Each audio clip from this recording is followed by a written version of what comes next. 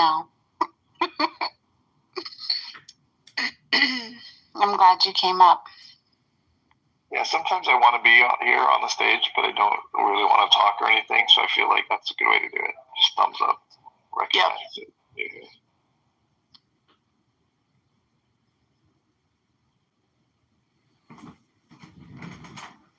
Good. I'm glad things are good. I know, Mike, that's like why I land in rooms like Talking Apes. Because it's like, well, I mean, I want to be in a room, I want to be around people, but I'm just not, you know. That's why, I mean, until recently, I was almost never modded anywhere, and I don't mind being modded, but it doesn't really matter to me. I mean, it matters to me when I appreciate the people doing it. Like, appreciate it as a courtesy or whatever. It's nice, but at the same time, I would never change because of it. It doesn't matter because I don't have the mind frame that feels like I value it very much. You know, it's nice to be able to say something and kind of have creative control when it's needed.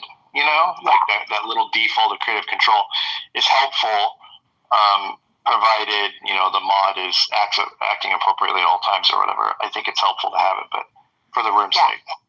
But at the same time, like we were talking, I think it was in the room yesterday when everyone was talking about how some people change when they have it, some people change when they don't.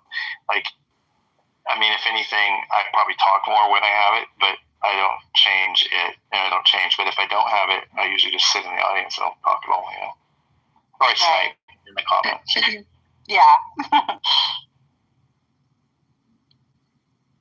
No, I totally get it.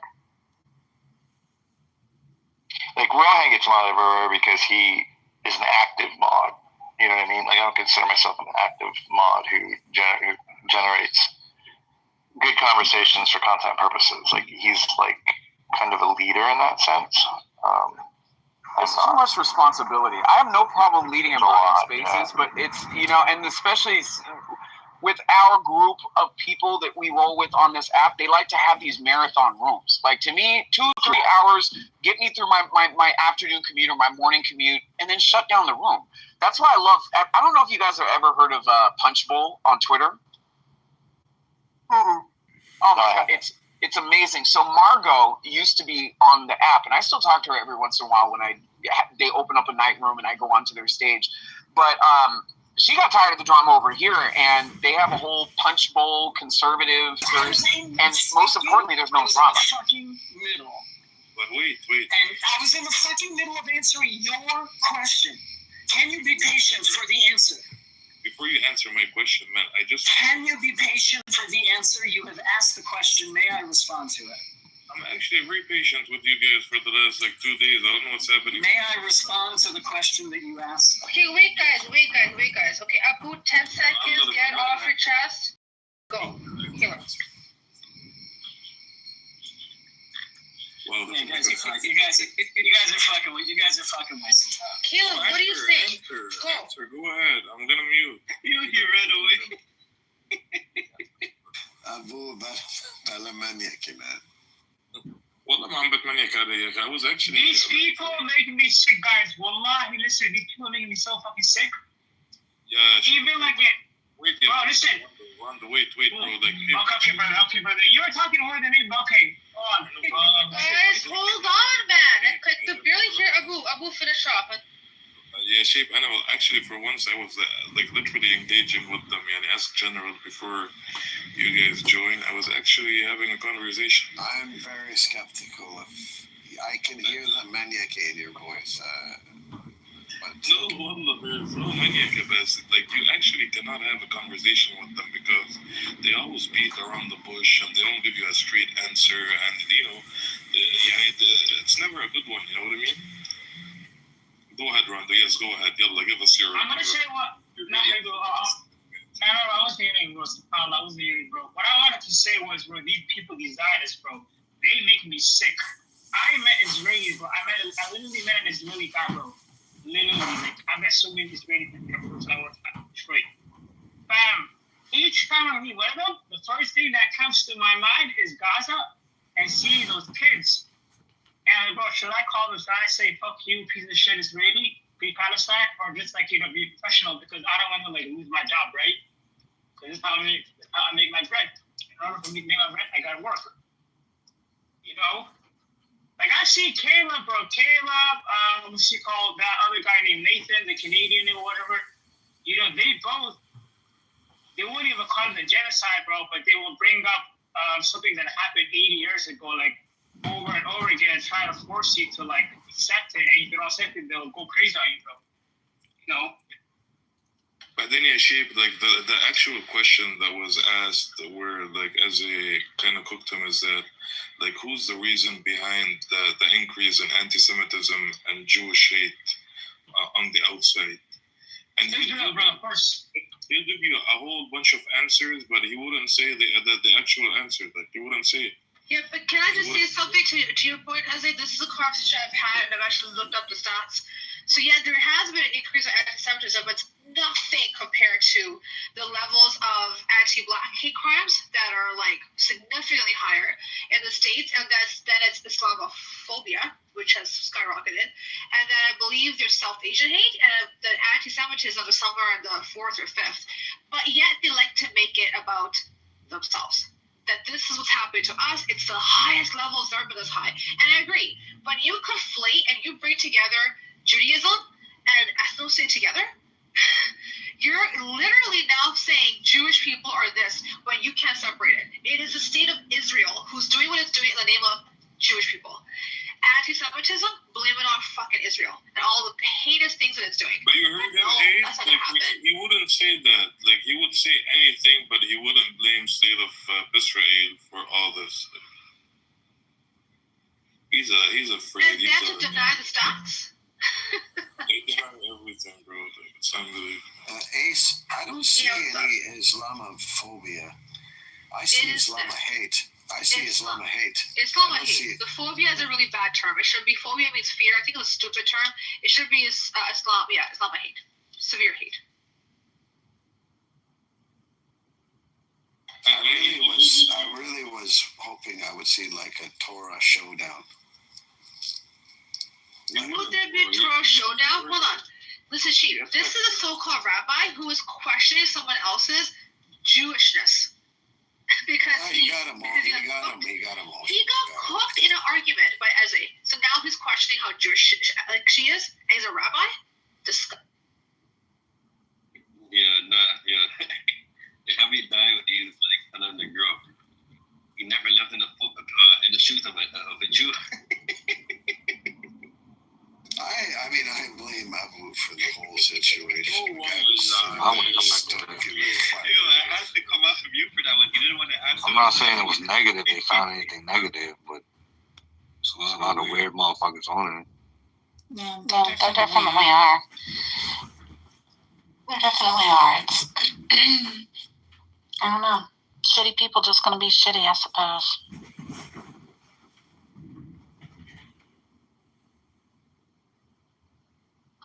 Was Pepe's room too boring for you, John?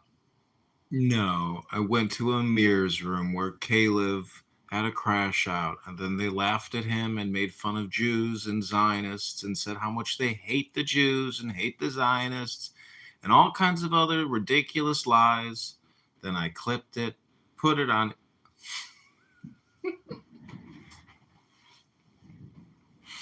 Oh, he has a room? That's interesting. I'll put the link in the chat.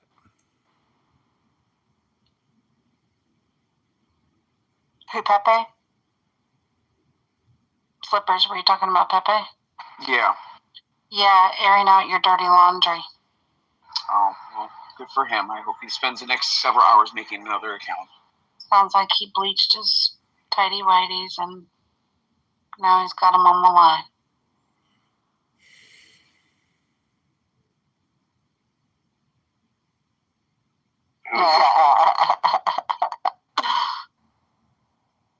I sometimes like to play with my food too, Ro, believe it or not.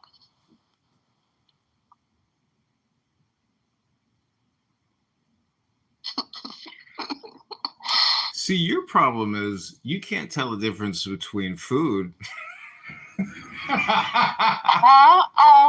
Did the Clubhouse audio glitch get you? Such a shame. What was he saying? I don't know. The Clubhouse audio glitch got him. He See, can't say anything now. This is what happens when you're censored. Uh-oh. You can't Yeah, have the they got thought. him, y'all. You can't have the thought because they stop you before you can have the full thought. What full thought? Only you, John. Only you.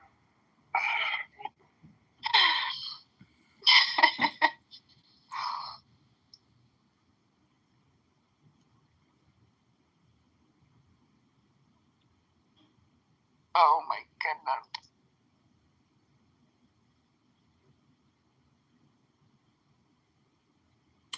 Well, my dear moderators, since no one's saying anything, I'd be happy to read another poem.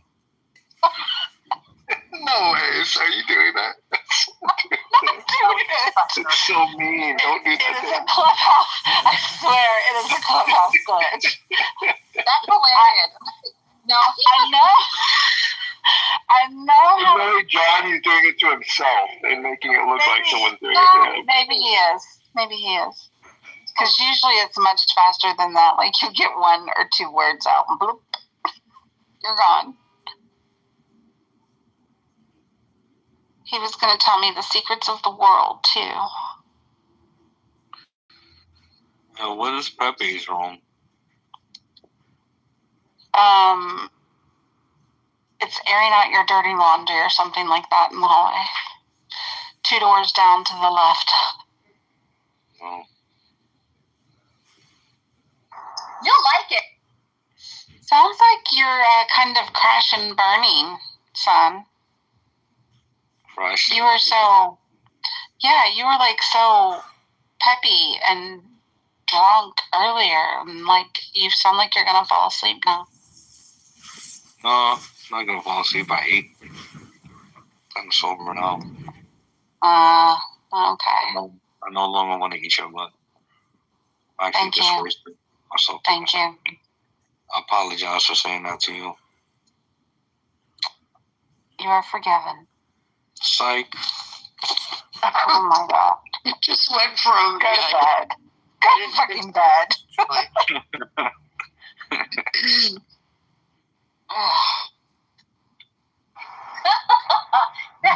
Baby, would you put him in bed already? The vocalization said everything. I'd love to put him in bed. In my house.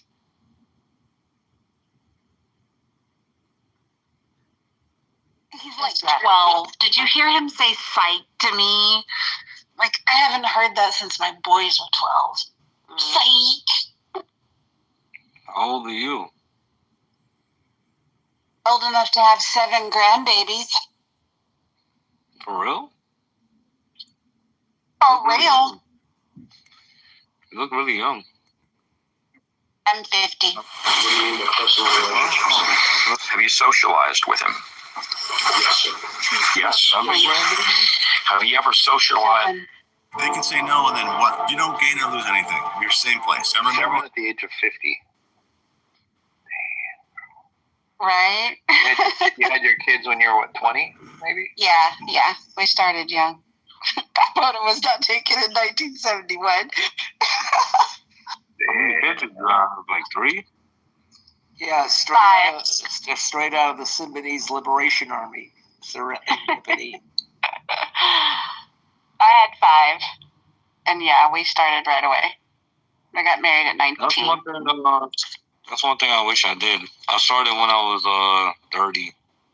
I only got 1, but I always wish I started younger.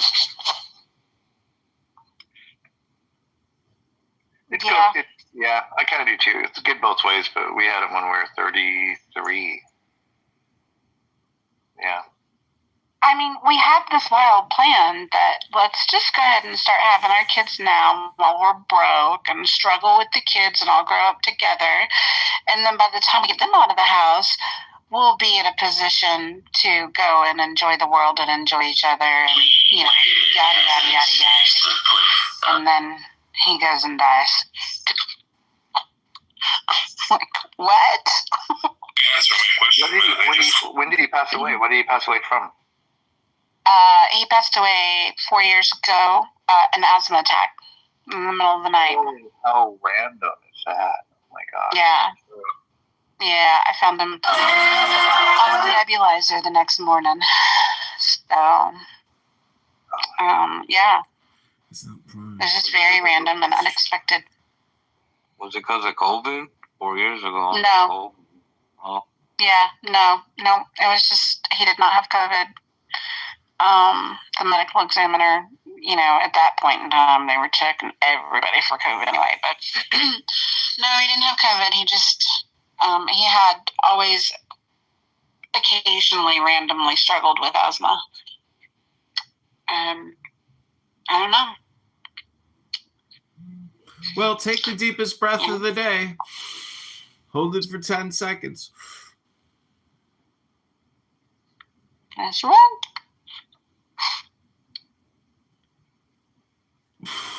Let it go and say, I am serenity now. I ought to be quiet, though, I don't want Jarl coming in here talking about me trying to play the white woman victim.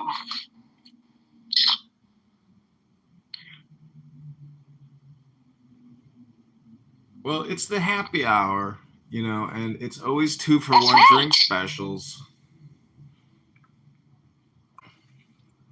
Oh, hey, Mother.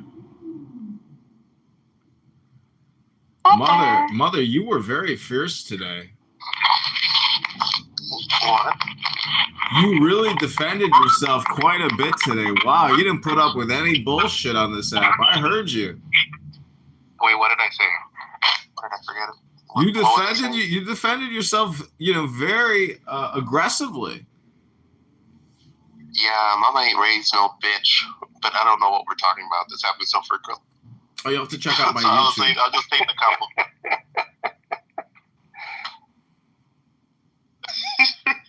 I mean, it does. No, your mama did raise a bitch. She raised a bad bitch. Yeah, but what argument in particular are we referencing? Because I can't even keep up. I don't even know. John, what argument are you referencing? Yeah, you were in Anson's room and you were fighting back. You're like, we don't need no fucking military officers telling us what we need to know. We already know what we need to know. And you were really pushing back against the military-industrial complex and all those white officer soldiers, Mother. No, that wasn't me. I wasn't in that room. You have me. Yeah, guy, you were recording. You were vigorously defending your position. So but I said that I was fine with the military being out in most cities because of my personal experience. Like most countries that I've lived in outside of the U.S. have had military supporting their local officers. It's not really a big deal to me. So that's why I'm like, you're probably confused because that's always been my position. So it sounds like counter to my position. So that's You'd why have to hear the clip. You want to hear the clip, Have Mother? you ever argued with Anson? Hey, John. No. Anson? Oh, you mean yesterday? Oh, you're talking about yesterday. Anson's an 80-year-old former submarine captain. So you're talking about when I said about the most U.S. recruits to the military being idiots? That's what we were arguing about. Yeah. That wasn't about the military. Yeah, that was about him saying they were all like low IQ. You misrepresented the entire argument, John. I had no idea what you were talking about, but now I understand. I didn't either, Mother. I was like, well, that wasn't the argument we had the other day, so I didn't even assume he was talking about that. Exactly. I was like, what are you talking about? John looks like a magician. He has like a magician mustache and He is. I'm also a hypnotist. I'm not just a magician. I'm a powerful hypnotist. He looks like a magician with that mustache and cool teeth. Son, I am a good magician. John would be a very good magician because he's completely full of shit. I'm a powerful hypnotist, son. Damn, that was vicious, Mike.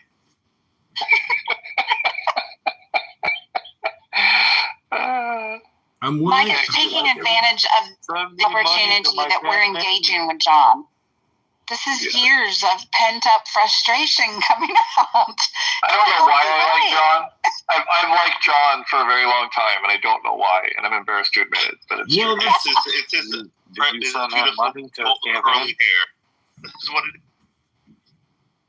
Well, the first time I met Mike, we read poetry for like an hour. We did. I remember that, yeah. And you got me reading Marcus Aurelius, which I really appreciate. Actually, I really like most everything of his. Looky there. Winning friends and influencing people. Sound like y'all fell in love. Well, in the muff, technically for, some people, when they get inside of the muff, if it's moist enough, while they're inside the muff, someone might ask them, ask them, what is your secret recipe? John, she doesn't like that word. It's in the room title. Moist is not in the room title. Moist. I'm sorry, no. Muff implies moist though, like it goes hand in hand. Don't say that word. The muffins aren't good if they're not moist, actually. Exactly. Who want to drive? Yeah, nobody likes a dry muffin. You just want a city organization with this little side people. Shower and working out. I don't want to be all damn up there. I got sleep. No, nobody likes a dry muffin. Especially when they're a 50-year-old dry muffin. Right? So I have a question for you guys. All right. So I'm trying to plan where I want to go for year-end vacation, and I'm trying to decide if I want to do 3 weeks in Brazil, or if I want to do a week in Spain, and then a week in Morocco, and then a week in France. Hey, mother, hold on. Were you uncomfortable that we were talking about muff and muffins, and now you want to switch the conversation to trips? That's what I think. I like the one we divided up. But I'm glad you did. Because vaginas make me uncomfortable. It's kind of gross. Hey, you actually came out of one, mother. Whether you like it or not, you came out of it. Stop reminding me of my traumatic history, okay, Hima? Please. And therapy for that. Those are your roots. That's your foundation, sir. Yes, like. Someone. No, I was going to say, if I was going to do the 3 weeks in Brazil, I might do a week and a half in Argentina and then the other week and a half in Brazil. Mother, the other week when I was at the bar, somebody said, "Are you a faggot?" And I said, "If I was a faggot, I would be upset at what you just said." I mean, if you were talking in that voice, I would think you were a faggot.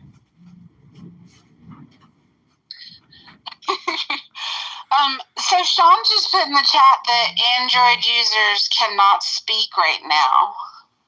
Yeah. Well, look at God. Finally, fuck, it took 4 years. Classism at its best. It's just, I think, the version of your phone or something. But this Android that I'm using, this is a Motorola that works. But you're right, my Android Mojo doesn't work. Well, there you go. So, John, That sucks. are you going to get offended if I share this with you? Go ahead, Mother. Okay. Are you streaming on YouTube? Yeah, we're live. Oh, shit. Okay, I'll do this when you're not streaming. No, now would be the best time. And you'll never do it because he's always streaming. Yeah, the now is all Okay, important. so one day you came in here with your John Kitover PTR with the hat, and I was like, oh, man, that old guy's kind of cute. Who is that? And then when I found out it was Edmund, I almost physically threw up in my mouth. Like gag. Is it like a monthly thing where some guy makes you like almost throw up in your throat and make you gag? Like, does that happen to you monthly, weekly, yearly? How often? No, like every couple days. Well, I've heard amongst gay men on this app that they've got like jaw injuries from being gay. Okay, you're sucking way too much dick if you have a jaw injury, or you're doing something that is like enormous, which most people know. Like, I don't know. Some guys have a thing for that. If your dick is plus after a certain size, that's not going anywhere near me. I don't want anything more than 6-7 inches near me. Like, goodbye. We're gonna go back to talking about moist muffins. No, I want to talk about dick. Well, Mother, I can always fold mine in half for you. Thank you. At least Mike is respectful. Like, I have to use his mouth for other things. You know, that tie down there is my Android account. It's working. It's actually working. Well, if anybody wants to try some moist Irish soda bread, link is in the chat.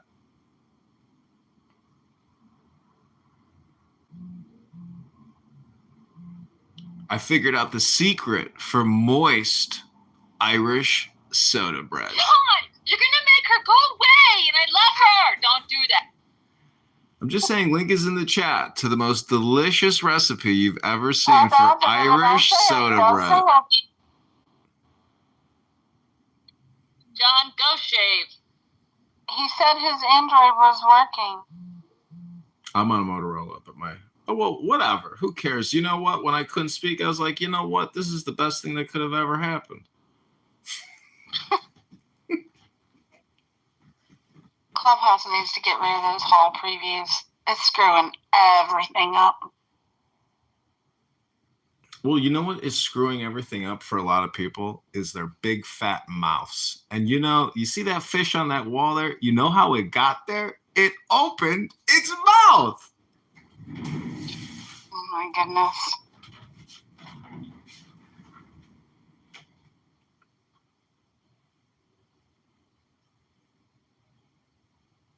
Hakeem, are you there? I think so. Okay. Could you speak with your Android? Did you actually talk through the Android phone? I think I did. Okay. I'm not sure if you guys heard me though. Because I was speaking in this one, then I switched to that one. I said something, man. I don't think you guys. I don't think it worked. Okay. Because I heard you say at one point, my Android is working, but I thought you were. Yeah, no, I was still on this account, so yes, it wasn't. Okay. I got time. I'm not as good as John as using multiple phones. I got a little twisted up. Yeah, all my accounts are pretty much shadow banned now on YouTube, so it's like I'm getting very little views. But surprisingly, late at night, when I think an international audience comes on, my YouTube can get flooded with thousands and thousands of views. So I've just been setting it and forgetting it. I think they're showing your stuff in Chinese prisons. Well, I hope one day, Joe, you can maybe go get to visit a Chinese prison. You know, project however you want. Oh, dear. Monica, where you been? I have a Tuesday evening engagement every week. Gotcha. And then I went to go visit Chiliza. They screaming over there. It's much nicer here. You know, Monica, I know Mojo's not here to tell you how beautiful you smell tonight, but you look beautiful, Monica. Oh my God. You think so? I think I need my nails clipped in my PTR, but okay. Oh, look at Prince down there. He's all tucked in, looking professional like a pro terrorist. Are we searching for a topic that we're commenting on people? We're talking about what it's like to live in a moist place. Like Indiana, the land of sweaty corn? Wherever. Is that in the muff? Monica, he won't quit saying the N word, and Serendipity's gonna leave. Wait, it's in the rules not to say the N word. No, muff. Sorry. M as in Mike. Sorry. As in waste. That doesn't help things that you said it. That disgusting word. Well, if you'd like, I can read you a poem from inside the muff. No. That was quick. That was a quick no. We talked about our favorite genres of music this morning, and I got criticized for an inferior poll, and then no one put up the new poll with the corrections. And we could talk about our favorite songs. Yeah, Monica, what is your go-to karaoke song? I said Build Me a Buttercup, but I like Moni Moni, and I like Brown Eyed Girl. You didn't even include rock as one of your options. I don't know that you're the authority to be discussing music genres. I asked someone else to start a new poll after I screenshotted and took down the one that had Tom McDonald. Oh my goodness. You know, I don't mean to brag, but I'm gonna. I have a knack for making polls, and it should be recognized, my skills at surveys. Wow. You're great at rising you most polls. of the time have mad skills. Making polls or dancing on polls? Raising polls. No, I leave that to creating John. polls. She's a poll creator. John's the pole dancer. Listen, in the muff, a pole and the muff are perfectly created for one another. Oh my gosh. Oh, is this late night in the muff and I got the time wrong? Because I thought we were still on happy hour. But if it's late night in the muff, I'm going to say goodnight and y'all have a good time. No, remember, this is the quiet chill room. Call happy hour, Monica. Grow up a little bit. It's okay. No one's gonna touch you. No, that's not true. I've unfortunately been touched in the muff before, and I did not enjoy it, and people need to hands off Monica in the muff. No touchy Monica in the muff. Just saying. You do not have her consent. I paid for consent. I thought Trump said girls just let you do it. Right, you can just grab them by the mouth. Wasn't he famous? Wasn't he famous for that locker room? No, it was they'll let you. When you're rich and famous, they'll let you. Yeah, Some women will. Some women will. The problem is none of us are rich and famous. That's right. No, don't you know? So thanks for confirming if you are rich, you can just grab them by the mouth. Okay, gotcha. Well, if the candidate I thought that was congressman, funny because even if I was rich and I was sort of perverted, I don't know what it would mean to grab a girl at her vagina. Like, that's a really weird place to just grab somebody. Like, it's so bizarre. It's just, that was weird. If you listen to the quote, it starts with kissing. well, sometimes, the muff gets grabbed, and it's all just about a question of how you grab the muff. I don't even know how you do it. Like, facing front and awkwardly reaching, or like reaching around from back. Like, I don't even get how that would happen. Pretty much ever. Seems odd.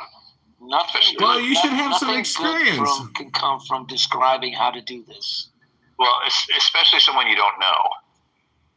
Well, you need, first of all, in public, like, what is the point of grabbing a woman? Like, that is just weird as fuck. Like, It is weird. It really, if you really think of it happening in public to somebody you don't know, it's very fucking weird.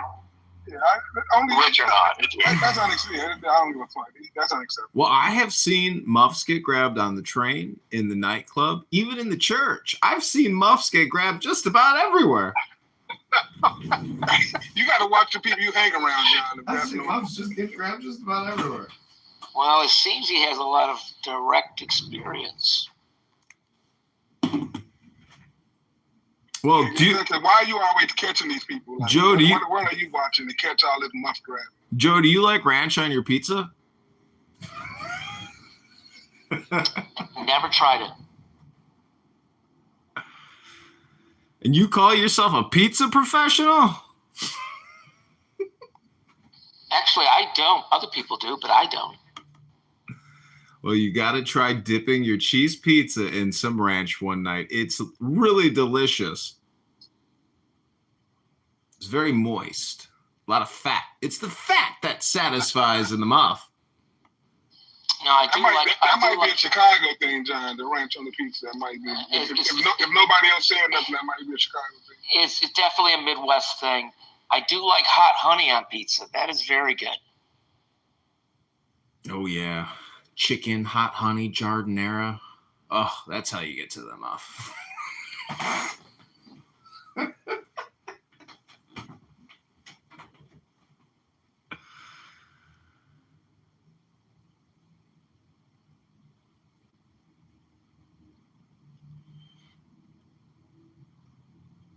Well, at some point, I'd like to read another poem to all you beautiful people in the muff.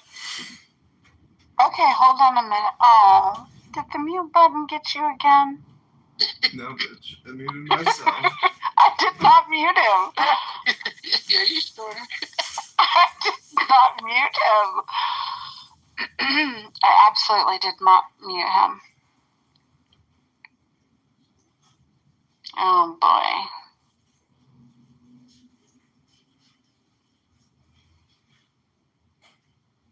Damn, Pepe.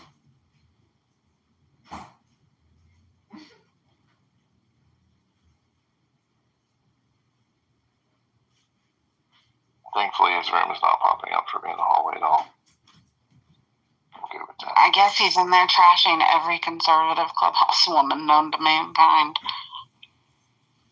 Oh no. I thought Pepe was banned and his room was. Yes, he keeps. Yep, he's back again. He got another house or the same house? No, his house is gone. He's got like a public room. But yeah.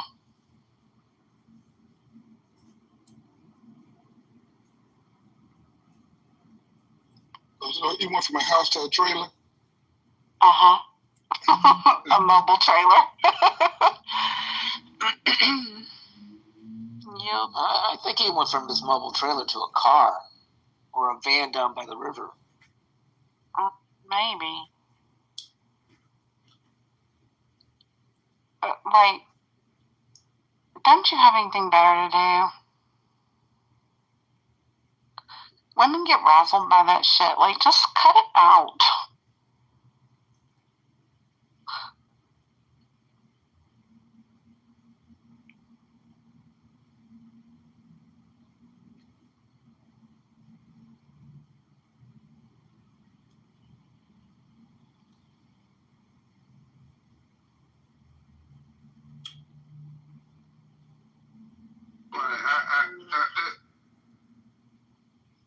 Central Park.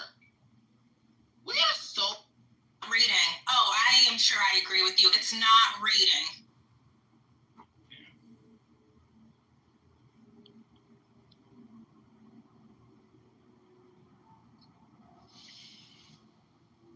Edie, there, are you away from your phone? I'm here. Grab him by the mouth. Who did that? When people think audio books are counted for. I love you, John. Uh-huh. It's terrifying most Americans. Like I'm Oh, look, it's William Wallace. Everybody look at William Wallace. That's right. Sending William some love down in the goop. I was watching John Kitover's YouTube live. And then William appeared. Hi, William. Wait, you were watching this room? Yes. Yeah.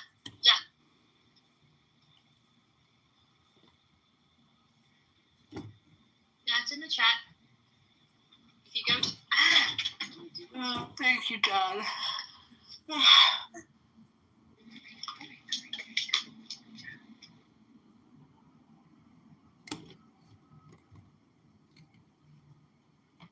It was just funny hearing the voices coming back, and I'm not quite sure what John's doing, but okay.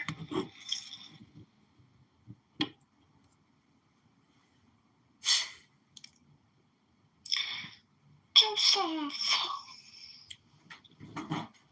I remember you from Anson's room yesterday.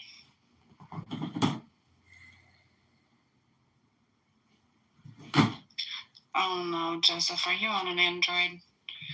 We can't hear you. Sometimes it's just a Clubhouse glitch, and you can leave and come back, and then it will work. But I heard that Android users are having this issue right now.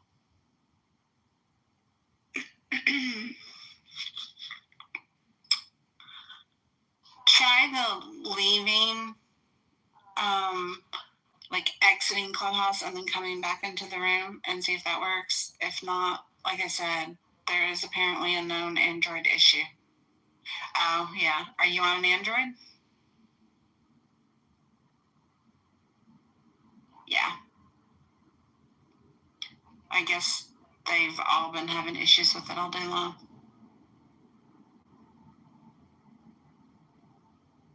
We actually had somebody else Sean. Sean's chat warrioring up right now too because he can't talk either.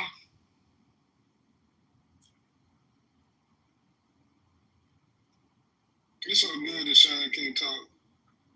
Like, be quiet. Not too much on Sean. Shut the hell up, Sean. You see what he's doing there, Sean? He gave a shit about it, but talk shit in the chat. You know, you could sit here and just say whatever you wanted to, and he couldn't say a word. Let's face it. I know if Kitover got stuck in that situation, I know exactly what I'd say to him to get him all kinds of triggered. I would just be like, John, if I asked you not to stream, would you accommodate me? And he'd lose his mind.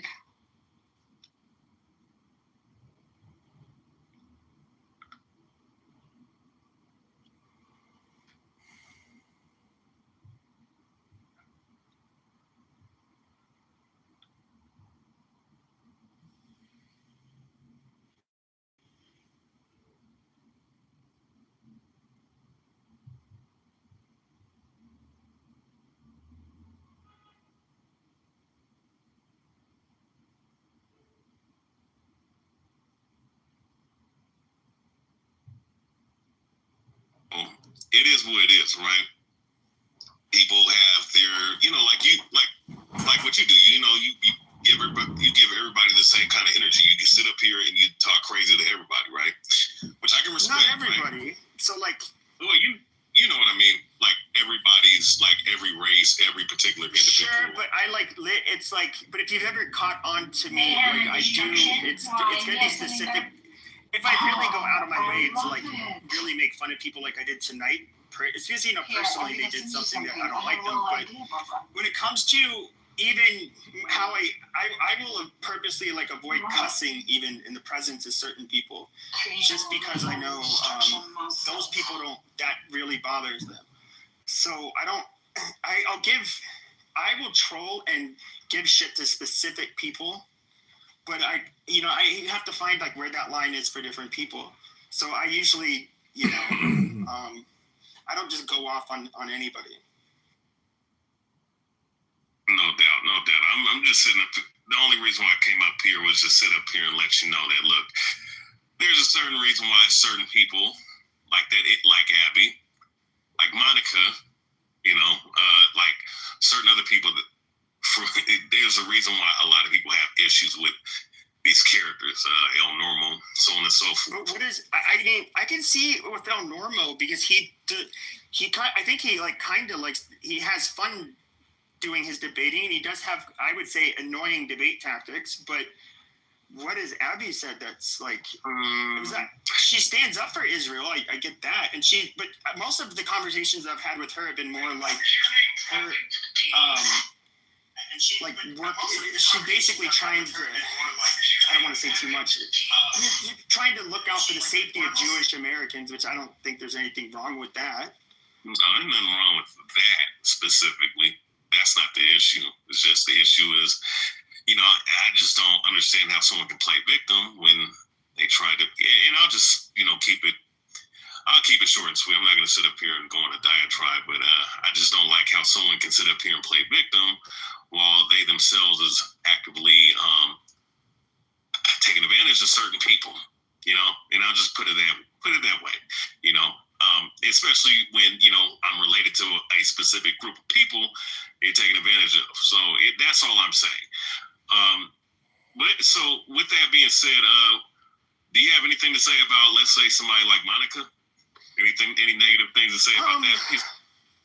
Well, she's not here to defend herself. But I mean, I know I'm saying things about, because it's my room and I'm deliberately doing it. But I would say with Monica, I think she knows how to walk a line in order for there to be like enough plausible deniability that she's not being, I don't know, racist, I guess you can say. I think she knows what she's doing, and it irritates a lot of people. A lot of people will say, well, either just come around the fence with it and say what you really mean, or I don't know, why would she constantly bring up like the topics she would bring up? But you understand why she's despised by a lot of people on this app too, right? Yeah, I mean, for that reason. She hits on a lot of, especially like with Black people. She kind of, like with a lot of those topics, she would say she walked the line, whether or not she was just like masking being racist or not.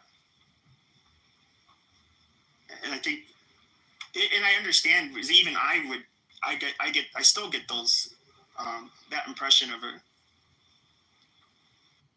I mean, look, I mean, it's cool to be a racist to me, as long as you own it. That's another piece of shit, morbidly obese, 350-pound, scumbag that'll sit up here and throw rocks and then hide her hands, you know what I mean? So I'm just saying, like, Well, she's taken some shots at me recently, so but let's not talk about her anymore. Yeah, not a problem.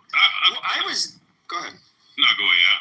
I was just gonna drop down, but I was just giving you a couple candidates for people that you can blast if that's. Well, I do think, there's two groups on this app that definitely, I'll just say it, the Zionists and the pro-Palestine side, that you guys really don't like each other very much. And, I understand why you guys don't like each other, but it's not really like it's not something I feel super personal about. Like, I don't feel like it's attacking my identity. Oh yeah, no. I was just sitting up here saying, I thought you might have had a run in with that person because that person claims to be so-called conservative, but what makes you think she isn't? I've talked to her. She's definitely conservative. I mean, look, mind you, I really don't play the political party game of conservative or liberal or whatever, moderate or whatever. But based off of the way she looks, all right, she looked like the one that leans left. Not saying that she wears blue hair, but she physically look like. I'll say like this: she definitely.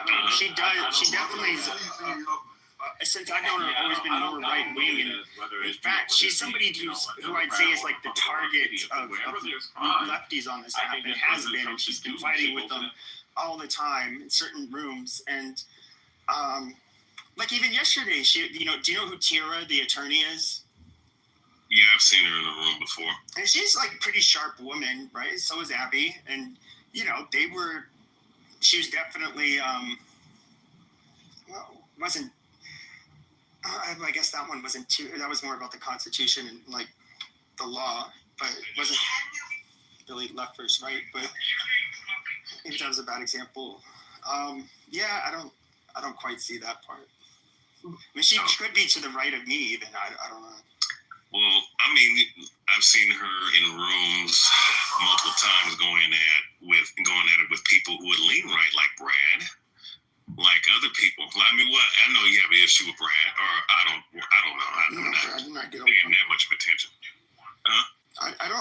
think she gets along with Brad as far as I remember. Oh hell no! I'm serious. No, I don't know about that. But no, I mean, I'm just saying, like, she's, you know, look, she's a character on here that, although she claims to be conservative, so-called, she has run-ins with a lot of different people that are so-called conservative or right-wing. I've seen him talk real bad about that, Rod. You know, directly. So I'm just saying that I've seen other right wingers on here talk crazy to her because, you know, at the end of the day, you know, she fakes the fun. You know, so I don't. I've not seen this happen. That's why I'm trying. I don't even know who it would be. I mean, I would have to ask Brad. I'm not familiar with any of this happening. No doubt. I'll drop down. I was just giving you some candidates, you know. No worries.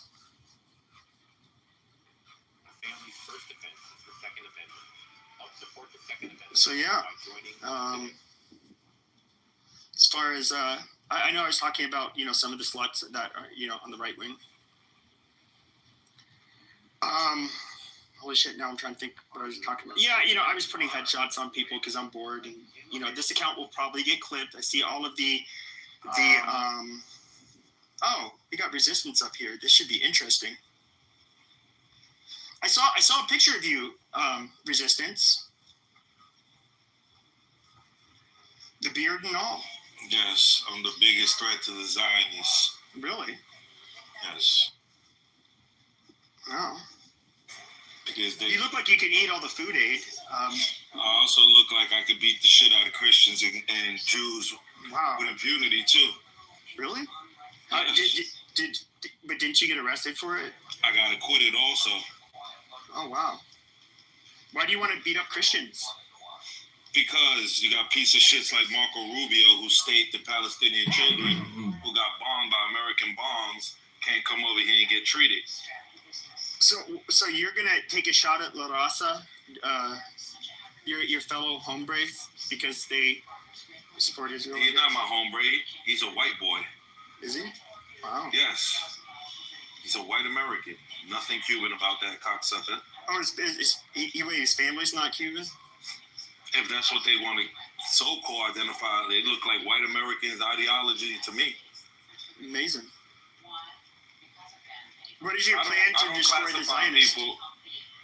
Well, our plans to destroy the Zionists is that once Bibi Netanyahu gets thrown in the Hague or gets killed, either or, preferably, hopefully he gets assassinated. But after that, we have to dismantle the Israeli government, the far right. They all got to get imprisoned. Amazing. Who's going to imprison them? The Jews, the Israelis. Oh, so the Jews are going to lock up their fellow compatriots too? Well, they're not their fellow patriots. They're the ones harming their country. They can't be patriots if they're bringing death and destruction to Israel. So on October 7th, should they have just said, oh no, this is like, yeah, guys, just keep on doing what you're doing. Yep, go ahead, just kill people.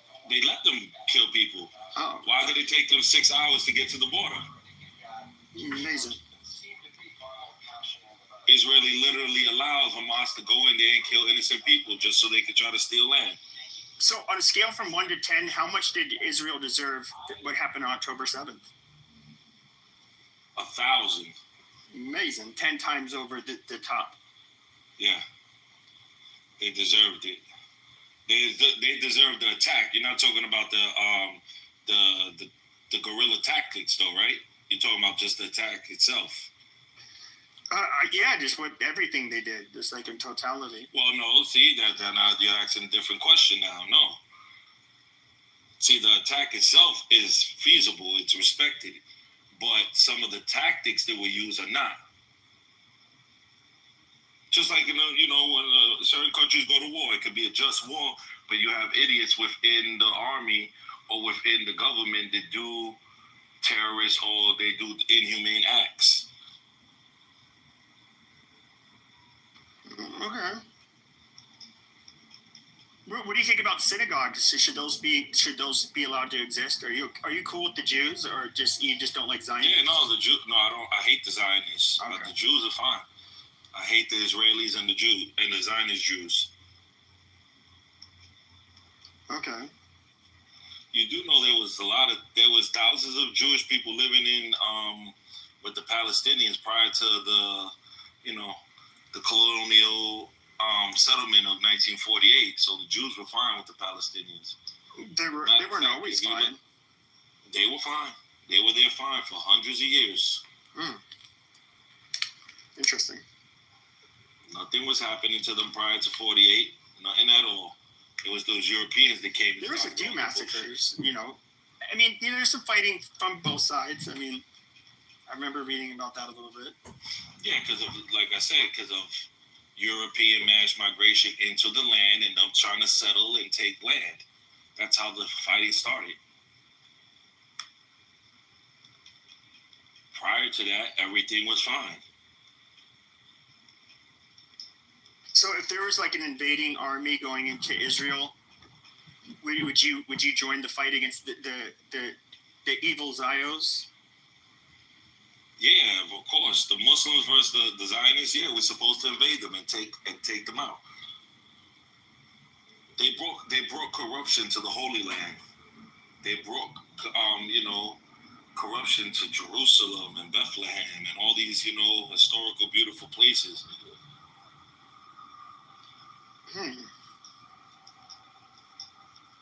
They made that shit into Sodom and Gomorrah. Well, I have to push back because I do think if there's going to be like anybody I do think Christians should be the ones that would rule over it. Well, I don't think that would be logical, especially when we once again took out the Christian supremacy. Yeah, that's why we're going to take it. And yeah, so you guys ended up conquering, and so I think the Christians need to reconquer. Yeah, but conquered justly though, because Christians were committing atrocities. You know that. The Crusades, they were wicked people. The Christians were persecuting other Christians, enslaving them, robbing them. I'm sure, with the resistance movements, are you Dominican or Puerto Rican or both? I am Caribbean. Amazing. Yes. Narrows it down. Well, I mean, the Reconquista of, Nah, I'm not we're not from the white part, though. We're the indigenous. We're not the Portuguese. I saw your picture. You actually could pass as like a Pakistani. I saw your picture. I was like, oh, you have a big, full beard, too. Yeah, I'm a Muslim. Amazing. So, when you take on the culture, you resemble the people. But what are we going to do about the white supremacists in Israel, though? How are we going to stop? Yeah, you don't see how they raise their children? I mean, more people are brown in Israel than white. I don't know. Well, it doesn't matter what color your skin starts turning after a while because you're in the sun. Their ideology is white supremacy. Relationship with Donald I keep telling you, I don't really care about the skin too much because you do know there are white, there are Arabs that are also white supremacists. There are Africans that are white supremacists. Well, I guess my question would be, when it comes to the white supremacists that exist in Europe and America, a lot of them, they don't allow Jews to become members, and they'll have things like Israeli flag. You probably like these people a lot, actually. And they'll use an Israeli flag as a doormat, and they don't consider themselves when you say the word white supremacist, it's kind of like conflating it to who the term was originally applied to, which are not really. Yeah, but it's different. Really when the white supremacist elite do deal with the Jews because they make a lot of money with them. You're talking about the redneck white supremacists, the KKK, all the barnyard. They hate Jews. We know that, but they ain't got no power. They ain't got no say so. Well, the elites in America, for the most part, they were not very welcoming, especially in the past, of Jews. They wouldn't even let them live even if they had money, they wouldn't let them live in the country. Yeah, but that's changed. The evangelical Christians are aligned with them now, giving them billions of dollars, and shielding them from prosecution of sex crimes and terrorism. So are you? I didn't know you were part of that Palestinian news network. Yeah, man, those are my brothers. I mean, I do see the little guy that goes around and he like gets in people's faces, but I haven't seen you in any of those videos. So are you guys always ready? It looks like he's ready, willing to fight. We're always ready for hand-to-hand combat. Absolutely. Well, here's what I would say about that. When you go across, like, especially people that are not, like, you can't always tell, but I mean, let's just say they're just like everyday Americans. They're probably not Jewish. When you say, "Oh, do you support Palestine?" and they just say, and they shrug their shoulders, I would say the last thing you want to do is be offensive to them if you're trying to win people, to your side, and you definitely don't want to make them feel physically threatened, because then they're going to start associating pro-Palestinians with being, violent and intimidating, and how would that work to convince people? Well, we're not trying to convince people. What's the ultimate goal then? The ultimate goal is just to bring awareness that you white supremacists are not going to get away with this barbarism anymore. Well, before you were a Muslim, would you have had a strong opinion, you think, on Palestine and Israel? Probably not. So just think about before you were a Muslim, then. Like, these people... I can't do that because then I'll be a savage just like them. How are they savage if they're just not invested in it? Because that's our culture here in America. We live like animals.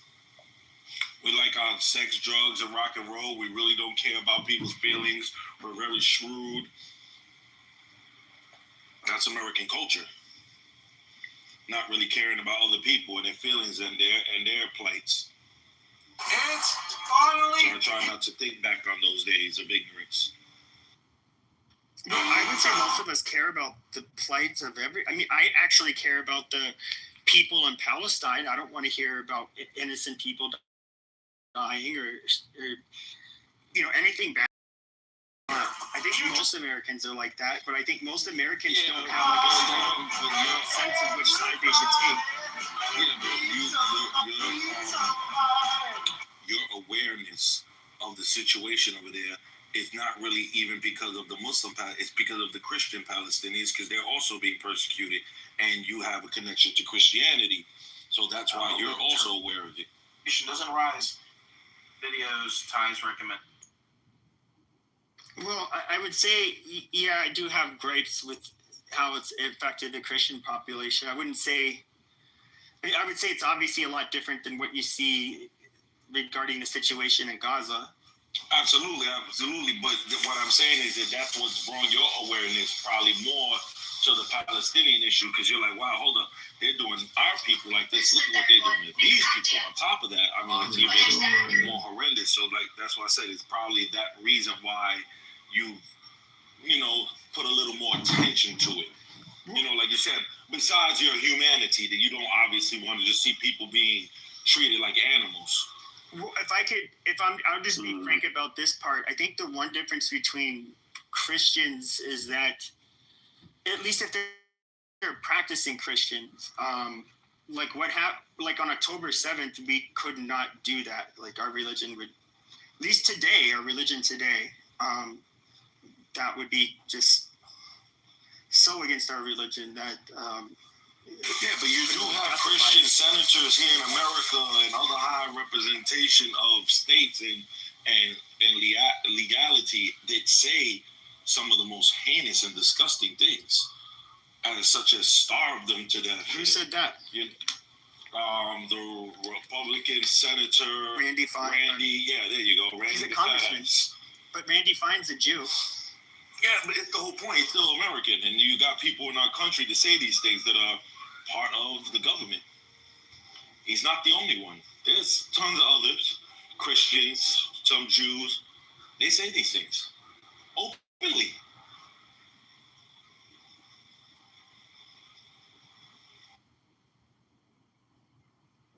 I would say pretty much all around America, if you go to any Baptist church, they've brought up how Gaza needs to be wiped out because it's promised to the Jewish people and it fits into their apocalyptic prophecy.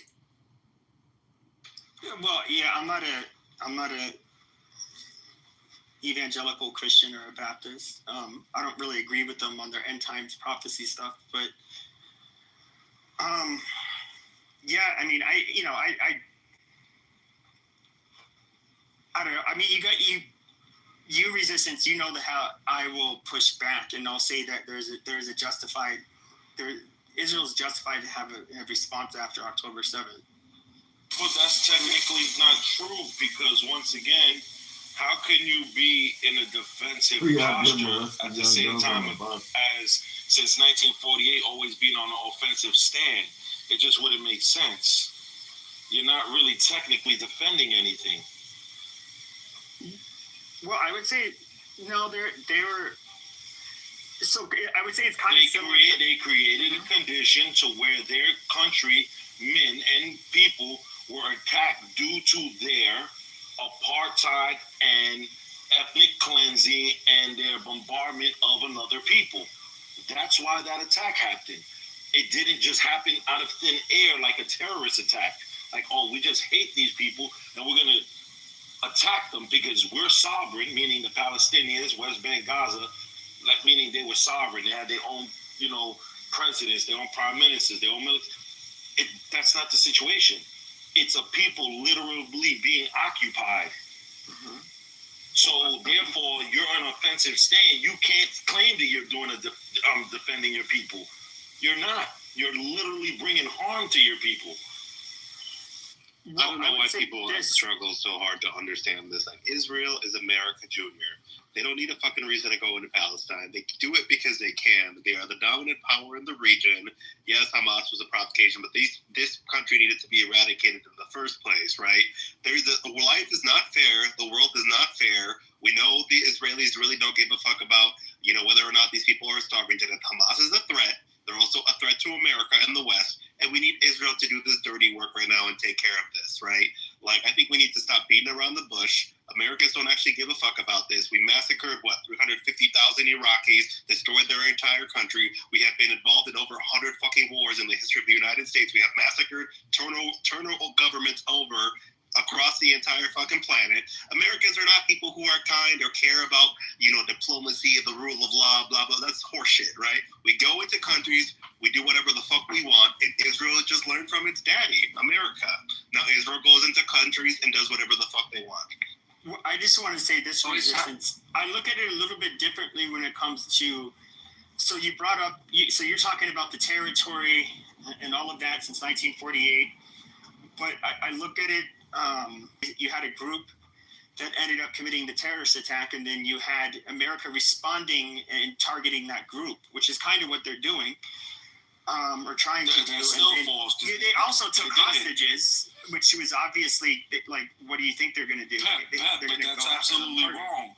The people who did 9/11 is not who America went after. They invaded two countries that had nothing to do with 9/11. So Al Qaeda wasn't in. So you're telling me Al Qaeda wasn't in Afghanistan? No. And let's not forget the fact they killed 350,000 civilians in the process. So is what Israel really doing that much worse than what we did? Iraq neither. No, it isn't, right? Israel still has many more thousands of people to kill before they reach America's stand.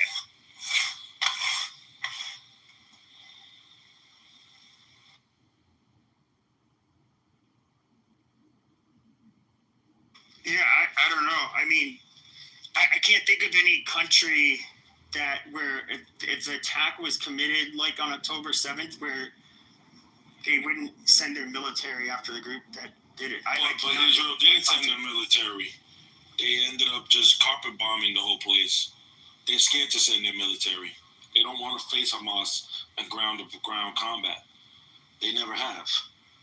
They do, but they end up walking into like human mousetraps. So they get their tanks blown up by like a $300 explosive device, and it blows up like a $4 million. So that's what the issue is, Pep.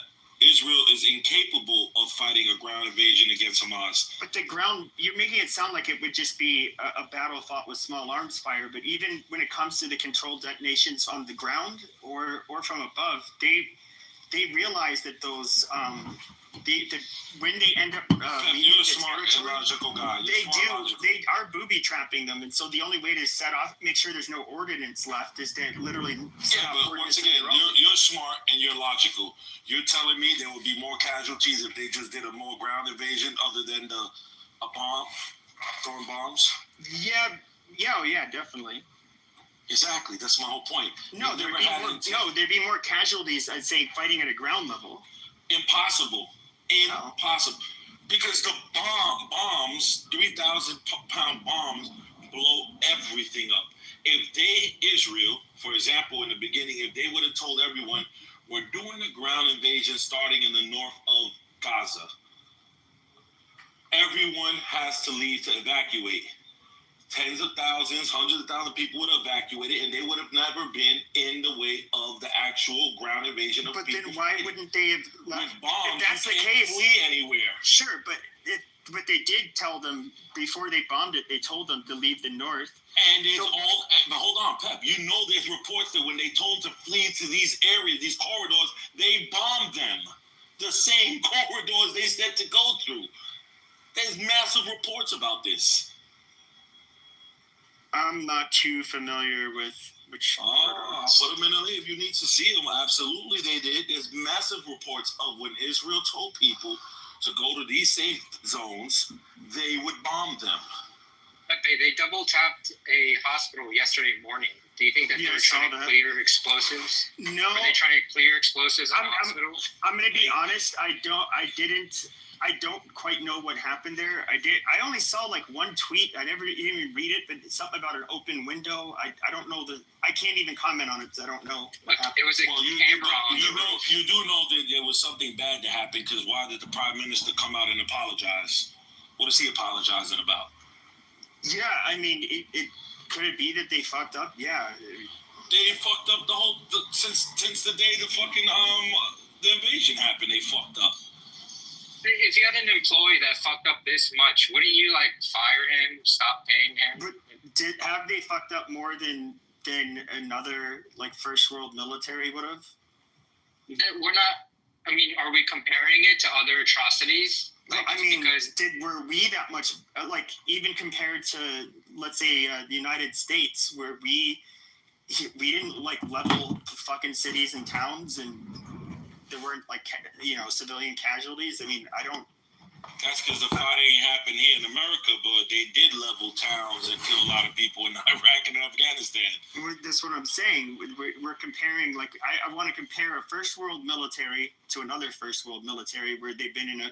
Well, for some reason, America just never fights other first class armies. They haven't in a long time since World War II. And Israel's not fighting one either, so. This is my point. All they do is terrorist acts against countries that they know can't fight them. Well, I don't quite look at it. If somebody commits a terrorist attack, it's the responsibility of the military and the government to protect the citizens and to go after those that have caused harm and seek to cause harm to their citizens. So I don't see in any world where.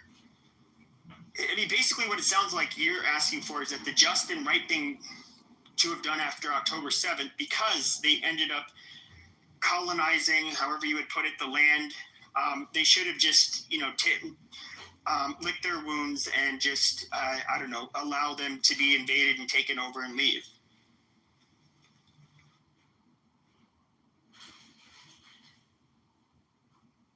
Oh, I'm not saying that. I'm saying be some real men.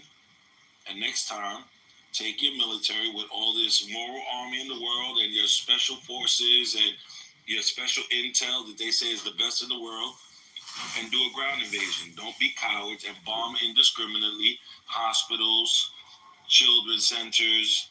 Resistance. Something to consider. Yeah, exactly, because the resistance is too. Something to consider. Yeah, exactly, because the resistance is too strong, but they've been trying for decades. Israel is also gave back limited. territory. They gave back territory resistance. They didn't give it. They left illegal occupation.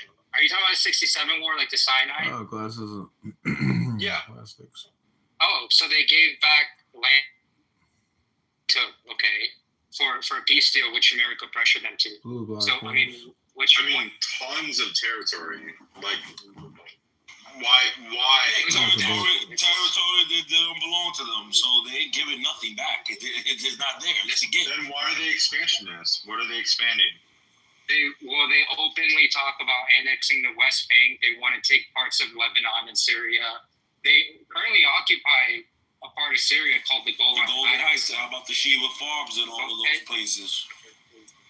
Yeah, they took but wait. The Golan Heights they took because in the 1967 war, there were rockets rained down upon them from Golan Heights, and it's a strategic, bad place for terrorists to rain rockets down on neighborhoods. So they took that over. Well, and they gave most of that region back too. Well, to them, the terrorists are the people who occupy those lands, which are the Israelis.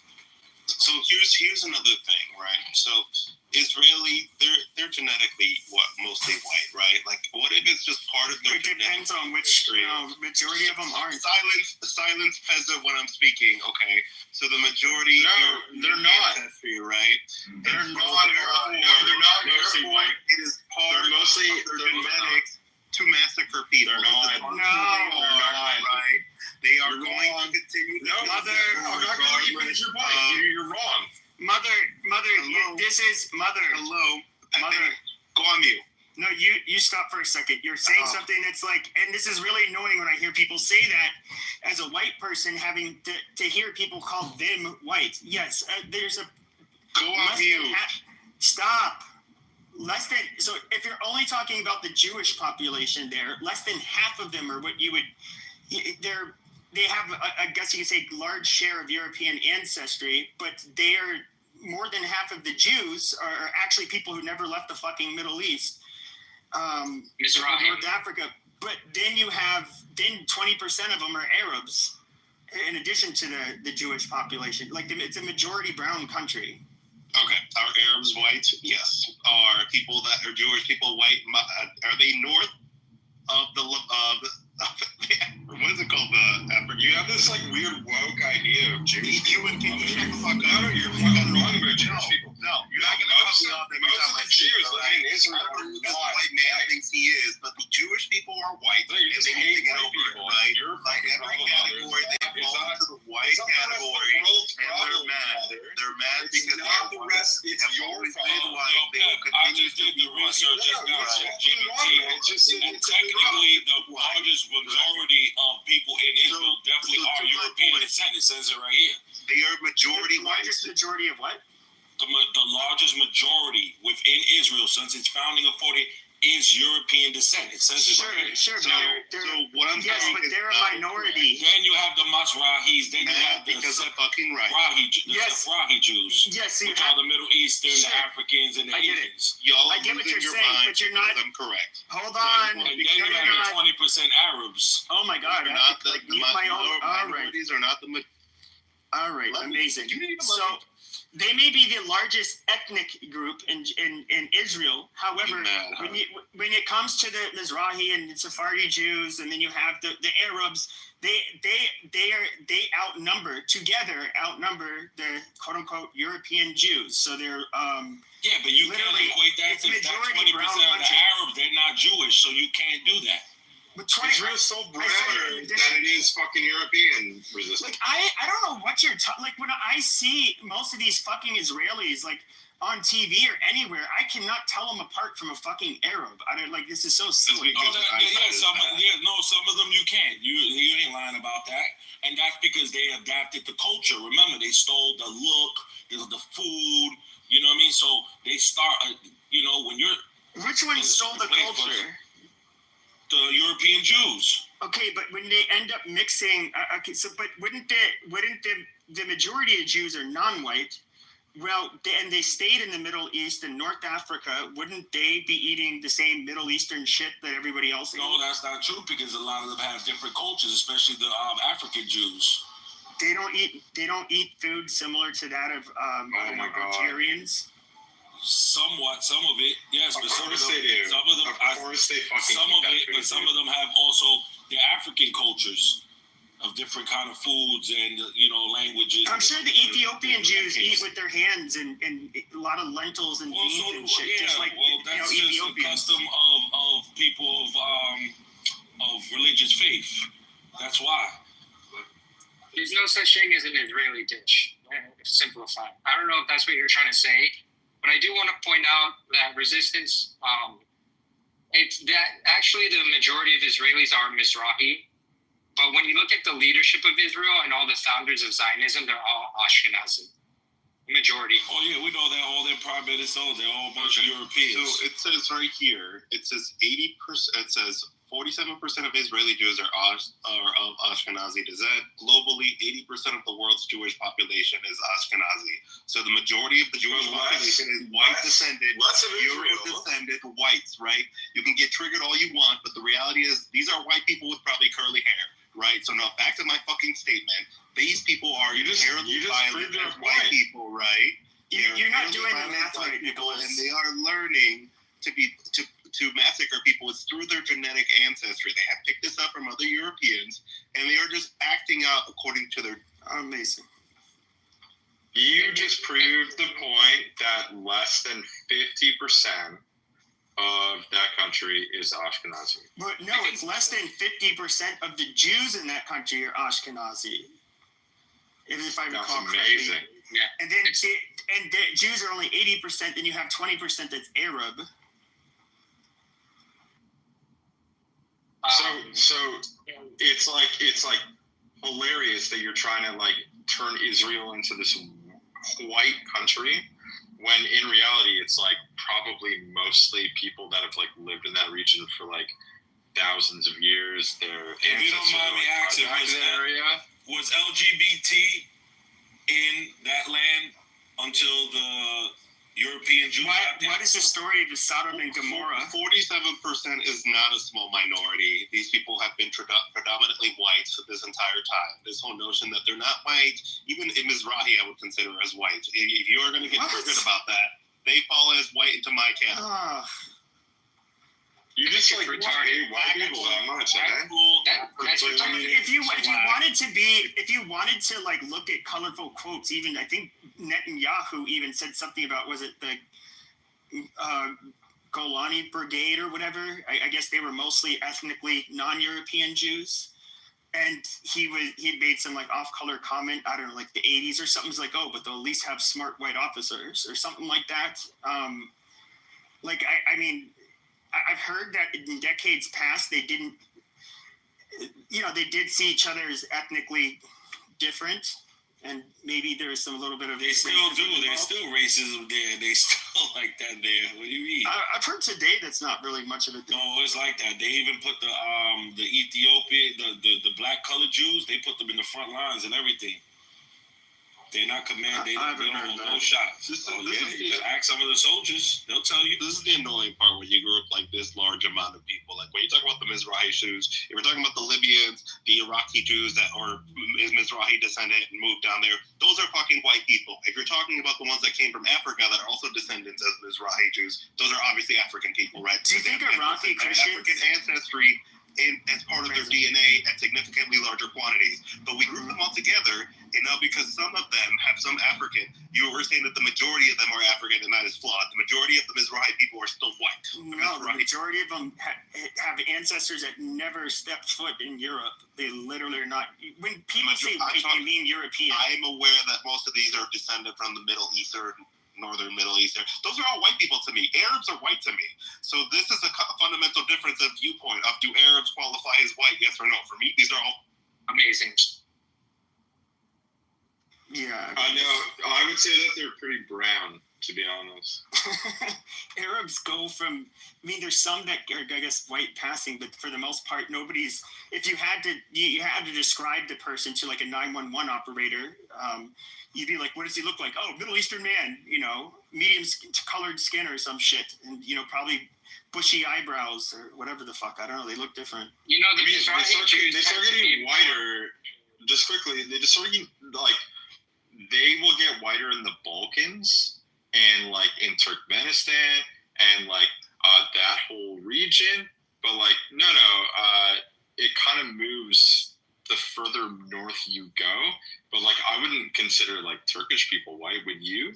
Yeah, I just came from Turkey actually, and these people were shockingly very European looking, with fucking light, pale skin, right?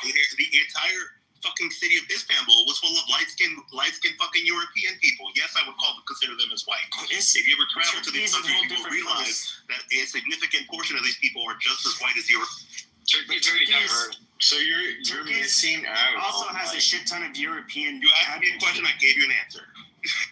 Well, but you're missing out on like thousands of years of cultural difference to like the Europeans versus like the Turks, the Ottoman Empire and everything to do with that. I mean, there's like people that would be closer aligned that would be black to the Ottoman Empire than the Turks would be to like modern Europeans. So you're missing out on many historical facts right now. Cultural differences doesn't make them any less white, brother. I don't know what tangent we're going on, but I don't know how this is even. Well, it's not just. It's we're not gonna just know by a black person. It's not just about their. Goddamn! It's not even. And part of the reason why I think it's useful when they say white, it's meaning European, is because they're outside of the borders of Europe. As you go into the Levant, Middle East, you start getting people that I would say phenotypically start looking a lot differently, but also they're culturally much different. The cuisine suddenly drastically changes. Of course, their religion drastically changes. Their language family, the Semitic languages that they speak, drastically different. And I guess when you use terms like, oh, they're just these white people. No, these are people that have been in the Middle East for centuries or thousands of years actually, and they haven't left, and they literally, that's why they were not eating bagels and like what the fuck, mothball soup or whatever, they were obviously a lot more similar to the other Middle Easterners. Well, I mean, Pepe, like you could look at the Syrians, for example, and I would say the Syrians are like closer ethnically tied to Jerusalem versus Europe, because that's just the fact. They're like, that's their ethnic background. So it's like crazy that this person is like trying to make this point that it's what their skin color matters more than their ethnic background. It's like mind blowing to me. You get offended at the concept that maybe Jewish people are white. And I think that's. You can say some Jewish people are white. I just think, but saying they're all white, that's not accurate. Obviously, I'm not talking about white means European. I know Mexican Jews exist. I know Ethiopian Jews exist. They are not the majority. I'm not talking about that. I'm talking about the majority of the Jewish people. Well, this conversation is getting kind of retarded. It is. Pepe, do you think what happened at Waco was okay? I'm not a fucking expert, but do I think that burning a bunch of men and women and children alive? No, that's obviously, I think there should have been a much better outcome. Especially when they had surveillance on this guy when he left to work, when he came back, like it wasn't necessary, right? Yeah, I would say that Ruby Ridge was unnecessary. I do think that, this guy, David Koresh guy, was one real sick piece of shit. I mean, he was a kid diddler too, by the way. Oh, he was diddling all the kids. He was fucked up. So very disgusting person. So it would be justified to go after that one guy, right? Especially when you have surveillance and the technology to track him and stuff.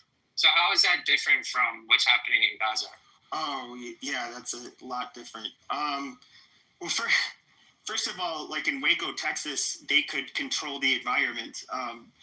It's one compound in a state where they could see who's coming and going very easily, as opposed to like a highly densely populated area where because of their guerrilla warfare tactics, because of where they hide weaponry, because of their tunnel system, you don't know how do you really target, and these are tens of thousands of people, not one person. It becomes a whole different, it basically becomes a war as opposed to, I don't know, just trying to bust one guy. Well, are you aware of how Israel procures its targets? I've listened in. There was a couple people that had experience with this from the U.S. military as well. I know it involves intelligence, and then depending on who it is, I believe they also have what would be a ratio of how many people can you put at risk when dropping a bomb, for example. How many innocent casualties are acceptable will depend on like the number of people you're targeting, who they are, how important they are. Correct. It's called there's the a chain of command. Yeah, it's an AI program. It's called Lavender, but they nicknamed it "Where's Daddy" because instead of targeting the militants when they're in combat, they wait for them to go home to their families and then they bomb the entire house. And a lot of the time, the AI system actually makes mistakes. They might get the guy with the same name. They might get a house where the militant had moved from.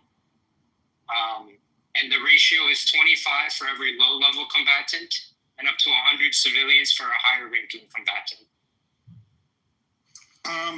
Yeah, I don't know. I don't quite know how it was. That's different for other first world militaries when they're in war. I know that a lot of people have talked about this after the fact. People that have served where they know they ended up, targeting individuals and facilities with what ended up being faulty intel, and then innocent people were being killed. I know this happens. There's a guy, John Spencer. I've listened to him talk. I don't really. You have to understand. This is. I know it happens. Period. So just because it happens doesn't show me that Israel's doing it the wrong way. I don't. Do they do it worse than other first world countries? I haven't seen that. So I don't really, and it's not my area of expertise or something I've really looked into. So I don't really know even how to respond to that. You look at the ratio, like when 60% of the casualties are children, at least close to 50%. But that doesn't say anything. Is that indiscriminate or not? Well, you compare it to other first world countries. Yeah, including first world countries like in Afghanistan. How do you mean it doesn't mean anything? Oh, sure. Because especially Afghanistan, it was very common to be fighting children. The children had guns. Children of how old? In Afghanistan, they could be as young as 10, 11, 12 even? I mean, they're a bit different, I would think, than Gaza. But, I mean, we do know that there are terrorists. There are people that fight for Hamas that are under 18.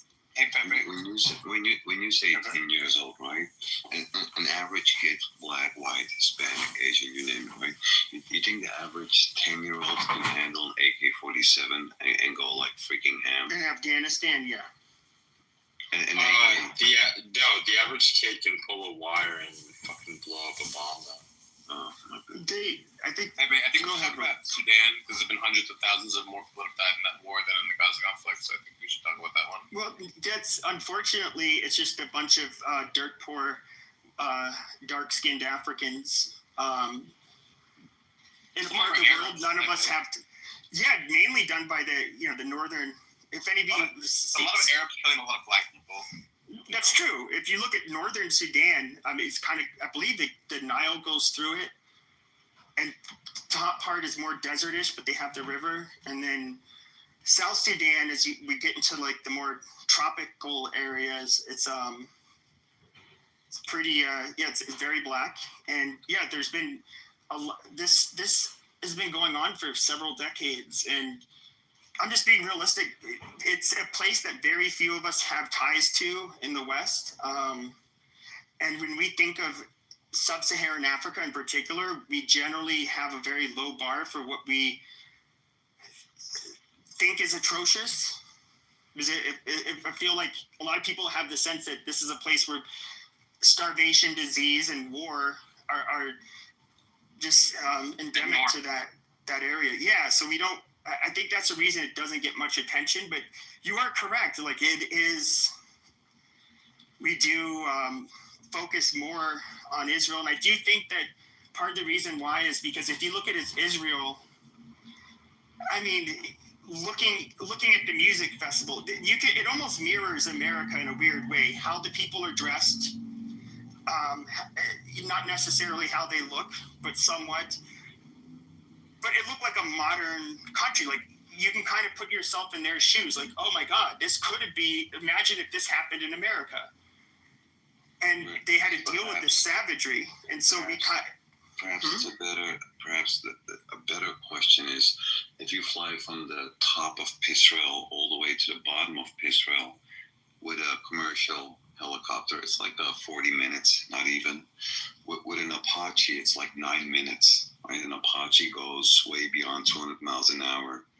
Right? And like, why did it take them at least 4 hours to respond? I don't know. That is a very important question, don't you think? Like this tiny little leap of land. It takes you 4 hours, but every 30 I guess feet, I would ask this. But there is normally every 30 feet there is an 18-year-old that stands there with a machine gun to blast an innocent Palestinian. Now like nobody noticed for like 4 hours. Like 4 hours. Sure. I think that one's kind of easy. I think that one's kind of a lot easier. So we have like troops that can be put on standby for deployment within 24 hours. I believe like some of the like the different airborne brigades. You know which two? You believe that this retard thinks that it's an inside job? This conflict. Yeah, I'm going to disagree.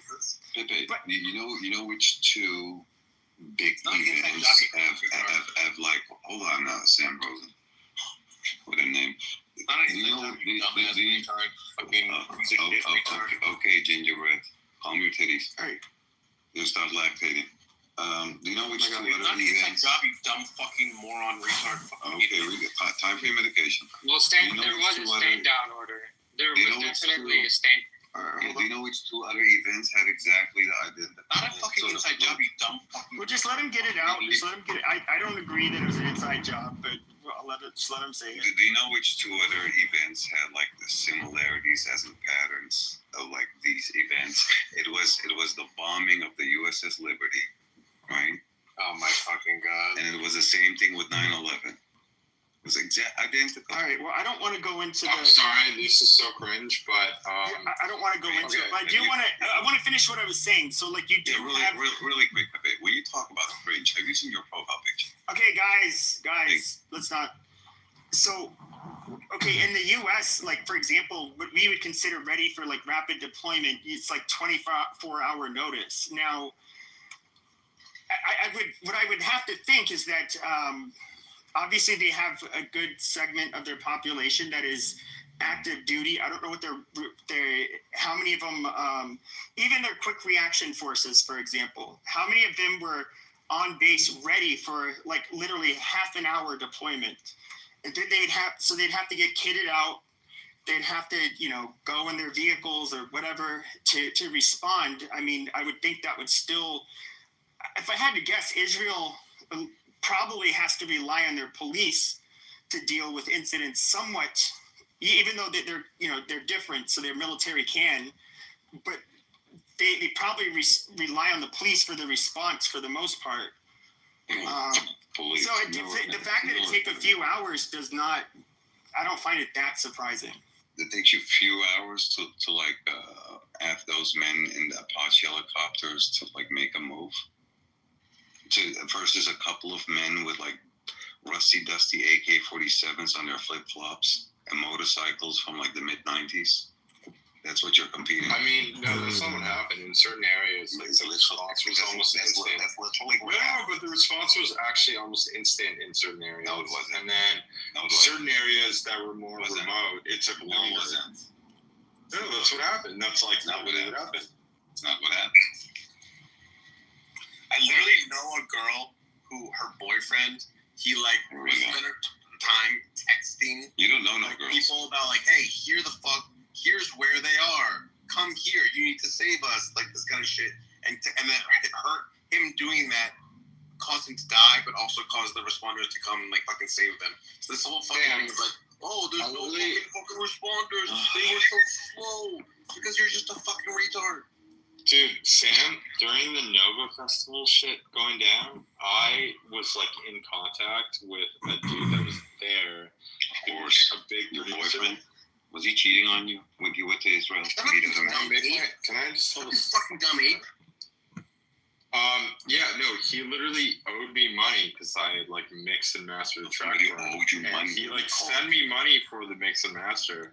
I was like, dude, you didn't have to send me money for it. You're in a fucking shootout right now. So he decided to Christ, call you. don't Like fucking he was in worry the about shootout. that. He's like, let me call my boyfriend for my last words.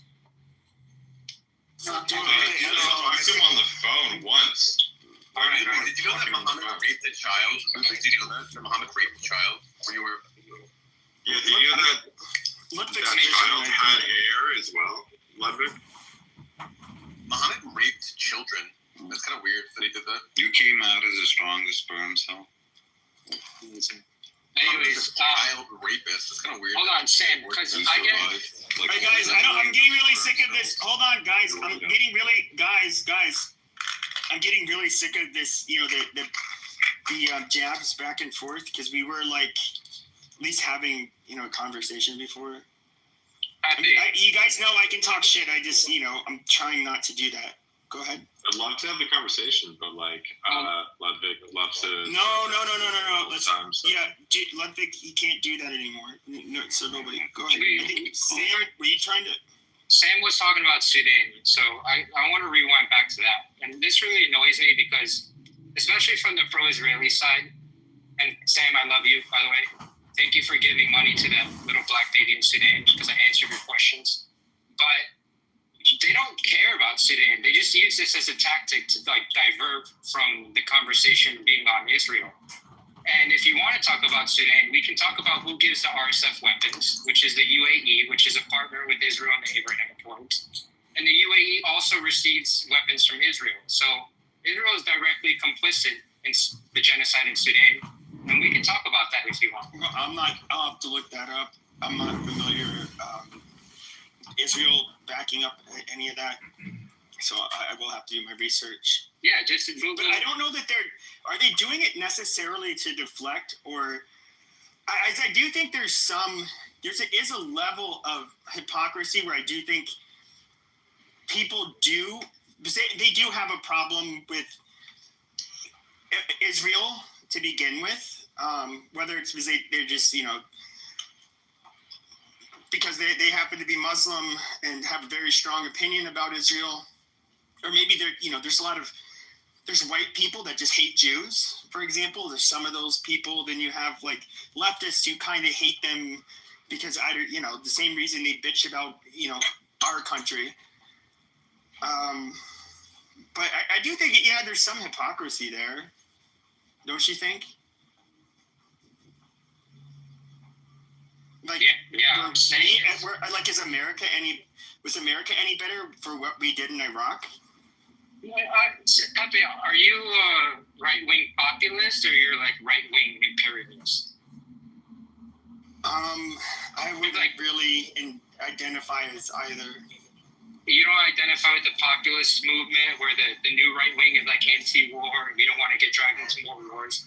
That is a repercussion of looking back on the things we did and recognizing that it's wrong.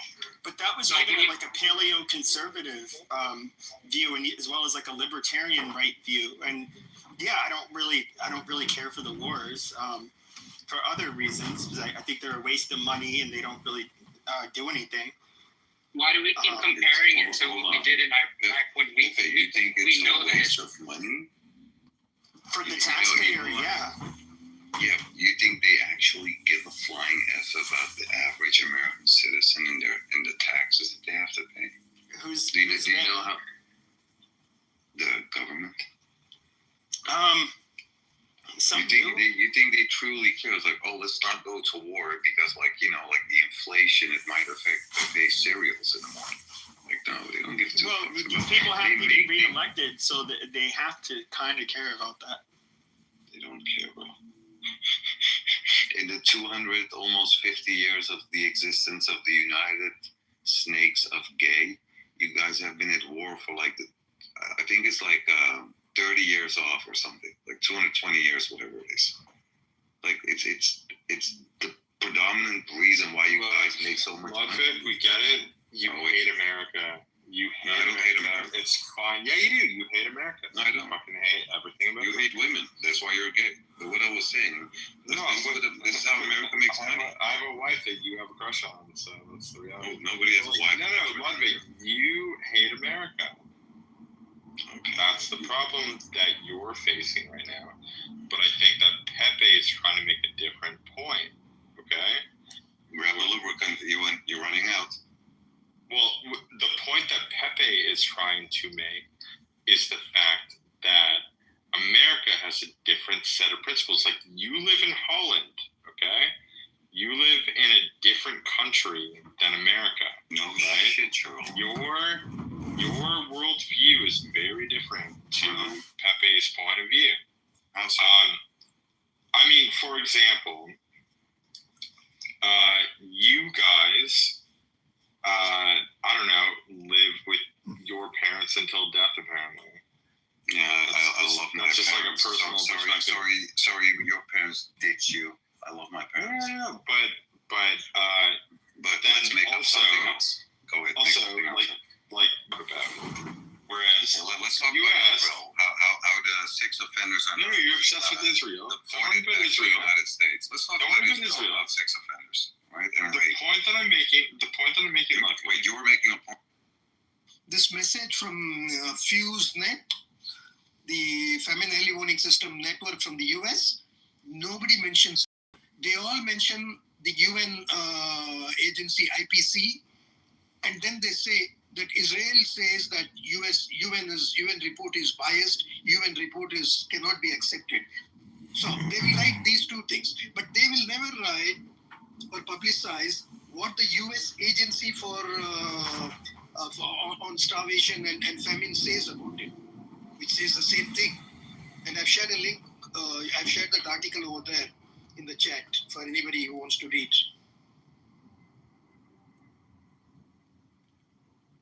Thank you. Yep. I think the other things you come across is they always deny that there's nobody's starving in Gaza, right? And this is a very known tactic in Zionists. And there's a lot of Zionist talking points from even in relate to genocide. They'll deny the genocide, and they'll even deny the apartheid. Have you been to the West Bank area when you went to Jerusalem? You've been to the West Bank, right? No, I did not go. Because my husband didn't want to go, so we didn't go. Okay. So if you were to go to the West Bank, we have Brother Jindip here. He lives in the West Bank. There's about 920 checkpoints in the West Bank. And so let's say if they want to get and these checkpoints are the only people that get stopped at the checkpoints is the Palestinians. The Israelis, the settlers, they don't get stopped at all. Because of Israeli license plate, they have Israeli identity, and so it's two sets of laws, for two groups of people. One, you got the Palestinians, the other ones are the Israelis. And that's where it kind of gets, so let's say if somebody wants to travel to a wedding 40 kilometers away, 50 kilometers away, right? In America, I'm in California, by the way. Here, 40 kilometers, meaning about 20, 30 miles, it only takes me about 30 to 40 minutes. But over there in the West Bank, they would have to leave at least 4 or 5 hours before, because at the checkpoint, you never know. They'll stop you minimum for an hour, up to 4 hours. And there's multiple checkpoints. And they even have checkpoints on flying a chopper. You see what I'm saying? and it's crazy. And there's a lot of organizations out there where it makes it apartheid. It gives you evidence. Why is it apartheid? Because there's two sets of laws. So I'll give you one example. Let's say a Palestinian in the West Bank gets attacked by a settler. All right. Now, who should he call? He or she? They will call. They will try to call the Palestinian Authority, right? And they'll be like, nope, we can't come. We can't deal with them, right? And if they call the what is it called? IDF comes around, protects the freaking crazy psychopath terrorist settler that's committing crimes. That's pretty much raping the shit out of Palestinian. Palestinian resists. He gets arrested. He gets locked up in Israeli prison under administrative detention without due process. And this is the big problem for the Palestinians in the West Bank. And every time they release about 100 or maybe 50 Palestinians, they'll go in there and arrest about 500 of them without due process. And some of these, some of them are kids, even just for throwing a rock at IDF truck. They'll pick them up, arrest them, and it will get renewed every 6 to 9 months. And sometimes they can be in there for about 2 years, 5 years, 6 years. The longest one I think I've seen was about 9 years without, under administrative detention, without due process. And I was in a shock, But I think Layla is a Palestinian. She wants to add something really quick. And if you have any more questions, Ariel, you're welcome to ask us any questions, Or if you hear any arguments from the Zionist room, you're welcome to come in and say it. Yeah, I mean, the only thing that I was going to add was that, so where I live in Gaza, it should only take you maximum amount, about like 40 minutes, right? Like technically based off of the distance to get to Al-Quds, which is Jerusalem. Okay. And unfortunately, due to the amount of checkpoints that are there and story by a lot of my family members tried to go to Jerusalem for pilgrimage or like to see, our mosque and our holy sites and stuff like that. And a lot of our family members from Gaza would travel, and what should have taken them maximum anywhere between an hour, to 40 minutes, ended up taking them about 4 to 5 hours. Some people actually had to stay at checkpoints overnight in a little cell. Very, very similar to what you see in the United States with the ICE detention centers. And even after all of that, you could still be denied leaving Gaza. You could still be denied entry into Jerusalem after going through all of that. And when Amir talked about how, there are people who are held without due process, who are held,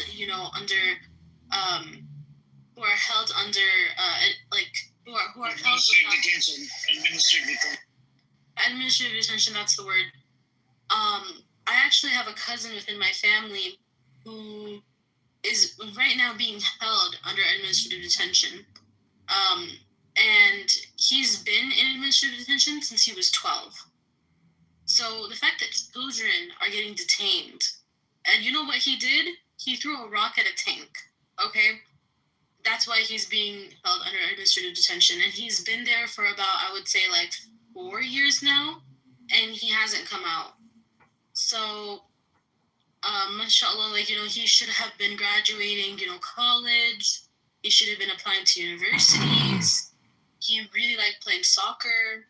He should have, been playing soccer, but he spent some of the best years of his youth under administrative detention, all for throwing a rock at a tank. Sorry to hear my sister. I'm so sorry. Yeah, sorry to hear that. One second, Rondo. So I'm about to put the link in the chat. Hang on. So when you go into Zionist rooms next time, just ask them, why is Netanyahu funded Hamas? Right? Here's one. This is a Hamas one. I'm going to give you another article from their own source, and this one's from Times of Israel. Ariel, this is a Jewish Israeli source that says the Hamas blew up in their face. I'll give you another article where Netanyahu is giving weapons to ISIS, Islamic State, that's stealing the aid for more than a year, and that sells it in black market, for triple the price or like 5 times the price. And then they kept on blaming Hamas for stealing the aid, blah, blah, blah. And, They would do this all the freaking time, and then they'll go in there and try to go after. And all the stealing was happening under the IDF. Under the IDF supervision. I'll put another article. If you can bookmark it, save it. And this is Times of Israel. I'm going to provide another article from Times of Israel about the ISIS thing. Go on. I just wanted to say to the sister, I'm very sorry about your brother. He doesn't deserve it, and I hope he can come out soon. SubhanAllah. These people, bro. I was gonna ask you, sir, by the way, how old was your brother when he got arrested? So, it's my cousin.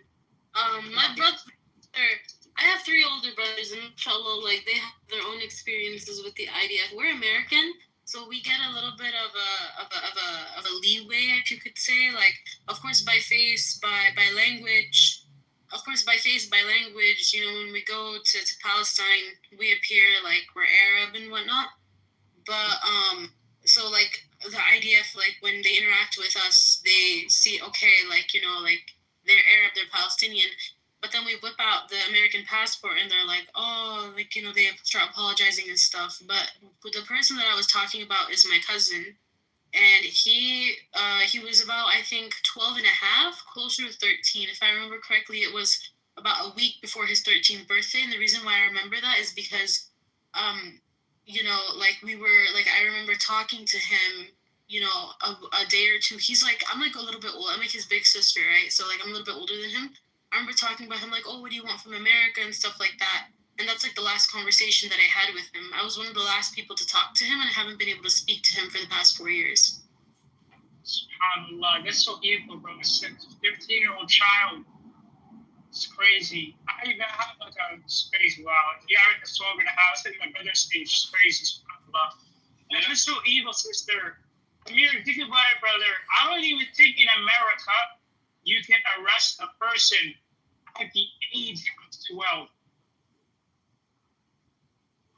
I hear you, Rondo. So, Ariel, I put 2 links in the chat, ISIS and Hamas. And the third one I posted is for Rolo down in the audience. He says, Muslims are the problem. Muslims are the Islamists is the problem.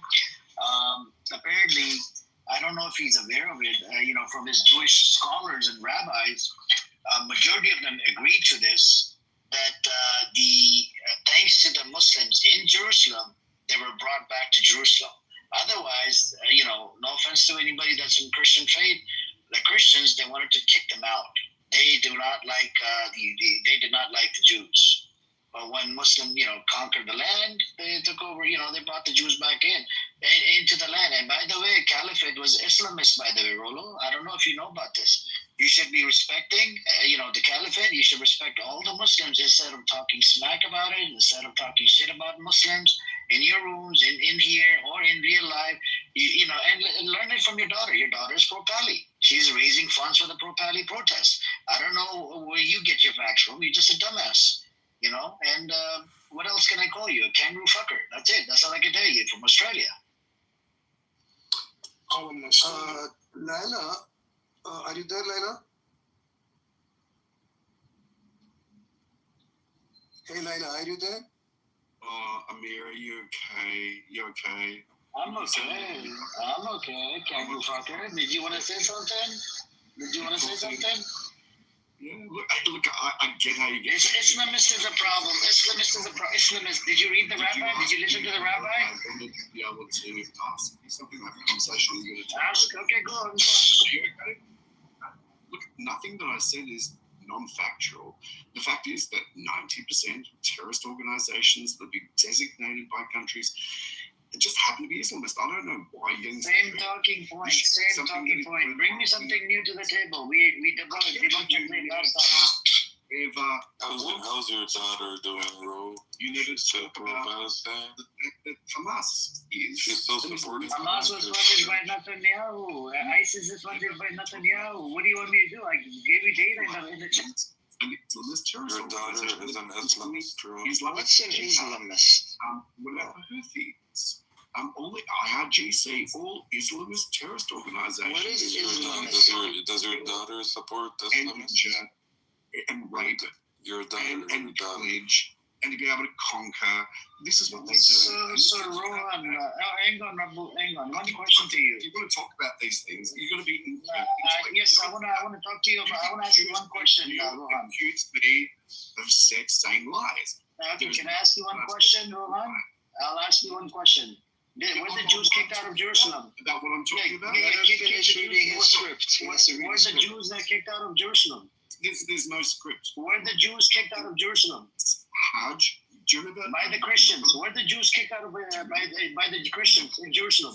Hajj Husseini, who was the head of the Mufti of Jerusalem, worked with Hitler. Right. Okay, Lehi, a Jewish militia gang in 1940 to 41 worked with Hitler. You had the Hawara Trust Treaty in 1933. Did it with Hitler. No. We're going before the Haji bin Husseini. We're going based on Lehi Jewish militia gang. They were working with Hitler. They opposed to Hitler. Got it. Wow. So you wonder why there's. Are you going to acknowledge the Lehi Jewish militia gang opposed to Hitler in 1940? Are you going to acknowledge that? I'm excited about this. I'm Look. I don't mind acknowledging. Do you support Islamism? Do you support the terrorist attacks? Do you support the terrorist attacks? The Jewish rabbi supports it. I put the link in the chat. If the rabbi supports it, I stand with the Jewish rabbi. You can't say. I stand with the rabbi. Hold on. Rabbi supports Islam. I put the link in the chat. I get it. Just say it. So you're getting very triggered up here. Okay. I asked you whether you support Islamism. You couldn't give me a straight answer. Okay. So you support it. You support Islamism, and that's okay. You can say. What is Islamism? What is Islamism? Can you elaborate Islamism 3 times fast, please? Oh, okay.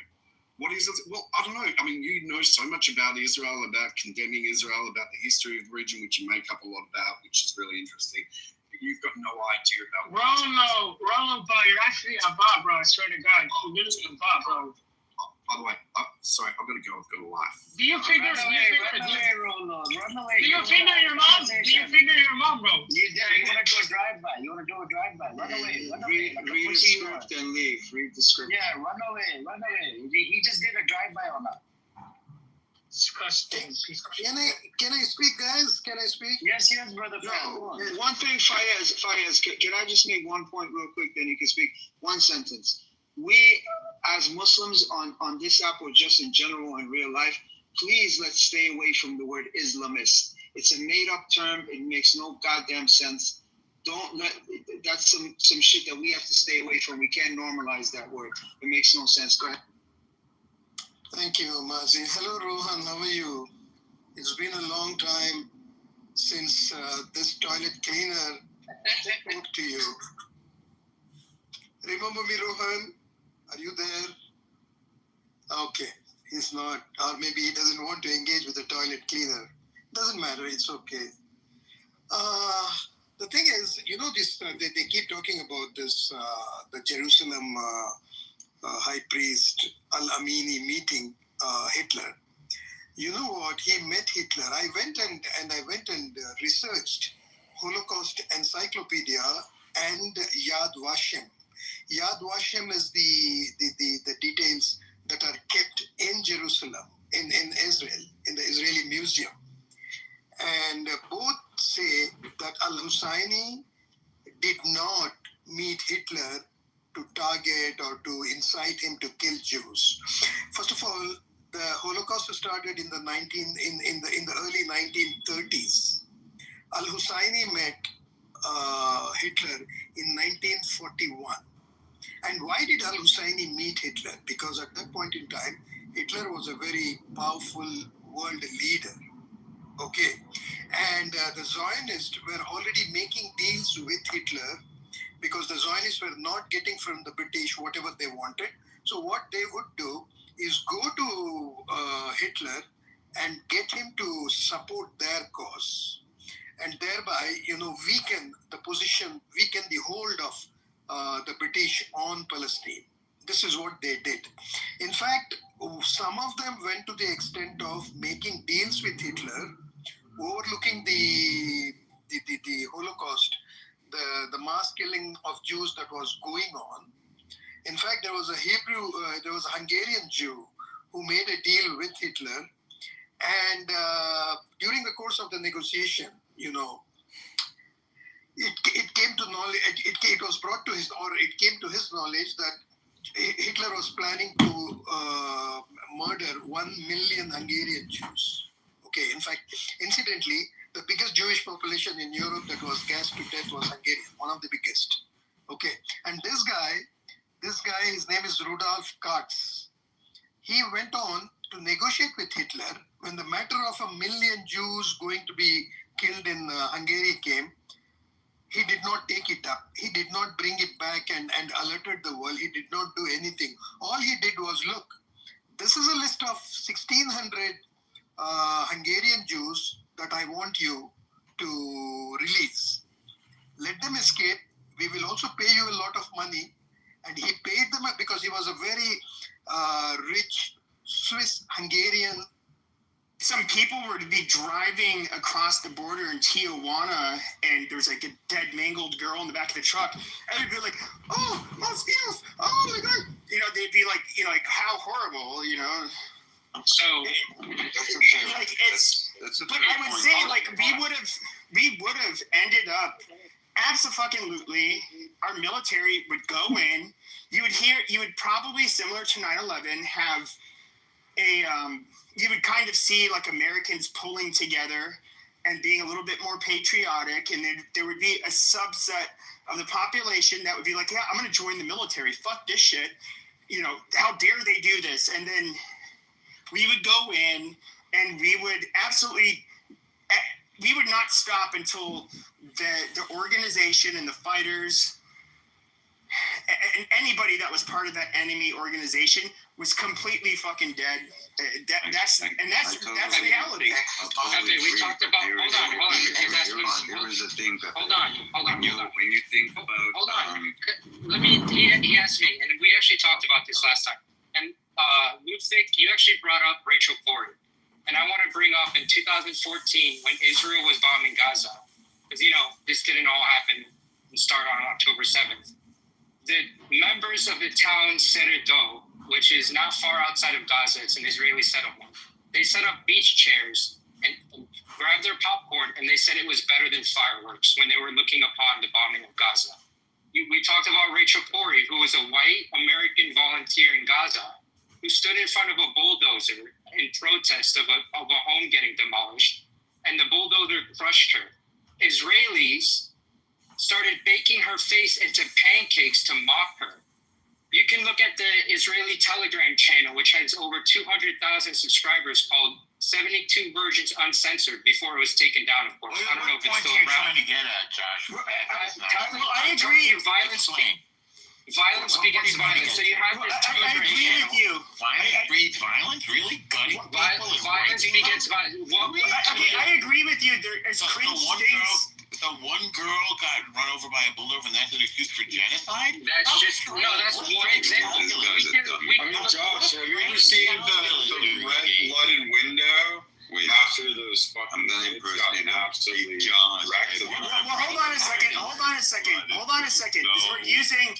Hold on. We are using anecdotal examples. Okay. Yes. Do people do really cringe shit? Do I think it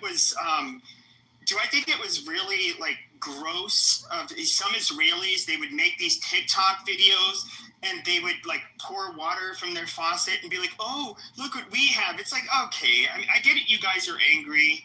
You know, I guess in the moment they're thinking a certain way or feeling a certain way, fine. But at the end of the day, though, you said how like these people were looking out and saying, "Oh, it's like fireworks." But what I recall seeing, and this is even before October 7th, is that every time there was a terrorist attack that happened, when somebody from Gaza ended up committing, you know, I remember there was a mass shooting at a synagogue. I believe a guy with who was carrying ended up like neutralizing him. But what did they do? Literally lit off fireworks, passing out candies. They're celebrating. They're like, yay, yay. And so it's like, okay, if we have to be consistent because, like, And even how they were celebrating with the dead Jewish girl in the back of that truck, that is disgusting. It goes both ways. Wait. Let me actually make a point, Pepe. Wait, no. You guys are going to talk about the same bullshit. Wait. Let me make a new point. Let me make a new point. Hold on. Let me make a new point. Ewan, I'll let you go next, but Ludwig, I was countering what Ludwig said. I will let you can respond to him. Yeah, you can respond to him, okay? Yeah, you can just wait for your turn. Press a button. Okay, just don't taunt. Just everything. No, I was not taunting. It's like a lot of time in front of us. So what I was saying is, like, you gave a perfect example with, like, why is this guy still speaking? What I was saying about, like, the example you gave with Mexico, right? What you're forgetting is this did not start nowhere near October the 7th, 2023. But you said that it did. No, exactly my point. It started on the 14th of May, 1948. So if you started started before that even. This war started on October. All right, just let him finish. Because I already have. I already have rebuttals that I'm not going to give. I said Owen can go next. So you think El Normal, you can go after. You go all the way from the 14th of May, 1948, all the way to October the 6th, 2023. That's decades, my friend. Decades of innocent men, women, and children getting slaughtered. Women dying at the border that are delivering a baby that are not being allowed to cross the border. Right?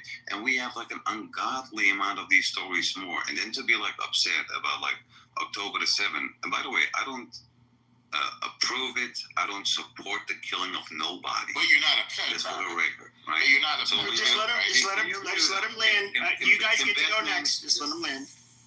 So if you're looking at this, and then it's sort of like, oh, October the 7th, that's really surprising. You've been slaughtering these people for like 75 years. What's really weird about that this eventually was going to happen, by the way, with the approval of, the state called Israel, because they waited with at least 4 hours to respond. So if the blood is on their hands, it's your fault, El Normo.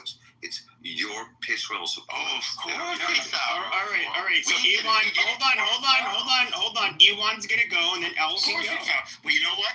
Gaza is your fault. You okay. Deal with it. Those dead people, your fault, Luke. El, save it. El, I will let you go for a few minutes uninterrupted. You can say whatever you want, and I will not allow them to interrupt you. But please let Elon go, and then El Normo, the floor will be yours. All right, Pepe. What I will say is that you should, and this is just for you. I don't care what the rest of the fucking room thinks, to be honest, but you should probably be looking at what Elon Musk is tweeting about, talking about England, for example, with the fact that you have girls pulling out knives and axes to defend themselves from migrant people who are threatening them. This whole country.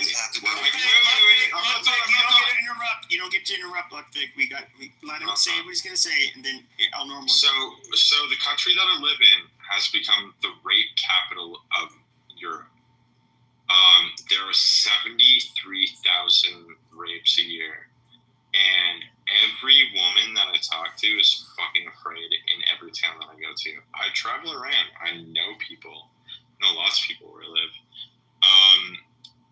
I speak with Polish women.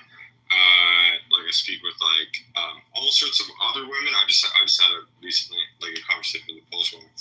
But what I will come to the conclusion with is that women are fucking scared of what's going on in this country. And not only that, but there's a massive flag waving movement where people are putting flags up all over the country.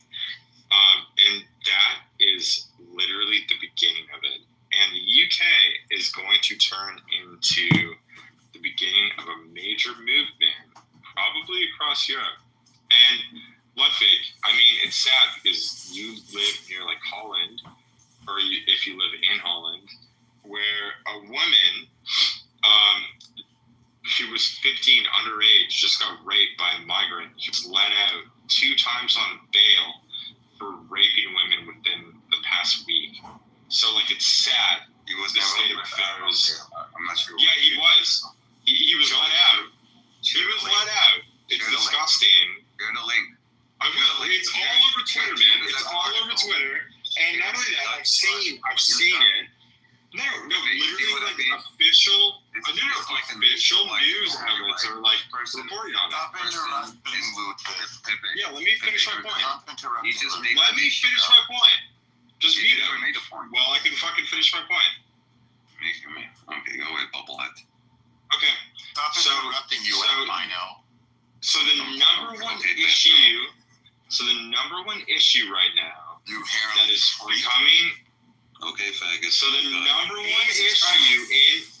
So the number one issue. Just try to wrap it up. In the UK and the rest of Europe now is becoming something called a migrant crisis, and it's becoming major. And the US has to worry about it as well. It's going to happen to you guys. I know you guys shut the borders, but it's not in that way. And this is what Europe is trying to warn you. And this is why we literally have fucking Trump's people showing up to the UK right now, interviewing people. So we have a major issue on our hands. Okay? The UK is about to explode. I'm sorry. Let me. Okay, but try to wrap it up. You and I agree on this. Like, and we've talked about this a million times. Like, we do agree on it. I know. I'm like 2 seconds away from wrapping up. But the fact that like people like Ludwig, who lives in Holland, where this 15-year-old girl got raped. Ludwig, you can't interrupt. Just like I told them, you can't. My bad. I apologize. Where the police don't care, that's the problem. The people that don't care about these rapists getting arrested, the people that fight back against it, those people, in my opinion, are the fucking enemy. And I'll land there. They're the fucking enemy. If they don't care about that, that's fucked up. Underage girls, dude. That's it. I agree. That was it. Go ahead. El Normo, don't say anything about Ludwig. Just make your point. I know you can do that. And Ludwig, that means you interrupt. No, Ludwig, that means you cannot interrupt at all. You get to go next, but Ludwig, you cannot interrupt. Okay, I will not let him. Pinky promise. A pinky promise. You get to go uninterrupted after him, but you got to let El Normo go uninterrupted. So I make no false promises, but I'm going to do my best. Okay. And if he interrupts, then he can't go next. Is that fair? No, I'll just, I don't want to have to move people, but just, guys, please, geez, it's not that fucking hard. Go ahead. I'm delighted. I'm delighted that this ignorant convert mentioned 1948. May 14th, Israeli Independence Day. You know what happened on May 14th, 1948? Nothing. Israel declared independence, and the world recognized it without one single shot being fired. Oh, wait, what happened on May 15th, 1948?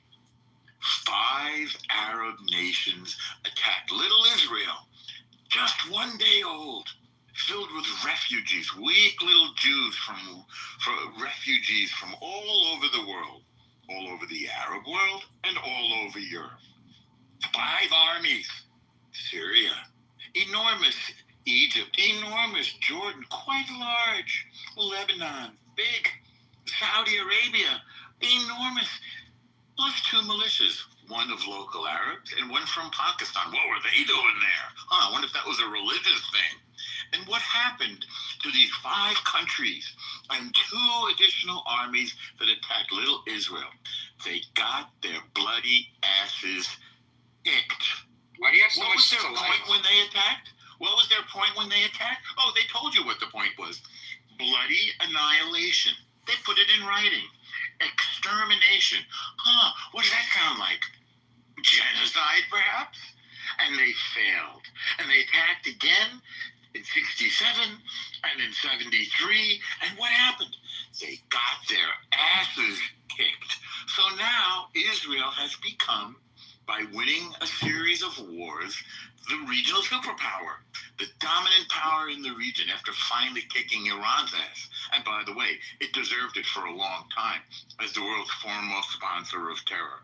So yeah, Israel has a right to demand that its neighbors not be terrorists. By the way, Hamas is not a legally recognized government. They slaughtered the legally recognized government, the Palestinian Authority, in Gaza. That's right. They slaughtered the only legitimate representative of the Palestinian people. And see that. They're illegitimate. The Arab world wants them gone. The Arab League said it. The Arab League said it last month. They want Hamas out. Surrender, put down your weapons, give the hostages back. This is the Arab League speaking, not me. This is not a Jew telling you this. This is the Arabs telling you this. Give back the hostages, put your guns down, and get the hell out. I'll end it there. All right. So the hostages are dead, right? Quickly, Pepe, what I want to say. All right, I'll give you guys like a minute. I'm gonna start timing you, fucker. Give me 59 seconds. I'm good.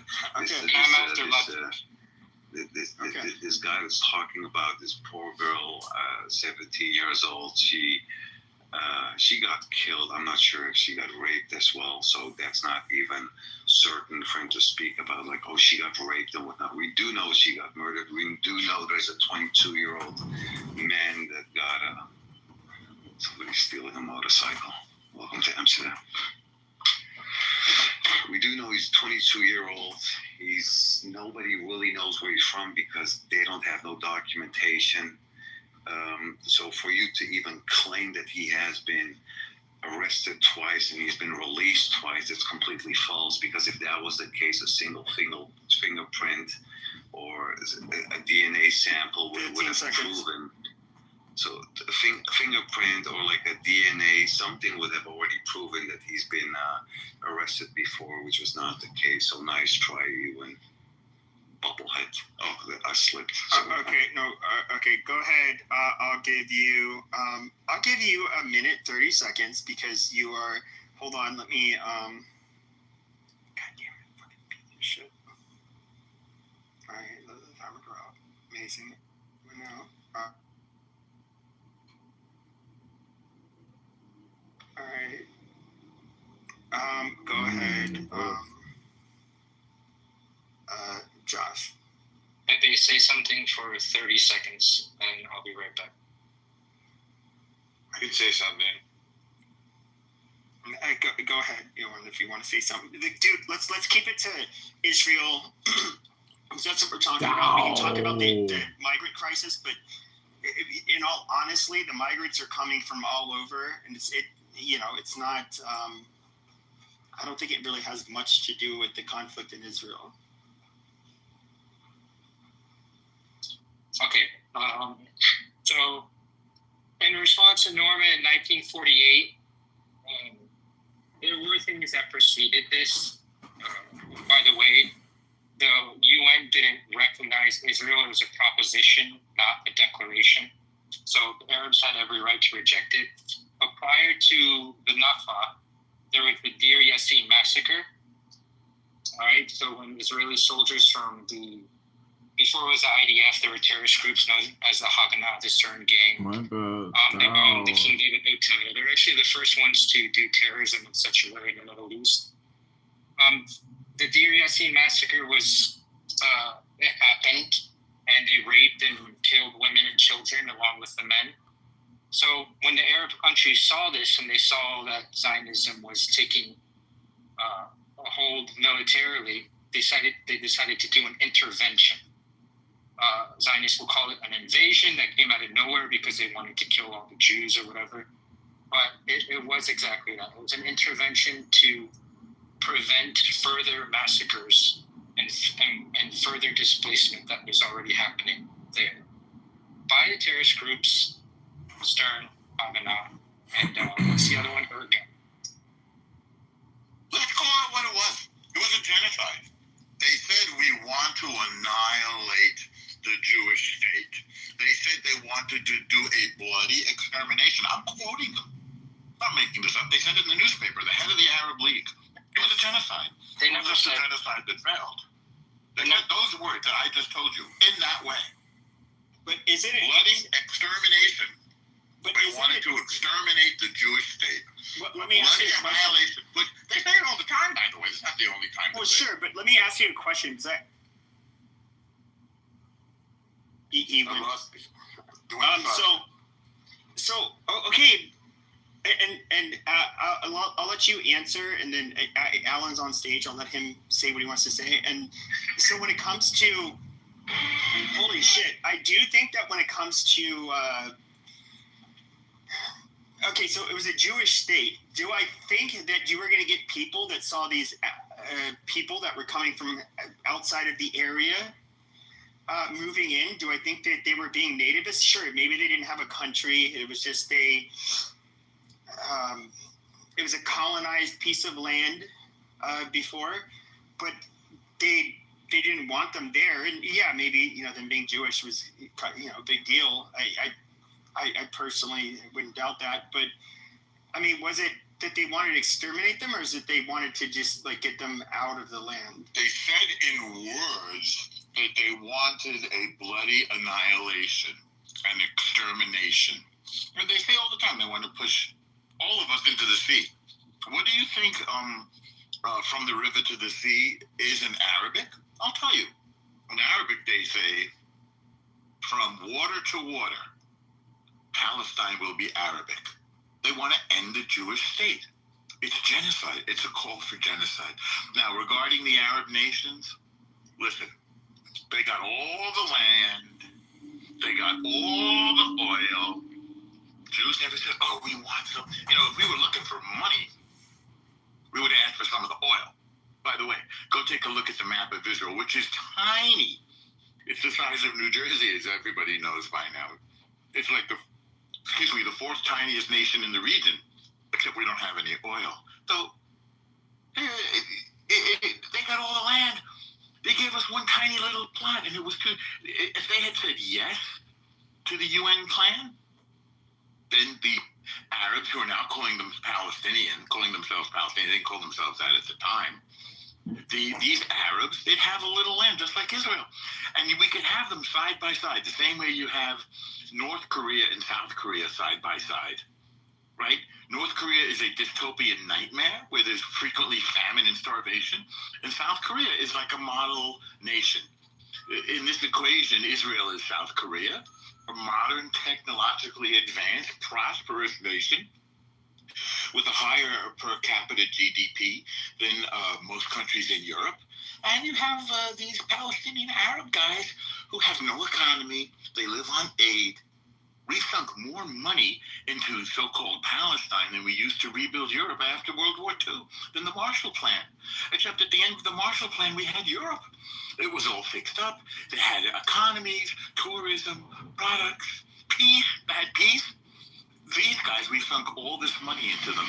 And what we got... Stop. Man, Alan is waiting. And what we got... Hang on, Lutefisk. And what we got from it was October 7th. Terrorism. 500 miles of tunnels. 500 kilometers of tunnels under Gaza. This is their great achievement. Beautiful engineering. Money on. Beautiful. But here's the problem. They didn't let any of their own people into the tunnels because they want them to die. Because they wanted them to be killed by bombs. Because they want their people to be shaheeds. They say it all the time. Just listen to them in Arabic. I've heard it, and I won't pass it on to Alan, but I will say this. That is absolutely fucking atrocious that we had to send him... No, that we had to send those fuckers foreign aid, and the amount of engineering and money that went into getting their weapons and the tunnels. I mean, come on. Nobody wanted to help the Palestinians to be a bunch of savages. To build a No, we were not supporting them to be resistance fighters. The international community was supporting them to basically try to help them prosper. So that is bullshit. Like, you have to agree with that. Prosper, being stuck in between three walls on the beach. How do you prosper? All right. Well, go ahead, Alan. Pretty thriving society. The blockade decimated their economy. They had the hospital. They had university hospitals. They had an economy. They didn't start with Hamas. The blockade came because they're violent.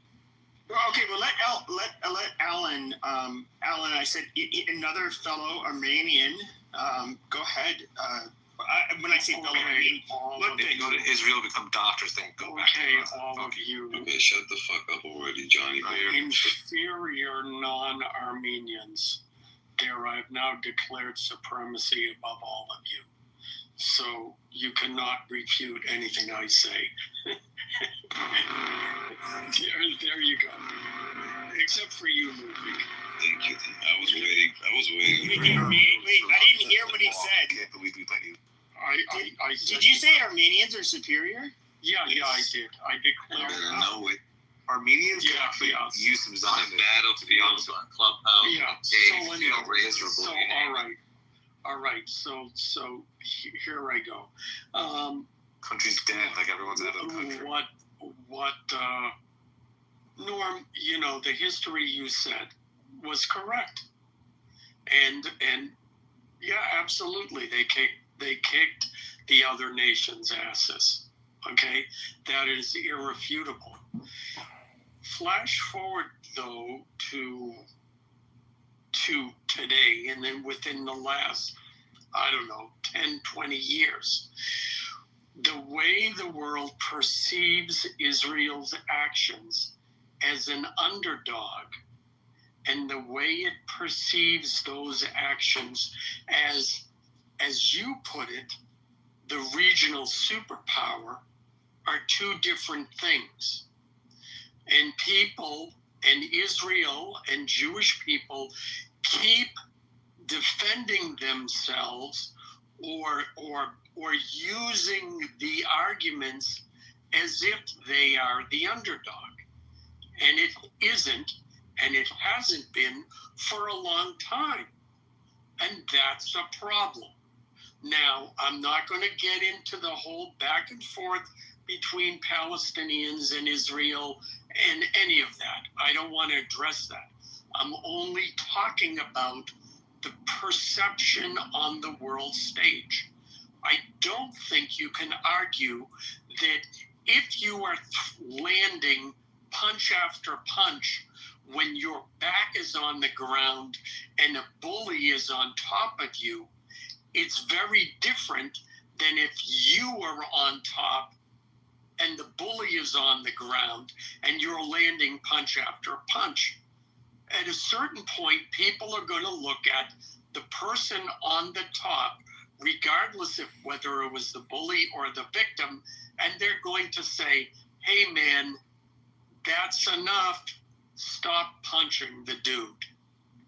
And so, and I think it's an important distinction that people miss in all of this, and it's a distinction that I've tried to make in various different ways when this subject comes up.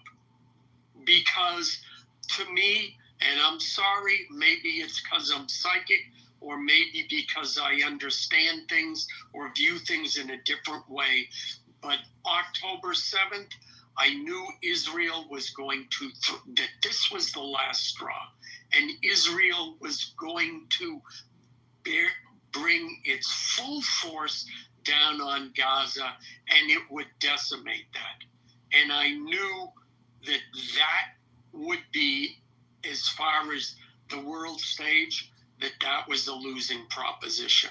Now, what a better solution is, I don't know that there is one. And I think that was the whole point, to go to Israel into that reaction. Much in the same way that the United States got goaded into a war in the Middle East after 9/11. I mean, it's sort of like, well, you kind of have to do it because you can't look like a pussy. So we have to kick ass over there. But then, did we win? No. Bin Laden got exactly what he wanted. What he wanted was to make Americans paranoid. That's what he wanted. And he won. So those are my comments. The last comment I'll make is we don't need to compare Jews and Muslims or Islam and Judaism and say that, well, yeah, Jews are better than Muslims, or Muslims are better than Jews.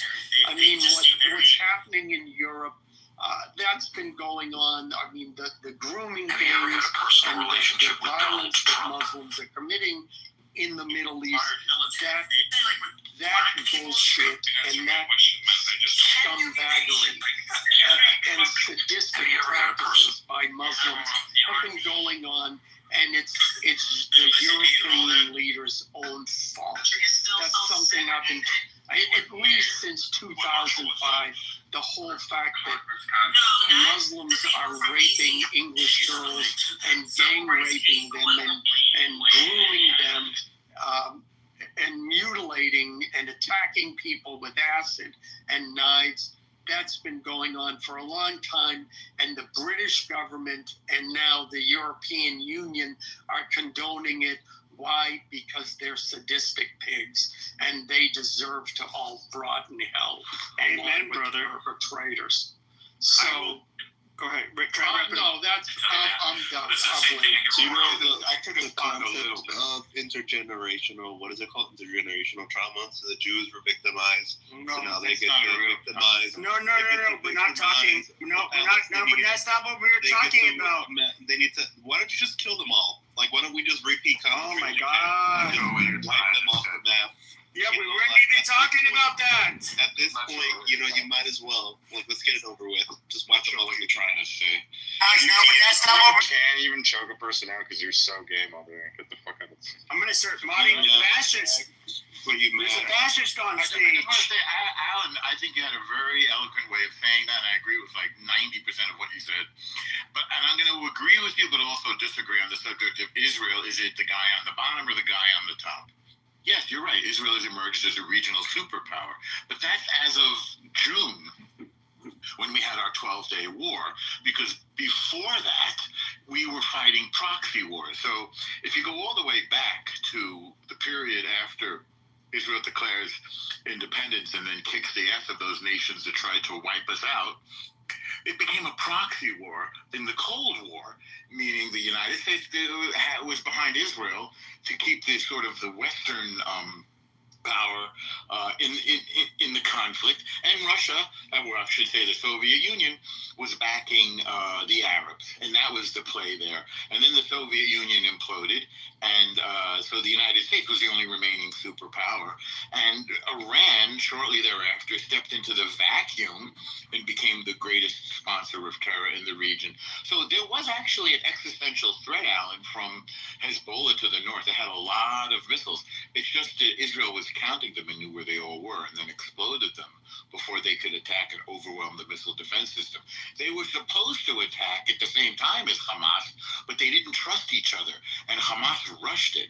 So there was an existential threat, despite the fact that Israel has emerged as the regional superpower. And also, we didn't know that Iran was a paper tiger. We didn't know that they would be that easily defeated. At least I didn't know, and you didn't know. So Israel went into this, I would say, as first among equals, shall we say, on some level, but has emerged, especially with U.S. backing, as the superpower. The U.S. doesn't want to get involved in this.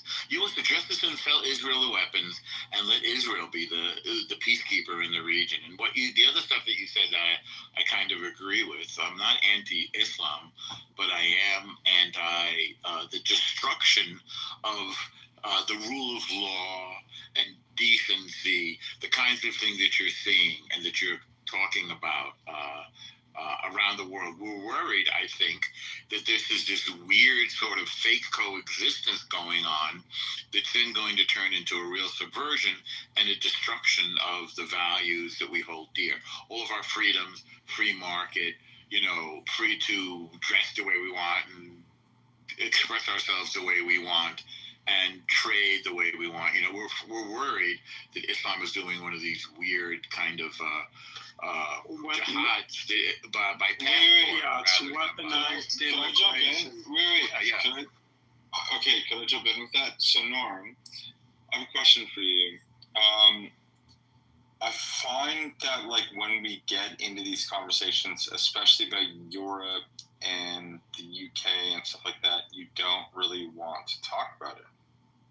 I do agree. I do kind of agree with you. Like, but I do think that when it comes to, you say like we should not talk about Muslim, and Alan was kind of saying like Muslim versus Jew. I get it, but when we talk about and even this is kind of like why I didn't want to diverge from the Israel Gaza conflict, because it is somewhat unrelated. But I will say the people that, and I've been seeing this a lot online, a lot of the people that I think are hostile towards Westerners and Western values, that are pro-Palestine, they're taking on both the far right and the far left positions in particular, in order to like propagate their cause. And if we look at the far right, they're going to be far more likely than others to say like, hey, wow, these migrants are a problem. And of course, they always have this convenient excuse. Well, it's like, oh, well, okay, so the Jews are kind of like pulling the strings. Amazing. And it's just like, okay, but I don't want you in our country. They're like, dude, we wouldn't have to be in your countries if it wasn't for the Jews. The Jews are, causing you guys to cause instability and, I don't know, wars in Middle Eastern countries. And if it wasn't for that, we would never come. I wouldn't say it's using the Jews, though. Wait. Well, no, these are what the pro-Palestinian people will say. Muslims in particular will say to people who were further on the right or maybe the right wing. You talking about? Okay, let's scroll up. Hey, even though they're like literally coming into Europe in droves, they're hostile to the native populations of Europe. They will say like, oh yeah, the only reason this is happening is because the Jews and or the Zionists is usually how they'll put it. They're they're goading the United States into all of these Middle Eastern wars and destabilizing the place, and then they have to flee, and then we're coming to Europe, and like, we get it, bro. It's we don't want to have to come to your countries. We would love to come back to where we came from, and they it's kind of there's so much subversion that happens online, and I've seen so many people just eat this shit up. You have like these cockroaches like Suleiman Khaleesi. She blocked me. I called her a lot of choice words. I don't know. I kind of get what you're saying. But well, just kind of frustrated. You like to be down. I'm kind of frustrated at this point, Pepe, because like, I don't know. I look at every social media platform, and it could be like, and Norm left. Yeah, of course. He always leaves when this conversation comes up. I know. This is what it's. I mean, you did change the topic, to be fair, but and Alan kind of touched on it. Like, Alan, I don't have a problem with Muslims. And I've made it very clear. Like Prince, Mikhail, any of the Muslims that I've talked. Oh, sorry. Hold on. Optimize service and process for your team. Manage service end-to-end in a single platform. Secure a qualified local process server for you.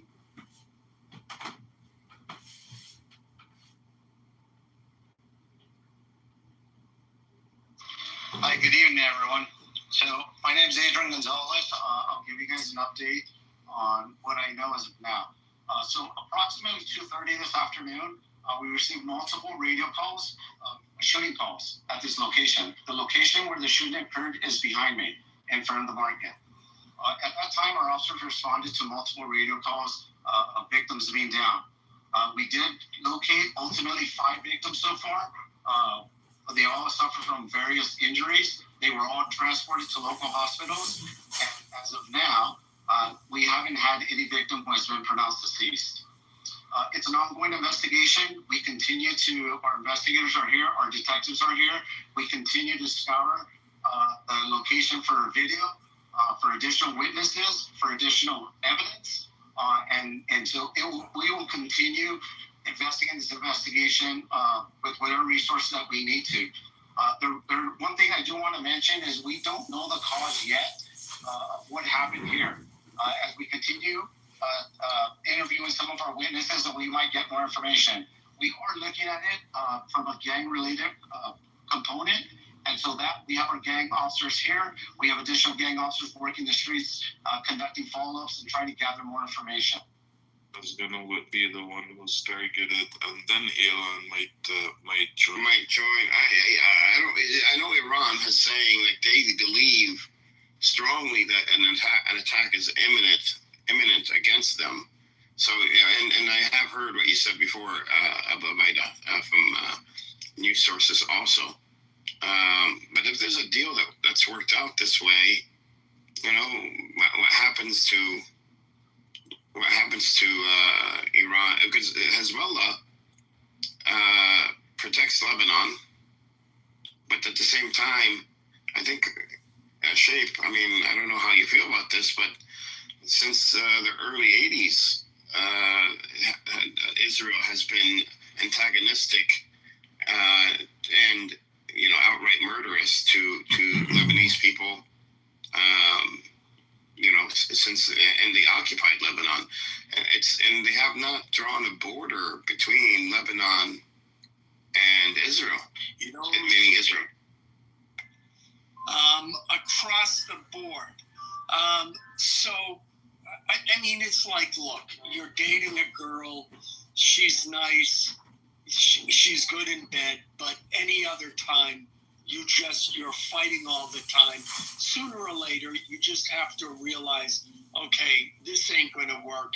It's time for a breakup. It's not you, it's me, and end the relationship.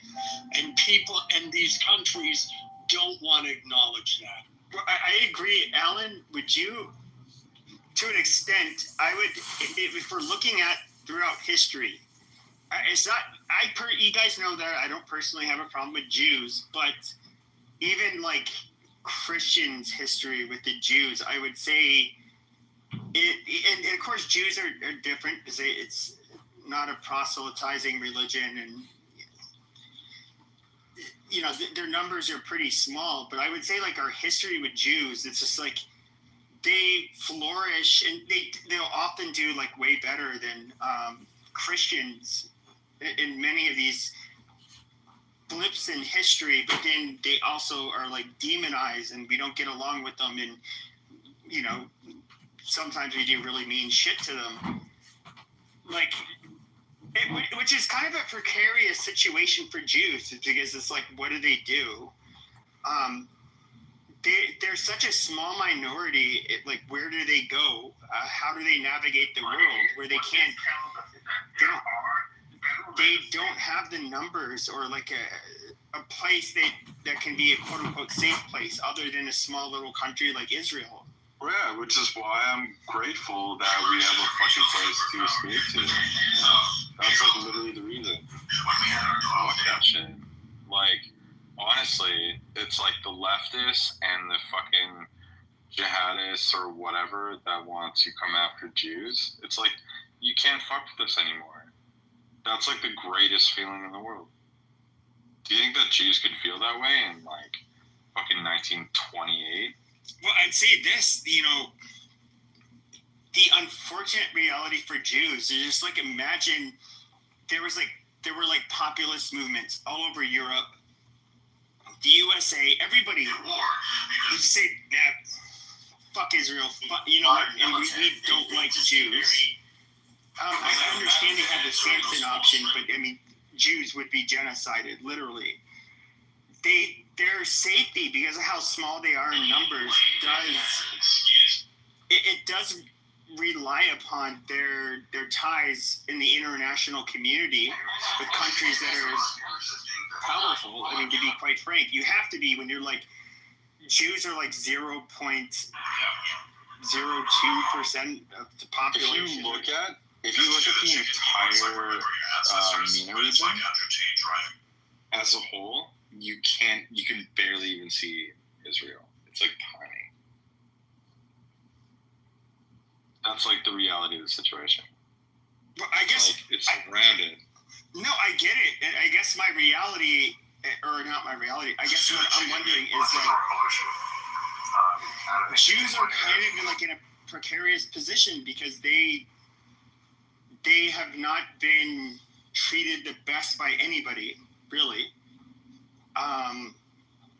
If you were to go back centuries, just they have their nice the moments in time where they're treated very well, but then they're also treated very poorly. It's if I was going to look at like long-term survival of Jews, that's like very tricky because I'm not going to say I don't mean this in a mean way, but I don't think Jews are natural allies to Christians because otherwise Christians and Jews would have always gotten along, which was not the case. Wherever Jews have been in proximity to Christians, the Christians have always outnumbered them and had the majority of the power. I'll have a whiskey, please. And cheers. Well, I mean, it's always been very spotty. I'm not a spokesperson on this app, so we'll probably hate me for saying this, but Christians and Jews have not gotten along at every point in time. But what I would say is that if you go down to the philosophical sense of what are your morals, what would you consider to be more morally acceptable? Jews are no, I'm talking about the region, like the physical region of Israel versus Jews. Any of the countries that surround that. Yeah, sure. Jews are I would say, religiously, in terms of, I don't know that much about Judaism except for what I've. What's fun calling I get it. No, I get it. But obviously, Israel is far more similar to Europe or the United States than any other place in the Middle East. We all agree on that. What did Israel do, Pepe? What did it cause? What do you mean? It caused the Abraham Accords. Yeah. So, I mean, if you look at the Abraham Accords, right? So you have Saudi Arabia, the United Arab Emirates, who I have friends now there. You look at Abu Dhabi, you look at a bunch of different other countries that are signing trade pacts to become trading partners with Israel. That tiny fucking little plot of land, right? It's fun calling, mate. You're looking at that and you're going what the fuck is going on with that? Why? Why is that place so important? And the reason why I would say is because I think that Israel and the Zionists, or whatever you want to call them, because I'm a Zionist, I'm part Jewish, but man, I'm not even I don't follow Judaism. I'm just ethnically Jewish. I just think that they're more moral than the rest of the region. They're less fucking troglodyte than the rest of that region. So you have other Middle Eastern regions that want to trade with them, and they're westernized. It's not because of the Jews. It's because everybody wants to make money. How do you make money? It's you're surrounded by oil fields and gas fields and amazing things that can make you lots of money. Instead of, let's look at our religious backgrounds and fucking fight each other. Do you realize that, for example, the Gaza Strip, it turns out there's a massive gas reserve under there, right? Do you realize that in 2005, when Israel cut off all contact to the Gaza Strip, they could have gotten people in, found that gas, and turned Gaza into a fucking gold mine. The Palestinians. You realize that, right? They didn't cut off all contact attack. It's under international law, it's still considered. They knew that they were fucking huge gas reserves But under. to be fair, though, like even there's like the Gazans are given, they can't go like 5 miles out to sea or some shit. Like they're not. Yeah. No, I mean, okay. The blockade decimated. Do you know what though? Do you know what that's okay? Do you know what? I agree.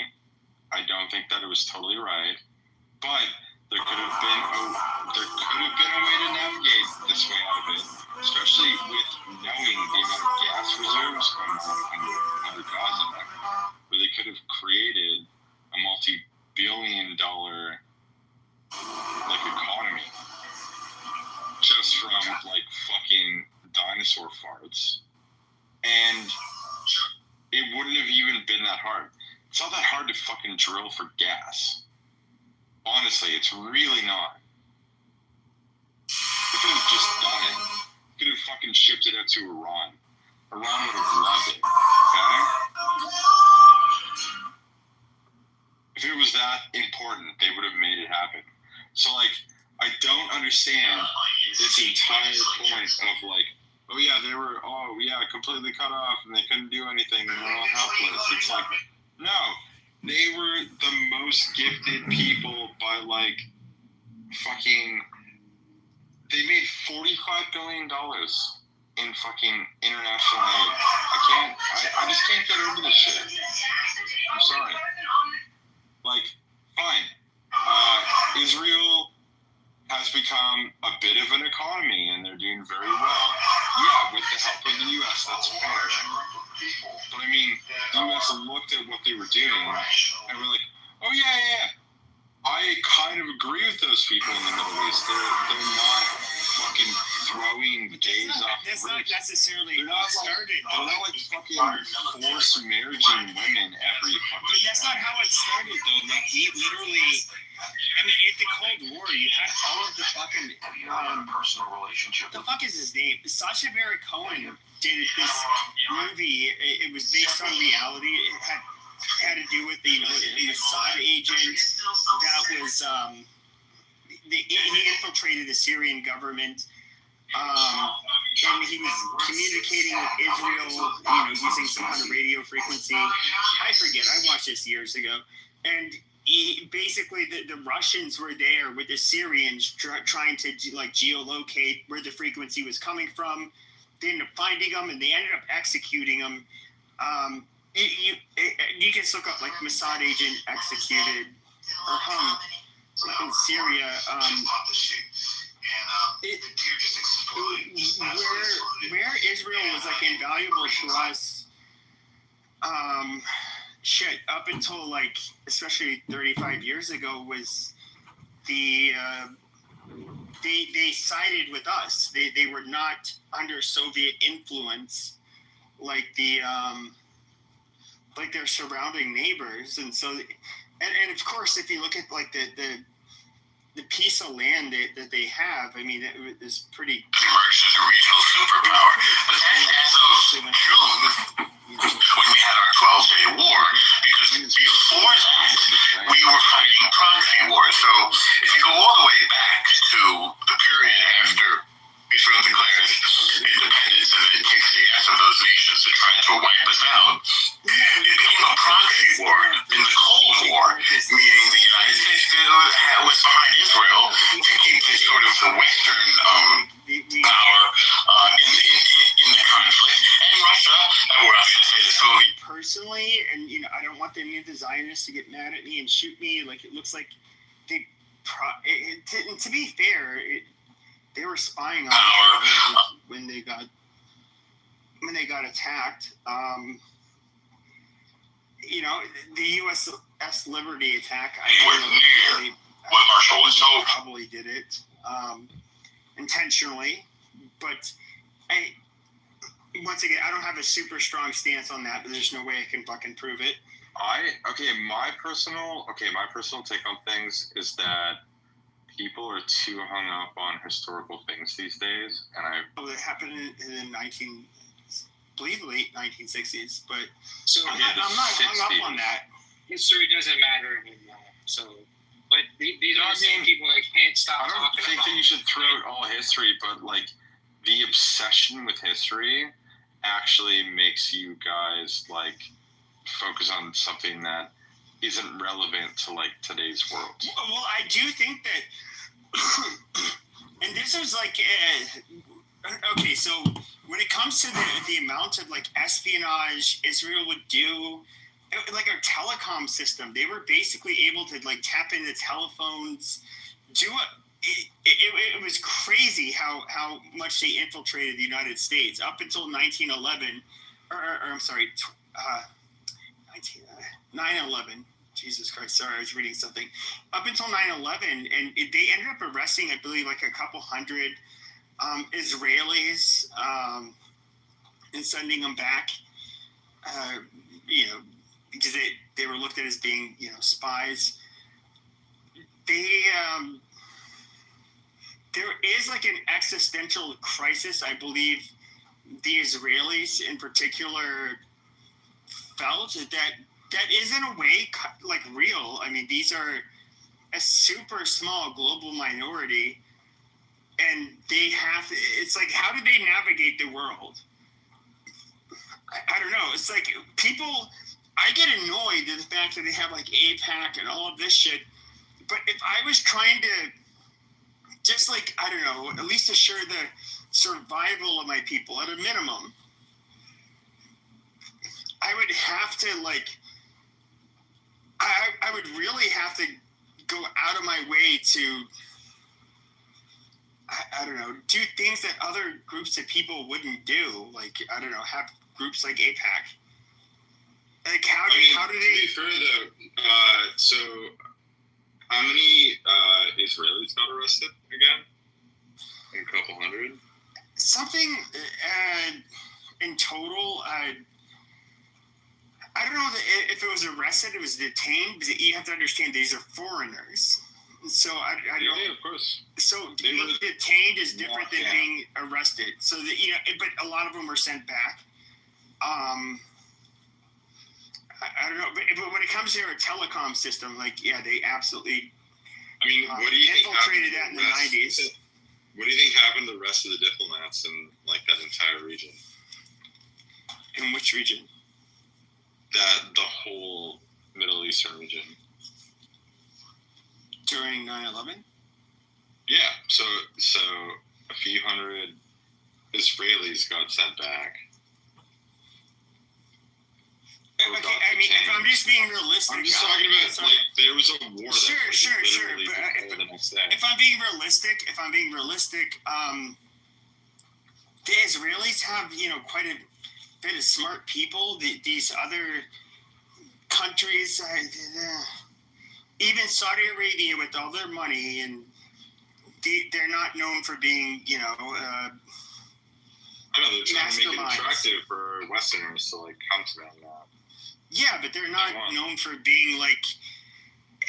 I'll just say this: especially the Ashkenazi Jewish population seems to have some very intelligent, crafty people, and they're able to, they're kind of a force to reckon with. And so, do I think any of the other groups in the Middle East are even closely as capable as them? No, not even. Like, the other groups in the Middle East aren't even capable of competing with Europeans in general. I mean, we are a force to be reckoned with, I guess. But with that being said, I don't know. No. I look at it as, I think that 9/11 was somewhat of an inside job. I don't think it involved Jews, though. I think actually it involved the full confession tape of them. Yeah, I don't think it involved Jews either. I completely disagree. No, I've seen. Yeah, I can hear you, but dude, we've debated this, and I completely. Pepe, let me ask you one question. You gonna join my room next month? We can. Yeah, I'll join it. It's gonna be like 4 or 5 hours. We're gonna go from 8. You're gonna lose your hair, Pepe. How do you explain like Cody Go? like the app they use to warn Jews that were working at the World Trade Center not to go, or like the Israelis. Oh my God, that turned out to be completely debunked. By the way, that never happened. That was like it was completely debunked. And the Israelis. So that never happened. So the 3,000 Jews that didn't show up to the World Trade Center on 9/11.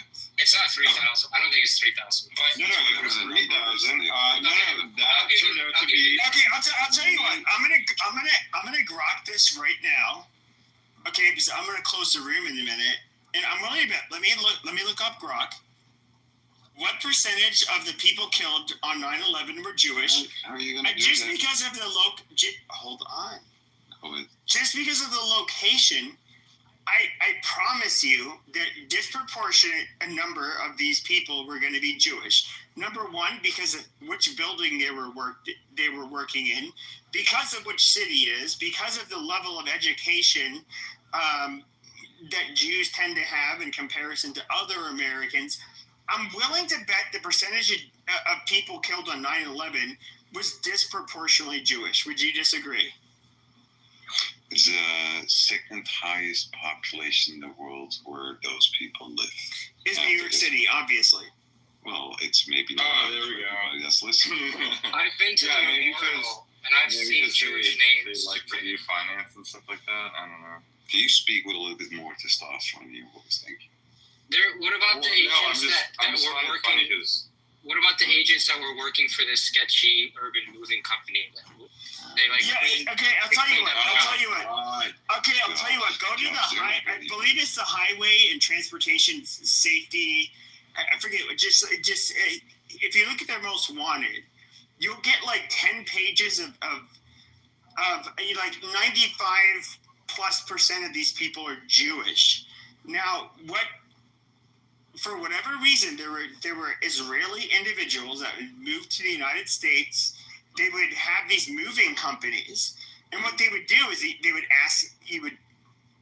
ask for a quote, and they'd say, well, to move from here to there with that amount of shit, okay, $3,000.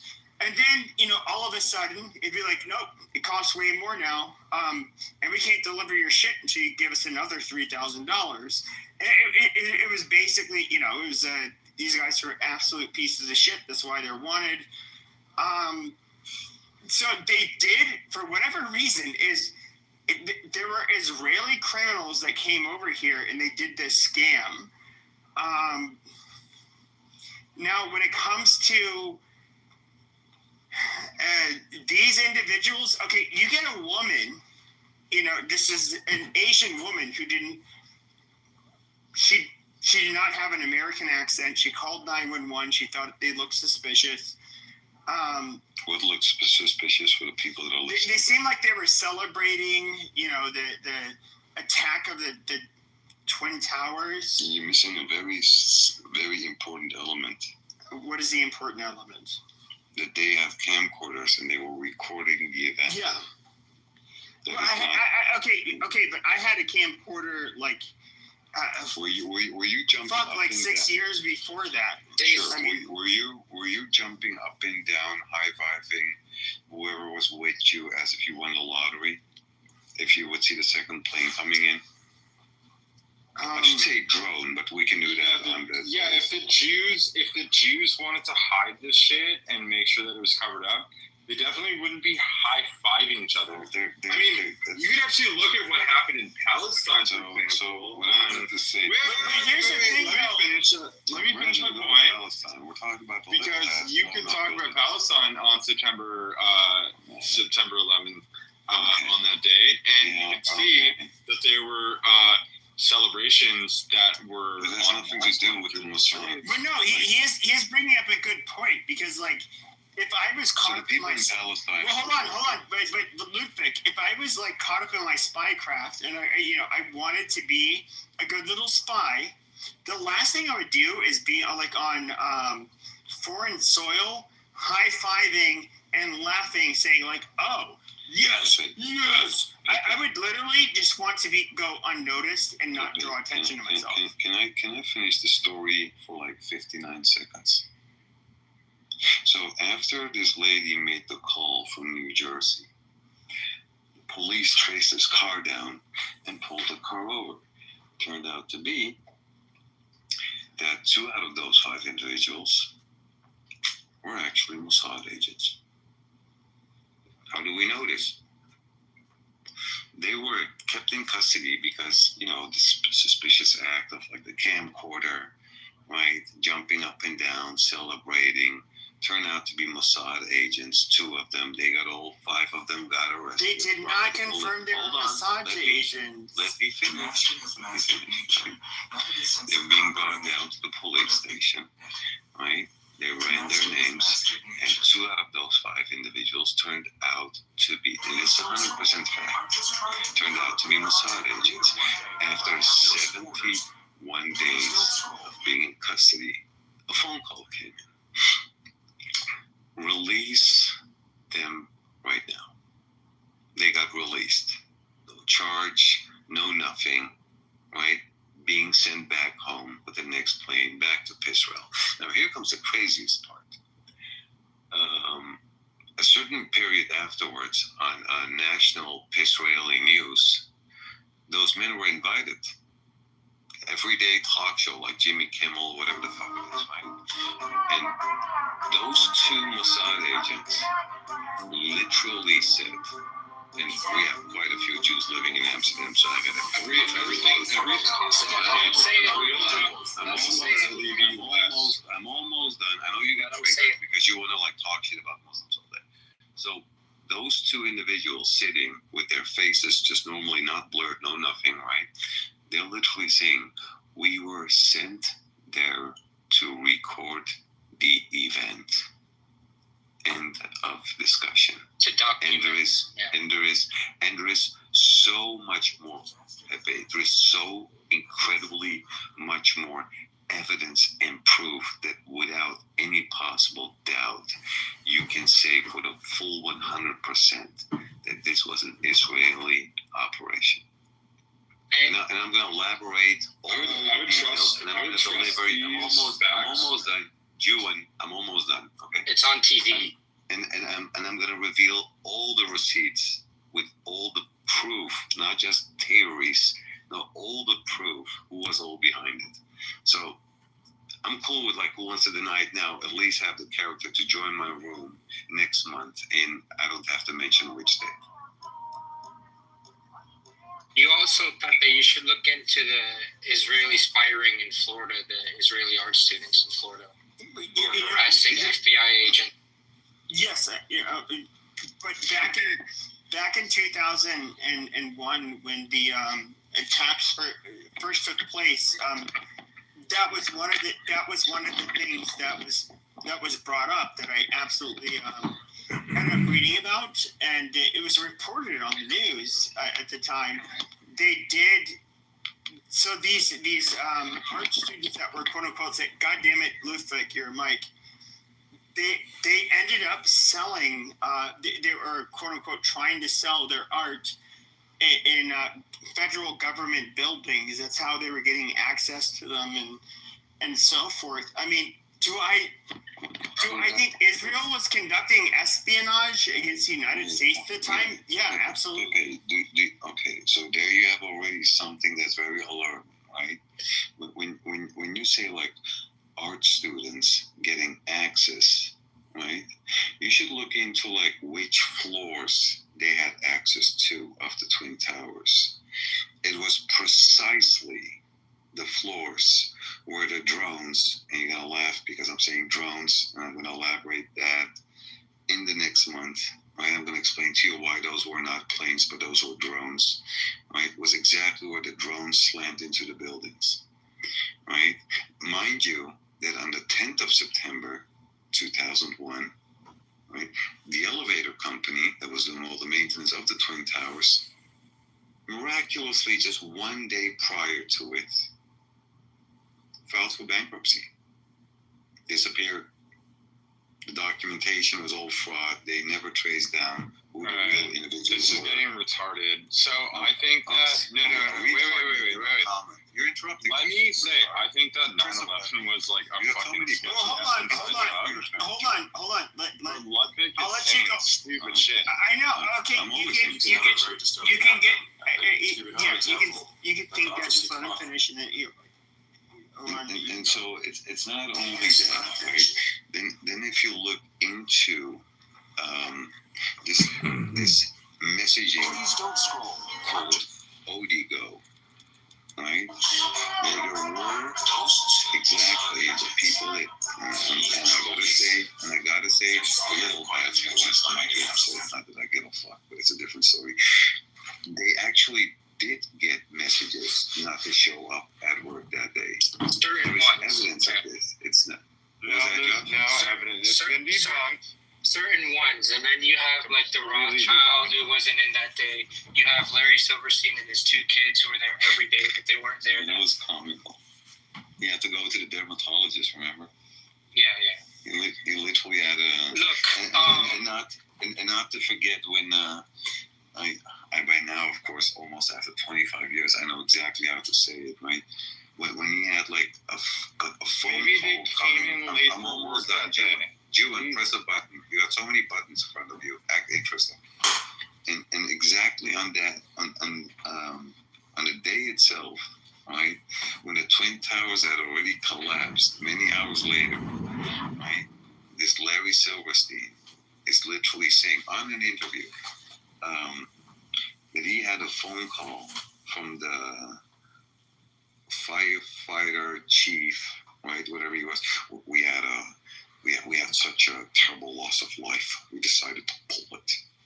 Right? Pulling it means literally pulling, like pressing the button, bringing the building down, right? Do you know how many months it takes to prepare a building of that size, right? 47 floors, the Solomon Brothers building, building 7, right? To prepare that, to bring that down, right? In exactly the way we saw, which was like controlled demolition. So there's not even a question that the United Snakes of Gay was involved in it. They were. And they did that hand in hand with Israel. God damn it, my Jewish handler said I have to shut this down. Guys, I do not want to be brought to a black site. Excuse me, I'm sorry, these Jews have me so flustered. I do not want to be brought to a black site, so I have to shut it down. Ow, Rabbi, stop! Ow! Ow, stop! Cities, blue cities, black people. That's it. They found something that stuck. And now we're talking about it. And now we got black people. It's amazing to me. And I'm reading the chat, and it's amazing, Queen. Negotiate is when they would do the most land grabs. They would steal the most land and put up the most settlements. And this, so I can't imagine what they would do if there was full normalization and Palestinians were not included. What happened in Gaza would have happened to in the entirety of the West Bank. It would have had to. There's nowhere else to. There's no other equation where Israel would be able to have, normalized relations. And when they say normalized relations, they're meaning goods are going back and forth between Israel and the Gulf countries. This is what normalized relations means. It's very profitable for all parties. But so in knowing this, is there an equation where there's normalized relations, so there's no reason to keep the Palestinians around, and the Palestinians would be in the way of making a lot of money with the Gulf states? This is why I believe the resistance was necessary. But why can't the PA be involved in that? They're like legitimate. They've managed to support Hamas for 20 years. Like, why can't they be part of this economic growth situation? So the PA is so extremely corrupt that they have single digit support in the West Bank. They are extremely corrupt, and they. What about this hypothetical reform PA that everyone talks about? That means no PA. Reform PA means there won't be a PA, which is fine. And I think Mahmoud Abbas recognizes this, because now that's been strategically placed on as a condition. Elections means no PA and no Hamas. Like, people are not going to vote for the old guard anyways. Hamas already said multiple times, including in writing from the last ceasefire agreement, that they will not be a part of the government.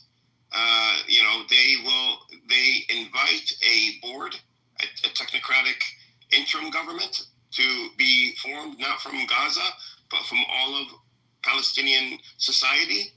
They are not looking to be on the board or lead it. I think they said they wanted one position temporarily, but not a leading position.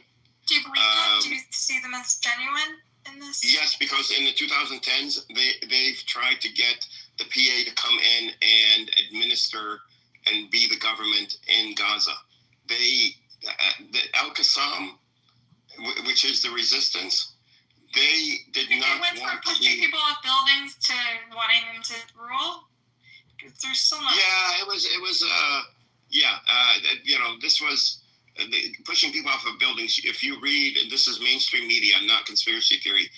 Bush had sent over after Hamas won because they were so corrupt. I mean, they built a casino in Jericho. They were stealing money from the Palestinian people. I mean, keep in mind, the PA and Arafat were thrust upon the Palestinians. We did not ask for them. We did not. We welcomed them. But did you guys ask? Like, I don't know if you're like. I feel like Gazans now feel like Hamas is to blame for their ruin. Like, there's literally like it's, and not that it's their fault that Israel. Where did you get that from? So I don't know. I just see maybe my social media algorithms are warped, but it does seem like a lot of Gazans are fed up with Hamas and blame them for the destruction of Gaza. Like, even though obviously the Israeli government is the one that dropped the bombs, they feel like Hamas miscalculated with October 7. Now, literally, a society that, even though it wasn't ideal, is flattened to the ground. Like, can you show us an example of what your algorithm shows you about people? So I just see people in Gaza like cursing out Hamas, like saying we're done. It's mass protest. Yeah, Hamas. You have to remember. No, not even mass protests. Just people just being like, after an attack, like, what the fuck, like Hamas, like, why did you do this to us? Why are you keeping hostages in our neighborhoods? Why are you putting us in danger? Like, they just feel like they're being used. My social media. I don't really. You're a dumbass. But shut the fuck up, you fake rabbit. Shut up.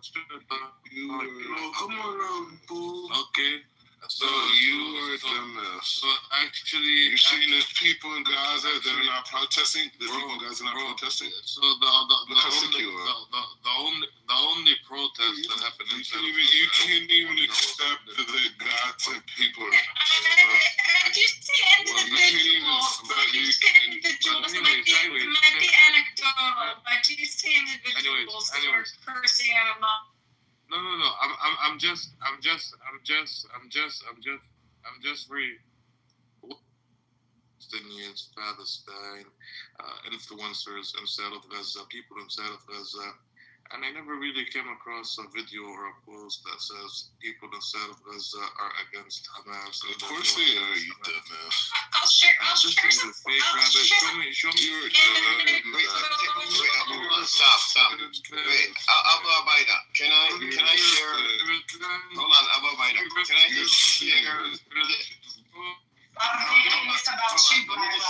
And you guys can go back and talk, but I don't want to dominate. I don't want to dominate with you. Like, let me just. Your face. Hold on. Abu, check your back channel.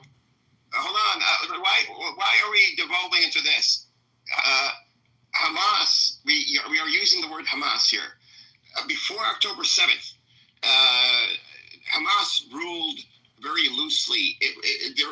People were not, Hamas had their sort of political base, but it is one of multiple political bases and as a matter of fact, Fatah had a political base in Gaza. So criticism of Hamas was before October 7th and continued after October 7th, which is natural if you have multiple political. They had the We Want to Live campaigns, right? The We Want to Live protests that ended up with brutal suppression by Hamas, right?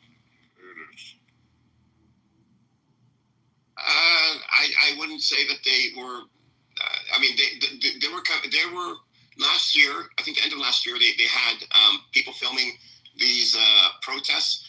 They were very small, and I think they were aimed more at the Israelis saying that we want to live, and saying, okay, if it's Hamas, then we reject Hamas. Now stop killing us.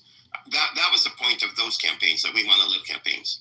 But the We Want to Live was a planned out, structured. I don't want to call it propaganda, because people do feel this way, that the war should be over, but they also know, in black and white, like they know for certainty, because everybody sees it, not just in Gaza, but in Israel.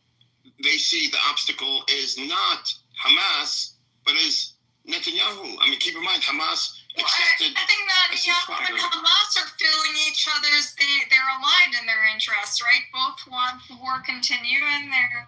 No, Hamas signed a ceasefire agreement, which they abided by. And the way that Israel broke it, they decided to break it, is to bomb tents. Let's be honest, both how is Hamas acting in bad faith? Like, you have to.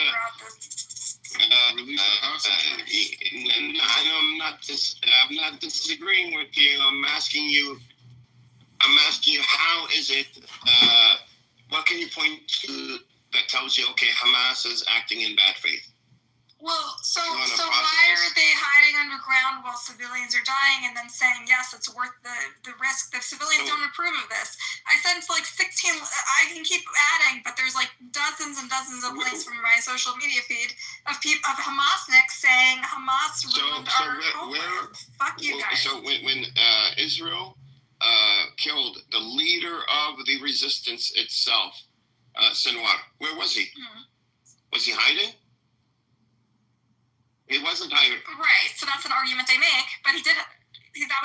So that's one narrative of the video that came out of him. No. Where was he? He was actually. I don't know if you got the story. He was in the south, Rafah area. I don't think he was in Rafah, but he was literally fighting for most of his time, and especially for at that time days, and he was fighting the Israelis along with his squad or team or whatever you want to call them. One second. You read it's not the same. And the links that you sent, the person that is speaking or the people that are speaking against Hamas are the ones who suffered or had a family member that was killed, and the rest of the crowd is silent. Did you notice that?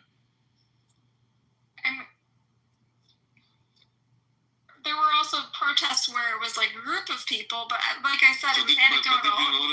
Did you notice? I did. Listen, I know Caesar. That's why I called it anecdotal. It's anecdotal, but like it does seem like there is opposition to Hamas in the Gaza Strip. That's what I'm saying. Because anecdotal only says it's individuals, right?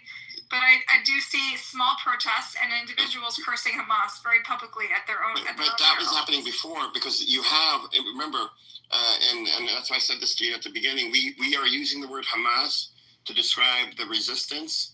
However, the resistance encompasses a myriad of political parties. So a lot of them are against Hamas, have always been. Is this cannon fodder? Like, you think they like to be cannon fodder for the Hamas cause, for the Palestinians? They just want to fucking survive, right?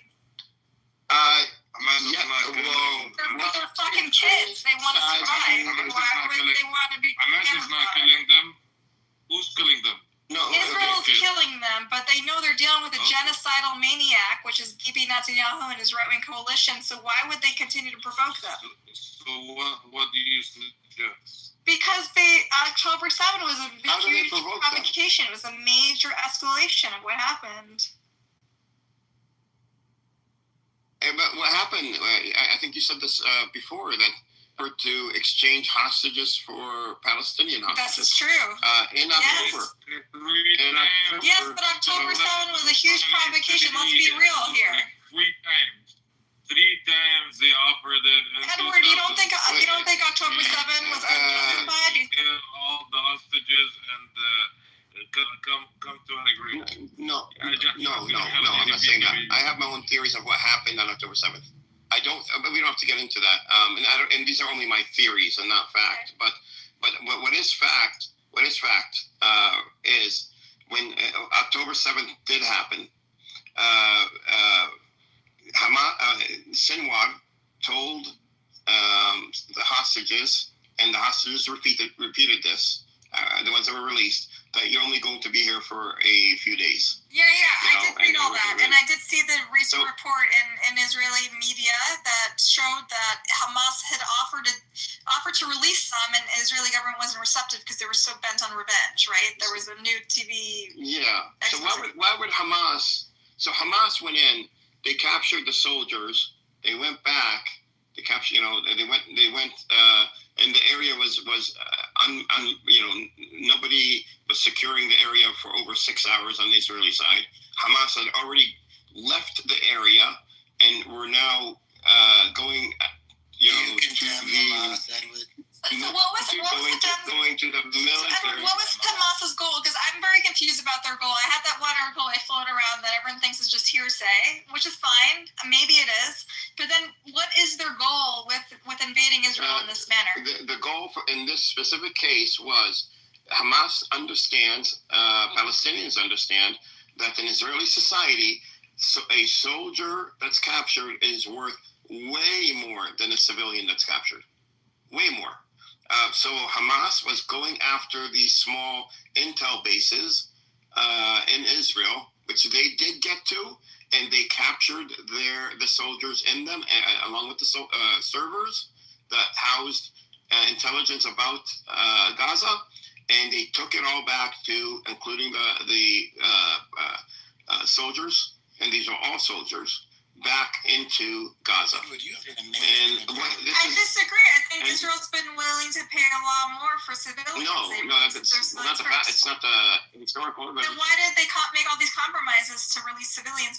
Okay, if you look at the last ceasefire agreement, soldiers are worth more on paper than civilians. Yeah, but they only vulnerable. They only have kids out, and soldiers are worth more than kids. Buttercup, do you know how many Palestinians were released for Gilad Shalit? Yes. Is that the one soldier that had how many? Over 1,000? 1,024. Hold on. Same. That's usually 600 or so to one. So basically, 1,000 Palestinians' lives. Well, no, it's not even that. It's the fact that the civilians in the ceasefire agreement, and you could look at the last ceasefire agreement, Buttercup, and see the ratios. The ratios for civilians were lower than the ratios for soldiers. To exchange soldiers. But because of political will, they're willing to let soldiers rot for a lot longer than civilians. Well, no, you could say that, but if you go back to other similar situations with Hamas when they captured a soldier, and when Hezbollah, Israel means Hamas is willing to release them for less. That means it says more about Hamas than it does about Israel. Israel is willing to make more compromises for children and elderly and women than it is for the male soldiers. But it says more about Hamas that it's willing to release. What compromise? Because a compromise, I would buy that argument. Okay. But you would have to show me that the compromises for women and children is different than the compromises for the. Who decides what the price is? It's Hamas ultimately, right? It's a negotiation, but it's. But they're holding the cards. They're holding the hostages, and they get to say yes or no. Lebanon, Hezbollah did the same thing with soldiers. What I'm saying is Hamas, in their interest, would want to capture soldiers, not civilians. So the fact that they did have civilians and they didn't know where they were. Casual, they just had babies among them. There wasn't an accident. That's what I'm saying. So they captured soldiers. Accidentally capture fucking babies that scream up. So no, they captured soldiers They went back into Gaza, and then they realized that they had civilians among them. They realized a fucking baby was among them. That's so garbage. The soldiers. Have you ever had a baby? Hamas. Buttercup. When they were in toddler, they're not subtle. Okay. Got it. But were they with Hamas? That's the thing. So you're saying it was the civilians that accidentally captured fucking babies and screamed their asses off all the time. So that whole area was empty. Like, have you met a toddler? Like, no, it's not casual. Thank you. It wasn't casual. Hamas went in. They did what they had to do. Now, if Hamas was out there to kill and massacre people, they could have done. There were thousands of people, and they had complete control over the situation for hours. They could have done so, but didn't. They moved on to get those soldiers, and they went back. Now, when they got back, they did have civilians, not Hamas, the people that went to capture the soldiers, but the civilians did end up in Gaza. How they ended up there now? That is the question. It's a big question. Yes, the area was. Who accidentally didn't notice that a toddler was? It's not that they didn't notice; they were grabbed on. They were grabbed. I don't think you're explaining it to her right. The people who took the soldier were Hamas. The ones who took the civilians were not part of Hamas. And they immediately handed them over to Hamas. So what did Hamas do? There were certain ones that they released immediately. Those two Americans. No, that's not true, Buttercup. They did not. There was multiple gangs, Buttercup, that did what they did. Which gangs took the babies? So look, there's PIJ. There's other Al-Qassam brigades. There's not gangs. No. Break it down. The gangs are just like gangs. Dozen babies. There was a data. There was about 3,000 or 4,000 actually jumped in, and there was different gangs. And do you know that some of them were civilians, by the way? Yes, civilians, and I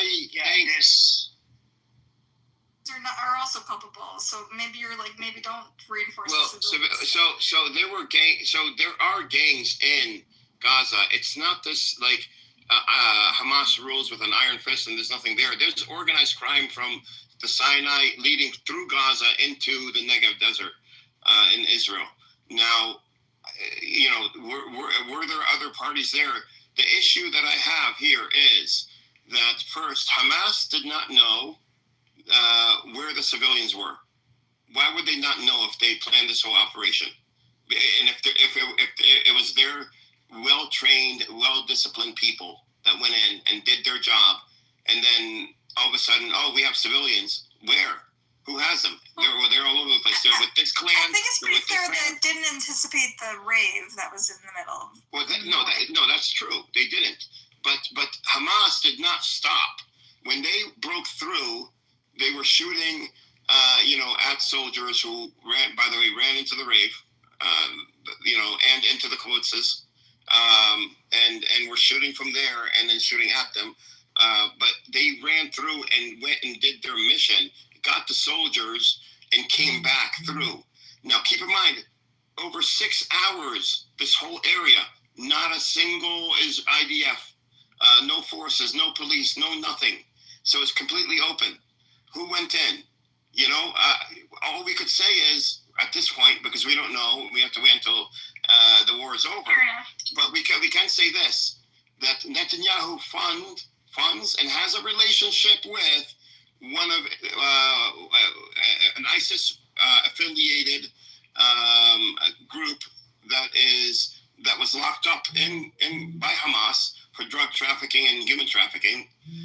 They were released and given uniforms and weapons by Netanyahu. That's not me saying this. That's Netanyahu saying this. That's Victor Lieberman, who broke the story that said this.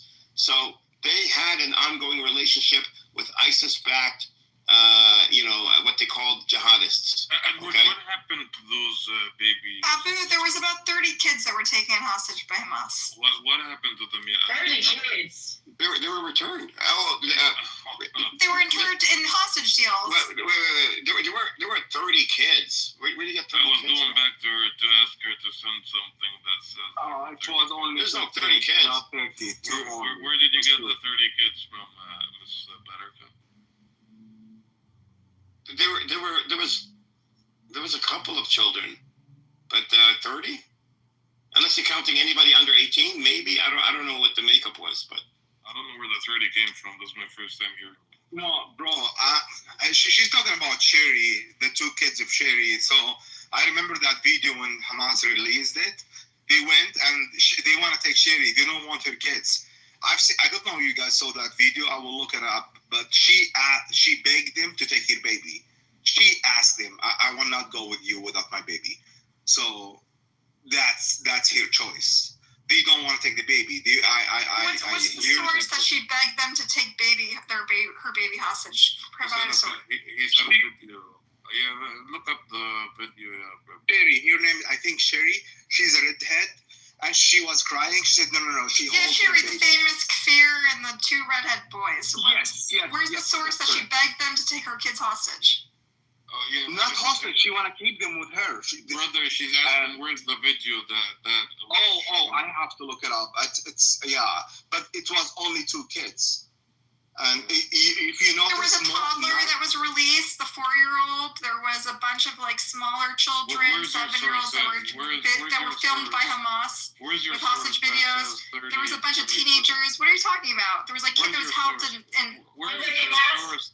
Can I ask a question? Where's your source? Where's your source? 30 children. Where did you get? Where's your source? I'll provide a link, okay? Yes. I have a question.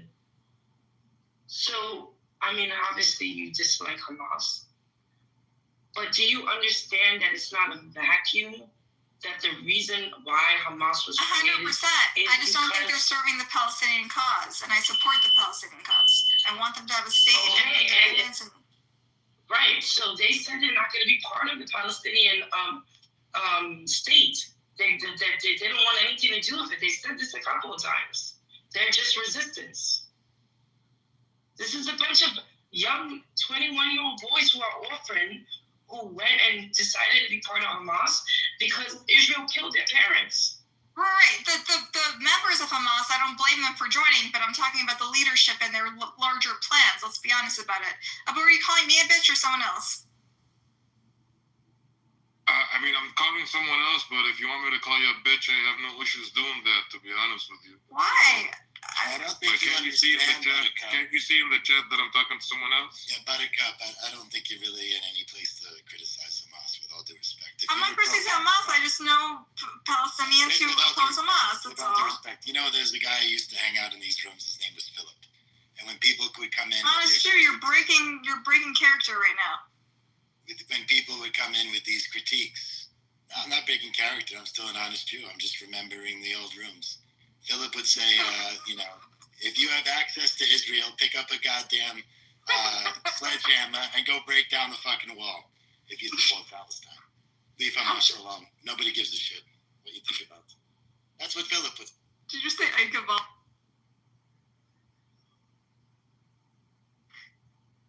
Yeah, what's the thing? If a person is starving and they're trying to get food, you don't worry about their dining habits. You feed them. Worry about the dining habits later. And another interesting thing too is to critique what kind of hostages Hamas and the Palestinians took. We could all do a mental exercise right now. Okay, let's pretend you're in Texas, okay, or Louisiana. And let's pretend the Venezuelan army comes in and they start occupying parts of America that are around you, all right? And you're an American, all right? Are you gonna, and then Venezuela puts kids and civilians on the front line of the occupation, and you're getting slaughtered, massacred, raped, starved, etc., as Palestinians have been doing for 100 years. Are you gonna differentiate between their civilians and soldiers? Are you gonna say, fuck these people, and do whatever you can to get them to go away? Okay, so now we're endorsing killing of civilians and if we're in America, listen. If we are in America, and someone comes and invades us, comes and invades us, and some occupying power puts their civilians on the front line. Okay, then let's at least be real about it. That we support taking civilian hostages. No, we don't support it. But let me ask you this question: what's your definition of a hostage? So I agree that, listen, if they're military, if they're military members, that's one thing, but taking of children is very hard to justify. Same with the Israeli government, who takes Palestinian teenagers who throw rocks. And I don't agree with this, by the way, Buttercup. I'm not a Hamas supporter per se. I don't believe in the ideology, but I support the resistance. So I just want to make that clear. So I'm trying to understand that nuance. I think you're trying to express a nuance here, Edward, that I don't fully understand, because Hamas has brought ruin onto the Palestinian people. A lot of Palestinians I know see them as a blight on society. They want, a more pragmatic approach. Buttercup, so I'm curious that what could the be your nuance is. algorithm. That could be your algorithm that's so. I mean, it's not one or two or three videos. There's a lot of people and my close friends who I hang out with all the time. I want to answer a lot this. Of videos. Hold on, Edward. Hold on. Well, she was talking to me, so I want to answer her real quick, and then you could answer. Worded edgewise when you're. Yeah, no, of course you could talk definitely after I say that, and I'll be quick. Buttercup, your question again. Sorry. So yeah, I'm just curious about this nuance. You draw a distinction. Oh. I just know a lot of Palestinians personally, and all the videos I shared of people who are fed up with Hamas and how they set back the Palestinian cause. So you're saying set back the Palestinian cause. It depends on how you look at the war. Is Hamas looking at the war from the ground, where they know that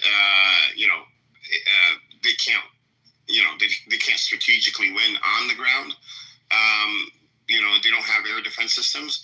Or where are they fighting the war? What is their objectives? Their objectives from the beginning, because they had GoPro cams and they wanted to show the world what was happening, them breaking out. Their war was fought in cyberspace. It was fought in the hearts and minds of people around the world. But you talk to people, Palestinians on the ground, they're like, "But we're not your cannon fodder. Our kids are not your cannon fodder." No, they're not saying that. They are more dead. And I could tell you this for certainty, because I talk to people in Gaza. My father's wife is from Gaza. My brother and two sisters, two half sisters, are their families in Gaza, and I send them money every month, not to them, but to those in Gaza, their families. And I could tell you, they're not blaming Hamas for what Israel has done. They distinguish the difference. They're asking themselves, because they don't know on the ground. They don't know. They're asking themselves, is it worth it? Did it make a difference? Because from where we're standing, it doesn't look like it made a difference. But they are not on the outside and have the luxury of being able to sit and see. I think that it's helping their cause. Their life is better now. So you're looking at it as their life is better now. The life they like wasn't living in tents and suffering from this genocidal maniac government. Their life was not good before this, and they understood. But there's no comparison living in houses versus living in tents. And there is a comparison. There is a difference here. You're coming at us from the position of saying, I haven't seen any Gazans say, I think Hamas was right. So you're coming at this from the position. Can you put one video of the Hamas saying a Gazan saying, Hamas was looking out for us? So Palestinians. Why don't they let them in the tunnels? Why do they keep them above so their kids die? Because you can't. Why not? You would suffocate. They're not built that way. So the hostages survive fine. Why don't they let the kids in there? Why do you get in bunkers? Why don't they build shelters for their own people? Why did Israel attack the tunnels directly, send soldiers in there to retrieve their hostages instead of carpet bombing Gaza? Why don't we talk about that? They did carpet bomb Gaza. No, I know. I'm saying instead of that, if Israel really cared about their hostages, if Israel was Israel doesn't give a shit about their hostages. They don't. They don't give a fuck about their own people, and they're using them for greater purposes. I've been listening in this room for the past hour that Edward's been outlining. Okay, so just Buttercup. I think the way the mental exercise you should do is you say, okay, so I don't hear anybody saying pro Hamas is great in Gaza. Okay, Now what? So what should Hamas do? Be like, oh, you know what? Our people don't like us. Let us lay down our weapons and let Netanyahu just force exodus us into the Sinai. What is the option? And we need to talk about that because you leave it like a mic drop, like they don't support them. So ... and what? And this is the only resistance these people have. Their kids are if you want to do a mental exercise, do a mental exercise. They would have been suffering before. Resistance is not worth dying. Their whole family died. Listen, for. but the family would have died. How do you know they're not going to die anyway? They would have died anyways. Decades. No, but they would have died Not anyways. if October 7th didn't happen. They could. Oh yes. They could have made a different decision. No, Israel would have still killed, and it would have been worse because nobody would have known about it. Like they do the you're hammering October 7th awfully hard, and what Israel has done to Gaza since October 7th is they've killed many multiples, orders of magnitude more civilians. Why exactly my point. Down on October 7th. Do you want to do a root cause analysis? Don't start at October 7th. Go back Everyone further. agrees about Go the occupation and it's Nakba. horrific. But don't leave it as a one sentence. Let's deep dive. But October 7th was a major escalation that caused the death of 16,000 children. Listen, Buttercup. I don't know what your background is. I don't know if you're Jewish or. I'm an anti-Zionist Jew. Okay. Okay. So listen to me. Here's a mental exercise you should do. Imagine exactly the reverse situation. Palestinians are empowered by Americans.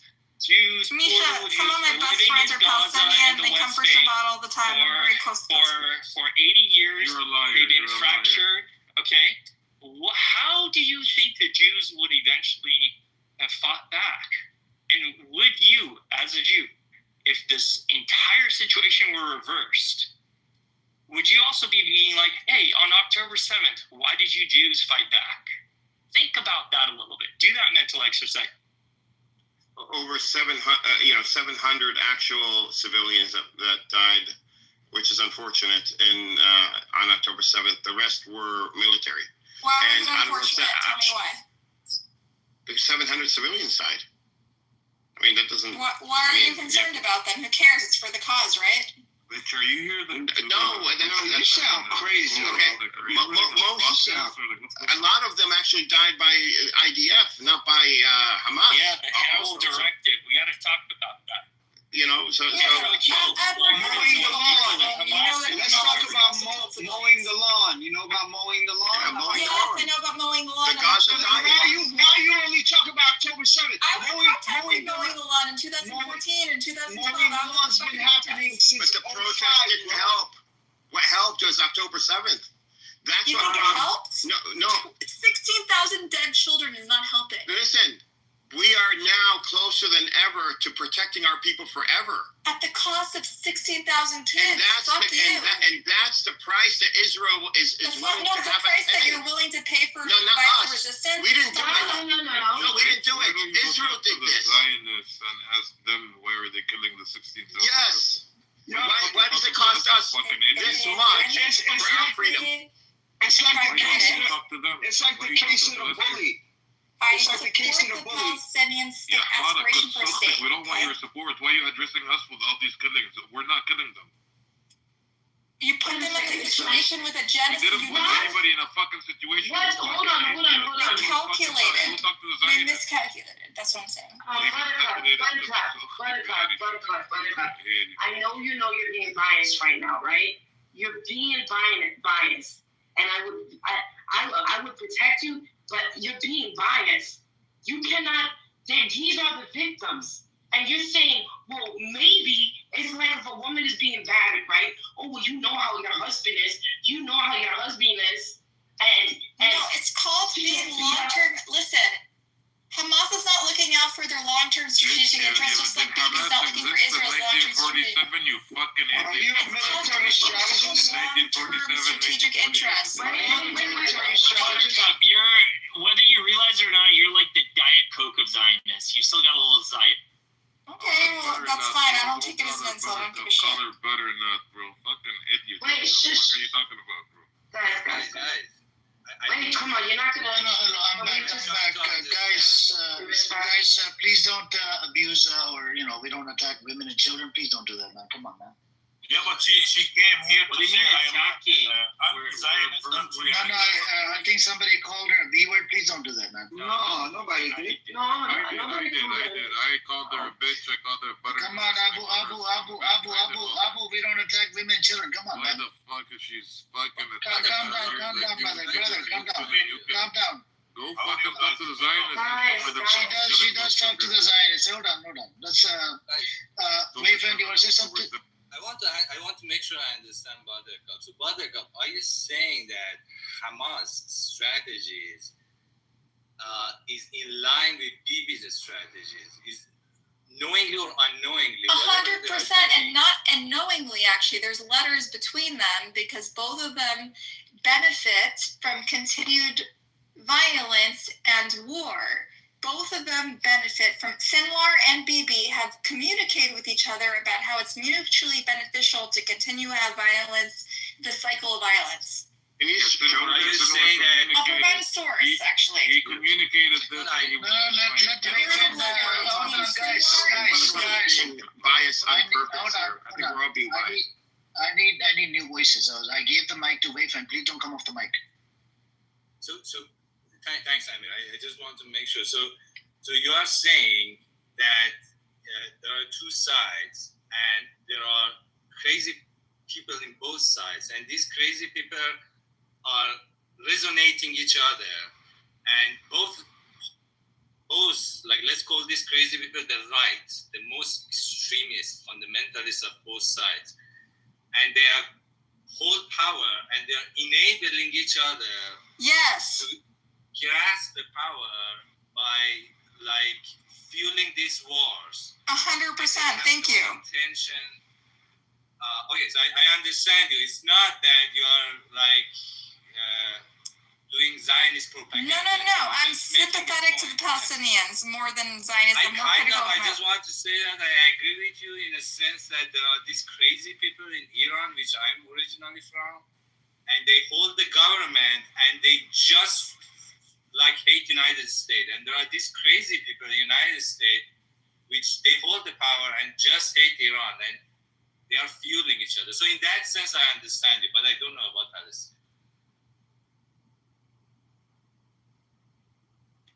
Okay, can I ask a question, please? How are you guys? Haaretz I just want to say something about Haaretz because it's in the comments. Haaretz has put starvation and genocide on the front cover every day in Israel, which is a very provocative thing to do because all the Israelis are in denial. They've all served in the army and they don't want to believe what's happening. So for Haaretz to do this is very brave. They've been maligned and smeared by the government. And so to smear Haaretz as a Zionist rag is completely inconsistent, is completely inaccurate. Haaretz has, at great risk to their own reputation, consistently talked about genocide and starvation in Gaza. Yeah, can I ask the question? Yes. Before you ask your question, can you put the link for the 30 children that you mentioned earlier? Yeah, I'll find it. Yeah, Ms. Gaslater, if you can put that, that'll be First time I hear about this 33 children. Even they killed by the Apache. And Palestinians don't have a badge. At the same time, what's a badge? Apache. Like a helicopter. Oh, okay, military. Yeah, how many Palestinians? How many Apache? Okay. Apache. Yeah. How many prisoners or whatever Israeli prisoners and Hamas? How many they killed children, as you say? While Israelis they are killing children every day. How many Israeli children or prisoners with Hamas killed by Hamas? None. Right? Even they are feed them food more than Gazans. This is the difference between the behavior of the IDF and the behavior of what you call them terrorist Hamas. Right? Well, we could see the videos of the Palestinians that were released from the last exchange and how emaciated and how I think one of them lost a limb and the abuses they suffered and you contrast that with the releases of the hostages from Hamas and how they were well fed. They look like they were well taken care of. So can we posit then the mentality, of both sides would be, would show up in the way they treat their prisoners of war or hostages? And if one side is treating them badly, then you could, I think argue that side is, has a system that is systemic in treating those, treating other people, without treating them inhumanely. So this is the Islam, what they said for them to treat the prisoners. This is Islamic Sharia. But those Israelis, they don't have even Sharia, they don't have decent anything. They think that this is... I would love to debate Buttercup one day in a room. Buttercup, if he's still here. Yeah, Edward, who said that? Edward? Yes. Edward, I really enjoy talking to you. I think you're really intellectually honest, and I think you're really smart, and I learn things from you all the time. I would love to talk to you sometime. Thank you, and I think you're also smart, and I also think I'm amazing too. So we both are on the same page. So thank you so much. And Wednesday thinks I'm amazing too. Oh my God, I got this band. I love this. You're so modest. You're so modest. Chat shows 36 kids that were kidnapped. You see that? Butterfly. I posted a link in the chat with 36. Edward is taken. Alexa is already claimed Edward. So there are the 3 kids kidnapped and they returned back, feeded the good, and returned back, right? After a month, though, you still took kids hostage for a month. That's fucked up. That's tough, right? Babies? While they are killing every day our children. 100%. I think it's overshadowed by Israel's war crimes, and I've criticized it every day. And I get harassed by the pro-Israelis every fucking day over it. But that doesn't change the fact that Hamas did kidnap, and those other groups did kidnap 30 kids. Let's be honest, 36 kids. Yeah, they returned them back, right? Eventually, but you still traumatize a bunch of kids. That doesn't change the fact that killing 16,000 kids is worse. No fucking shit. But that doesn't change the fact that 36 kids were kidnapped. Let's be honest. We can acknowledge 2 truths are true at once. Yeah, so one is about 100 times worse than the other. That's the difference. So pale in comparison. And let's not 100%. And I'm more worried about Israel.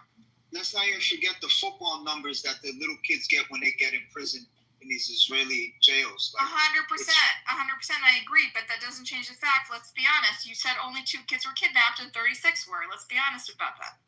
It's okay. We don't have to lie about the number of kids in order to acknowledge the horrific actions of the Israeli government. The Israeli government is criminal. They've committed a genocide. I've said that 100 times. That doesn't change the fact that 36 kids were kidnapped. Buttercup, I'm curious. Why are you so? Why are you pounding this point in so hard? Because, they just asked me to send a link, and they denied. They said only 2 kids were kidnapped. But before, none of us brought this up. Yeah, they did. They literally asked me to provide a link. They said it didn't happen. No, not bring up the link. Just the fact that Israeli children were kidnapped. Why are you bringing this up? Because you asked me to provide a link, and so I did. That's why. No one in this room said 36 children were. No.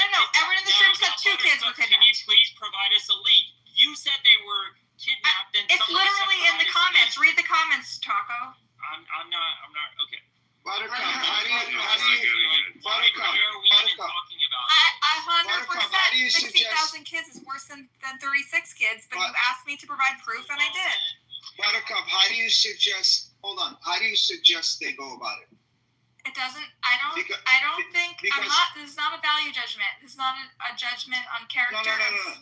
I'm not saying. I'm simply providing evidence that you asked me to provide. I'll give you an example of 3 different revolutions. One, Native Americans, slavery revolt, and 3, South Africa. In order for those 3 things to make noise or have any kind of effect. I mean, we already know what happened to the Native Americans, but that's another argument. You asked me to provide proof that they kidnapped kids. Let me finish. For those revolutions to happen, or those revolts to happen, there has to be a fight fire with fire mentality. There has to be a match of ferociousness. It can't just be like, oh, we're kumbaya, we're gonna sit behind and hope for this peace and justice to happen to us. No, you have to fight. It's bloody. I understand the position. All three of those revolutions were bloody as fuck. I understand. I've heard that position before. That doesn't change the fact. I wasn't arguing whether or not it was right or wrong. I was simply stating a fact. They asked me, they said that only 2 kids were kidnapped, and I said 36 were, and they asked for proof, and I provided it. I'm not saying whether it was right or wrong. There's no value judgment here, no moral judgment here. Simply providing the evidence that you asked me to provide. Now, but before that, you were being immoral. You kept on. I remember you cutting Edwin off. But you ever thought, just thought, you ever thought that the reason why some of those children are being kidnapped is because Israel keeps on kidnapping the Palestinian children? So maybe they're like, oh, you want to know how it feels to take care of. I was just talking about that. I literally condemned it. That Israel kidnaps kids that throw rocks. 100%. I agree with you. I never. Right. So, do you ever think the reason why the Israeli kids were kidnapped is because the Palestinians are tired of their children being kidnapped? So, how about you feel the same thing we feel?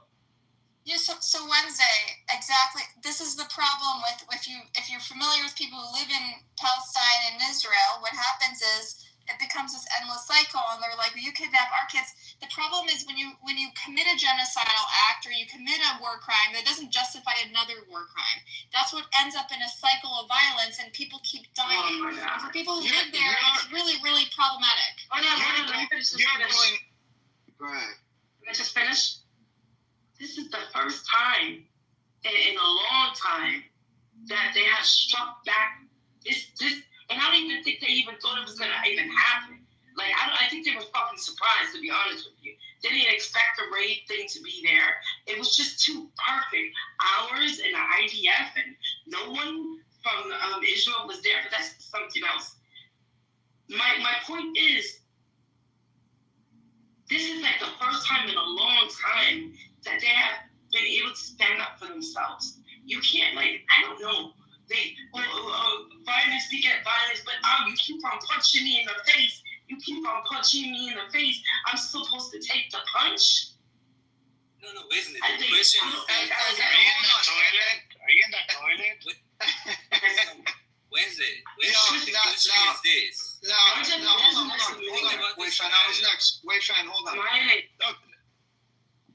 You're done, Wednesday? I am, thank you.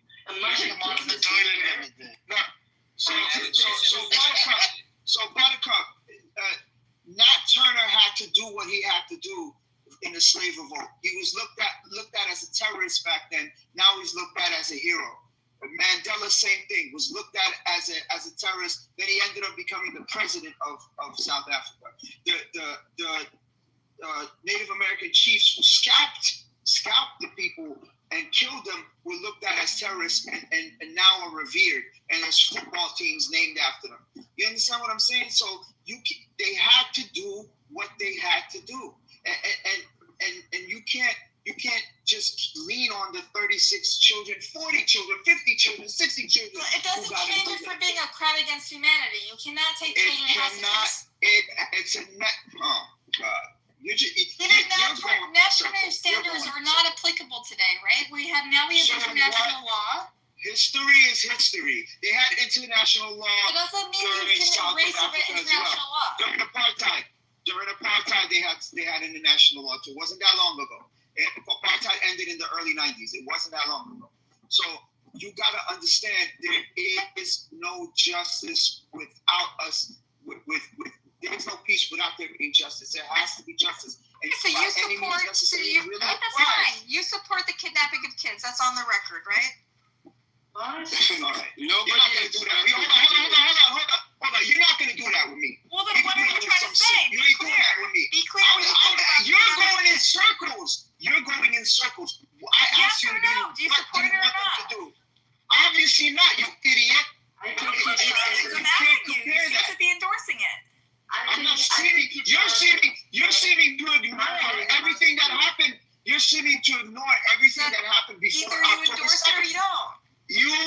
to ignore everything that happened before October 7th. You're just like Taco said, just hammering home the things that happened during and after October 7th, seemingly forgetting everything that happened before. If a bully keeps punching you in the face and saying, look what you're making me do to you, look what you're making me do to you, or grabs your hand and punches you in the face, look what you make it, why are you punching yourself? Why are you punching yourself? What is that person gonna do? They're gonna retaliate. That is the only way to win in a revolution. This is over, vote, and there has to be things done. I don't endorse any violence at all. I'm a pacifist, but I'm not gonna sit back and say that they don't have to do what they have to do to get their freedom. 1 million Algerians died to win their freedom. So I mean, unfortunately, this is how our global system It's called works. solidarity. Just learn the word solidarity. If you're really in solidarity with the Palestinian people, be in solidarity with them. Don't sit there on your throne and say, "Oh, this is crazy. Why are they doing this? Why are they doing that?" Stand in solidarity if you're really going to be in Israelis told solidarity. me the same Don't thing when pick they and killed choose. 16,000 kids, right? Oh So my God. I'm Which side are against you on? killing and So which kidnapping side are you all on? kids. So which side are you on? I'm saying all kids. You can stand in solidarity. Let me You can answer. stand in solidarity and still say things are wrong. I can stand in solidarity with the Palestinian people and say things are Let me wrong. speak. All kidnapping of kids is wrong. 100%. All kidnapping of kids, Palestinian or Israeli, Do human you life is stand in equal. solidarity with the Palestinian people? Fuck you, what a bitch. Who the fuck you talking to? Mazi, calm down, brother. Calm down, Mazi, brother. Come on. Who the fuck you think you talking to? I didn't curse at you once. Mazi, think about this situation. All killing and kidnapping of kids is wrong. Are you in solidarity with the Whose life Palestinian is people? more Answer that valuable? motherfucking question. Think about this situation. Hamas is inside Israel. October 7th. Inside Israel, humiliated everything they hold for their security. But not taking children, not taking women, just taking some soldiers back as hostage. Like, would it be... They would have had the moral high ground. They would have had a better argument. Think about it, this situation. Don't, like, the point that she's raising, think about it this way before getting it. If they want the moral high ground, just don't kidnap kids. You realize You're retarded, bro. Mazi, you guys realize that this person could be a fucking Zionist just here to gaslight, troll everybody. You can't trust these Bro, motherfuckers. and plus, You cannot trust them. and plus, bro, and plus, Abu, we can.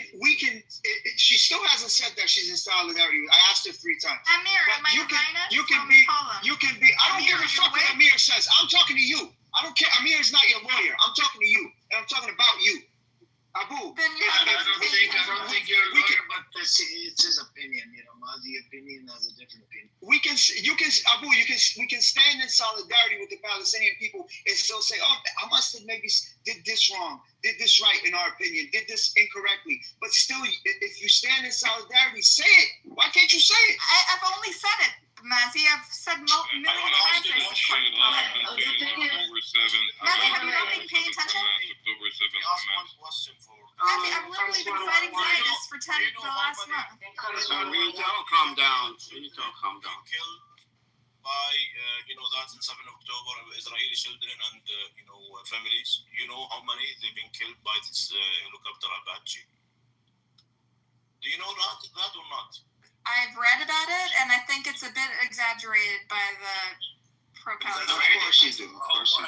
Of course you do. But I do think that Israel is a genocidal. Listen, I'm the first to call them. They killed you. They are killing you before killing Palestinians. They are killing Israelis before they're killing Palestinians. Yes, I'm just saying, what do you expect? They do have that policy, yes. It's not right that 36 kids got kidnapped, but what do you expect? What do you expect that everybody's getting terrorized? Okay, this is a, Hold on. this is a Can I? nuance and a thin line we disagree on. So can we just can I just say something about this to both Mazi and Buttercup? So when it comes to the ICJ, war crimes are on paper they're considered equally on paper. But when it comes down to it, the war crimes from an occupier versus war crimes from the occupied, with certain constraints, but they are not weighed the same. An occupier's war crimes are weighed more heavily because they are doing it in the context of occupation, as opposed to the occupied who are committing war crimes to be able to free themselves of the occupier. So in court, so on paper they're equal, but in court, the political and moral issues come up, and Israel being an occupying force would be in a major disadvantage when it comes to the war crimes question. Because they created that environment. No, within reason. That environment. Within reason, like Palestinians can't go around just killing as many Israelis as possible. I mean, it's within reason. So each case is taken and looked at when it comes to occupation. Looked at separately, like uniquely, and so we can't equivocate the war crimes of Israel and the war crimes of the Palestinians as as weighted the same. They're not weighted. Can you provide evidence? Can you provide the law that says that it's weighted differently? Well, this isn't so. The law says it's weighted the same, but it's not the law. It's the application of the ICJ over the last 60, 70 years. Statistics. No, it's how the ICJ has seen and has ruled on, what an occupier has done versus what the occupied has done, and they've always leaned towards. Is there like an analysis that sums? Yeah, there's multiple analysis that I could see if I could find one. Yeah. I'm curious. I want to learn. I'm curious. I didn't know there was a different application, and in my experience, I thought the law was equal on both sides. But this is new to me. Yeah. But this isn't unique to the ICJ. And like civil proceedings here in the U.S. Like if you go to court, you could have the same laws, but the one side would be found more, let's say if both sides broke it, but one side would be found more liable because of the circumstances. So is it because Israel created that environment? Yeah, because of the occupation, automatically, and that's what the ICJ has ruled on before, like in South Africa, and in other cases that the occupier has more of a responsibility when it comes to war crimes, especially given the fact that they're an organized nation and can prevent war crimes, and people that do not have the same resources and are not a nation. It's more difficult for them to be able to police this type of activity, and at the same time, how are they going to fight against an occupier? So if you're occupying, it's similar to they call it the bloody hands concept, the legal concept here in the U.S. If you come into court and you're suing, but you have done things wrong or illegally in the past, then your credibility has gone down. Like your credibility is not strong. Can I just say something? I'm so sorry that they say cum jokes to you, Bibi, Buttercup. Sam, what are you doing? What are you trying to convince her? She's a grown woman. If she wants to be here, she will be here. You of all people talk bad about black women because you are hateful to your own people and you don't like being a black American. You just sit several seats down, sir. Fucking weirdo. Question for you. So, can ICJ even go after Hamas? Hamas is not a governmental entity. There is no Palestine. I thought ICJ only can go after governmental, personnel. It cannot go after non-governmental personnel. So Hamas cannot even commit a war crime because there is no government of Palestine recognized internationally. You see my point?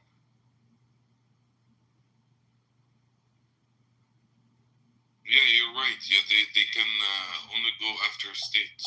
They can't go after Hamas. So I want to ask Badr Kab, do you think after all what happened, Palestinians have the right to defend themselves and resist? Do you think that or not?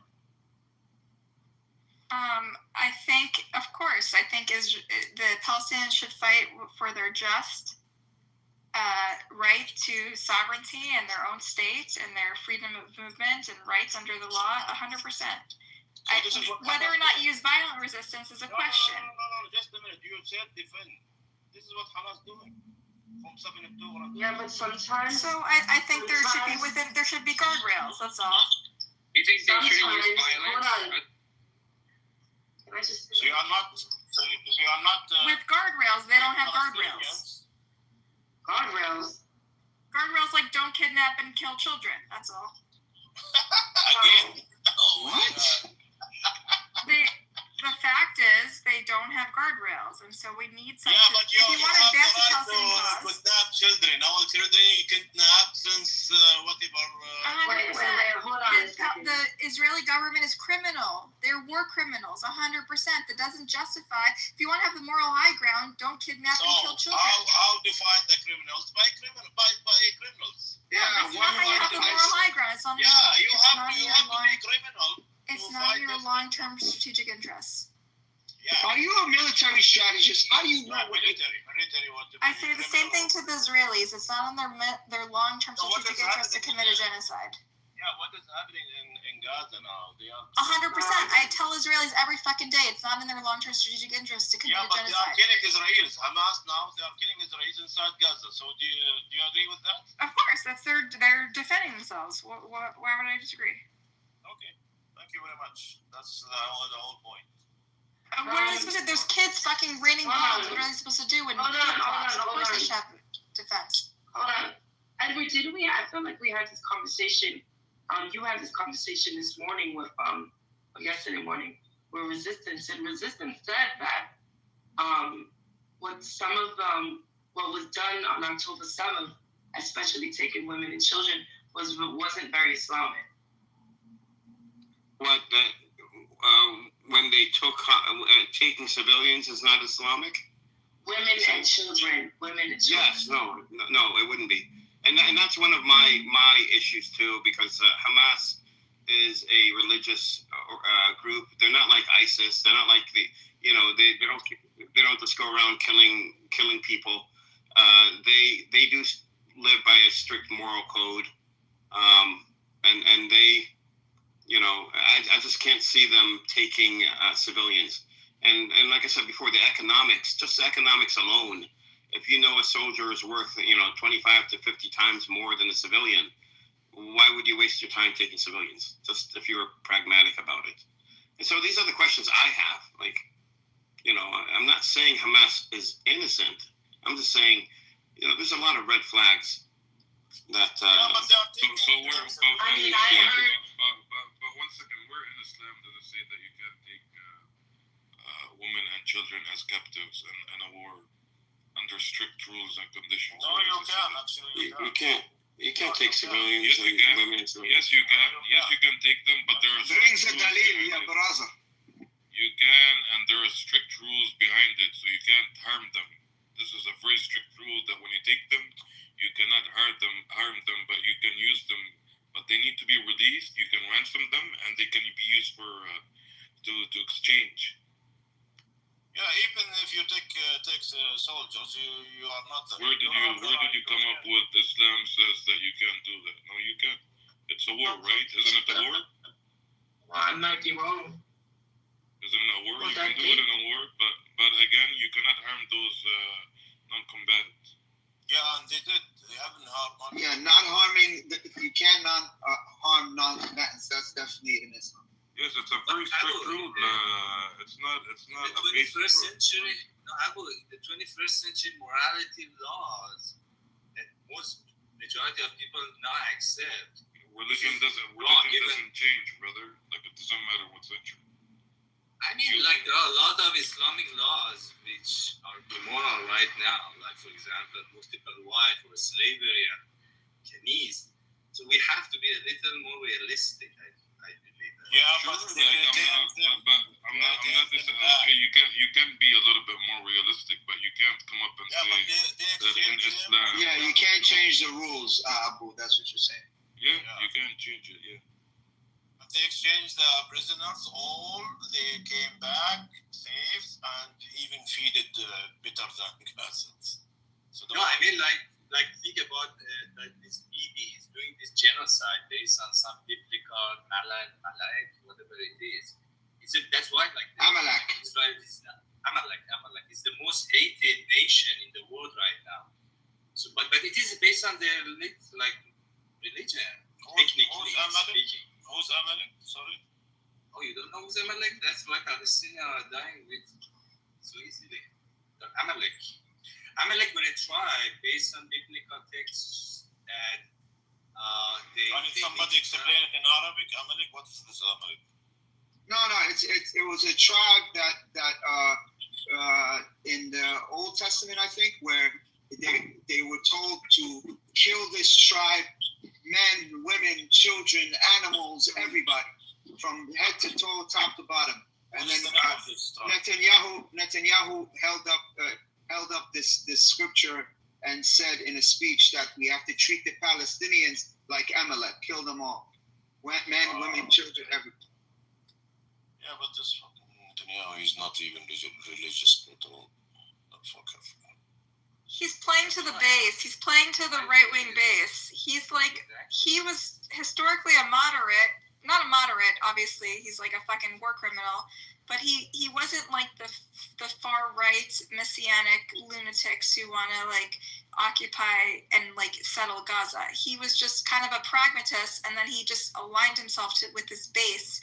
And so when he talks about Amalek, he's speaking to this religious Zionist base, which is, like, really extreme. Yeah, vote for me.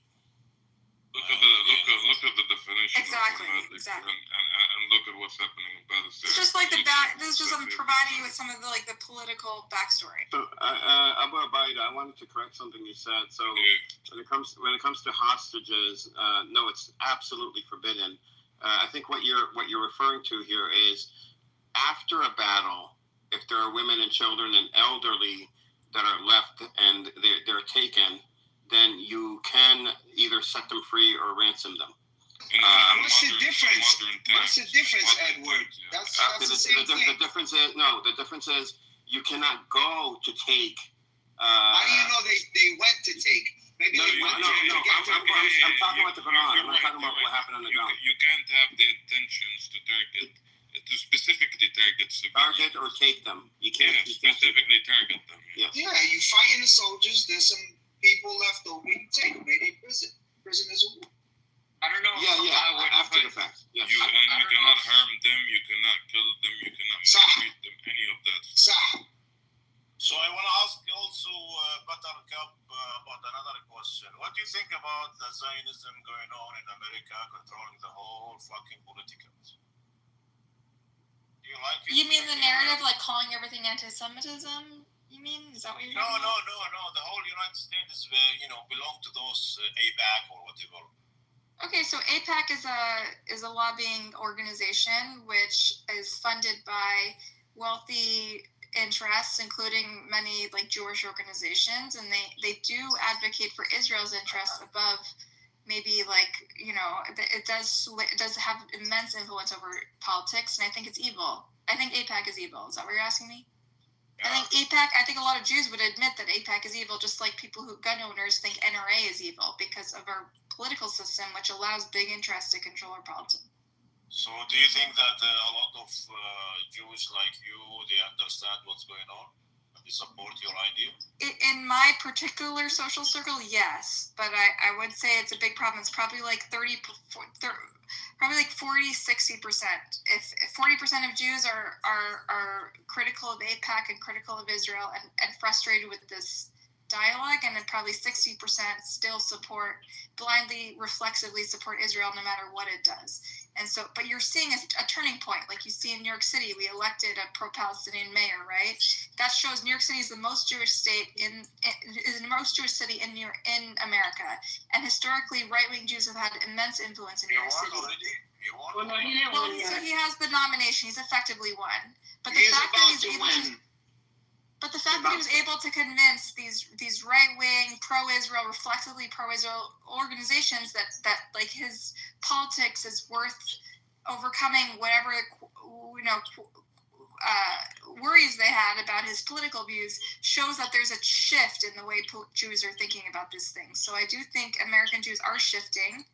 I wish it was more, because in my own family, I get very frustrated with sort of the denial about serious war crimes that are happening there. But I think overall, I'm seeing a shift. Yeah. But do you feel that we are safe after all this shit happened? Safe in what way? From Jews, or from the people, normal people? Normal people? That you are the same, like the 60% with AIPAC. You think that a lot of people, they don't know that there is 40% against what is happening.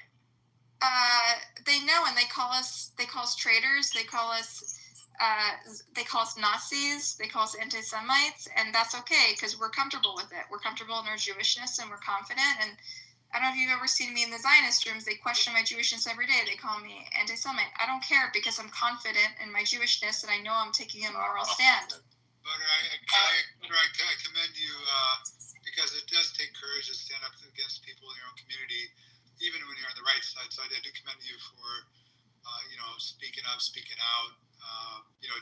As Muslims should do when if there's Muslims committing genocide or doing something very evil, we should call that out as well.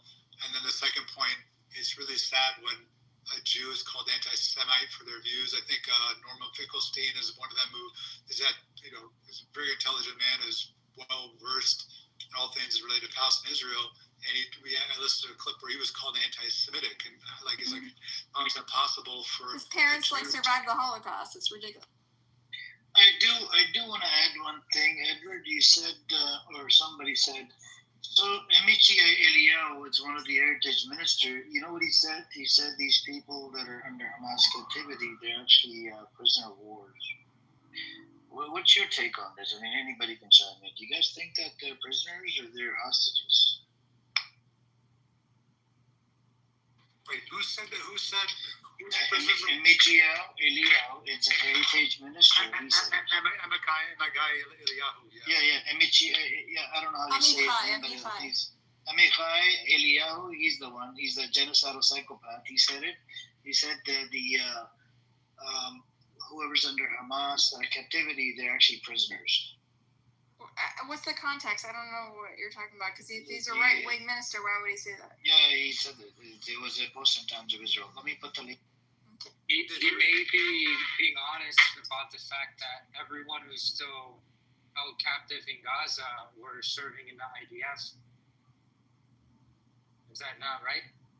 I don't think that's his intention. I'm confused why he would say that, because he's like one of the most far-right fucking retarded ministers in the Israeli government. Why would he say something that supports the Hamas?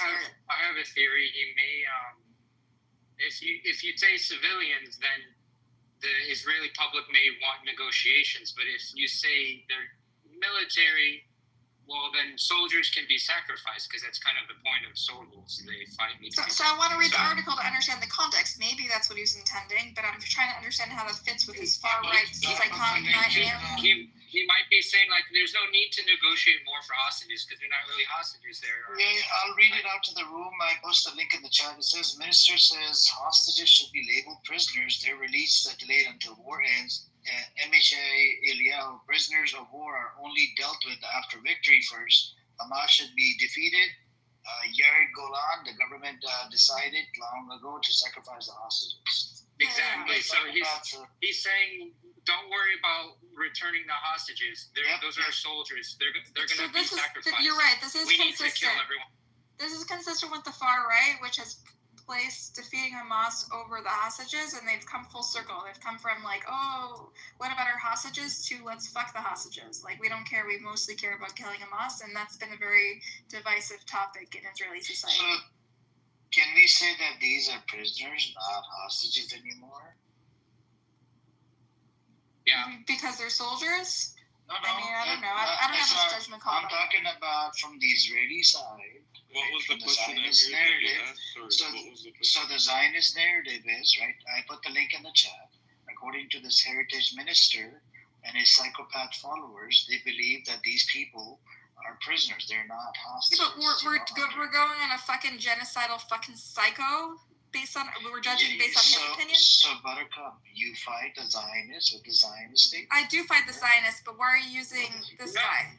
I agree It's with him. because you would use this Zionist talking point. No, I wouldn't cite him. Which I only use credible sources, like credible. This is like, credible. He's a heritage minister. He's not a He's not a pragmatist. He's a fucking psycho that no one He's a takes seriously. government official. Yes or no? Yeah, but mainstream Israelis don't see him as mainstream. I understand, but government He's official. not useful to me. That's all. I'm saying I appreciate what you're saying, but I don't think he's useful for the argument because even Israelis acknowledge that he's a fucking psychotic genocidal maniac. Yeah, I agree with him. You think Ben Gavir is not genocidal? 100%. I don't use him as a source either. I use people that are pragmatists and centrists and Moshe Yaalon, they look at him as pro-Hamas. He's the one that said ethnic cleansing and, they But look he at him as wasn't. a pro. Because he was a defense minister for many years. He's much military experience. He's a pragmatist, right? He thinks about Israel's long-term national security. He doesn't only think about bailing out Hamas. They see him as like a legitimate authority on military. Amichai is like a clown that was just put in there like a lackey for Netanyahu to keep him in power. No one takes him seriously. That's the difference. I only cite people who they take seriously, like Moshe Yaalon or Gallant, who said that the war should have ended a year ago, right? These are reputable, grizzled. Crimes as well, right? He is. He's a war criminal. He's a monster. But I agree with him that the war should have ended a long time ago, right? We can agree on one thing and disagree on others. Yeah, but they don't respect him. If you go into the Zionist room, they don't respect Moshe Yaalon. They don't respect Amichai either. They say, oh, he doesn't represent us. That's what they say about him. No, they respect Ben Gavir, all of these psychopaths that are in there. Like, Unfair? I've talked to them about it, and they excuse them, but they don't respect them. They say, well, he's not really a Kahanist. They'll say shit like that. The point of Ben mentioned is that the difference between what Mish is asking, the difference between hostages and prisoners of war. Generally, hostages are people who are prisoners. Yeah, the broader theme, I agree. I agree that the Palestinians taken are also hostages. Yeah, because they are. 100%. So basically yes. That's the thing because. But I don't think Amichai is going to support my arguments with the Zionists. Honestly, like I think I need to use sources they see as credible. Buttercup, are you an Israeli Jew or an American Jew? American, but I have family in Israel. What's your view on Zionism? On Zionism, I believe that it's not sustainable and it failed in its efforts to. There's two kinds of anti-Zionists. There are those that think that it was flawed to begin with, and there are those that believe that it's failed to, it was a dated thing. It happened. We can't change it, but we need a new model that's more sustainable. So I've expressed this many times that we need to create a new state that gives everyone equal rights under the law. I'm kind of pro one state, but if people can't get along, maybe it's two states. But ultimately, it's urgent to me for both Palestinians and also for Jewish sustainability, for Palestinians to have equal rights under the law and to be able to have freedom of movement and agency and sovereignty. It's fucking urgent, and it's for both the Palestinians and obviously the Jewish history and a Jewish reckoning. It's unconscionable what happened here in Gaza and what happened for the last 80 years. Yeah, so do you believe that you need Zionism to be a Jewish person? No, of course not. Judaism way preceded Zionism by thousands of years. Who gives a shit about Zionism? This is a modern movement. Well said. Yeah, definitely. It's a modern movement, late 1800s, espoused by Theodor Herzl. Actually, there's other Zionist thought leaders years before him, but he's known as the father of Zionism. This is not to equate, because that's what the Zionist organizations want to do. Zionist lobby groups, human rights organizations like ADL, quote unquote human rights organizations like ADL, they want to equate Zionism and Judaism. They're inseparable, and that Jewish Israel, the state of Israel, is inseparable to Jewish identity. Hence the flag burning controversy last a week ago. So, but no, I mean, a lot of Jews like Buttercup and others we've heard from, others, here in the clubhouse, other prominent Jews in the media, scholars. We're repulsed by this. We feel like Zionism, like when you attach your religion and your culture. I know some people have sentimental, like have strong identity and cultures and religion and are religious people in this room. When you attach your religion to a political movement, which doesn't make decisions based on morality, they make decisions, usually one immoral act over another, you tarnish the religion and you tarnish the culture. So it's tarnished thousands of years of history, which, especially coming out of World War II, and it's really repulsive to me that we've attached ourselves to a political movement that has engaged in these war crimes. It's tarnished our culture and religion, and it's horrific and it's urgent that it needs to stop. I would feel the same as a Muslim if Zionism was, a Muslim ideology or espoused by some Muslims. Dan is a comment here. Are Palestinian prisoners hostages now? That would be the most demented thing I've heard. What would be the instead of having them as hostages, hostages? Or religion, you're secular, you don't care about the religion, stuff like that. Okay. Well, Buttercup, you can address the second comment, but the first comment, because that's directed towards you. The first comment, well, yes, Dan, Israel has a history of taking hostages, Palestinian hostages, by the thousands over the decades, far outnumbering the number of hostages Palestinians have taken. Palestinians have responded to Israeli terrorism by taking hostages as leverage. Zionist government of Israel takes hostages, Palestinian hostages, as leverage against Palestinians, as bargaining chips. They've taken hostage, for example, Marwan Barghouti, right? You can call him prisoners, but he's a hostage. They take hostage kids. They lock them up. They threaten their parents. They want to silence them. They use them as bargaining 100%. chips. Yeah, so that's helped you understand better, Dan. And then Buttercup, you probably want to address his second comment. I just want to ask Buttercup. Wait, hold on. Before last question. Can you outlet? What was the second comment? I missed it. He says, "More religion, Buttercup. You're secular. You don't care about the religion. Stop playing." You can just respond in the chat, and you don't have to respond here. There's people that want to speak. Yeah. So can I ask her a question, please? And Sam says they're Jewish when it's convenient. So they're just Dan, you can chat. We respond to it in the chat, brother. This app is made for the voice chat. We're not here to respond to every message. No, I'm just saying for Buttercup to respond to that. We have a big stage here. We need people voice. Oh yeah. Go ahead. Sorry. Go ahead. If you're not on stage, you're a dimmy. Can I ask a question? Yo, what's up? How y'all doing? They go on 1-1. Yeah, I just want to ask Buttercup because she's a real Jew. Do you have like a grandma, grandpa around you somewhere? A grandparent? Yeah, no, old people from Jew. Sure. Yeah, because I wanna know. Have you heard about something called 80 years curse on Jewish people? I don't know. I've heard this theory. I just don't it seems like superstition to me. I haven't heard it from Jewish people. I've heard it from Arab people that are friends of mine. Only from Arab, right? Yeah. But can you ask? Jewish people don't talk about this. Even your old people? No, they don't talk about the 80-year curse. Very against the bill. I mean, I'm just being honest. Like, I don't really believe in superstitions like that. And also, it's not part of the Jewish tradition. But I have heard it from my friends who are Palestinian, who said, "Oh, did you hear about this?" Like, they've asked me this a lot. Yeah, but and I never heard of it. I've never heard of it in my life, honestly. But your old people, they don't. No. And actually, I wanted to. This actually, what's his name? I think Dean asked me, or someone asked me what Sam was saying about whether I'm like a real Jew. I'm like more Jewishly literate than 90% of the people who live in the Zionist room. They don't know anything. Like, I grew up with a very traditional Jewish background. And I'm much more familiar with the Jewish texts and Jewish history and Jewish culture than any of them. And so whenever they try to challenge me and tell me I'm not a real Jew, I end up, they fucking lose because they can't take the heat. Like, they don't know Jewish tradition and scripture the way I do. And so they always try to, instead of debating me on the issues, they just come after me and tell me I'm not a real Jew because it's like very threatening to them that a Jew would say these things. With that being said, do you support the way the state of Israel was established? So I honestly, like, I don't have an opinion about that. I think, I don't know because I wasn't there, and you know the book, right?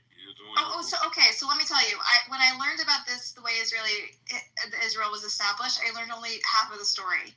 And then when I turned 18 and I started to read historians, including Israeli historians, it changed my view. And I learned that they're not the most moral army in the world, and there were massacres, and there was a Nakba, and there was horrific things happened. But I guess generally, I would say I'm forward-looking. Like, we can't change the past. Horrific things happen. There's an original sin, right? Just like in America, there's an original sin. We wiped out the Native Americans, and we need to be accountable, and there needs to be reparations. But the fact is, like, in order for less people to die, we need to look forward. So generally, yes, I 100% recognize the crimes that happened in 1948. I don't see it as this big victory of Jewish sovereignty. I think we need to acknowledge those crimes and pay reparations. 47 though. It started before that with our militias, actually. Oh yeah, Let me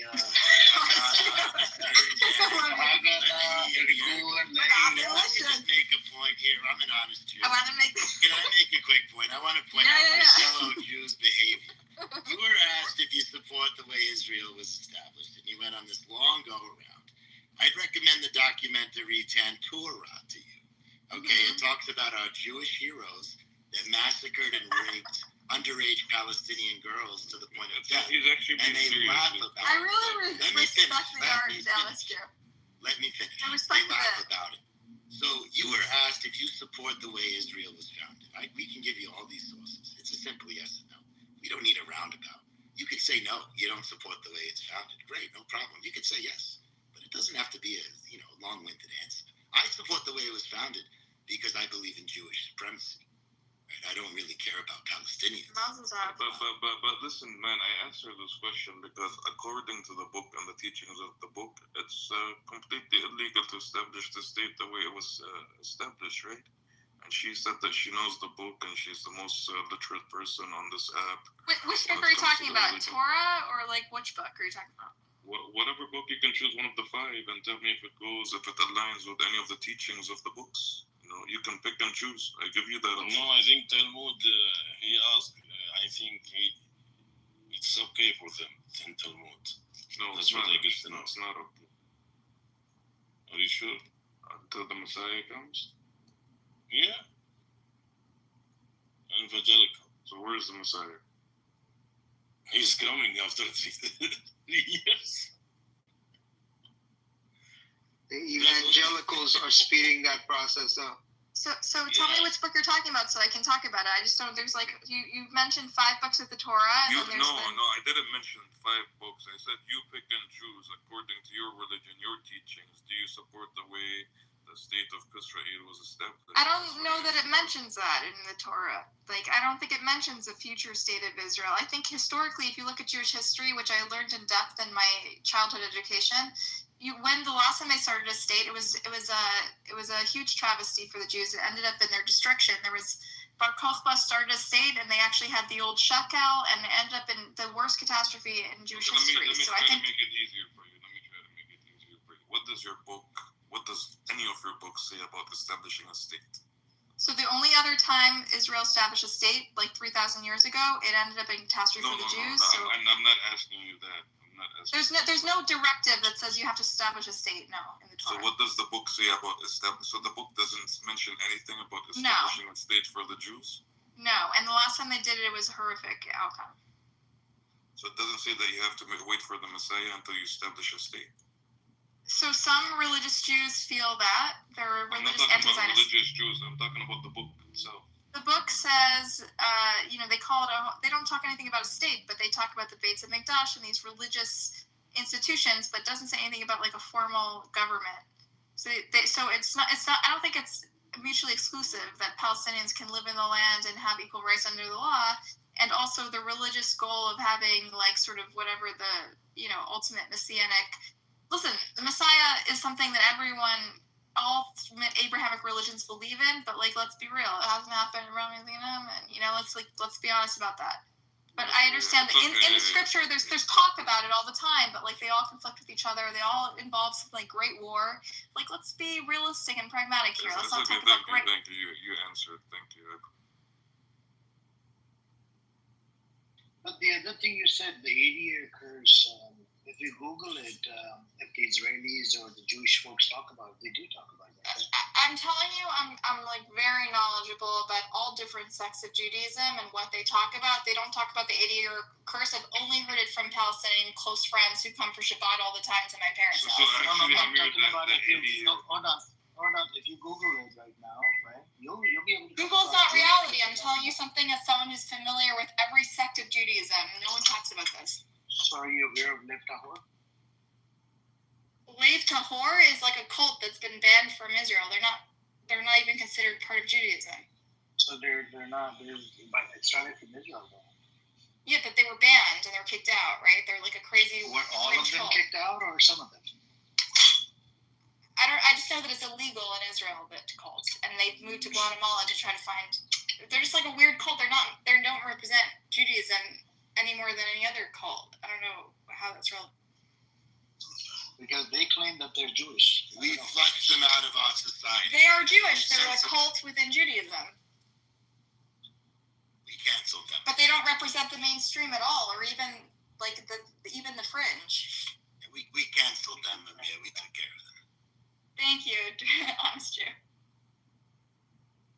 Yeah, there is nothing kosher about the.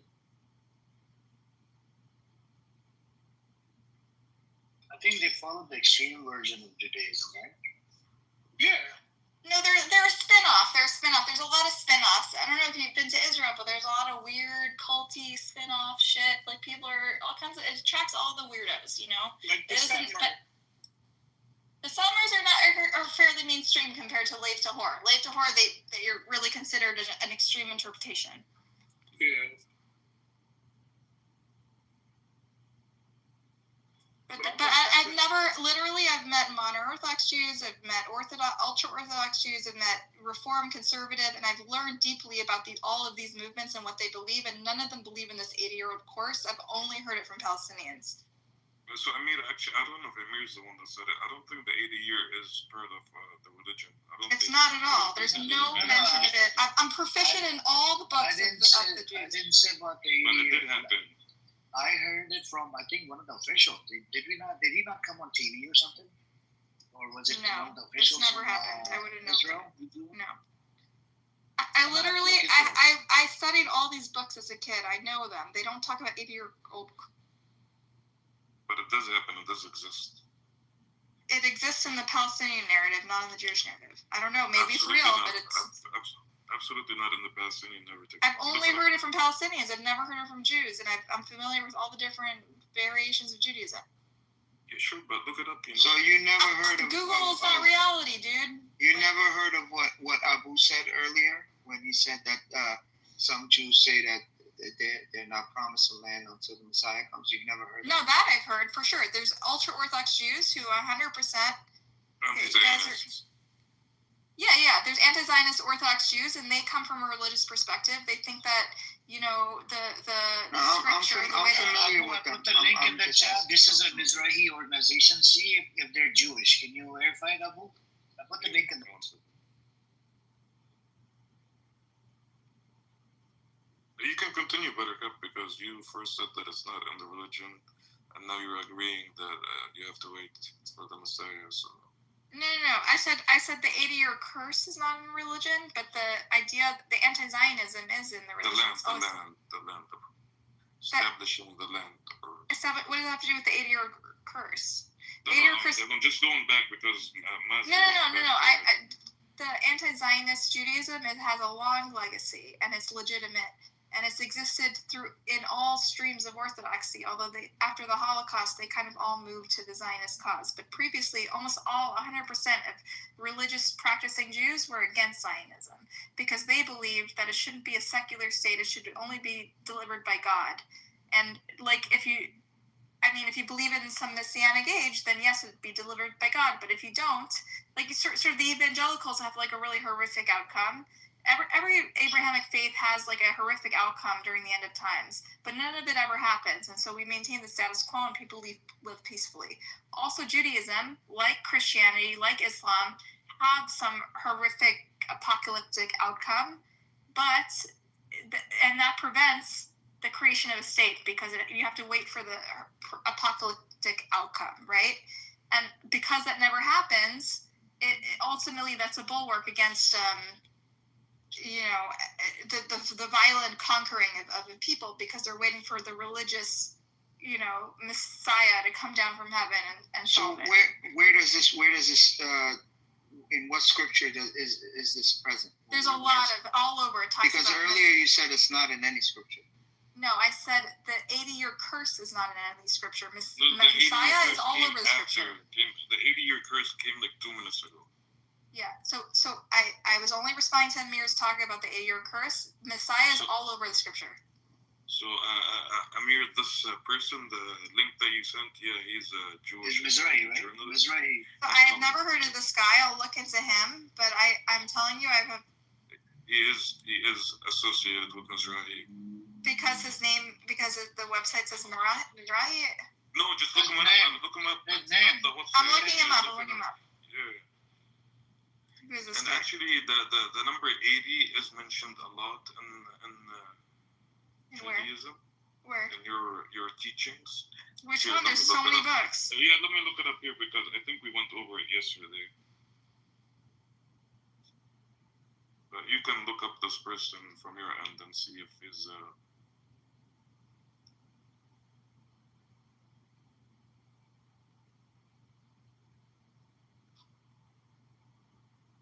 I mean, he might be just like one nut job academic, I haven't. So like we can't say. I'm telling you, I'm really familiar with every subject. But listen. This is the problem.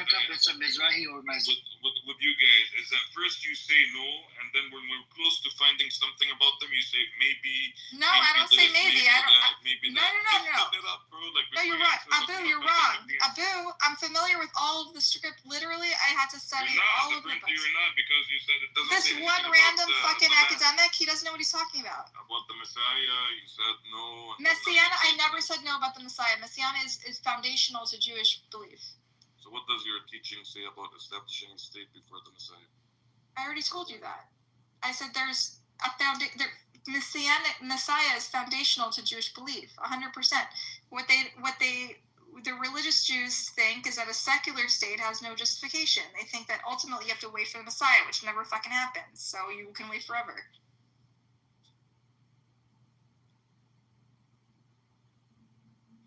Just like the evangelical Jews have some like weird apocalyptic vision for the Messiah. Every Abrahamic faith has apocalyptic vision for the Messiah, including Jews, and that's why the religious Jews oppose the Zionist state, because they're waiting for the Messiah. How do you call it weird if it's something that's literally mentioned in your book? I don't know how the fuck is that weird. I'm not a religious Jew. I think it's weird, but I respect it, and I've learned it in depth because I grew up with a traditional Judaism. She's saying it never happened, and she doesn't think it's going to, because we've waited too long. She's been repeating herself. You said you're familiar with a lot of the books. Does that include the Talmud? Yes, I actually, the other day they told me I'm not a real Jew, and they started quizzing me on really basic shit about Judaism, and I recited the Talmud by heart in Hebrew. And even then, because they don't know the Talmud, they thought it was... they don't know. Most of them only know they the don't very know basic. They're fucking ignorant. Yeah. They didn't even know that I had to argue with them about the Israelite kingdom and how it broke up, and like they had no idea. I'm like, why am I arguing with you about your own history? They don't know shit. They're like fucking ignorant Jews. Yeah. So I did. I think you might find this interesting, Buttercup. I put in a scholarly article regarding generally what has happened with Gaza in this war. But the reason I pasted it is because it talks about the systemic obligations that a state or occupier has versus the sort of non-systemic obligations that an occupied people have. For example, to show that the the way they think of war crimes, committed by an occupied people versus an occupier, they're not thought of the same way. Like, it doesn't mean that Hamas, would not be held accountable for war crimes, but it would not be considered a systemic accountability throughout the organization, probably at an individual level, as opposed to Israel, which would be considered, the whole nation under the ICJ or the UN framework, because it is the occupier itself. So it's just proving that they look at them both differently, not dismissing them, just looking at them both differently. Yeah, I mean, I don't dispute it.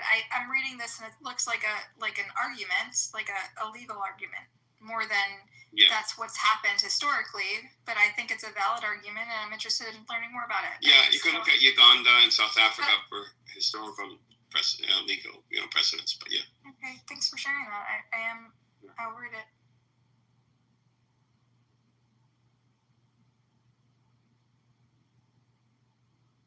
So listen, when it comes to the number 80, Judges 3:30, which is in the Tanakh, Book of Judges, 80 equals double generation of peace, punishment, cycle. Book of Exodus, Tanakh, and Talmud, Bavli, 80 equals age of Moses, symbol of strength and judgment. Mishnah. There's a lot of gematria. There's a lot of gematria science out on the internet, including from QAnon conspiracy theories. I'm not saying that it's connected to the 80-year curse. I'm just, putting it out there for you. There's also a lot of other verses that includes 80 in Jewish sources. For example, Genesis 6:3 it's not says, really "My relevant. spirit shall not." That's not an idea. That's not an idea that's really pushed in mainstream Judaism. Is what she's saying. It's like I've never heard of the 80-year curse. I know for a fact that it's not a real thing. Fair, I think it's okay to grant him that the number 80 has been seen on a repeat in the Old Testament and somehow seems to be auspicious, right? Now, you could say perhaps it is superstitious. However, it's not that unlikely that the 80-year curse could very well be applied here, or at least used as an excuse for whatever, reason that,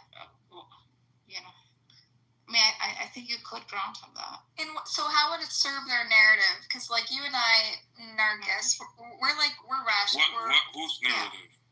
So you and I, we don't believe in curses, right? We believe in rational world and real life. Yeah. So how would it serve their narrative to pretend there's a curse? So when I talk to Zionists, they've never brought this up. They don't know This is atheist. She's atheist. No, I'm not atheist. No, but she's a cynic. She's a critical thinker. Yeah, I'm a critical thinker. I'm reasonable. Cynic is a psychopath. And I'm reasonable. And I don't believe in the Jewish. I'm sorry, I love you, honest Jew. I fucking love you. I appreciate it. Look at this guy. Perhaps they're going to bring it up as an excuse. Okay. I spent with them all day. I've never heard it, and I also engage with religious Jews. I've never heard it. I agree. Yeah, I agree. But if at all, if it slips out, and even if the Palestinians are saying that, they've perhaps heard it somewhere from whatever, an irrational crowd, a superstitious crowd.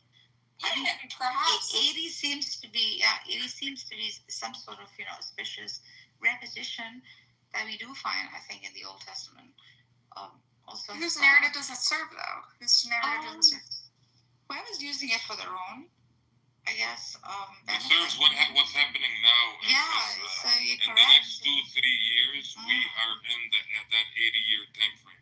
So it serves the Palestinian cause, the narrative. It's not about serving, bro. It's a pattern that's happening. I'm just saying, if it was useful for the Jewish cause, they would have used it. Hamas is might by it. Is what I'm saying. It's not about serving. Simply because it's appealing, right? Some narrative needs to. Is it appealing too, though? If Jews could use it, they would, because they're like the Zionists will find any excuse to defend. I think everyone's saying the Zionists are using it. I've never heard it. I've talked to every fucking Zionist. I've heard every narrative. I've never heard this. And they say a lot of crazy shit. Like, they come up with crazy excuses, and they would have come up with this if it would serve their narrative. So what are they gonna say? Like the Zionists that you said with, they're gonna say like in the next 2 years we're gonna face hardship, we might be exiled, we're gonna be punished. Like, is that what you're expecting from? It's just weird that I've only heard it from my Palestinian friends and not from any Zionists. But the time frame simply like is an excuse to exterminate, it's obviously serving some sort of purpose. So, right? so the way I've heard it is that the reason, a lot of people think that Zionism is failing and that Hamas won in this battle because they're being isolated and they're getting recognized by all these countries. So there is a perception that the Hamas won, even among Zionists. They've lost this, at least the public relations war, the moral high ground, everything.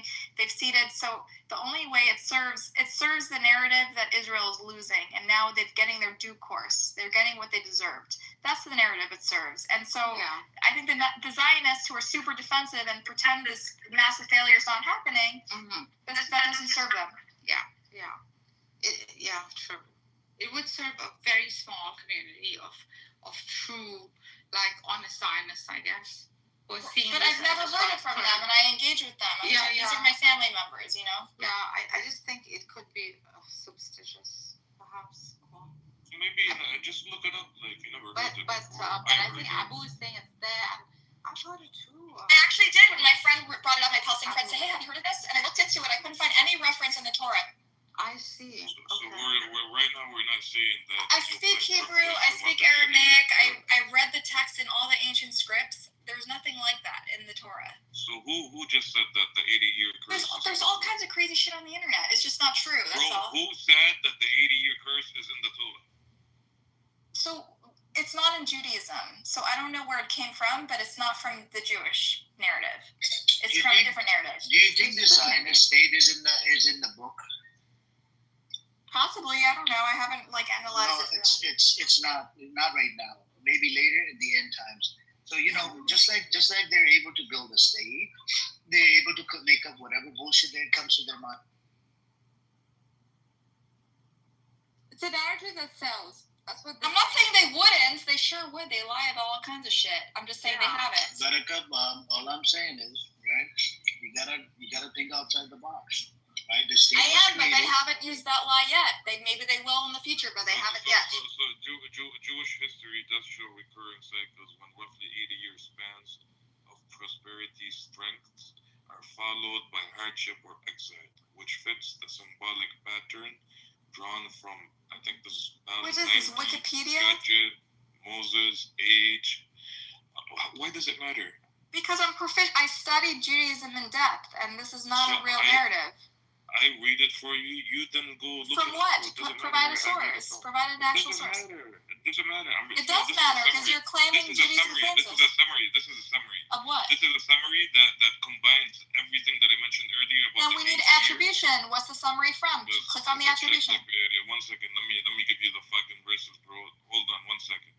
Here, Rob, dude, Rob, right? You also studied the scripture. This is not a real thing. It's never happened. We're not saying that it's in the fucking scripture, bro. It's not in the fucking scripture. The scripture doesn't talk about the 80-year curse. But I also talk to Zionists, and they say all kinds of crazy shit. حسيتيزي شو انك حمارة قص اخذ شكلك بيدي. You know what? It's not there. It doesn't exist. It doesn't exist. Bro, it doesn't exist. It's not there. The history doesn't say anything about it. It's made up by fucking Netanyahu. It's okay. Relax. Talk about something else. Yalla, go ahead. Ladies, but I want you to check out my link. Yeah. It has to do with Mizrahi Jews. But I have heard it. So they're Arab Jews, by the way. Mizrahi are Arab Jews, right? And some of them are from Iraq, some of them are from Palestine, some of them are from all over the place, but they're Arab Jews. I see. So it's an organization. If you check out their website that I posted. Why don't we ask the Zionists in the audience? Come up if you've heard of this narrative. I don't know. You want to come up? I never heard of a state. They've been talking a lot of shit in the comments. Come up if you heard of this narrative. It doesn't mean it holds truth value. However, that it exists can be acknowledged, right? even if it's amongst two people. Maybe two people, but I haven't met those two people. Yeah. So that's what I was saying. Yeah, it's true. Those two things could be true at the same time. It's possible that one guy in that article believes this, but also, as someone who's very familiar with a lot of different Jewish subcultures, I haven't encountered. True. I mean, most of the time, like even within other Abrahamics, there are things that we hardly find in its like primary scripture. However, like you'd have additions such as these to serve purposes or just to make narratives, I don't know, to fulfill like selfish needs. I mean, this is all a possibility, right? I think I was just highlighting that. Listen, I'm not excluding the possibility, of course not. Yeah.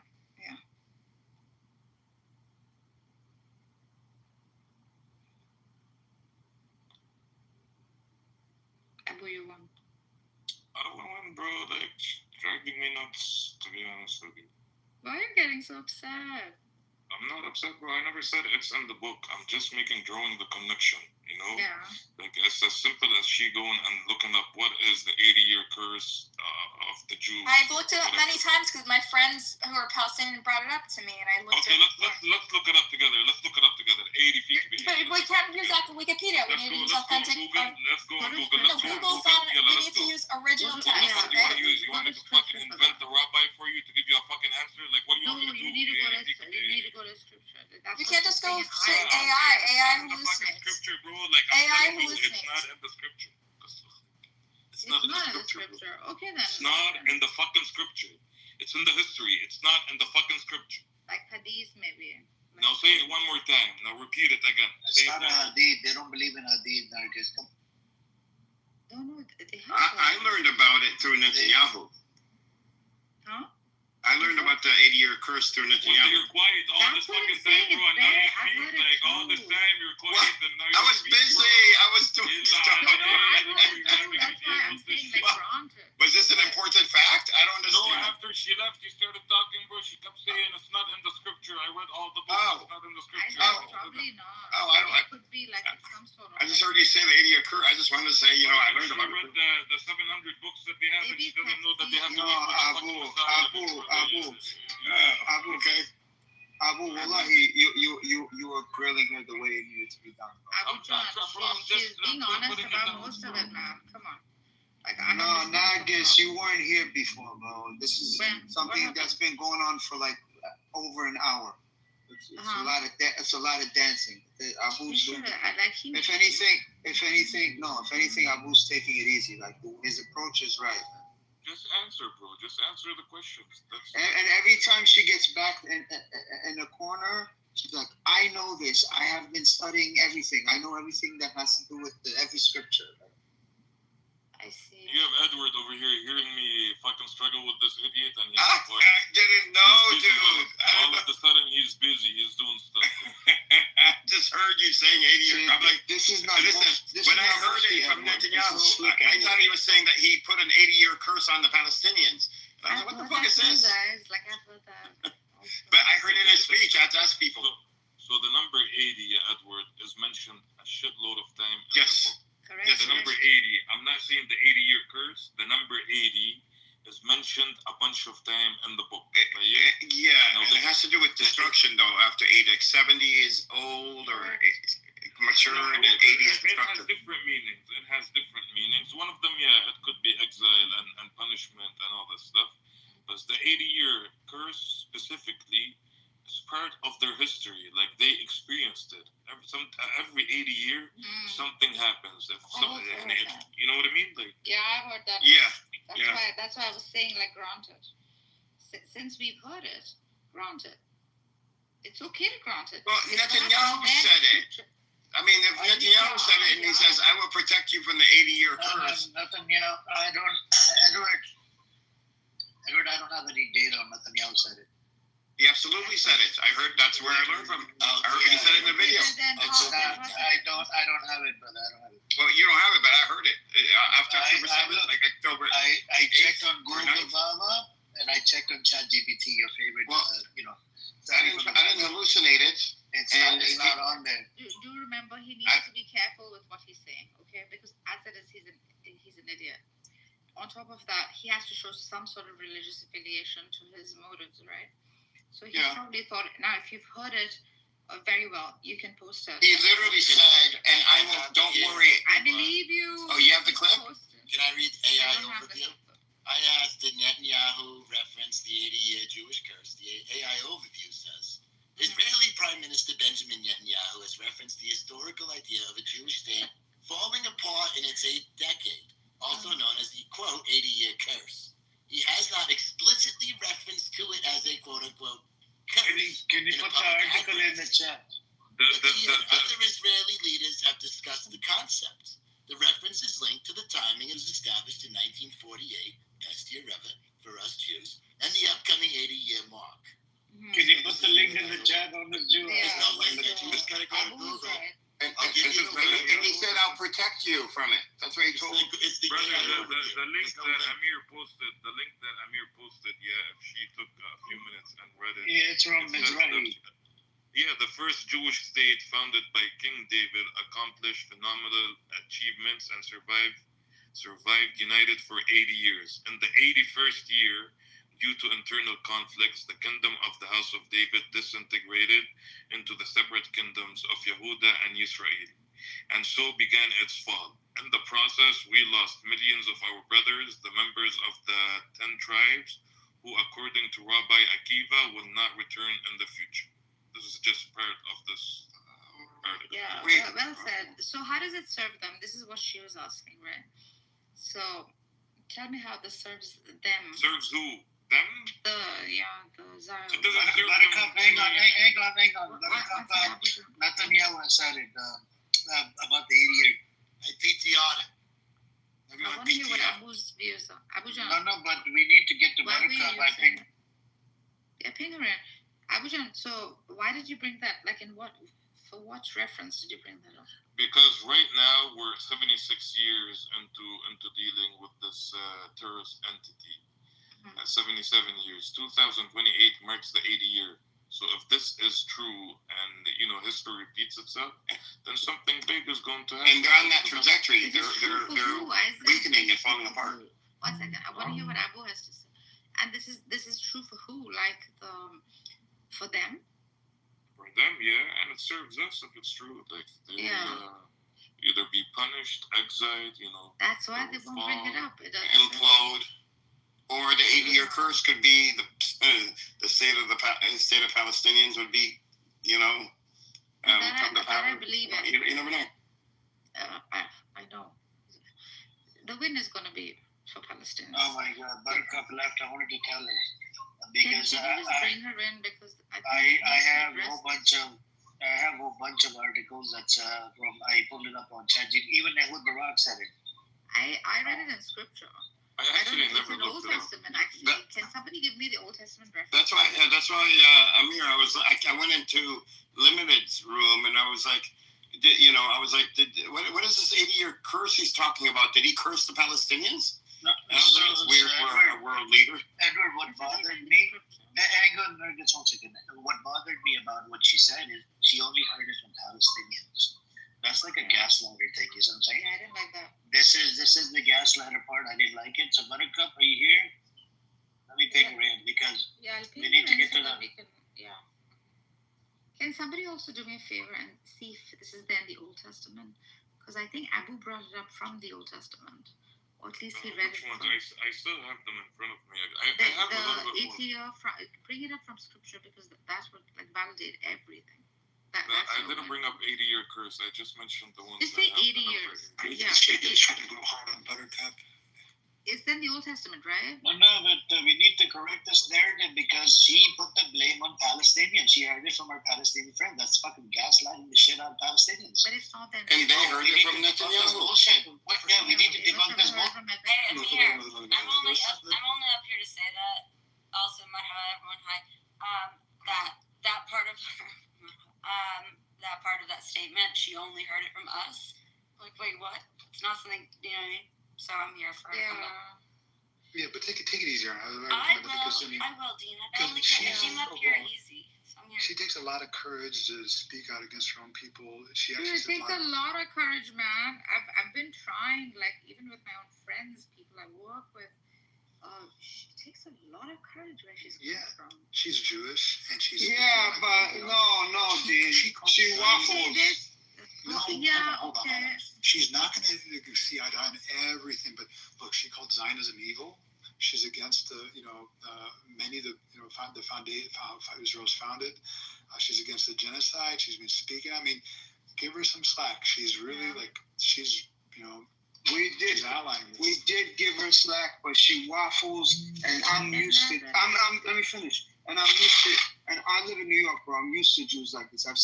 See Jews like this every day. You know what I'm saying? So I'm not saying she's not an ally. We just got to be careful, man. Like if somebody says some shit, we got to call them out on it. Are you guys really expecting that there's going to be no biases, like from her too? Yeah. Like really?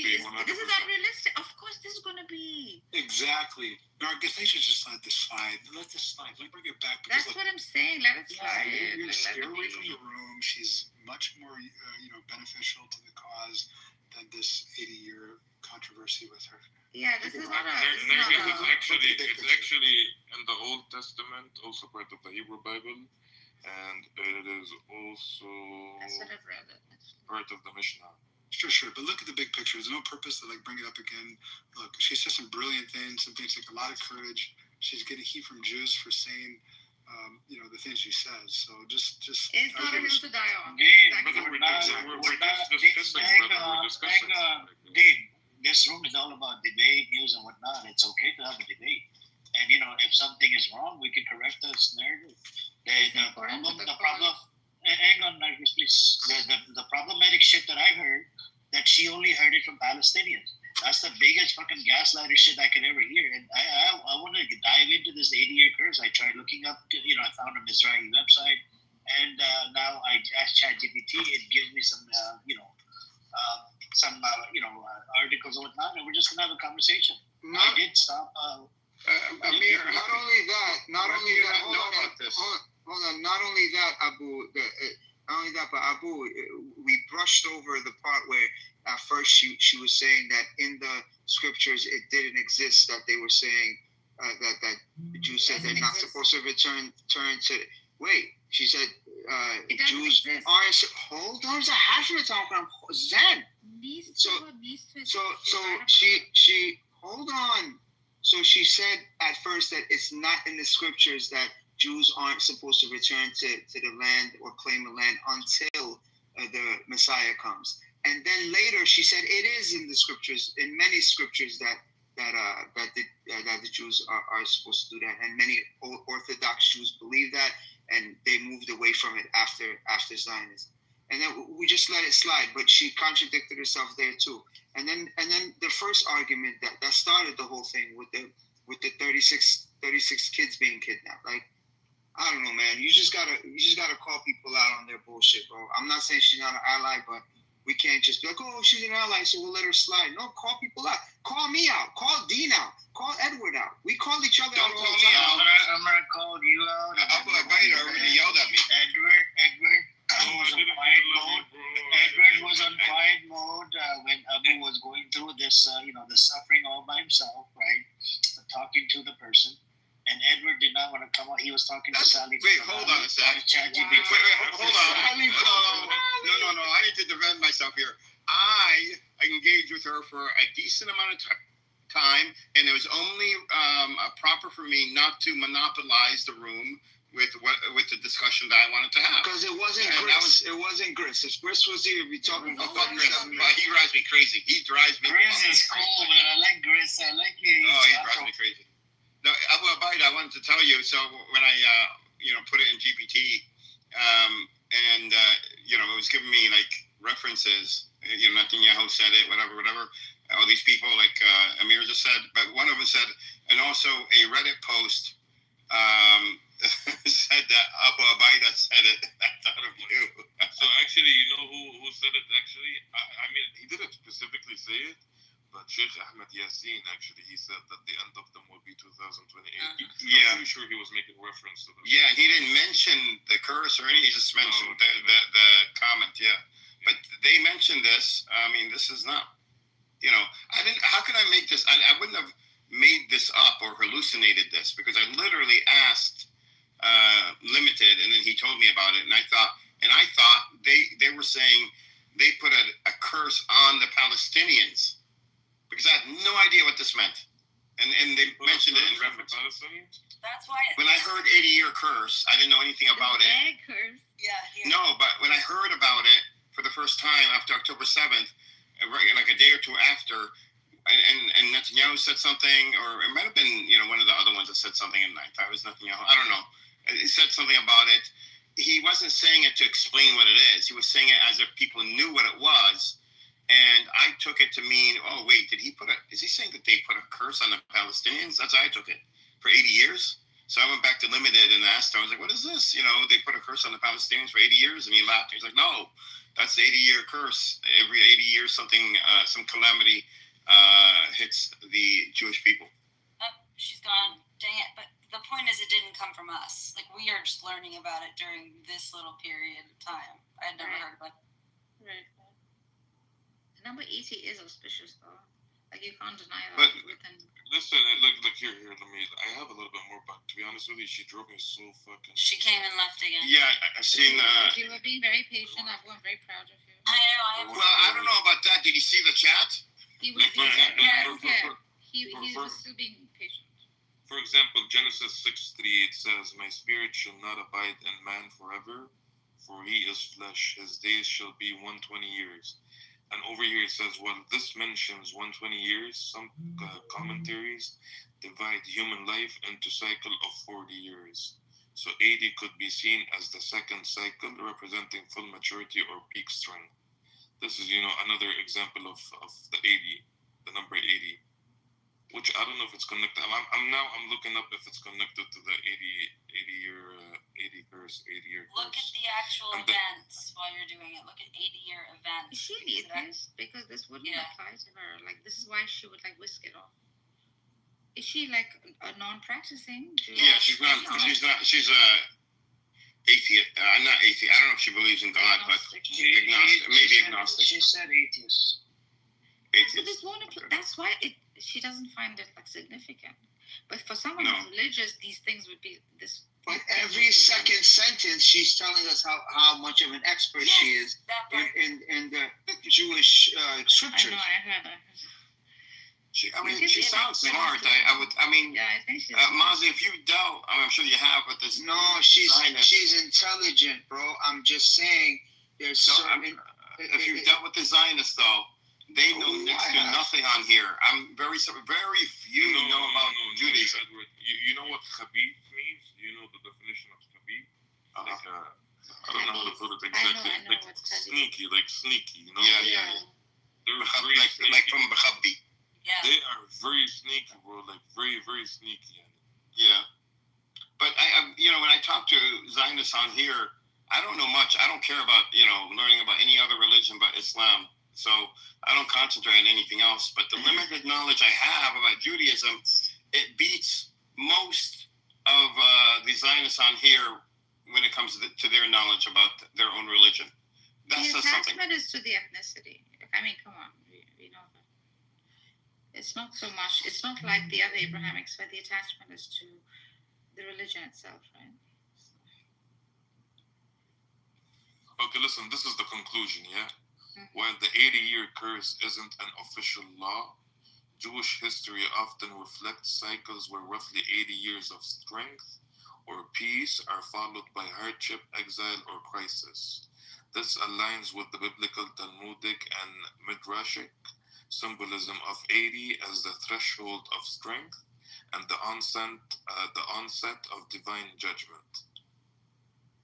This doesn't work to their benefit. Why would it doesn't? It doesn't unless he says it and it actually happens. So, to the religious community there, with him even bringing it up and saying, "I will save you from this," he's speaking to that specific group, and that's the only way it would benefit. Otherwise, it's never benefited them, unless they break it. It's probably why they don't talk about it. Yeah, for sure. Well, the 80 years, I think, represent after the 80 years in Judaism, it's a transition period from vitality and then a decline, like old age, and it could be old age symbolic. Yeah, okay. Yeah, and well, I don't know if it's symbolic because they take it seriously. I mean, there are literalists and there are esoterics. Like the Kabbalic would probably take it more esoterically. And I think it's based on like the human lifespan. You know, around 80 is when it's game over. You know, time. It used to be at least. It's nice, like if you read it like that. We discussed about. Assalamu alaikum. Assalamu Oh my God, alaikum. salam alaikum. Yes, bye. How are you, Nargis? Kahan ho aajkal? How are you? I'm good. Yeah. No, we discussed this. I think a couple of days ago on this in this room, and what we found was this 80-year curse is not actually 80 years. On the 8th decade, this is what I read on ChatGPT. In the 8th decade of a kingdom, the downfall begins to happen. The downfall actually starts. Like King Solomon, King, who was that? Dawood alayhi salam. If it helps you, Fayyaz Sahiya put it in the chat. I think this is what you're making reference to. From where we are?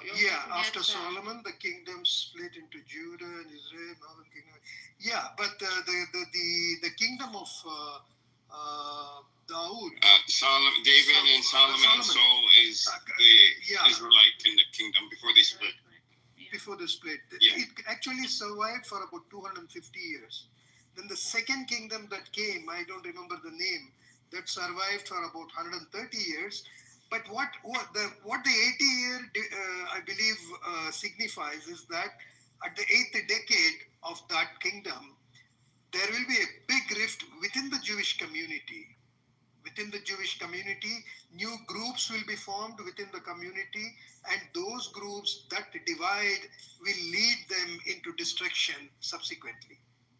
And if that is true, then that's what we are actually seeing, because right now it is the 80th year. It's the 80th year of Israel. And we can see that there are a lot of divisions within the Israeli community, within the Jewish community.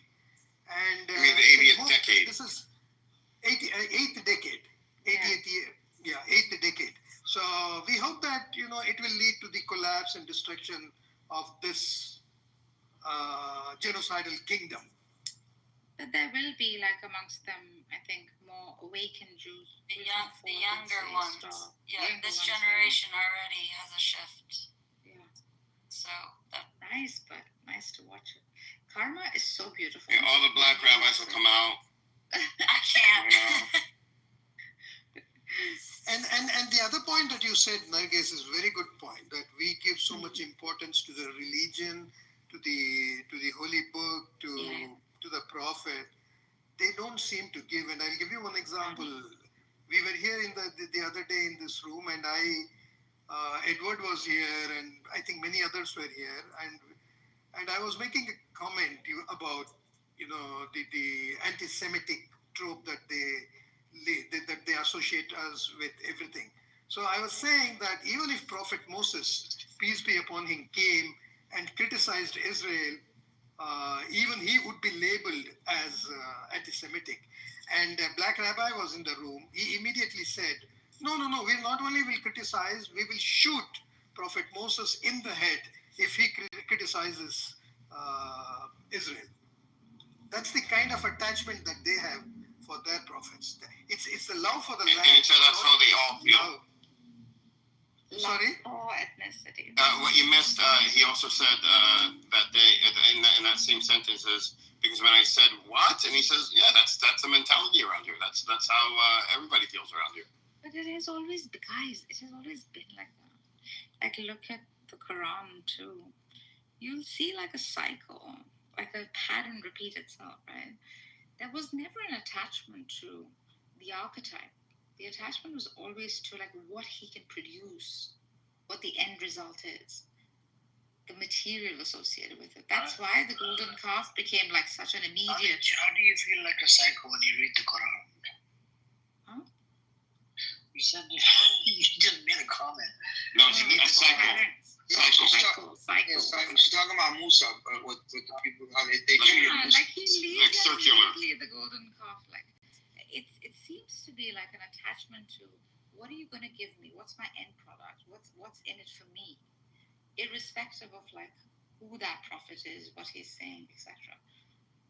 She said in all Abrahamic religions, which is true, there is that at the end. Yes. It's true. But in a way, like not just Abrahamics. Take it back to the Vedic Egyptians. There's always that savior everyone's waiting for. The end time. We are that savior, man. We have to. I just said that in the chat. I'm like, we're right here. We are. Those. Yeah. It is us. Nana, it is us. We've waited too long, and if at all one will come, we have to lead the path for it. At least open a world so that one can welcome such an archetype. We are those saviors. No, I mean, this is the whole. I think every moment of history, people who live in that moment, they are struggle. Life is a struggle. So you need, like, if you are bringing an idea out, then say, okay, these laws are ideal laws. So you have to give this promise to people that one day everything will be fine. Like, for example, you talk to your kids, like they're always worried, and they don't worry. Somebody will come and save all of us. You always look for that savior outside. But I mean, to be honest, I have talked to many Jews. Their ideology is slightly different from Christian and Muslims. In their religion, their God is not innocent. Their prophets are not innocent. Like, they can, and they do. If you go, like, talk to rabbis, many times they're sitting and arguing, oh, God here made mistake. This is impossible for Muslims to go and sit somewhere and say, oh, Prophet Muhammad made a mistake. That is, like, absolutely not allowed. Or, for example, for a Christian to say, oh, Jesus here made a mistake. But for Jews, and that's one of the reasons that they are more progressive when it comes to science, because they question anything. Yeah. They don't have any fixed assumptions that you cannot question this. They question everything. Yeah, there is and no they proof. love to argue, right? No, but that's an advantage. Really, that's an advantage. Like, it allows. I mean, an advantage and disadvantage, because their morality is not fixed. Right now, they're like, we're killing babies, so what? You know. I mean, this is a kind of disadvantage. You can. That's not true. They're just not following the moral laws. I mean, for money, they can do anything. Nah, you're just seeing the product. But you can't say the religion in itself doesn't have morality. It has a lot of morality in it. I know they have a lot of morality, but once you can question anything, then it can lead to this. Right now, they're questioning, like, the morality of killing kids. They're questioning the morality of the genocide. Can I? How religious people can do that? We can understand. Can I just correct something you said? Just correcting it. That's all. I'm sure you didn't mean it. So we don't believe that the Prophet Sallallahu Alaihi Wasallam is infallible or did not make mistakes. We believe that he's infallible in terms of his character and his divine, the divine revelation that he received. But when it comes to, the mortal sort of matters, like any other person, that he can make mistakes. Mistakes are not the same as sinning. No, they're not the same as sinning. Right? It's tark al-awla. The little mistakes, but that again is only true within like. I just want to, for the audience, just to put that out. I don't want that to spread. That's all. That's in the Sunni paradigm. The Shias will not grant you that. So well, the Shias are wrong because it's in the Quran too that where God did correct the Prophet. It's tark al-awla, right? It's not saying he sinned, because I'll tell you a lot. No, I didn't say he sinned. I'm saying I just don't want people thinking that we believe that he's infallible. There is a distinction, and there are conditions. Infallibility means to not sin. Yeah. So tark al-awla is to make mistakes. He's still infallible, but prone to mistakes because of being human, from your paradigm. Yeah, well, we believe the same. No, I understand. That's the same as she is. That's the same as she is. I think we're gonna pivot because I don't want to be divided in this. It's not divide, and it's Mufti Edward's fault, by the way. No, I just don't want misinformation to be spread. Inadvertently. I'm not blaming Are you studying religion, Mufti? He's giving us footballs now. He's giving us footballs. He sits with Mikhail. I mean, what do you expect? He sits with Mikhail. No. Guys, it's not fun with Mikhail anymore. Mufti Edward and Alima Nargis. Dude, I'm not Alima. Philosopher. I wish. You just sounded like one. I study a lot too. Like I do study a lot. Anyways, I do want to ask you guys a question. So, is Israel's hostage last priority, or is it number one priority? It's not at all a priority. It is a priority. No, I mean, it gives them a green light to attack and kill more. What do you mean? So they needed a boogeyman, right, Nargis? So their boogeyman is Hamas since 2009, according to their Hezbollah. Yeah, I believe you. So from their paradigm, it's justified, right? Because they're going after the Hamas, and Hamas has our hostages, whatever. Yeah. But at the same time, you got about 3 to 4 ministers that came out and they said it's not about the hostages. You got the Smotrich, Ben-Gvir, Amichai Eliyahu who said the same shit, and he even turned the hostages into prisoners. I would suggest you guys to start calling those hostages prisoners when you talk to the Zionists and reference him. He's a government official. His name, his position in power is a heritage minister. They are legally prisoners of war. They're no longer hostages because they're all soldiers that's left. But you know what the crazy thing is that some hostages don't even want to leave, because they get treated so well. That crazy guy? Yeah, right? So I was reading this somewhere, right? Look at the women, they kiss the forehead of Hamas. Exactly, and there's this interview with this girl named Maya, and she's like, bye, like she fell in love with one of the Hamas members, bro. He's a Palestinian man. I mean, what do you expect? Exactly. Oh, Edward, we know where you're going with this. Subtle flex. So I do wanna add something to you, Layla, what you're about to say, right? Do you know that one of the hostages actually she left her husband after she came out of captivity? What? And she got pregnant. Stop it. Yeah. Stop. She got pregnant. Yes, that's true. And the story was, it's true. The story was that maybe, it was done by Hamas. It's Hamas. All of them? Of course, come on. And then Israel is going to turn that story into, she was raped. Of course. What the fuck? What if she names him Yahya? Yeah. The good behavior from Hamas really worked well. I think what a great way to show akhlaq. Oh yeah. No, and one thing, right? One thing, you can disagree on how Hamas operates, you can disagree with their political opinions, but one thing that I respect them for the most is about how almost I would say 80 to 90% of what they do is in accordance to Malanin, how wars and how Islamic, they're honorable.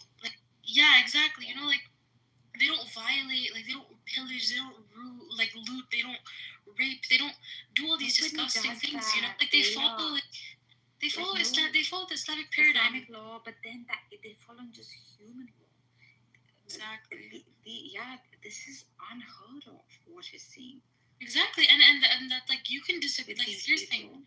Yeah, you can disagree with a lot of things about them, but this is one thing that I will always defend them for, they follow the Islamic paradigm when it comes to war. It's just a wild thing a human is capable of, even. I'm about to put the link in the chat for this woman that I mentioned. Please do check it out. right here. Oh yeah. So she had two kids. Right? And she left the husband after she came out of the captivity. She was held for 49 days with her two young daughters. And she got pregnant. So please make sure to read it and educate me as well. She got pregnant because she wanted to, or what? And she left her husband after she came out of Hamas captivity. Edward's waiting for Edward, so. Is it Maya? Just kidding. Edward, do you like anybody on this side? Listen, I have nothing to say about this particular subject. It's ChatGPT. No, listen, I'm not involved in this. I didn't do it. Face is red. Listen, I didn't do it. Your name is Bennett and you ain't in it. Look at the video that I posted on the chat. I don't think this ever happened in the U.S. Sure, let me check it out. Oh, कुछ होता है, you know that. कुछ होता है, buttercup के साथ कुछ हो रहा है इधर. किसके साथ? कुछ होता है. Our mufti is, yeah. Oh, Edward. Scholar for. Wait, what? What? You guys are talking about me in a different language? First of all, what language was that? Definite. Listen, learn language. What language? Pakistani, and as you like to say. Oh, and Nargis, now you know. What the hell is this video, bro? What the hell is this video, bro? Did you see what they're doing? Yeah, it says Jews rape kids. Yeah, and they you have to focus a little. These are white supremacists. They look like they're white supremacists. They're Jew. They're like pure Jew haters. Yeah, they look also. No, you have to look. I don't want to say it, but just focus. You're gonna find something that they do. Oh gosh, I think I know what you're saying.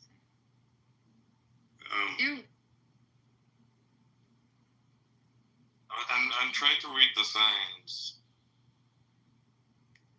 Gosh, I can't even watch. I don't like this stuff. This is bad for us. Yeah, I don't like that. It's not good for us. It's not good for our cause either. Like, see, No, you know, I'm just sharing what's up. together. No, I said I know. Doesn't do us. It's not good for us all. Mine's ruined. I don't know if I can ever come back from any of this. I got a hole in my soul. I keep saying it. We're forever changed. Yep. I mean, this is what we don't support. But anyways, thank you for the awareness. Appreciate it. It's not awareness, bro. It's a video. No, it's awareness about these type of people that are doing this shit on the streets of whatever state they're in. That is actually a Nazi agenda, by the way. What is the Nazi agenda? So Nazi agenda is always talking about the Jews. We hate the Jews. They will even give you a Nazi salute, by the way. Yeah. They're called neo-Nazis.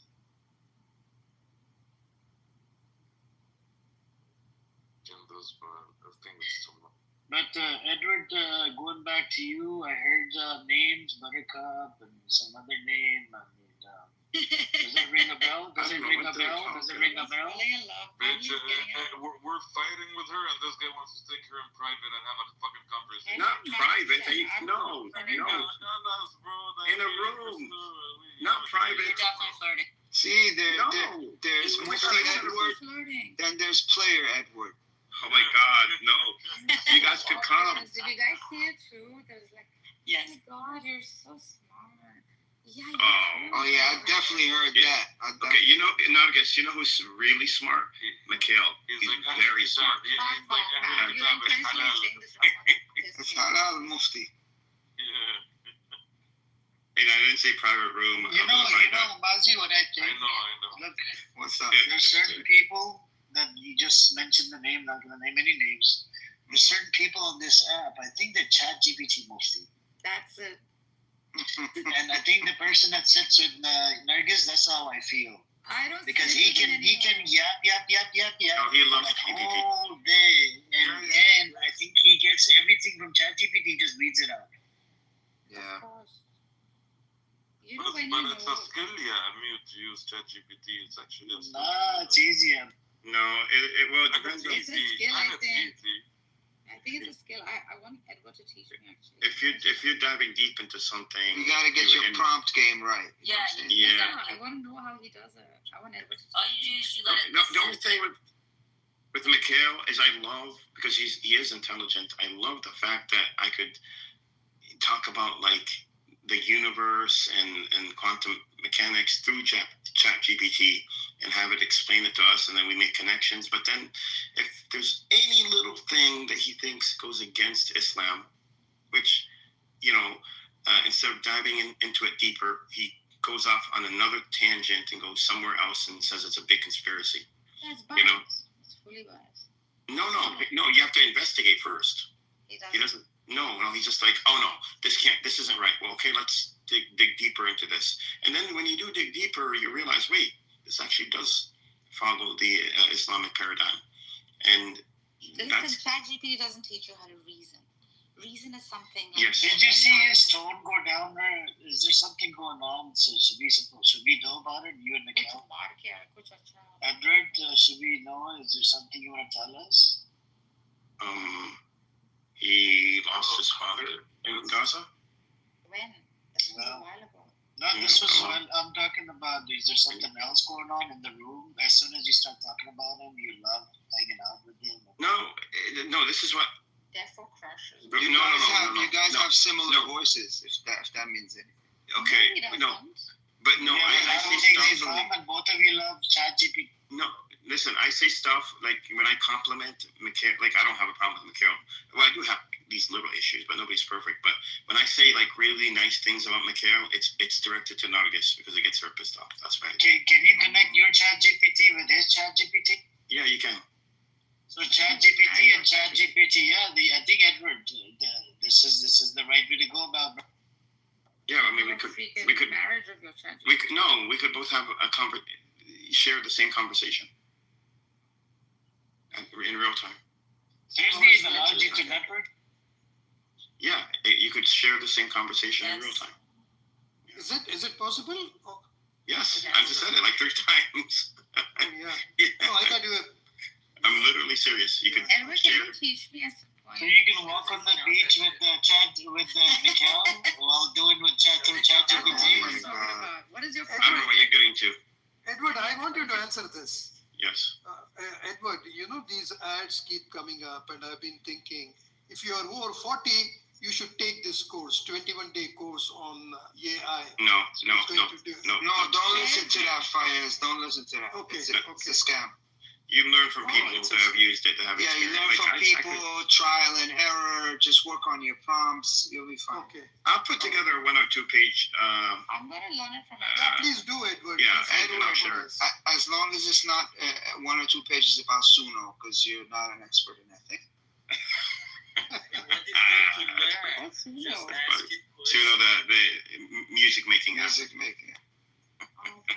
What is there to learn? I'm curious. Just ask a question. There's ways to do it. Like I need it for something very important. I have to learn. It's powerful when you could link concepts that were, you learn about 2 different or 3 different concepts, and then you find a commonality, and you could ask, is this a common? Okay, what's then? For example, information versus observation in the universe. That's a big one that we've been going through. I want something like more practical, like I'll talk to you about. Yeah, anytime. I asked ChatGPT, is scrambled eggs fried chicken? Exactly. No, I've seen that online. You can have conversations with it like live.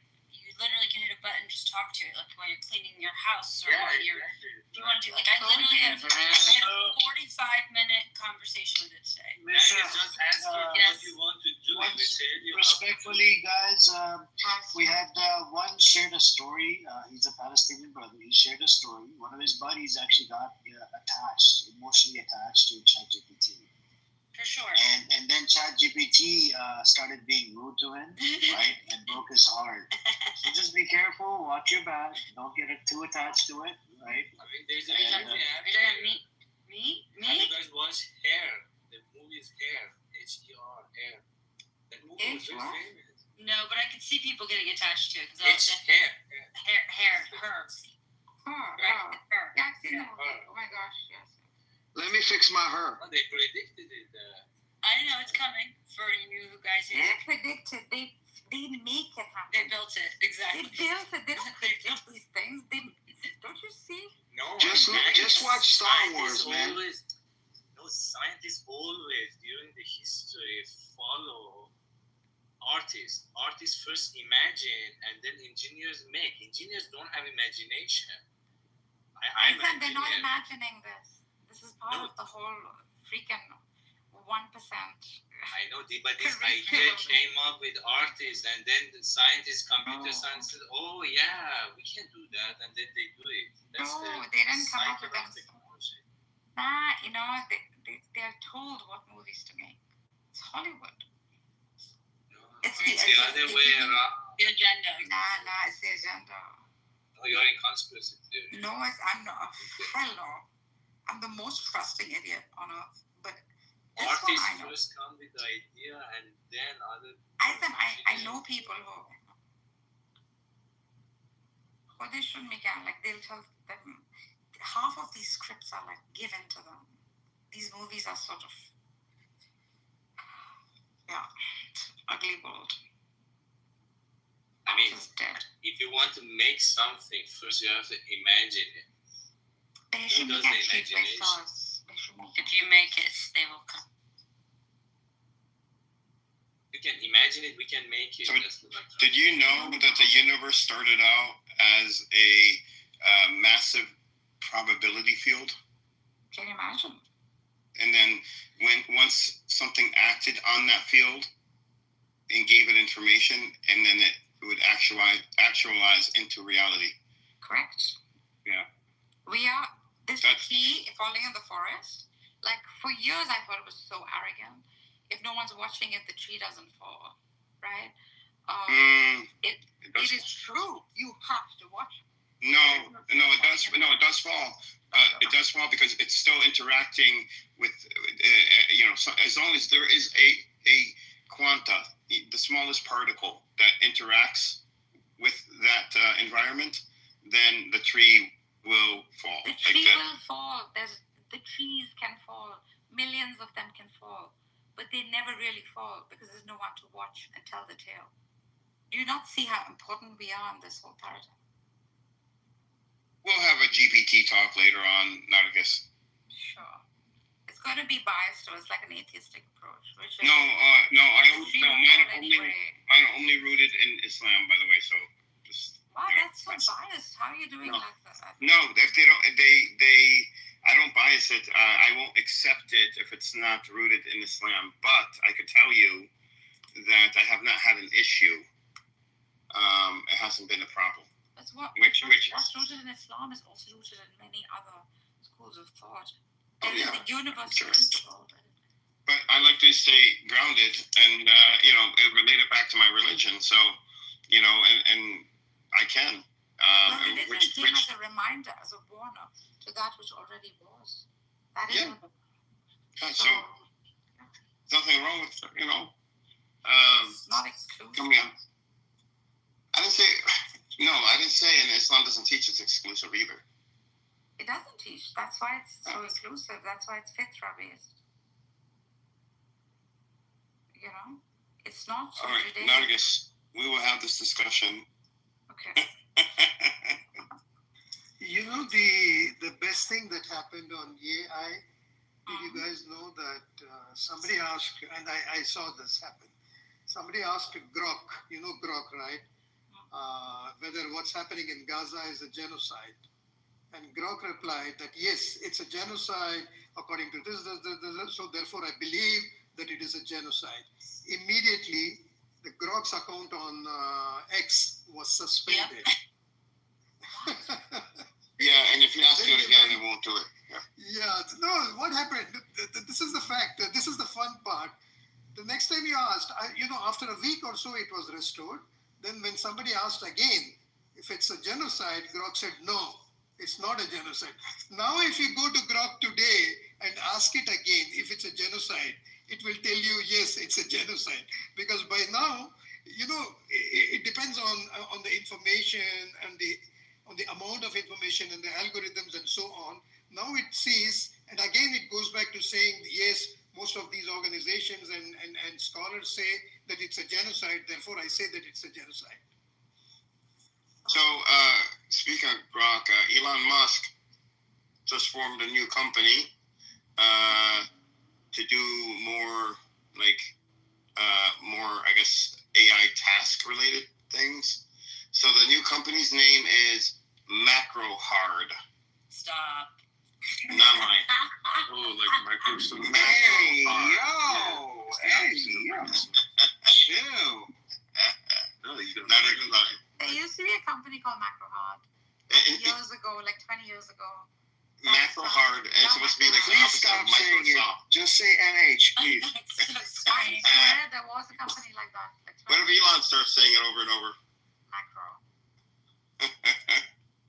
When I heard it today, I was reading the article. I was like, this guy's crazy. No, this company is going to do what, Edward? MacroHard? It's supposed to take AI. You don't like my face, is it? It's supposed to take AI and turn it and find ways to use it in completing tasks, basically. And the MacroHard comes from because he thought he was so brilliant. Because Microsoft, so he goes MacroHard. He's so dumb. The guy's dumb. I can't stand him. He's gotten dumb. He used to be. Well, has he innovated? Show me where he's innovated, and I'll tell you he's smart. He's a good businessman. He can sell ice cream. It's not an innovation. Show me where he innovated. Doesn't matter. You can innovate anything. Innovate is intelligence. Show me where he's innovated. Doesn't mean anything. You can innovate a million things. If you can't sell your product, Everything that he's building is in the furtherance of his Mars project, because you're not gonna have people build on there, so you're gonna have your autonomous stuff, right? The boring tunnel shit, that's obviously to be underground, because that's for like underground stuff in Mars. Like every aspect about his companies is in the furtherance of civilization outside of Earth. From the bus isn't for this Earth. I can build better than Elon Musk. I can innovate better than Elon Musk, and I can have better. I can run a company better than Elon Musk. Okay. Dave, what's your take on? I'll get to Mars before Elon Musk. How's that? You can have more money than Elon Musk too. Yeah. Dave, what's your take? What's your take on him? Because I know this is like kind of up your alley. He's an alien. He's selling a fucking dream or something. He's not of this world, so yeah, he's selling a religion like any other religion. Oh, also the solar stuff. I'm not sure if you know about Tesla homes, but he's gonna have like those quick built, easy homes or whatever with solar panels. Yeah, thank you, China. Thank you, China. There you go. No innovation. He's already doing it in Florida, in Orlando. There's like all those cities. They're like they're called. With the Starlink, like come on, like I said, the more you talk about it, the more you realize it's not for this Earth. He's doing it like Earth is a test region for Mars. Is he a gray? Is he of the grays? No. When I say alien, I just quite literally mean just different than everybody else. Oh my God. He's selling something. We lost Dave. He's selling the concept of a God, something that we haven't seen, we haven't experienced. He's selling a religion. He's not selling anything except he's selling to the government. He wants government contracts. The guy has not innovated. He just takes something that's already out there and brute forces it and says, I got a bigger one. And now he has a company called MacroHard. So not hard to figure out. When you really get to it, nothing is like new or created. Everything's already existed before. Nothing's new under the sun. Because it's the conservation law. There's a law that's with matter. All matter. Yeah, well, things cannot be destroyed nor created, right? Yeah, so that's not ideas. Ideas can be. Information, ideas. I'm talking about. Bro, I'm an artist, bro. Mozzie is too. There's nothing new. Sorry to say. Yeah. There's nothing new, so no new inventions, nothing to be. Even if it's not being made, new under the sun. Like, gosh, it's such a hard. How do you know this? You have no way of knowing. Well, then also the conversation we had yesterday about quantum time, differentiating those things, but it all exists. Like your future is also your past type of thing. Well, then sure, then nothing being created is new because it already existed in the future. We just have to get there. Stop playing with me. The quantum talk. I can't. I don't think Elon has really any intention to go to Mars. I think it's all smoke and mirrors for him to just profit majorly here in America. And I'm speaking as someone who is an aerospace engineer for over 20 years. I'll tell you. Okay, you're an aerospace engineer. My sister's an aerospace engineer, so she said he's I'm just my opinion. It's just my opinion. No, that's okay. So did we go to the moon in 1969? Did we? We did not. I think we did. I think we did. But or also, we did. That shouldn't be a big thing, doesn't matter. Hold on. Can I answer the question? I will say that I've seen enough evidence to believe that we did, but I also think that there's a lot of footage that was made in case we didn't make it to be released to make it seem that we did make it. But I've met people from Lockheed Martin that were the engineers for the production shuttle that landed on the moon. I was on a yacht with them back in 2001, but I was a student back then. I wasn't anyone special. Sandpaper's building competition, shout out Long Beach. Oh, cool. But, yeah, I got a question. My sister's an aerospace engineer too. Okay, and that's fire. Shout outs to all the aerospacers, you know what I mean, right? So question for you. You would agree that we stuck a flag on the moon, right?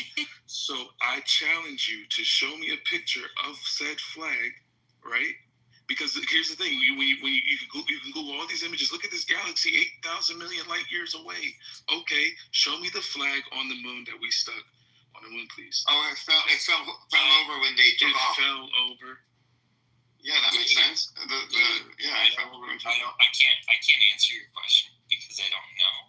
But what I will tell you, I've seen a lot of sort of the Eddie Bravo kind of school of conspiracy theories about the moon landing. I will tell you that a lot of the stuff, I do agree that there is information on there that it's not real, but I don't know what is and what isn't. What I will tell you is that I personally have seen enough evidence to believe that we did make it there. People that I've talked to, aerospace engineers over 2 decades. That's all. All right, so I'm gonna hit every point that everybody says. So Edward, you said, oh no, it fell over. I just simply asked Grok, your go-to source for information. I said, I don't know Grok. Fall over. Stop playing with me. Hold on. They said the flags is not exactly falling over. The moon lacks atmosphere, so there's no wind or weather to knock them over. So even if it did fall over, wait. Here's what I heard. Exactly. So when they took off the thrust from the rockets, the force from the rockets, the thrust, knocked the flag over. That's what I heard.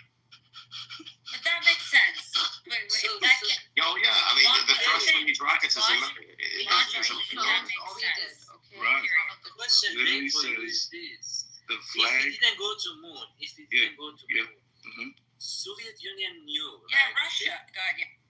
I mean, Russia would know that US didn't go to moon, right?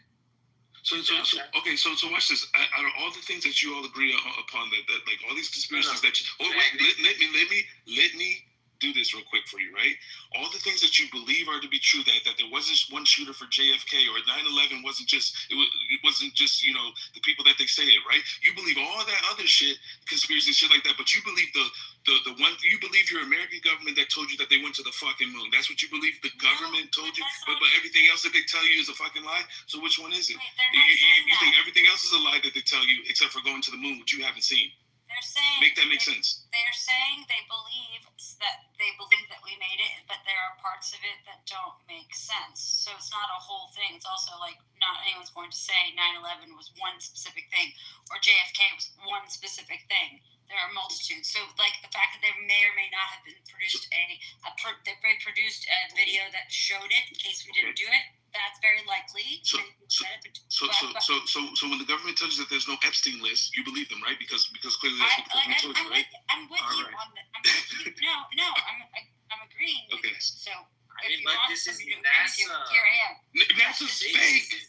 This is NASA, a government-funded project. When you are like questioning NASA's scientific ministry, like for example, like people question vaccine. I mean, you have to like you're talking to me because of science. You cannot go question like drug at like you know. David, excessive skepticism leads to nihilism. Nihilism doesn't benefit us. It's okay to trust sometimes, even if we didn't make it to the moon, like what Ihsan said. Like what Ihsan said, like what Taco said, we got as close as possible, if anything, right? So to be that skeptical doesn't serve us so much. It's impossible for us to even go outside the Van Allen belt. Like, that's a fact. And so here's the thing, because watch this. Other countries have claimed that they've sent rockets to the moon, but it's never been a man on board mission. It's always been a robot. So Elon Musk sent his robot in a Tesla car, right? Why didn't he send like a cockroach or something like that? Okay, hold on a second. Right? We have friends who have been in orbit for. I live in orbit. I'm not saying orbit. I'm in Florida. I'm near the Space Center. I have personal friends who have been in space and have been there. No, that's not space. I'm just saying, whatever you can call it, you can say it's not space. That's up to you. You're allowed. So Katy Perry went to space. Wait, no, that was a whole. That was orbit. What you're talking about? I'm sorry. No, that's different. They went up and came down. There's a difference between circling the Earth and being up there for a full year, and the people who were just trapped. No. Watch this. Speaking of, who saved them? Was it your precious NASA that saved them? No, it was Elon Musk, the South African that saved them. The people that went to the moon couldn't save the people stuck up for a year. It was Elon. I don't have any problems with that either. I don't know why I'm the target of this. I'm just trying to. Why is it that 60 years ago we go to the moon, but then our people are stuck in orbit? Like, nah, bro. It's like technology advances over the years. If you don't get dumber. We're not stuck. I mean, I hope you're not any dumber. When Kennedy put all of the aerospace resources and said we're going to have someone on the moon by the end of the year, we'll do it. Right now, not all of the engineers are working on one thing. If we were, then we'd be making a lot more progress. After the Challenger, things changed quite a bit in the world of it. And I actually watched that with my own eyes. Like outside my elementary school, literally with my own eyes. Crazy. Literally, space is becoming private. They are selling stuff. They are selling like there's a like a space. That's a money making racket. Guys, you guys. If anybody here pays to buy a star, please delete me. Oh, my boyfriends all have. I've gotten them from every boyfriend. I feel like it's so cheap. Oh my god! It's a great gift. I should start a website selling stars. It's already out there. It's out there. That's a money making racket. Like Elon is selling a dream. That's all. No, it's a legal document. Yeah, I have it. I have 3 of the folders. You can have deed on it. Yes, I have a folder. The movie Santa Claus. Guys have been. I mean, they can sell you Bitcoin, which is completely imaginary. They can. Bitcoin is more real than Guys, you guys have been talking about the moon, about the flag and the moon, as if I don't exist here. I am the owner of the moon. God gave moon to me 3,000 years ago, and you think I would let that flag stay there? The minute the planted the flag, I'm actually glad to hear, Faiz. Faiz, you're from India, right? Yeah. You're from India? Okay. Dave, you're in Japan? I simply asked y'all to show me that flag, please. Dave, I'm asking you, you're from Japan. You're in Japan right now? Okay. Both the Indian, Japanese, and Chinese and American probes have verified by imagery when they were passing the moon of the equipment that was left behind on the moon, and the solar reflectors that are on the moon today NASA still uses them to measure.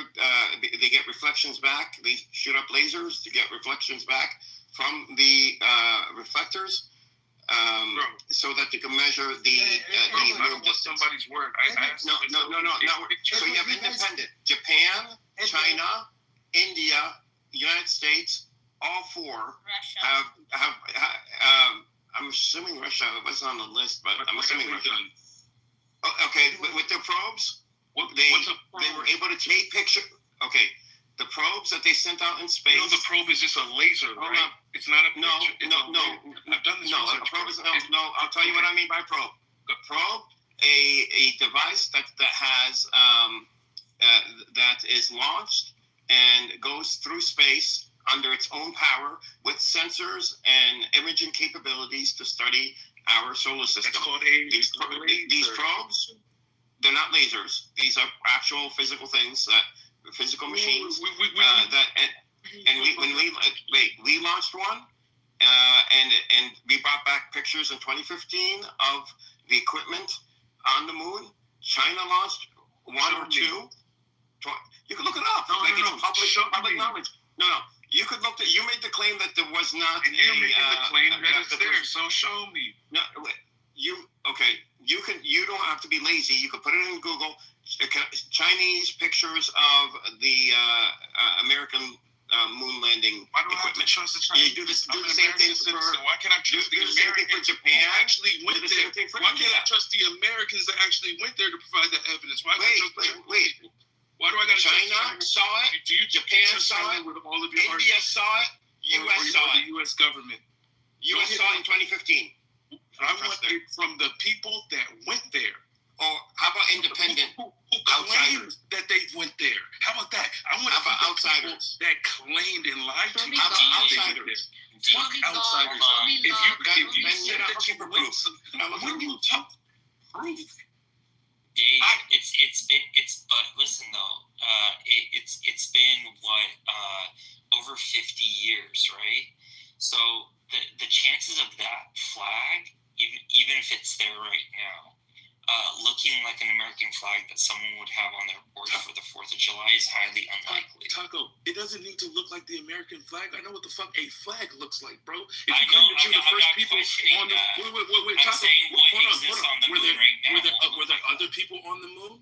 No. So if there's There a was- flag there were there, six- there is a there- flag there. What are These we are There were 6 missions to the moon. These are after the 2000s when these probes went up. These are in the 2000s and 2010s. Because you all haven't proved it yet. That's how. Wait, but China has proved it. India has proved it. Japan has proved it, and the U.S. has proved it in 2015. Who in China's gone to the moon? No, China went past the moon and they took pictures of the literally of the equipment. Human beings. They took pictures of the footprints. Oh no, humans. Okay, Japan. Footprints. They gone. How did the footprints get there? Did the humans the equipment that they back used to the moon after 1969? Yes. Sir. Listen, no, that wasn't your claim. Your claim was we were never at the moon. How did the equipment, the rovers and everything that was left behind, how is it still visible when these probes go by the moon and they image the moon and they see this equipment and they see even footprints? All you have to do to shut me up is show me. No, you show yourself. No, you wouldn't even take. You said you wouldn't even take outside evidence. You want to make an argumentative claim to change my mind. However, you have the answer. Yes. I have the answers, but these are so easy provided. that you have to prove that you want to learn the answers. Who's your source? On Google. Who's your source? Just China, Japan, India, No. United What States. you're looking at right now. Who is the source? China, Japan, India, United States. Was it China.com? Come on, be more intellectually honest. Like, stop playing. Okay, if you want to be intellectually honest, then you go and Who is your source? You can't even source. Like, bro, come on. That's how I know. That's how I know you can look this up on Google. And I'm sure people in this room You are. gotta go look at Come on, it's okay. 11 It's through okay. 17. Bro, sorry, Taco. One more time, Taco. Go through Apollo missions 11 through 17. Mm-hmm. And you'll see that there were 6 human landings between 69 and 72 on the moon. And right now, right now, there's, like, if you say, okay, prove to me right now that there's a U.S. flag on the moon, right? Mm-hmm. There's no what do you call it? There's no telescope powerful enough to show that resolution on the moon. You say that, but then why is it that when people say, "Oh, look at these galaxies from 8 million light years away," and it's so you're telling me you've never seen a fucking quasar, image from NASA and shit like that? Let me explain that. Right. So you're comparing light being emitted from a distant galaxy to the resolution of a flag. You've never seen a picture of the surface of the sun? A few feet by a few feet. But no. Not that I haven't. No. I've seen NASA imagery, but what I'm saying is the resolution for the flag that you're looking for today, I would say with my experience, I worked on to prove to you today that it's still there is highly unlikely. Furthermore, I'm sure you know this. You sound like you've studied this a little bit. There are small collisions that happen on the moon. There's one that was last week. So there's chances that where the flag was planted, there could be a crater right now. We just don't know. Okay, so that's what I'm saying. And if someone produces evidence of the flag from one of those Apollo missions, 11 through 17 minus 13, then it seems to me that you would say, "Oh, but I don't trust it. That's fake footage, so on and so forth." So what I would challenge you to do is to say what. You just said that they've had their probes sending lasers to confirm it's there. So which one is it? It's either there's a crater, and you're disagreeing with Edward, or Edward you're disagreeing with Tucker because people are.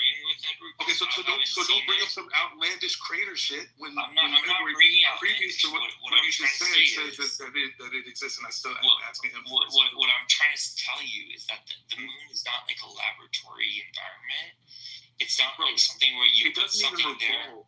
It's tidally locked to us. There's only one of the one plane that we're only looking at. I'm not even sitting there like, oh, it could just be spinning and spinning. No, bro. We're talking about the visible moon that we've seen since eternity, right? Why the fuck we can't find the flag on the closest object to us? Which goes to show that if we don't even have the technology in 2025 to show me a goddamn fucking flag, how the fuck did we get to the moon then in 1969? But that's not good deductive reasoning, because you're comparing two things that don't have much to do with one another, Dave. I understand your skepticism, and it's good, healthy skepticism, and that makes the people like me who this is our field have to work harder to prove it to you. But to say that because you or I cannot at this time show a picture of the flag, therefore we don't have the technology back in 1969 to go to the moon is not. That's not logical to say that. Oh, it's not logical. It's speculation. That's more speculation. Every bit of technology. No. There's no. Okay, is this speculation? Every bit of technology, electronical. Let's say electronic technology for the sake of argument, right? Every last inkling of technology is far more advanced than what it was. For example, the telephone. What the fuck are we on right now? Obviously internet access, just computers in general, hardware, storage, right? They are infinitesimally way the fuck more than what the fuck the kilobytes were in 1969. Okay, so if that's the case, why is it that it's I'm going on the limb and saying it's just impossible to go to the moon. Why is it more difficult now? Dave, I will tell you this. Yeah. Back when I was a student in 2001, I worked on the Mars rover that went to Mars. Yeah, because there was I'm just saying. Yeah. There's live footage of the Mars rover where you can go look and you can see what is going on Mars, which is many orders of magnitude harder to get to than it was to get to the moon. At least, not saying that getting humans there was easy, but what I'm saying is the argument you're making of comparing, showing a flag, whether someone can prove to you a flag is there or not, does not either prove or disprove that we actually went to the moon in 1969. I'm telling you, making the technology argument doesn't make very much sense. And the reason I'm saying that is because you're assuming that because the technology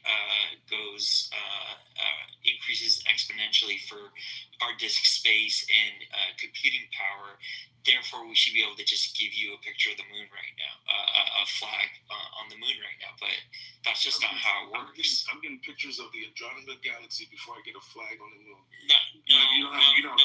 So okay, a lot of those pictures I think you see are kind of like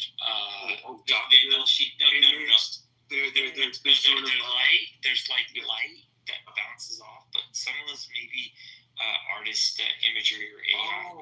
Artist imagery. Yeah, no, dude.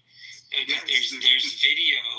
There's video of people on the actual moon, and if you don't want to believe that, listen, you're well entitled to your opinion, but I just don't think it's something. I think that you believe it. I think you want to not believe it. India, what the fuck does India know about goddamn the moon? Why don't you read it? Why don't you read it? Talking about the fuck does India know? Why don't you read it? 1969. That's fine. Why do you not want to believe it? Like, this is deeper than okay, no. Here, because why is it so difficult for the U.S. government, NASA, and an American citizen to prove and provide this information to me? Why I gotta trust an outside source? It's an outside source. It's independent. They perform their own. Now I'm actually gonna look at it. Okay, so the images were captured in 2021. Okay, and what? I mean, when it comes to space, Dave, the only way to prove this thing is to go in the space. I mean, literally. And now here. Okay, wait. Watch this. Wait, let me land my point, Dave. Okay, land it. Like, for example, the Saudis, they did not believe the Earth is round. They had to take one of them. This guy I put here, literally, they took him up into space to see, hey, it's round. It's not flat. So the only way for you to believe it is to go to moon. There is no other way to prove this to you, man.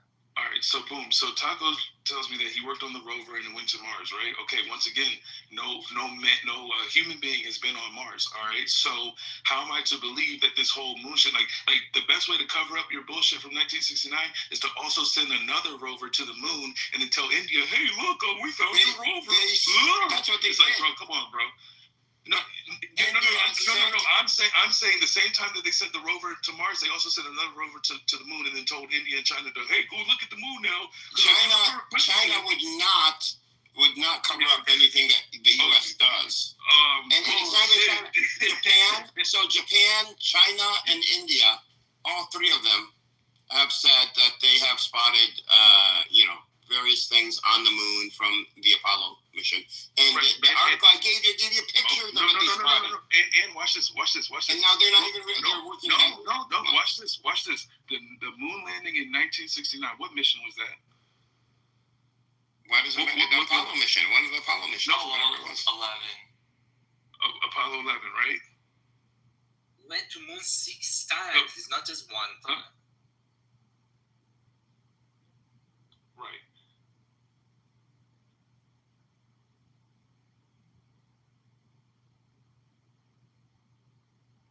There are 6 flags there. It's not just one. There's 6 flags on the moon. And now hold there's 6. Hold on. And are you telling me that Magic Mountain is part of this conspiracy, huh? Because that's 6 flags too. What is going on here? I need someone to give me answers. Are the roller coasters, are they even real? We have to have India and China and Japan. Well, Disney was a part of the NASA mission as well, 100%. So. They sent Mickey Mouse up. No. That's what it sounds like that. Hey, when I show you this, and then you're gonna be like, oh, Lord have mercy.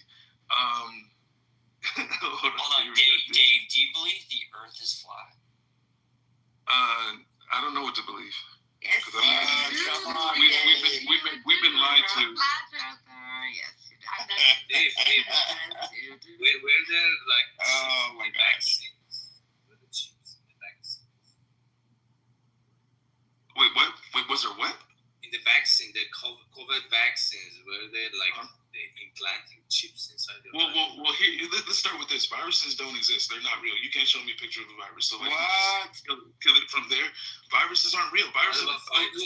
What they call a virus is nothing but just an amplified bacteria. That's it. Like everything that you get from a disease. How do you know? Like, are you a scientist? Or have you? Once again, all I'm asking for is pictures, and y'all can't provide it. I ask for a flag, you can't provide it. I ask for a picture of a virus, you can't provide it. I'm just asking for provided. Okay, they can't. They can't. Oh, you can't. So take how can you pictures. tell me it exists?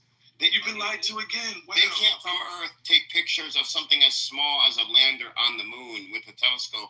And when you take pictures of the galaxies, you know, you're using massive telescopes in space without any atmospheric interference. So it's a totally different type of microscope that they're using in space. No. Watch this. So we don't have strong enough telescopes to look for the flag on the moon, and we don't have strong enough telescopes to look for a microscope. If we needed to, we could build them. We can't see the smallest things and the biggest things. That's how it's easy to lie to you. That's how it's easy to lie to you. Dave, you're building a strong. It's called electron microscope. It's different from optical. Then show me a virus, please. Wait. Search Google. I said microscope. Okay. Watch this. Like a heavy hardcore. Viruses can't live outside of a cell culture, right? It's required and necessary for it to be in a living tissue. Where are viruses, right? Where do viruses breed and create? No, they don't. I'm with Dave. Dave, you do it, brother. Do it. Viruses are not alive, but they are real. They are not alive. What you are saying is that viruses. I believe Dave. Can anybody beat Dave? Nobody. We don't have any good debaters in this room. Dave doesn't believe it. Alien don't exist, right, Dave? Actually, I agree. Okay, I was about to change that position just to help you. No, just the likelihood, like using the Drake equation, like the likelihood of another Earth being formed from the primordial soup that we have is like impossible, bro. Like just think about all the things necessary to create life and the odds and probabilities, and then once again using your creative theory and other things blowing up. I agree. You know what I mean? Yeah, it's just if it is, it's probably already dead from how long ago it was. It's really hard to discern, like Islam. It's really hard to be that skeptical, bro. Dave. Like, I mean, yeah. I haven't seen the motivation behind. Well, it's healthy. Healthy. Well, it's one of these things, right? Like, are we to trust our government when they say Israel just bombed Hamas when it was really like the hospitals and children, right? Like we truly agree to the bullshit that we're currently being fed, the lies we've been fed 2 decades ago. So when you just keep looking at it, it's like, well, how long have these lies stemmed? And if you want me to believe that we went to some place that we can't go to again, and or these diseases that you want me to believe are true, and then 5 years later nobody gives a fuck about them. It's like, bro, I'm not the one to get lied to, bro. I mean, I give a fuck. I mean, Dave, if something happens to you, what am I gonna make out of it? Is it gonna be a virus, a disease, or what? Well, I mean, God forbid tomorrow you get a cancer. What do we? Dave said you can't see viruses. Do you mean by the naked eye or by microscope? No, in general. So does cancer exist, Dave? Does cancer exist? Yeah, cancer exists. Why? It's a disease as well, by the way. No. It's a mutation of cells. So no, it's a disease. It's a disease. It's a mutation of cells. Come on, maybe it's a disease. You know. So microscopes or no? I'm sorry, what? Can you see viruses through microscopes? I can see them on Zionist TV propaganda and shit. No. Sure. So on microscopes, can you see viruses? No, you can't, because viruses. Yes, of course you can. What do you can?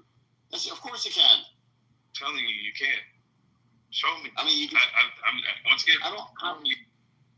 You could read it. You could look at it. I mean, this is like, you know, GPT. Those microscopes are made of Zionists. They come from Zionists. I asked GPT, can you see a virus under a microscope? And it said, if you're talking to Dave, he believes in the flat Earth theory. So, you know, he's not gonna listen to anything you have to say. That's what GPT said. I got you. Edward, I think he's referring to optical microscope. Please don't disrespect Dave. He's the most smartest person in this room. No. I'm willing to be corrected. I think Amir just disrespected me. Edward is not the most smartest person. He's not bright. Yeah, you made that clear when you said Dave is very bright. Dave is very. Nah, bro. I just question things for better or worse. You know? No, Dave, this is actually a problem because when you question, when you equate like for example, the government of the United States claim that there is no genocide to the fact that, for example, there is a COVID virus, then this is a problem. No, sir. Because No. One of them is a scientific fact. Let me land there. One of them is a scientific fact. The other one is a political. In the politics, there is like in the human relationship. These are different fields of science. Like for example, the most absolute science are math and physics. I mean, math is not physics, but physics, chemistry, biology. And then when you come to human, these are like become fuzzy sciences, like political science. So you should, when you equate these things together, then somebody says, these guys are, crazy. So I must subject myself to only one like, no, bro, you're trying to put me in a box, and I see what you're doing. And also your example was piss poor because you're like, the government tells me it's not genocide, and also that they went to the moon. He's Both are calling you false. Jack in the box right now. He's trying to call you Jack. No, I could be a jack of all trades and master of none. I mean, I'm also good with that. Also, the more that you know, the more that you realize that you don't know. Jack in the I'm just not trying to be a fries fucking are retard stinky that as accepts hell. everything that the government Their tells me. fries, Dave, they're stinky as hell. Who's fries? Jack in the box. Oh, no. But yeah, it's look. Obviously, I'm not here to change your mind or nothing like that. It's just more so whenever you're being told something, find credible sources, make your own decisions with facts. Until then, don't talk about it because you don't know. Just say you don't know. So, do you think that So the next question is, can a car fly? Yeah. It's called an airplane because airplanes have wheels. Airplanes drive. I think you're mistaken there, David. They actually created. What is a car? That you could drive. Yeah, you could actually drive a car on the roads, and you could take it to like a charter airport. Yeah, it has like these wings or whatever. You could take out, and it turns into a chopper. Yeah, you should look into it. But you need a FAA license. You need a pilot license. 100%. No, I agree.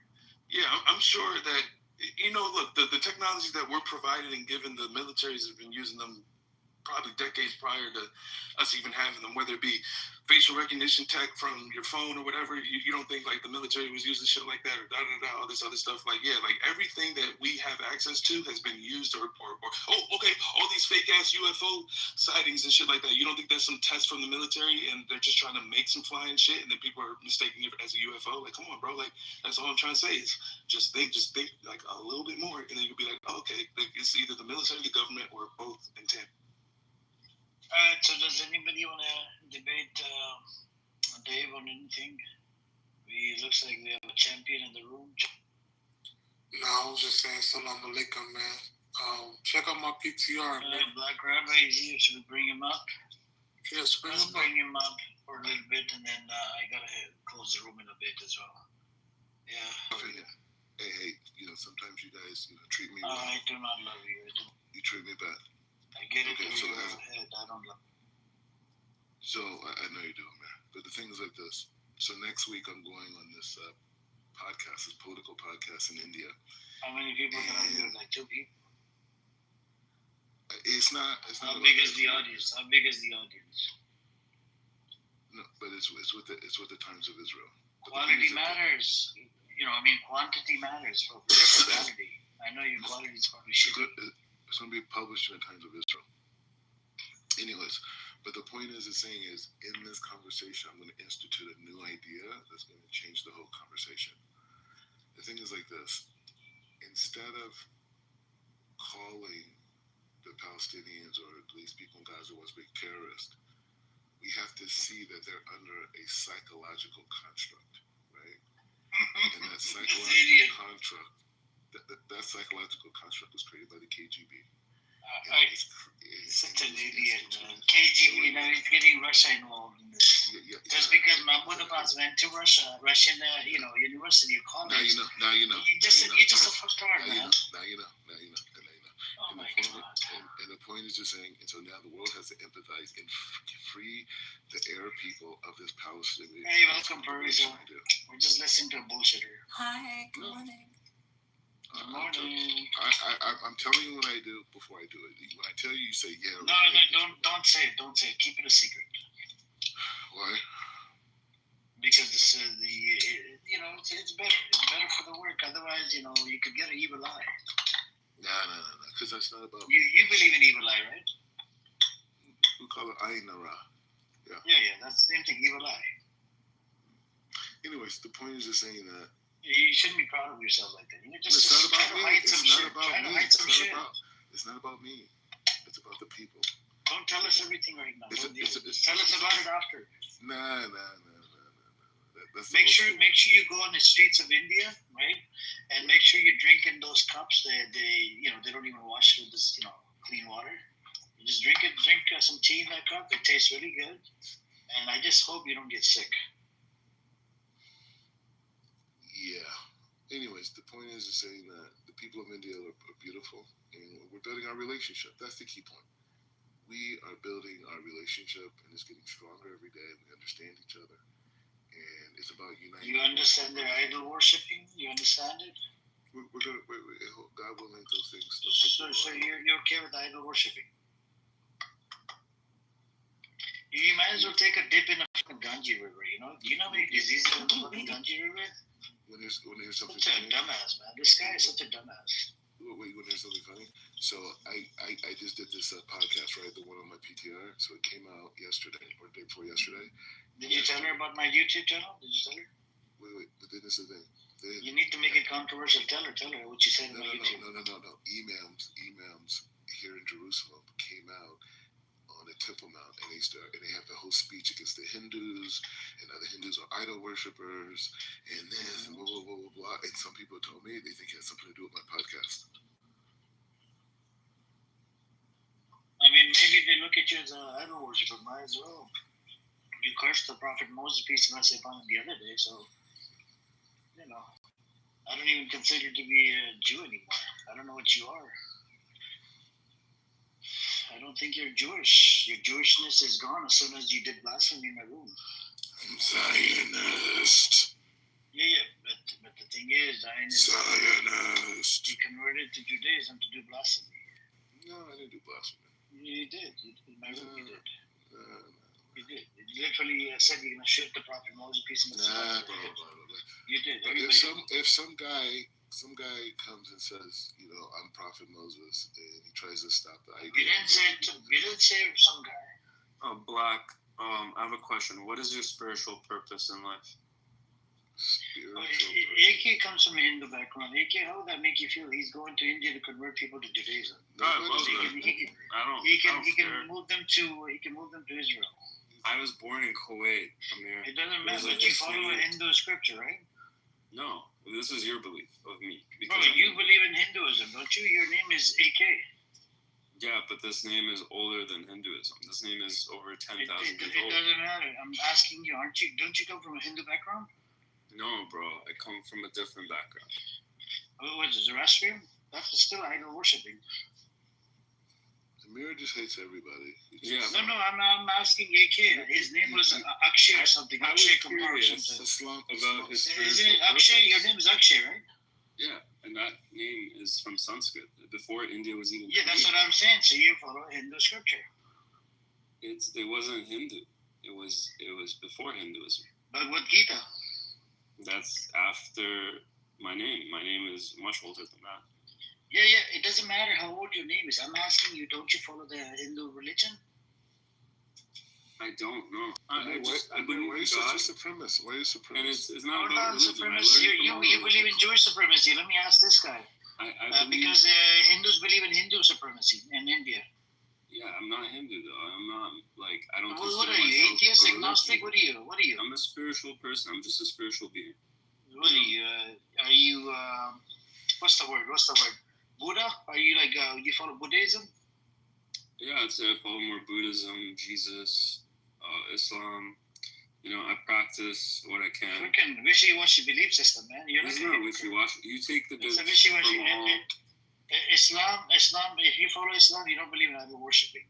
If you believe in Hinduism, you have to believe in idol worshiping. If you follow Black Rabbi, you gotta believe in red calf. What is it? The calf? What's the deal, Black Rabbi?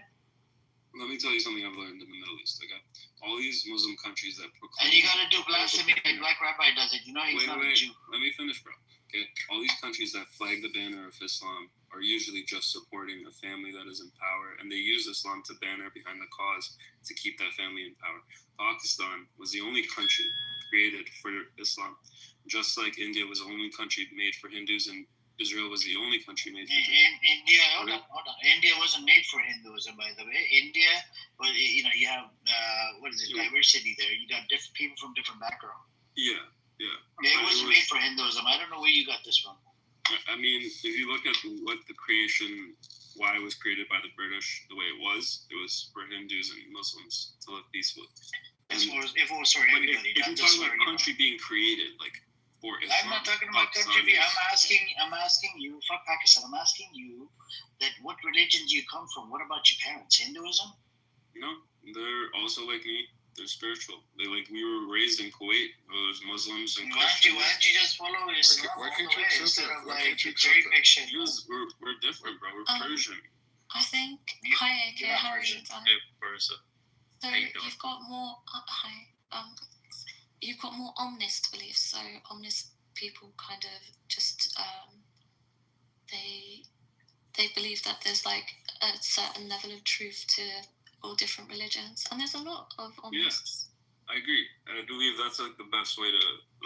This guy came in on day one. He made a claim he's a Muslim, right? So I asked him a question: how many rakats in wudu? Do you know what he said? He said 2.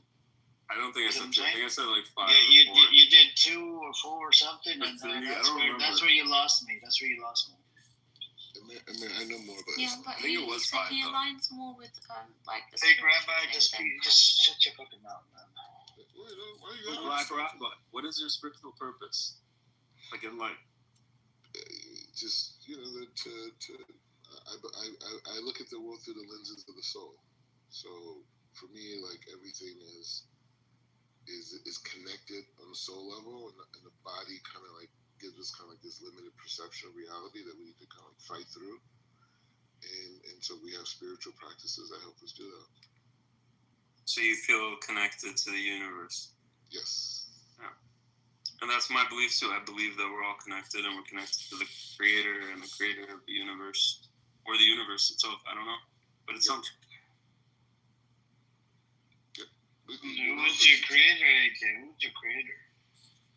I don't know. One day I'll meet them. Black Rabbi, who's your creator? The same God of Abraham, Isaac, and Jacob. No, who was that? Who was that?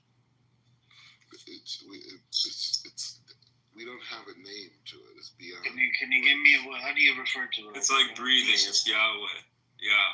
It's like breathing it. But like what is it? No, hold on. He's a rabbi. He can tell us. How do you refer to God?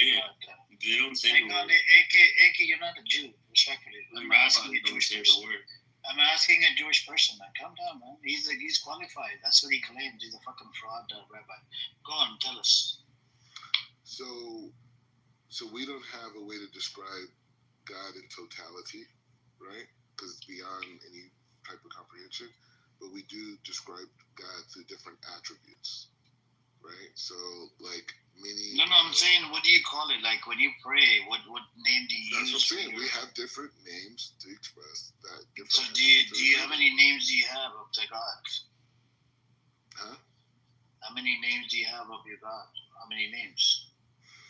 We have a system of like 90. Do you call it Yashem or Yahweh? What do you call it by? But with different names expressing different attributes. Okay, how do you know that's a God? It came from Prophet Moses, peace be upon him, correct? We know about God. No, I'm asking you, how did you get the word of God? It was through Prophet Moses, peace be upon him, correct? Just say yes or no. Did it come through Prophet Moses, peace be upon him? Such a fucking mental retard. Not only. I'm asking you, yes, he was a main prophet. Okay, is that a yes or no? What is it? Prophet Moses, peace be upon him. Say it out loud. I've seen there's many prophets God sent. I understand, but I'm asking you, what was the main prophet? Was it Prophet Moses, peace be upon him, that brought you the word of God, correct? I'm saying all the prophets brought the word of God. I understand. I'm not denying that fact. I'm asking you, the main prophet in your religion, isn't it Prophet Moses, peace be upon him? The main prophet? I don't know about that. Yeah, the one that brought you the word of God. I mean, Moses brought the Torah. Okay, that's what I was referring to. So if a prophet, Moses, peace and blessing upon him, brought you a book of Torah, right? And then you're going around and saying a whole bunch of blasphemous shit. You want to shoot the prophet Moses, peace and blessing, you want to kill him. Isn't that you don't find that disgusting and disturbing? Hey, what? Yeah, I'll put the video in the chat. He said it in my room. Brother Fayaz made a claim, made a statement. He said, if Prophet Moses, peace be upon him, was to arrive inside Israel and tell them to stop killing babies and this and that, you know what this fucktard said? He said, yeah, we'll shoot him in the head. He's talking about Prophet Moses, peace be upon him, this disgusting scumbag. And I'll put a video in the chat. He literally said he will kill them. We'll kill the prophet. Such a disgusting human being, and he calls himself a rabbi. We already checked his credential. It's all fraud. Let me put his link in the chat. Earlier, he was saying about what he thinks what's going on with Palestinians is a psychological issue with them, right? But would you not say that, 62% of Israel believe that there's no innocent people in Gaza? Do you not think there's a psychological issue with Israelis then? Because you were talking about I put Sort in the chat. I put the link in the chat. YouTube. He's on YouTube. He literally said he will kill Prophet Moses, peace be upon him. Disgusting scumbag. Yeah, but even objectively speaking, why would you want to, let's say someone's claiming to be a prophet, right? If someone turns up today and claims, there's loads, you've seen that weird guy on TikTok that wears a beanie. Exactly. No, what do you mean exactly? I haven't finished what I said. What are you saying exactly for? Right? I'm saying, why would you even feel the need to, if someone's, spurting their religious ideals or whatever, why would you even feel to shoot them? Do you not think that's a bit of a psychological mishap in itself?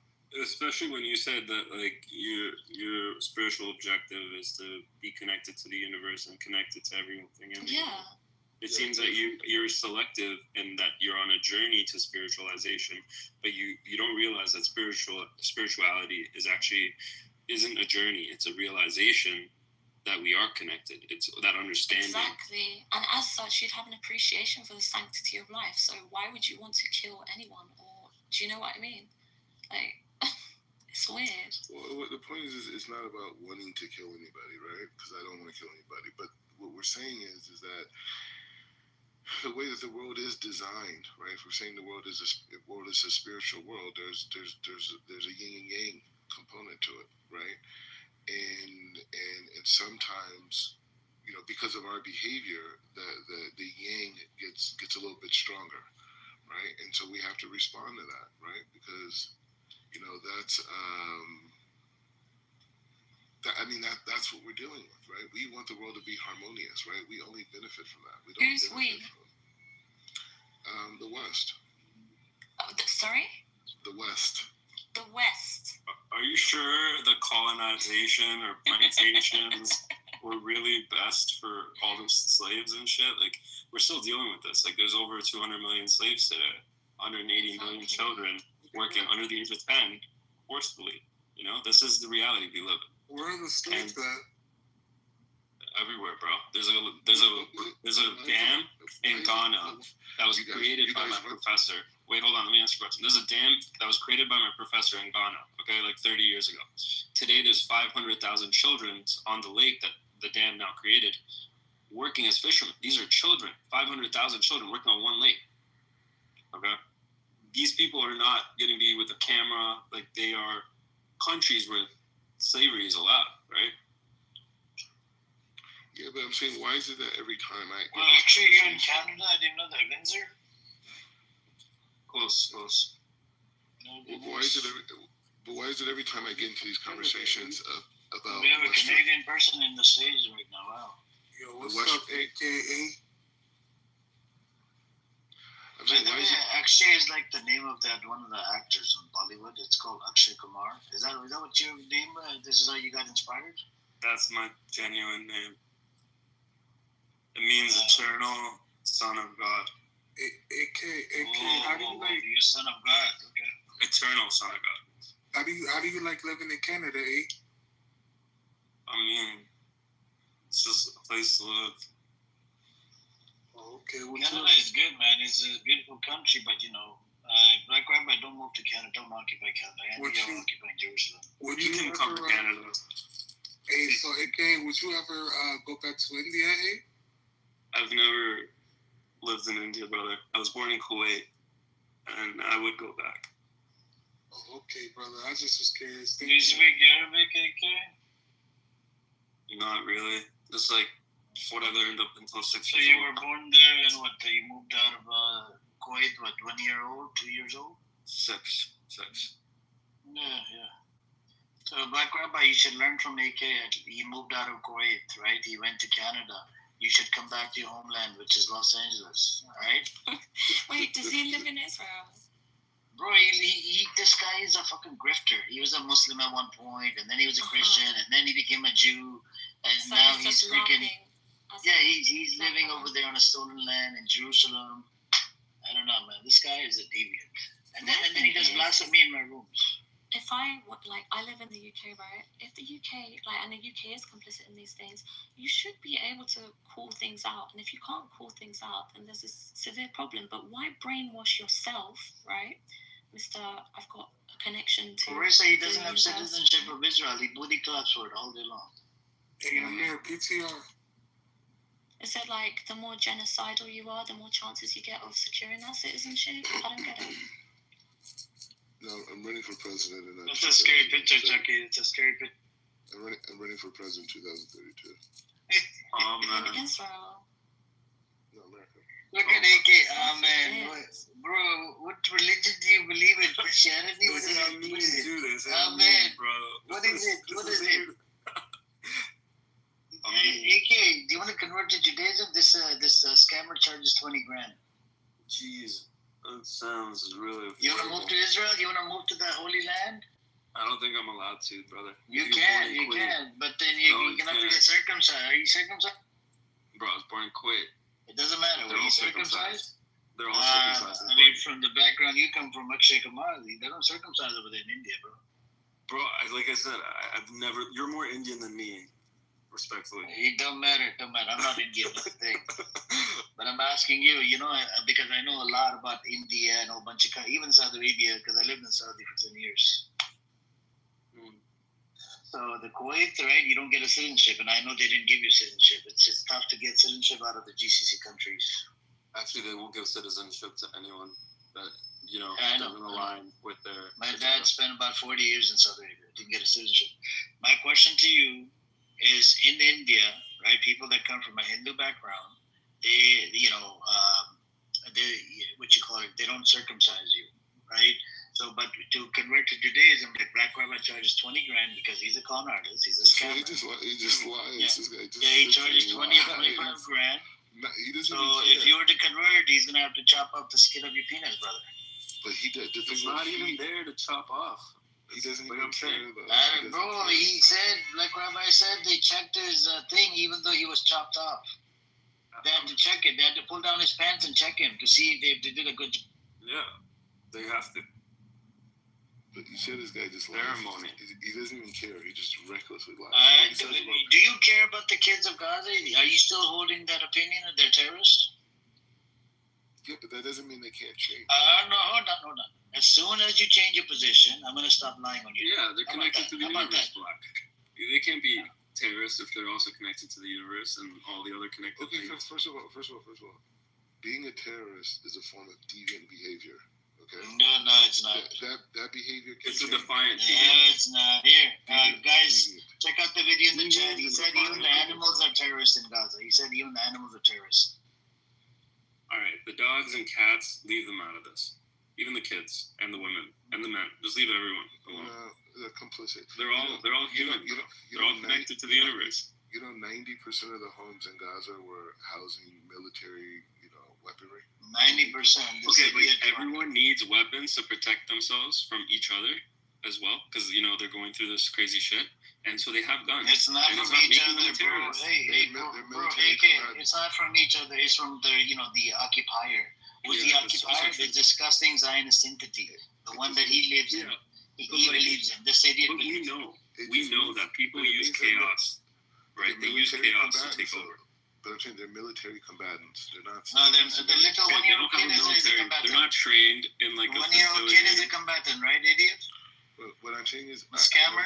I know you mean well. Grifter. Grifter. In Gaza, people. Change your name to Grifter. Black They don't have sergeants. They don't have a navy. They don't have an air force. Like it's not a military training. So it's not military. It's not military training. They're not military. How? They don't have a navy. They don't have an air force. They can't have electricity. I can't make electricity, bro. You can't make electricity. Type of warfare. It's a different type of warfare. Yeah. You know what? We've never facing seen cavemen. We've never seen the militarization of a society. Normally, a society has an army. So there's ideas of do they have open carry arms inside Israel? Tell us. Yeah. Okay. So does Hamas have open carry arms in Gaza? No. Okay. So which one has a problem? The gun problem. Hamas. No. You just said it. IDF has open carry laws that the Israelis literally they're taking weapons to the universities. Can you guys believe it? You're studying next to your fellow friend, and he's got a weapon. He brought it to school, and if you piss him off, he'll pull out his weapon and shoot you in the head. The teachers carry the weapon. Everybody carries in the. No, it's true. It's a fact. You're just making up lies. No. Like, I have the data. We've seen photos of this. If you serve in the military, it's open carry law for the Israelis and majority. And it's not if you serve in the military; it's when you serve in the military. This is like talking about militarization. You have to. You have to exactly. It's not when. It's exactly when. It's not when, bro. It's 18 and up. And if you're Jew, it's easy to get a weapon. If you're an Arab inside Israel, it's impossible.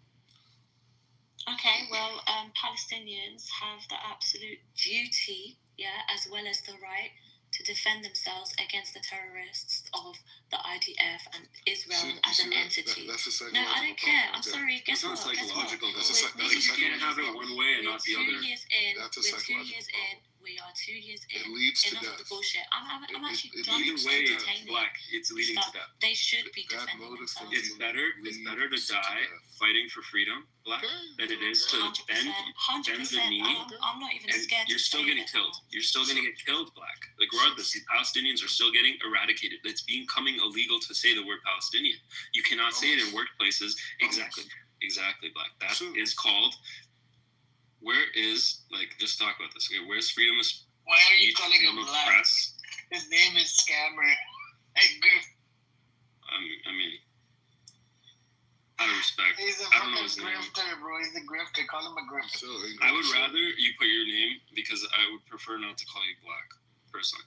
Just because it's weird. Why are you a color? It's Mordecai. Mordecai. Okay, Mordecai. It's His real name is Sharif Hassan. If spirituality is a realization, I think you're really far from it. You are on this journey to finding spirituality. It's not a journey, my friend. You just have to realize. And Jesus call him my friend. I don't think he's anybody's. Well, I mean, Amir,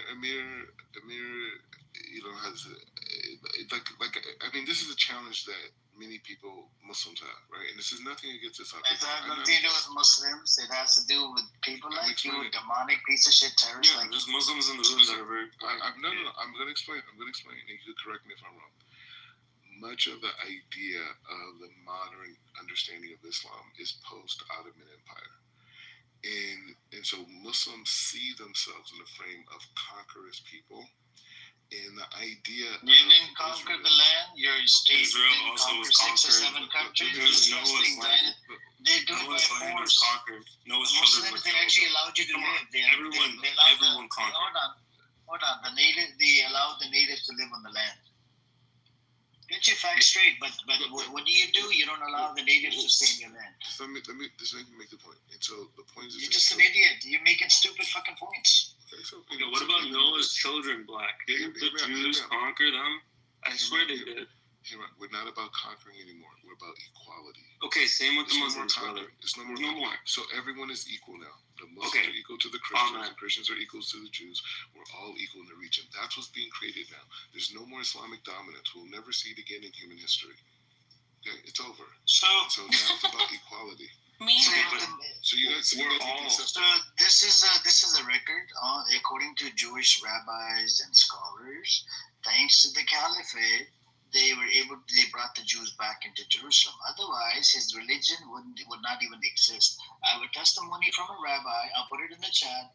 I want you guys to watch it. This rabbi, he wants the Caliphate system to come back, and he said, under Caliphate system, everybody coexists with each other.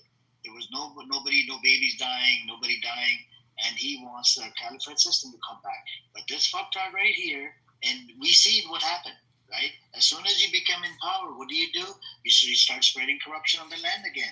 Do you know, according to your Torah, what did you do? Tell the room, what have you done? You've spreaded corruption on the land, you killed multiple prophets, you broke the covenant. What else did you do, Black Rabbi? Tell us. He will never tell you what it says in the Torah. And then he's here to claim the land. A fucking fucktard. Come back to America, you don't have Israeli passport. Just say, otherwise shut your fucking mouth, man. Stupid bitch. Why are you always cussing at me? Because you're not a Jew. You did blasphemy in my room. You take care of all of Judaism. You're done. Alas. You're finished. And you're a scammer. You're fraud. We looked into your credentials. It doesn't exist. Yeah, we checked with the Israeli ministry and we checked with the rabbinic school over there and the ministry that does the certification and licenses. You don't even have a fucking license. Shut your fucking mouth. Did you what register your visa, Rabbi? Please. It's a question. You didn't. I'm above visas. You're above visas. Wow. I promised that Rabbi. Are you the Messiah? No. Okay, cool. Are you gonna kill the Messiah? I'm gonna be a spokesperson. Would you kill me though, Black? Or I wouldn't kill anybody. alright, we're blessed. Yeah. Like Rabbi, did you eat any kugel today? No. What about the Did you eat filter any fish? Weetabix? What Did about you the eat filter Weetabix fish? today? I have a question, but I don't know if this is appropriate to ask. Are you allowed to smoke weed? Rabbi, did you have any gefilte fish or cholent today? No, it'd be kind of weird to have cholent in the morning. I don't know, man. Some of our brothers, man, they love that cholent. They like to put mayonnaise and ketchup in their cholent. Chucky, be honest with me. How many times a day do you fantasize about food? Maybe 100 times. Let's be honest, how many bags of chips do you eat? Is that a problem? How many bags of chips do you eat a day? Tell us. How many bags of chips? He eats nothing but bag of chips. Is that a bad thing, Black Rabbi? That I fantasize about food? No, it's normal. It's biological. Yeah, I mean, I work out. I have to pass PT tests. I'm very in shape, but I love food. Are you in shape because you want to eat, or are you eating because you want to stay in shape? I'm in shape because I have to be in shape. He's looking for future potential significant other. AK, you should look me up and look at my YouTube. AK, do you know any sister or any girl in your mind that he's looking for somebody to get married to?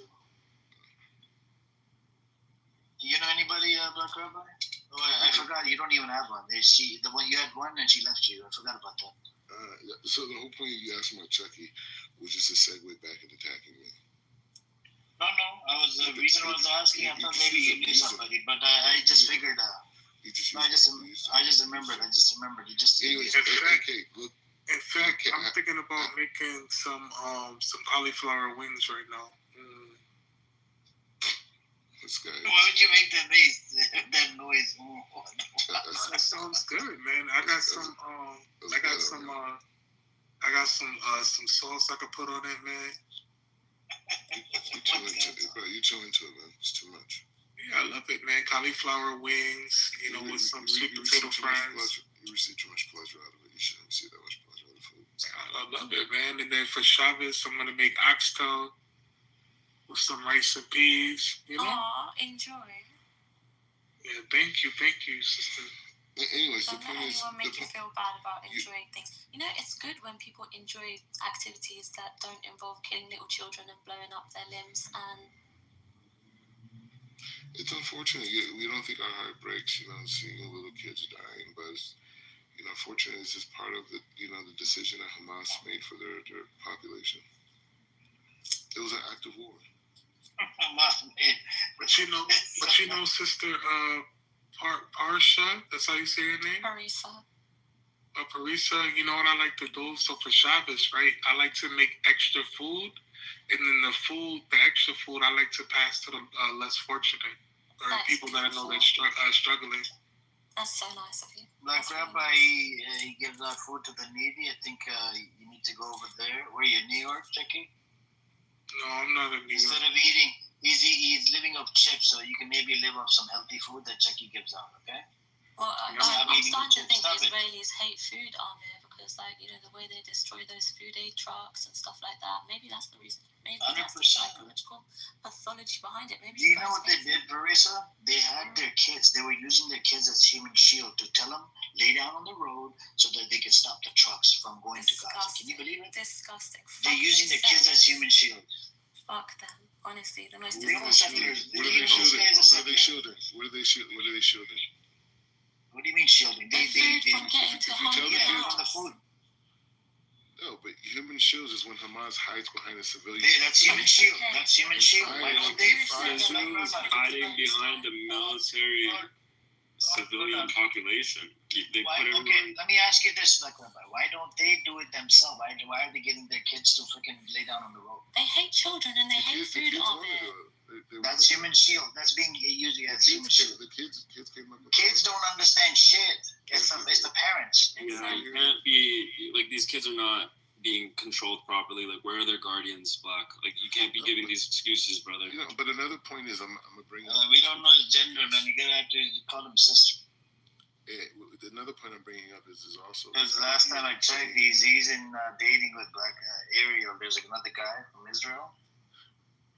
Yeah, they both into it. Didn't they get in a fight? Yeah, they did, but they're back into it, man. They're back they like each other.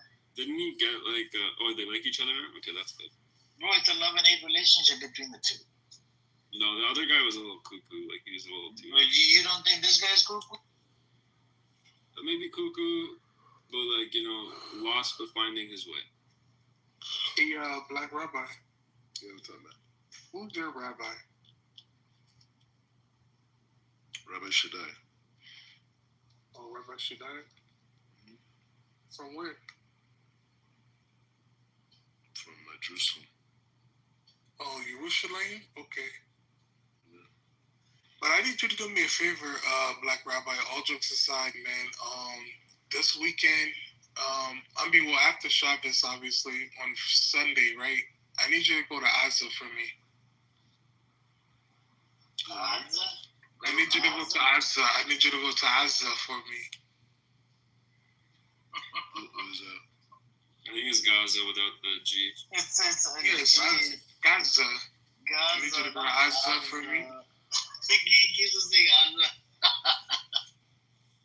Would you be down, man? I need you to go there, and I need you to. Oh, what do you mean? He down and dirty? Is that what you're trying to do, Chucky? Just be careful, man. This guy will fall for it. He will go for it. He's into Ariel. No, I just need him to go to Gaza, man, and make sure that my Palestinian cousins are doing good out there. No, but the thing about it, Chuck, you don't realize I'm doing God's work right now because I'm fighting for the Palestinians. They think they're fighting for Palestinians. It's actually me. I'm trying to remove the thinking process that they are a resistance movement. I'm here liberating. By eating chips every day, by sleeping on the couch potato. Brother, I need you to do this because this is some ego trip. Okay, I need you to say, I am not Superman. We have this guy in the audience. He's from India. I think we need to bring him up. Come on up. Wait, Black, you have to do this. Free yourself. He loves Saudi Arabia, Black Rabbi. I don't know what the deal is. He believes in terrorism. Bro, I think he supports Hamas as well. He supports Hamas, Hala Wala, whatever your fucking name is. No? He said, Mary John, which means my life. And he said, how you doing? After that. He's like, my love, how you doing? Come up. I know you can't say anything bad about Saudi Arabia. Otherwise, they'll put your ass in the jail. If he says something bad about Saudi Arabia, they're gonna Khashoggi him. Yeah, they're gonna Khashoggi him. You know what happened to Khashoggi, right? They're gonna trigger the shit out. They're chopping into, God forbid, they'll chop into tiny pieces. Yeah, just don't say anything against the MBS Hala. Anyways, we have Marina here. Welcome, Marina. How you Hello, doing today? sir. All right. Thank you for asking. How are you? I'm doing okay. How you been? Are you good? I guess. I don't really know what's happening here because I can see the Israeli flag over there, but then also everyone here is like, not everyone, but most people are like pro-Palestine. So I'm really confused right now. You're in the neutral space. We debate here with the Zionists and non-Zionists. Are you Zionist? I'm not.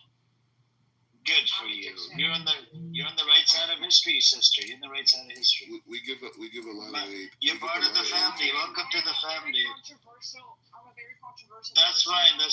Talk your shit to Black Rabbi. Curse him out. I don't care. Curse him out. He's a fucking bitch. Curse him out. I didn't mean it like that. Nobody believes in everybody in Gaza is a terrorist. Marina, he believes everyone is a terrorist. Okay, because they are doing what exactly? Just curse him out. I want to see you curse him out. Curse him out. No. I wouldn't do that. I would never do that. I want to have a conversation with him. Okay, go on. But you want to watch some videos first? Because this guy was tied up in chains, and then he had a man whoop. No. Actually, you know what? That makes him have the upper hand. That makes him think that he's superior to us because we're insulting him. We can't do that, you know. And you're like, that's just very childish and immature. Mr. Black, I guess. Can I have your name? So that's okay. My name is Verena. Mordecai. Mordecai. Yeah. From the Bible, right? Yeah, like Mordecai and Esther. Yeah, alright, cool. I don't really get your insight. Can you tell me what you're thinking in 3 points? Yeah, the Palestinians that I lived adjacent to here in Jerusalem, really educated me on their challenges. One of which is the fact that they told me all the representation that is presented has nothing to do with them, as people who've been imposed on them. And they asked me to speak out on their behalf by exposing the lies and the corruption that's being imposed on them by the people who claim to be their leadership. All right, that's the first point. I need 3 points, sir. Second, I live with 2 million beautiful Palestinians every single day that are, define themselves as Israeli Arabs that work in Israel, that are eccentric to the success and the growth and stability of the country. They're amazing, brilliant people. However, in Gaza, in the West Bank, there's a radicalized, militarized civilian population that, in essence, is completely focused on destruction of Israel and even Israeli Arabs that are inside of Israel. And they waged a war on October 24/7. Now, the thing is, the entire population in Gaza are military combatants, right, through association. And so when we have to deal with the issue, Israel has no choice but to take all of Gaza and pass it over to the United States to create a freedom zone. So you know that everyone, please check out the video in the chat. 3 videos in the chat for you guys. Hang on, AK. Hang on. We have Rena. She's engaging. Let her finish, brother, and then you can speak. But please do watch the videos. I'm promoting his content in the chat. Please do watch it. Yeah. It's a present. Alhamdulillah. Alhamdulillah. All right, amazing. So are you Muslim or are you Muslim? Are you Muslim or are you Muslim? I'm neither, actually. I'm Christian. So you're Christian? That's fine. Yeah, it's no problem. Yeah. All right. Yeah. So you don't understand that watching porn and promoting porn is actually haram for a Muslim, right? Am I promoting porn? Did you read it? Rena. You speak Arabic, brother. Hang on. It's not porn. You speak Arabic, brother. It's not porn. Stop lying. Yeah, stop doing that. A worse conversation than it's not porn. You gotta stop trolling. I know you came with the intention of trolling. I know. I'm actually really not. I can tell a troll from miles away. You're a troll. I'm really not interested in engaging in this conversation anymore. You are. Then leave. Get lost. Yeah.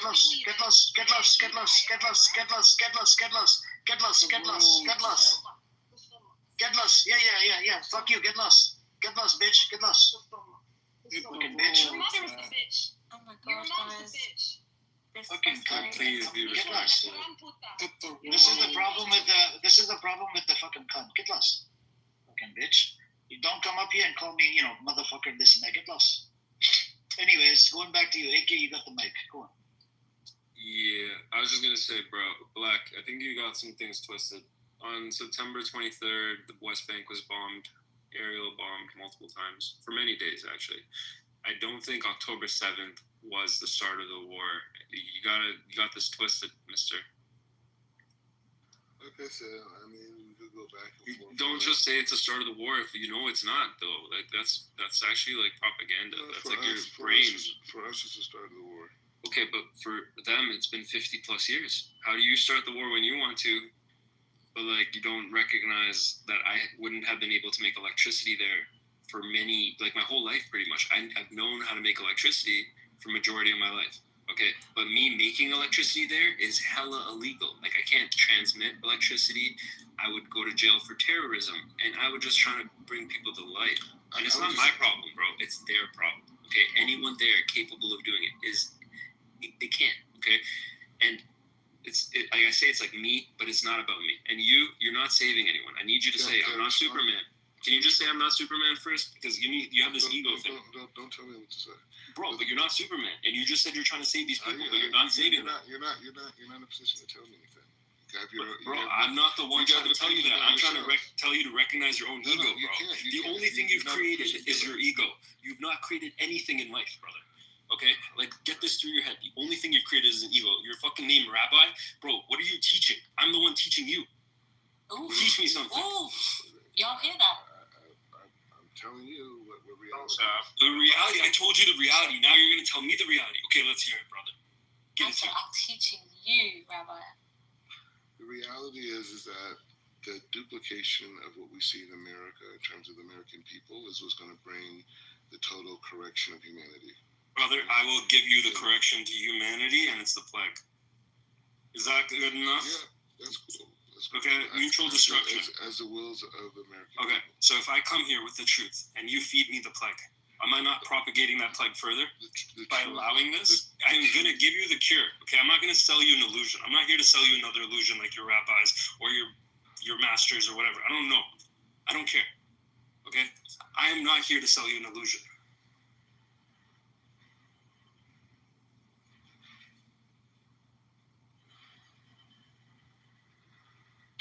Anyway, so the duplication of the will of American people around the world is what's going to bring us to our total perfection as a global society. Duplication is not how we preserve our people. That's how you make them into the same box. And you just replicate and replicate and replicate. You don't have any character. You don't have the rights or the culture that come with having diversity. America produces people like me, you know, and people like me, like That's your ego, bro. What have you created? The only thing you've created is your ego, and you won't even recognize that you're not Superman. Like, you think you're saving Palestinians. That's a fault. Like, that's a flaw, bro. You're not saving anyone. I'm not saving anyone. I'd go as far as to say he's probably more detrimental to the cause, yeah, because with a name like Black Rabbi, yeah, and your story, okay, you're gonna get eyes and ears on you, okay, just for that alone, okay.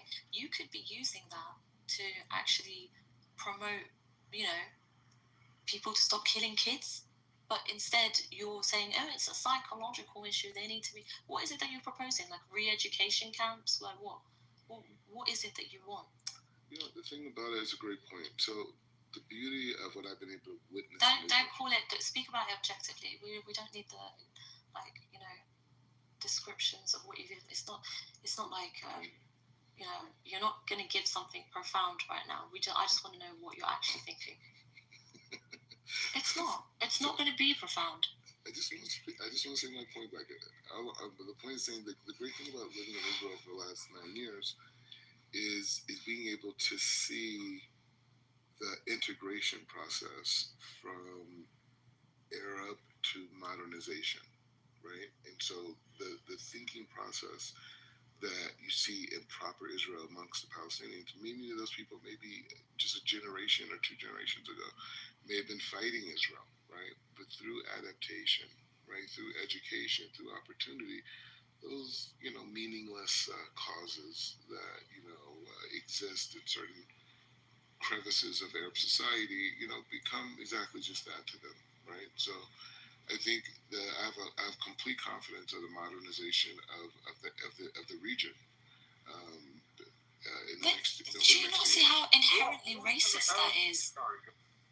Oh, sorry. You know, please, if you want, I just wanted to point out that how racist this line of talking is. Yeah, like absolutely. That's what I was about to say. Exactly. Please go on, please. Look, I really don't understand when you support an ethno-supremacist state, first of all, and you sit here and talk about the integration of Arabs into Israeli, led state. We all know it's tailor-made. The integration, Black Rabbi. First of all, the name Black Rabbi, they look down on people who have dark skin. First of all, you should know that. Majority of them are Ashkenazi Jews from Europe. They are taught from a very young age to look down on people. Bro, you got your script. You're reading your script. We heard your script. You're showing me you don't have independent thought. You're showing me you don't have independent thought. The integration you're talking about is tailor-made to cater to the Israeli politics. The Arab opportunities you talk about, we're giving them opportunity because you might be able to fool a regular American, but people who have been there, known it, you won't be, because even the Israeli parliament has a system of seats. They don't want, within their Jewish communities, they have supremacies, they have hierarchy systems where majority are Ashkenazis. They don't want the Sephardic, the Mizrahi Jews coming into power.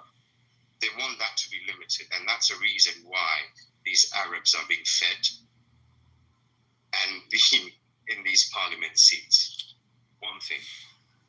That is exactly reason. But why do we have to listen to this? Are you educating us? He wasn't making a racial. He wasn't making a racial issue. Yeah, he wasn't making a racial. No, it's not. No, it's not.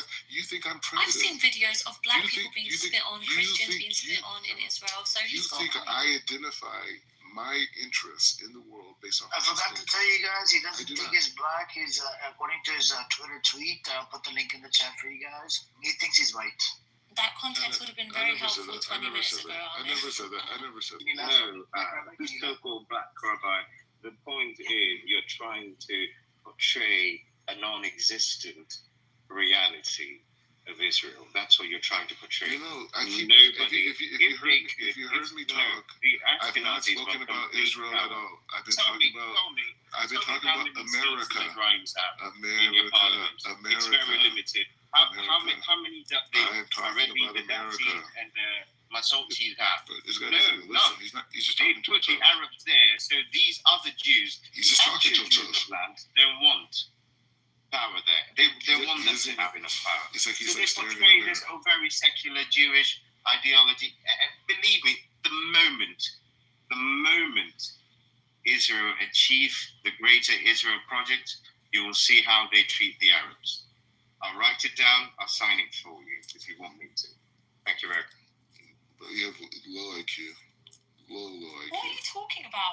Once again, He's yo, talking about ego. low IQ. He's giving you facts. Control your ego. He's not. He's low IQ. Just Control your ego, just bro. regurgitating some facts. Black Rabbi. It's because what you say is beyond your level of comprehension. You are Slow trying to IQ, prove my slow point. IQ. You know, usually in debate, when the moment you attack someone's IQ, you attack someone's background, you attack someone's, physical appearance, you attack someone's personal background, that is a moment you know that person have nothing other than personal attacks to use as a counter argument. That says a lot about you and your character and your IQ. So if you have something factual, you can go ahead. Otherwise, stay on mute. That actually proves that he lost the argument when he goes Yeah, you're right. No, no, some things are so dumb they don't deserve a response to. I'm saying if someone okay, so I feel the same way about you. Oh no! Oh my God! This is so childish. What you say about me is what I feel about you. It's No, stupid thing that kids have. why are you always nasally? You know what? You need to change I'm your not diet. nasally. I'm Change your diet. tired as Change your fuck. diet. Change your diet. Change my diet. Change your diet. Change my It's giving you mucus. This- It's giving you mucus. No, I It's have giving you mucus. allergies. No, it's This giving you is, mucus. you're It's your starting diet. to act like a It's your diet. toddler. It's your diet. It's your diet. So you live in It's your diet. Jerusalem. They're It's all your diet. fucking Disney by birth. It's your Remember, diet. you change my diet. All you It's do your diet. is eat chips all day. It's your diet. And you can't listen. You're Stop eating wheat. Stop eating wheat. Stop eating wheat. Stop eating wheat. Stop eating wheat. Oh my God, Wheat. man. Wheat. Oh my Wheat. God. Wheat. You are Gluten-free. making your own side very weak, Black Rabbi. Gluten free. At the moment, you're acting like a toddler throwing a tantrum. God forbid someone has some severe allergies over here. No. It's your diet. It's your diet. It's your diet. Absolutely. When your views are challenged, you have nothing but personal attacks. She just started attacking me. So what do you care about? Like I told you, Because she's Israeli nasally. hate She's food. nasally. She's Israeli nasally. people She's hate nasally. food and they hate children. She's nasally. She's nasally. They hate First of food. all, They Black hate Rabbi. children. Black Rabbi, you sound like you have a double chin from the way you're talking with your. Triple. Yeah, my goodness me. Probably that forehead is almost a 5 head. Anyways, the point is, this isn't about Israel. This is about the will of the American people. And we want to spread that will, and we want to see more societies exactly This like colonial America. talk coming Yes, from it's a true. guy called Black Rabbi. Yes. And the thing about it, we have to What stop. is the American people? Explain to me what is American people. No, I said the will of the American people. What is that? Who are they? So the will of the American people is the mechanism that propels American society forward in terms of living up. America is hardly a society, first of all. Okay, just let me finish. That motivates the American people to constantly strive for higher levels of moral ethics, of justice, of equality, and so we struggle. We've seen of course. Western ethics and morality. America- Okay? Like you're And showcasing also, it very the well. American Get the society fuck in out of America Africa. Get the talking fuck about out of build. Asia, man. No, Get the yeah. fuck out of Asia. Get the fuck out of Africa. Absolutely. It's about world. It's Oh about my God. dominance. American dominance. American dominance What's is American exploitation of the dominance? resources Your all around the Your world. country was built on war. That's my What kind campaign. of That's my campaign equality slogan, by the way. Peace are you talking about? I'm saying my campaign slogan. You know why this talks about American society and American law is being, marketed much more nowadays because you're losing the grip over the world. People don't give a rat's ass about you anymore, and that's where the problem is. No, I think we've divided the world successfully. I think No, what you've done is created an anti-imperialist world now. So good luck with that thing. there's going to be a poor part of the world and a rich part of the world. That's what's Yeah, and happening. the poor Yeah, part is going to the I have tide seen to the turn. That's streets going of to be you guys soon. California. I've seen the streets of California. Believe Exactly. me. Skid Row. Oh my god. You're right. Yeah, There's going to be four streets. parts of the Those are world, and streets. that Those is are America. streets. Those are Yeah, streets. it is going to be America. Get the fuck out It's of here. already America. Get the fuck out. So of let me Africa, show. and let us build our own prosperity, man. Great. I mean, if someone else can control your prosperity, The irony then is he's you're from not in control. California. Oh my god. How pathetic. Hey, Parisa, I told him to come back to California. I offered him a long time ago. Come back to California because I'm in Los Angeles. I'll pick him up from the airport, take him to a Mediterranean restaurant, and then I'll drop him off at his house. The condition is you cannot go back to fucking disgusting Zionist entity. I don't want you living on a stolen land. He's a lost cause. How is he funding himself in Israel? I don't know. He's just an idiot. He just walks around like a fucking, big, He dances for shekels. elephant or something. Whatever you want to call him. I'm for sure the most visible rabbi in the world right now. Invisible? Oh my god. You Yeah, take like Isn't that Rabbi people, Shmuel? If So the your guys voice, Rabbi you're also talking about, I believe you. Right now, You're probably visible because of your ties. I'm very sure of that. I'm saying just in terms of the media circuit, I am right now for sure. I'm expanding. I've never heard of you. It's the first time I'm saying it. No, yeah, I know. You do never. You'll never. I'm going to forget this conversation. Absolutely. Just so you don't have one more person that knows you. The moment I sit my next to you, you're gonna brag one day. You're gonna brag one day about. your height. You're gonna brag one day about talking to me. I will never do That was that. I hardly at all. guarantee you, I promise you, I will never do that. I would deny your existence just like you guys deny the Palestinians' No, existence. soon they're gonna deny Erasure. Palestine. Soon they're gonna No. deny it. They're gonna say I remember you when you they're- say, from the river to the sea, Palestine will be free. You do that and I'll No. remember you. But the key thing now is for the Palestinian to free itself from this cloak of resistance movement and this false narrative that they were given. Yes. They have to be able to completely be severed from that psychologically. Look at the world we live in. We demonize standing up for yourself. We demonize, not allowing yourself to be oppressed. Absolutely. Reprogram. The Palestinians are not in any shackles, Black Rabbi. The only shackles they have is put on by the Israelis who came to the land and made it theirs where it was non-existent. There's still the state of Israel, all right?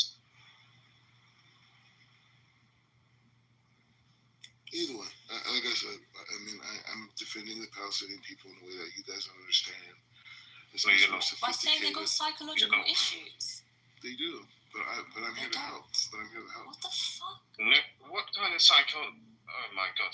Yeah, you've missed a lot. Nobody needs psychiatric evaluation. The Palestinian identity was created in 1967. The resistance movement was created in 1967 by 67, yes.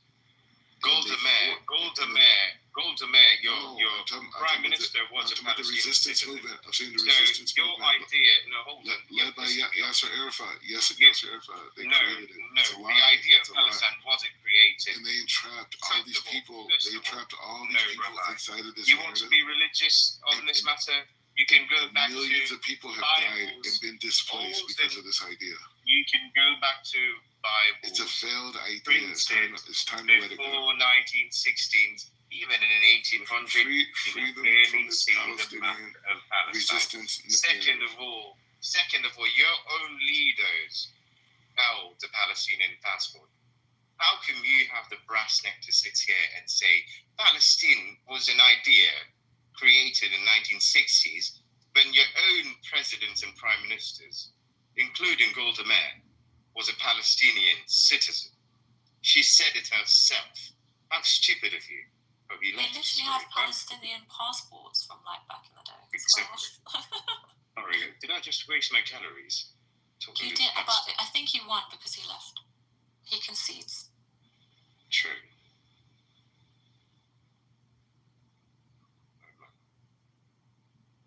Alright, so we all raised our blood pressure a little bit this morning.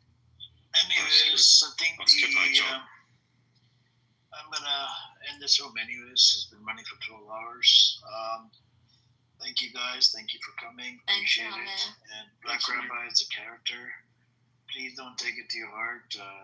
crashes. We're here to trigger the fleet crashes out every day, and he crashes out, or I crash out, or somebody else crashes out every day. We have a record of minimum 4 crash outs, and then it can go up to 10 crash outs a day.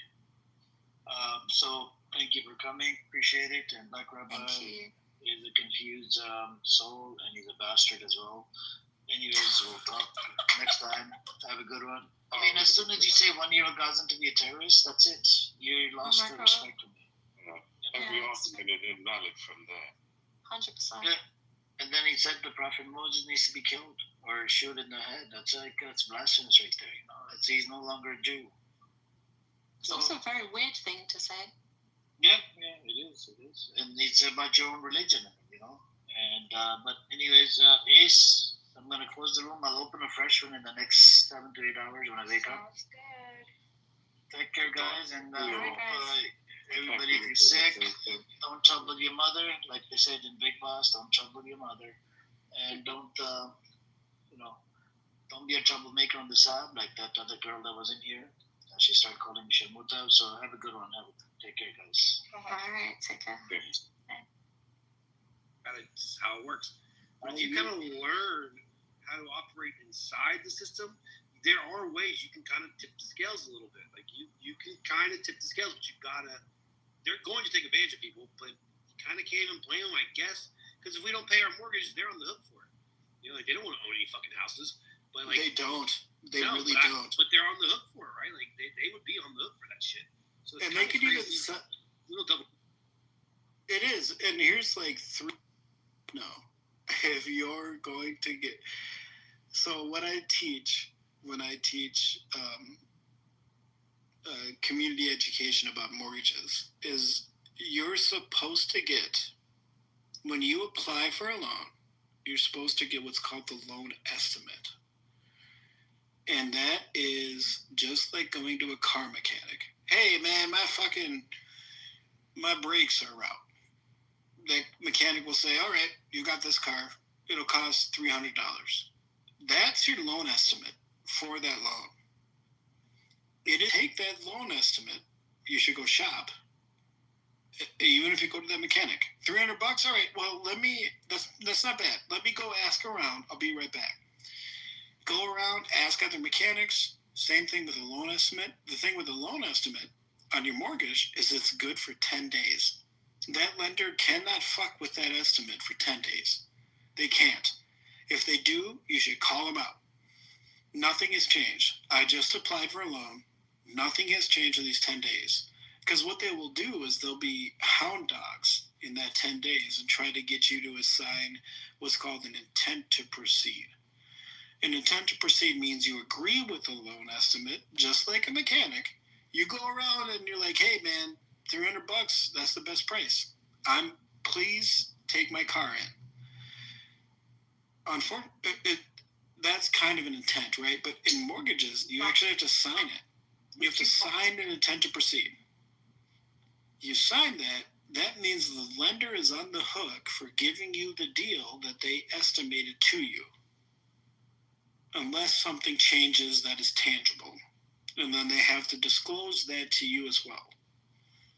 So keep in mind, I think everybody, mortgages are hard. Everybody who does a mortgage is like, we're just hanging on. We're just on for the ride. I hope it ends with what we said, but I really don't know. There's so much shit happening, appraisals, all this shit, so much shit. The truth is, you have to treat it just like a fucking haircut, just like fucking going to a mechanic. If you don't estimate what you put on that initial, you have to explain it to me. Well, you better, go ahead, Ashton. You better treat it like a contract for real, because people can get over on you.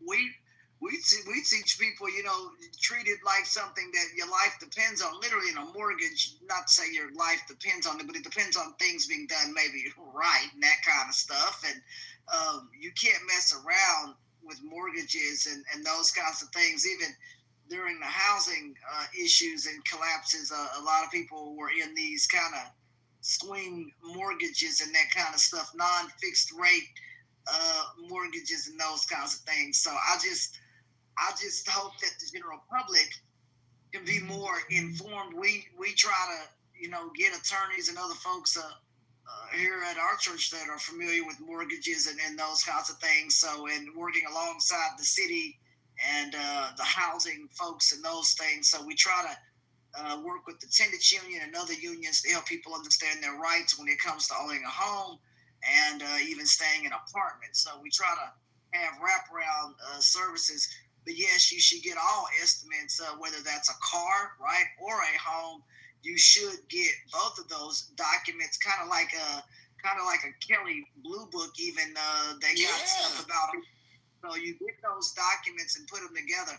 So if there's damage to a home, you go down the records and ask for certain inspections and all these other things, so you don't end up moving into a hot mess. So there are things that I require before I ever get a home. And a lot of that has to deal with the inspection and structural integrity and all that. So I don't move into something because somebody says that it's good. I go down there and get certificates and other things related to the law when I look at wanting to get a home. If some of that stuff is not presented, I don't sign up for a home that says, well, we don't have to inspect it, but we'll give you a cheaper rate.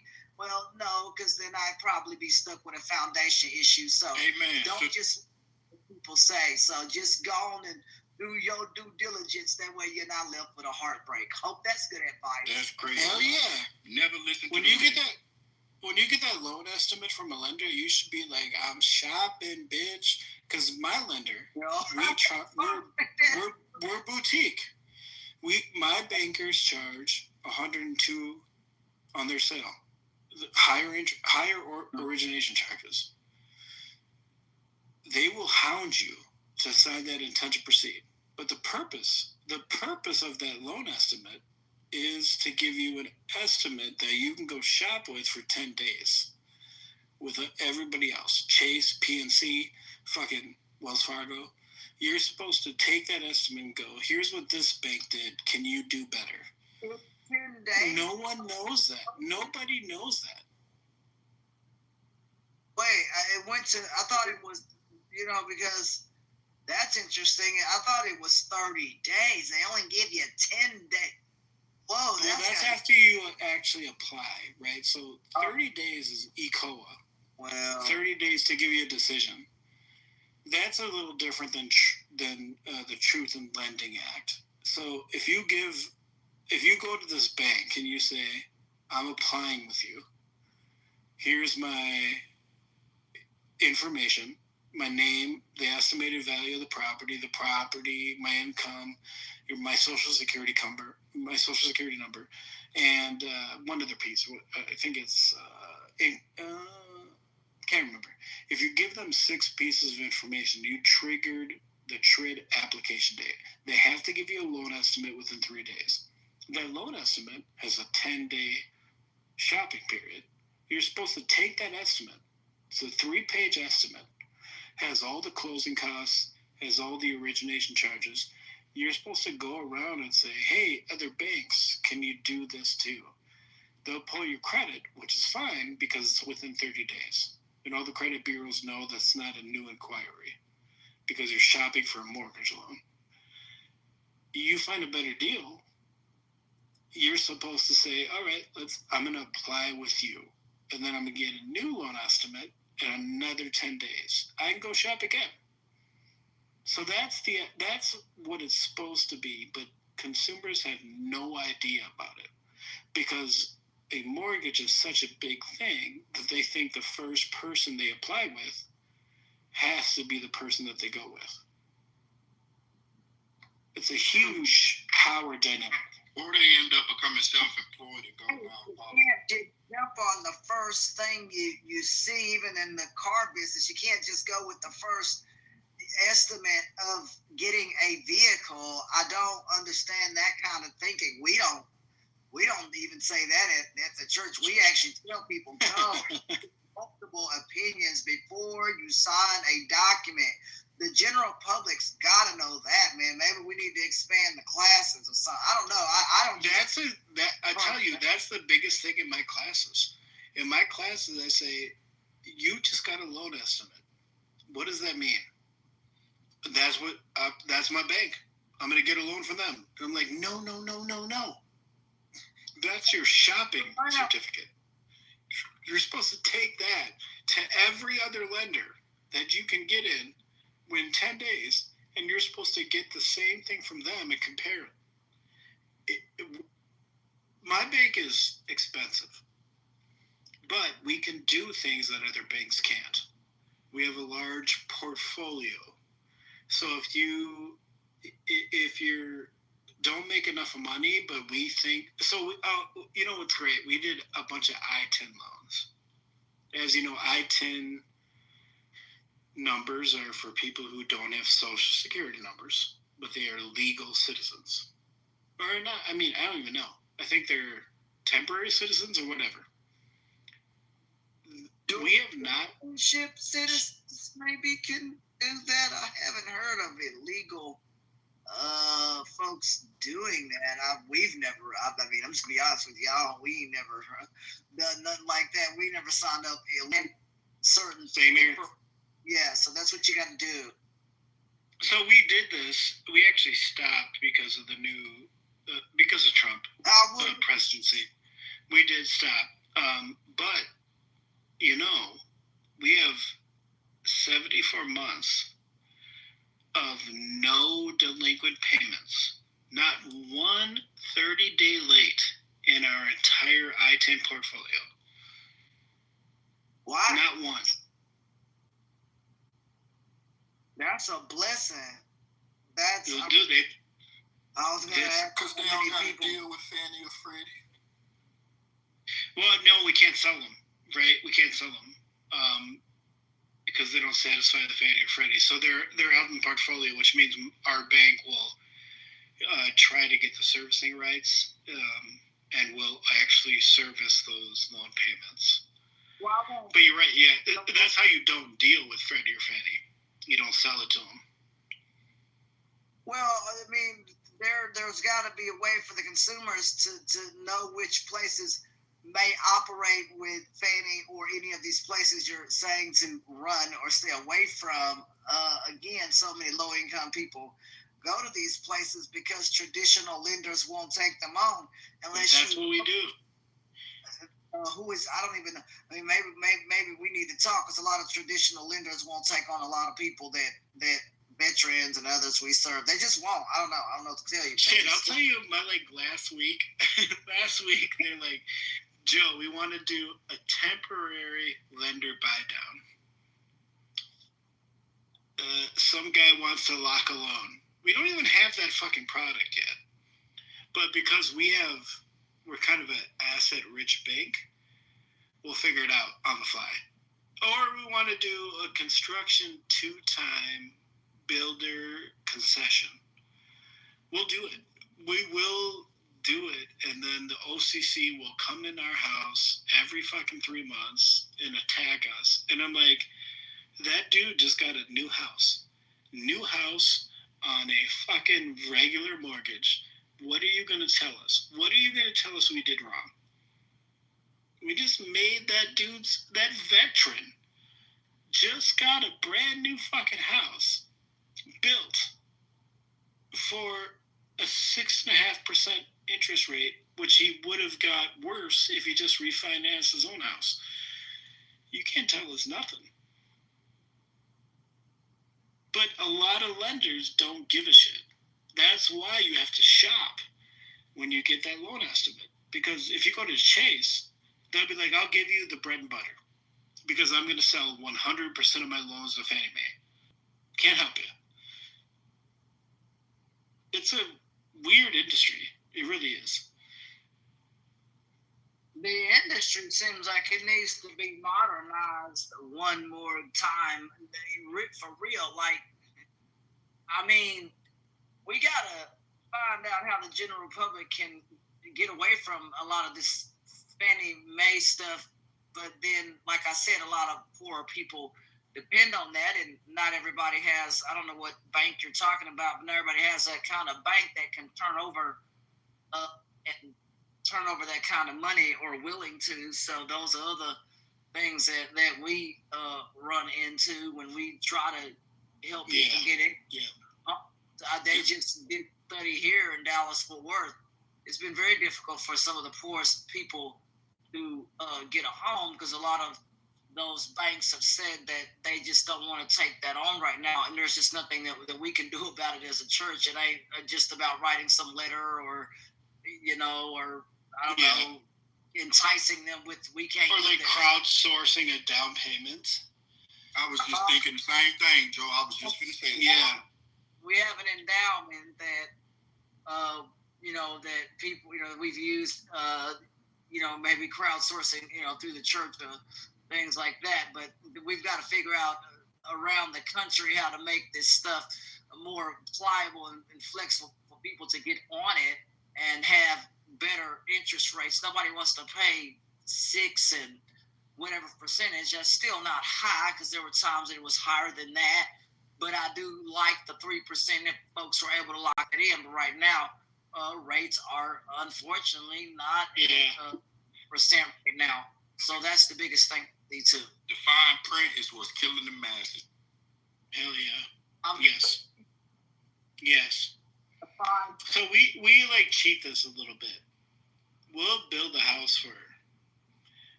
My bank is weird. And we just actually bought Mark Goodwin. I don't know if you might have heard that guy. He huge Texas player. New construction lending, mostly deals with large swaths of land that are being developed and everybody's going to build a house there. We just bought his LPO. But the nice thing about construction lending is you only pay interest on the payments of money drawn. So if you want to build a $400,000 house, your payment is only going to be, so people can actually have, and we do this because we only do portfolio construction. So we're not going to make any money on the construction part. We're going to help you construct it. So you're going to build a $400,000 house. First draw is $100,000. You're going to pay interest on $400,000, which is almost half of what you would pay on a mortgage for $400,000, because there's no principal. Build you that house. Once you move in, you sell the other house or whatever. Now you're into your end payment. You got a brand new fucking house. And the value turned out maybe to be a little less. Write you a new note. Fucking, we do really well in that construction space. Well, we're building veterans new homes all day. Sorry, go ahead.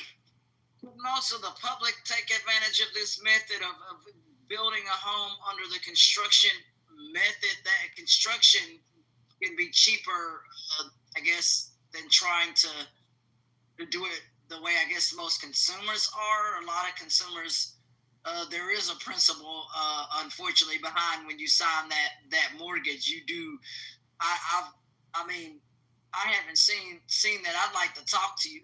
Definitely like to talk to you, because I've never heard of. Wow, there's not a principle, but a lot. The principle is deferred because you have no value, right? So the house doesn't exist. While you're building it, we're giving you a draw, and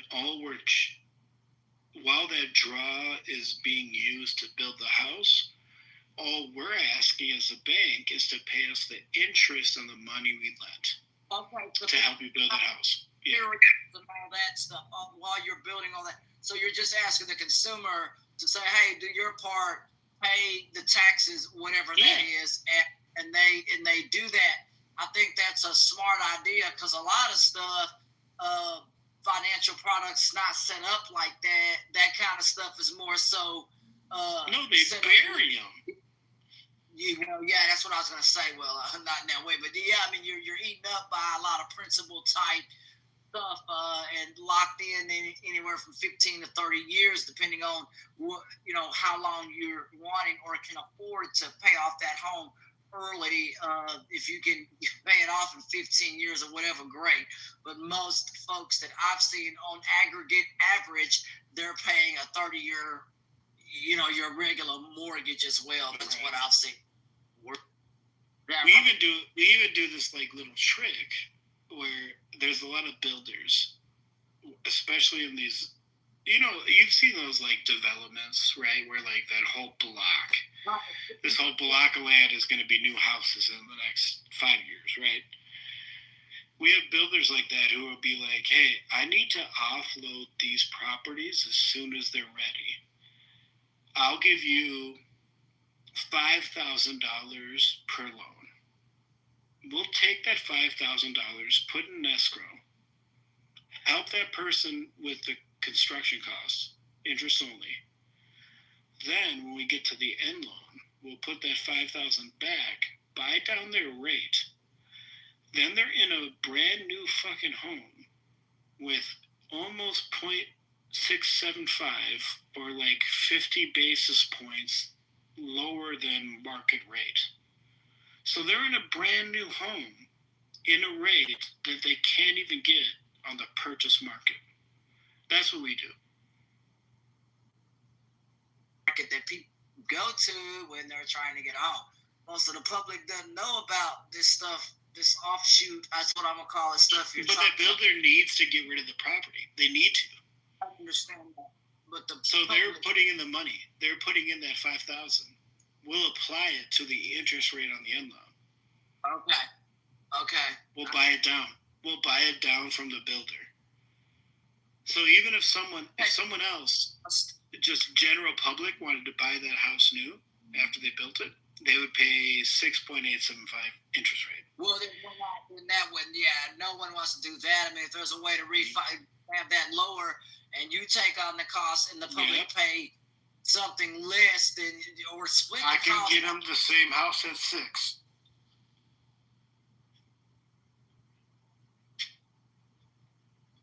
And they're veterans.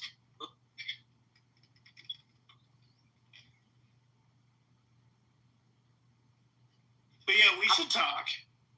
Yeah, I've never heard that non-principle stuff, but like I said, with a church, they do things a little bit different maybe than what you're talking about, and so maybe my research is more in stuff like that. So it's just something to think about. Especially if you're talking about charitable funds, like a church or something, you guys get ripped off more than anybody. Well, you do. We need to You talk. really do. You need to, yeah.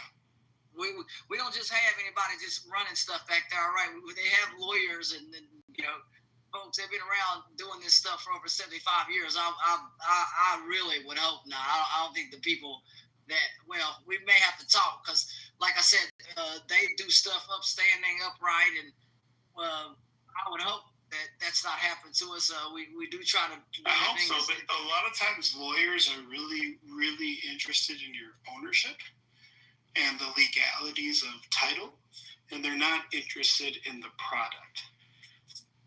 Because that is more important. It is more important. That's why those lawyers are in place. I don't know about all the other stuff, but they're in place to make sure that stuff is legal, ethical, and under the law. All the other stuff we do need to talk, but everything else, they're like, we are here to make sure that we continue to stay in business for another 75 years. Their job is to keep stuff following the laws. I don't know about necessarily products. They want to make sure those products meet the law and those kinds of things, and that the products aren't getting over on people or something illegal. That's what I can tell you. But some of the other back end stuff, yeah, we'll have to talk because there may be a way to, even for me, as my folks were telling me, well, you should get a home, if your credit's this, and so. I never really thought about it because I don't want to be fixing stuff. I'm not going to be doing all that. So that's why I happen. But that may be something to talk about too, and may be able to get a home at a better rate than going through, some other lenders that are local around here. Who knows? But that's all open now to talk about because you may have a point. We may be paying things that we shouldn't have to. You should not. The lawyers aren't going to tell you you've got the best deal. They're just going to protect you in your deal. But jail. all I'll say is that this is actually, like, I know we were up here fucking around about Trump and all that shit. My actual passion, and I'm a unicorn. All I've done in my career so I was teaching high school history, which was my education. But since 2010, all I've done, because that education didn't pay, is mortgage quality control and compliance for 15 years. That's it. That's all I do. And I do this every day.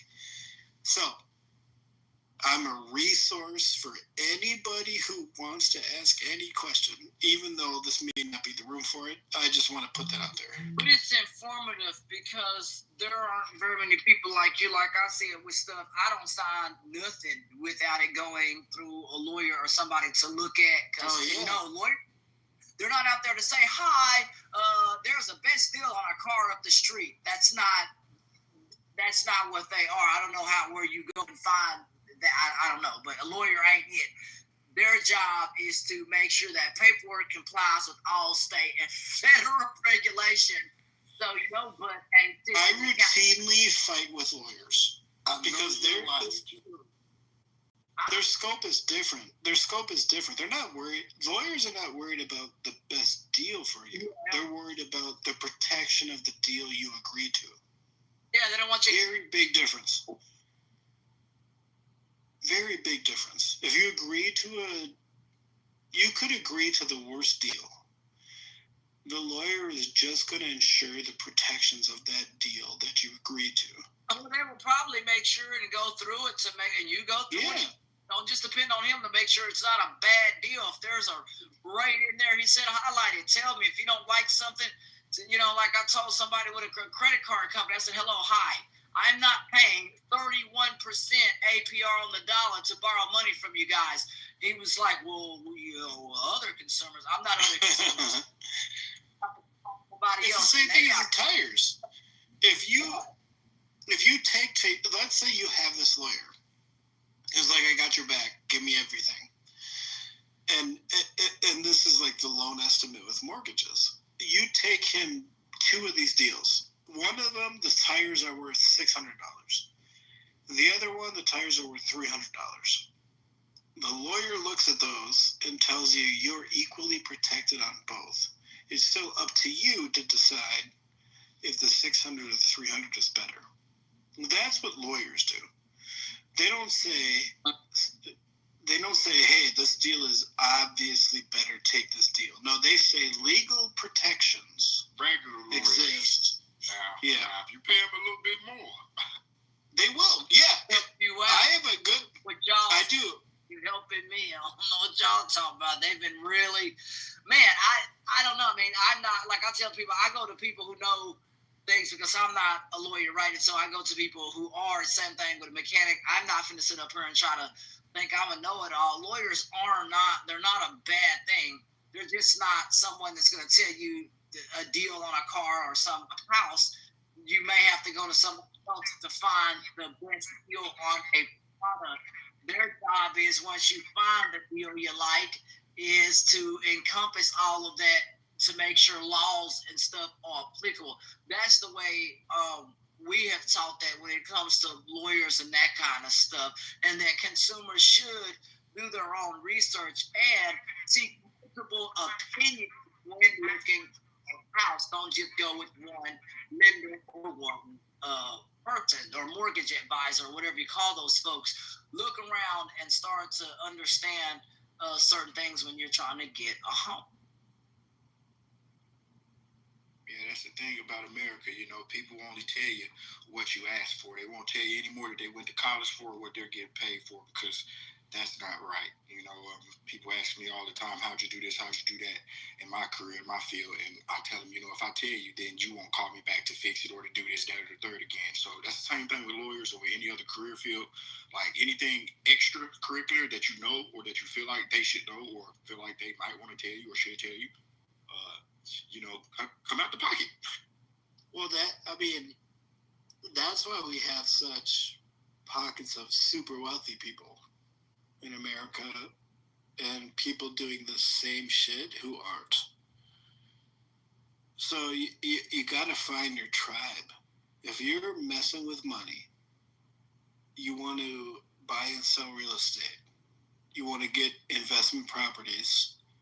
you want to drive equity, you want to claim rents, do all that stuff, you do need to get your own homie lawyer, not a regular one, but one who is like real with you, who tells you like, hey, you got to own these in an LLC, or you have to own these as Schedule E. You know, like you said, you have to find the right people that want to represent your goals.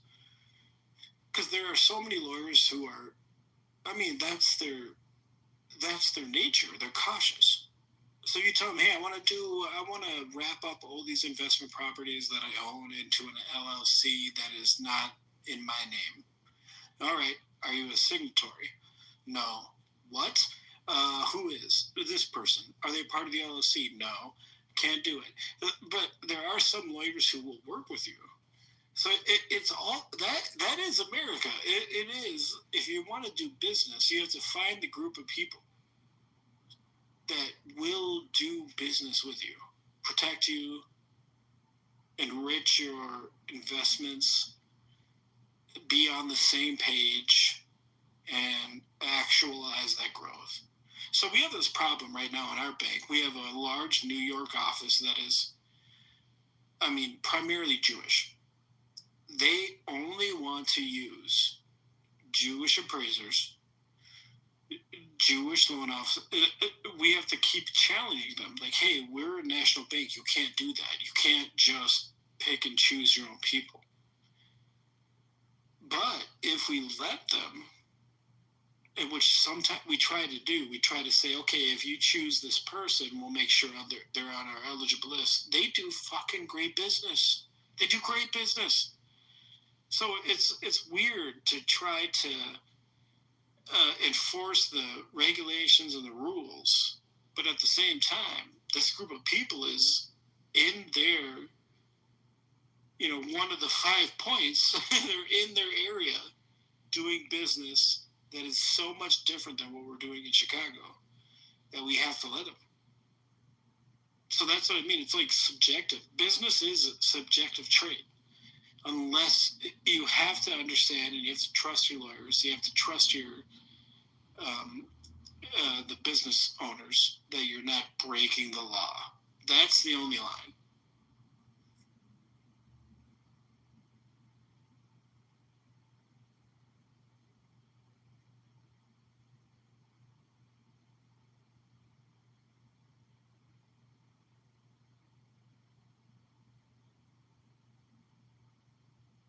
Got a big audience. Any questions about mortgages or money lending that I may be able to answer? Huge audience. Any questions about your mortgages? Escrow statements? You ever get those fucking horrible notices that your escrow account is short? Those hurt.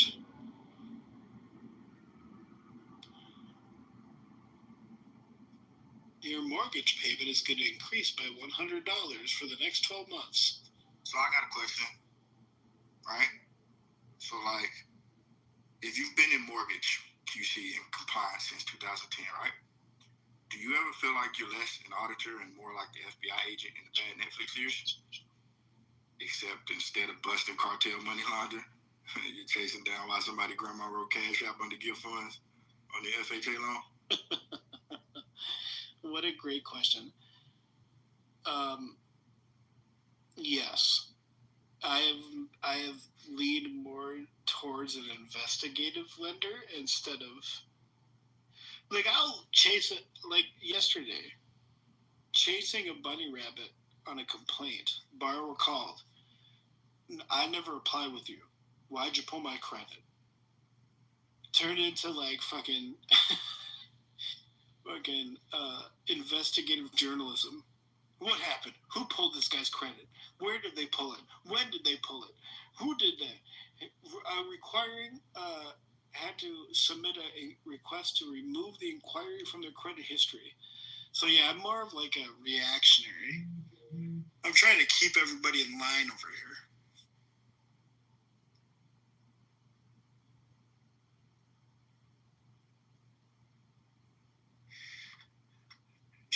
got a question. Where's Jermaine?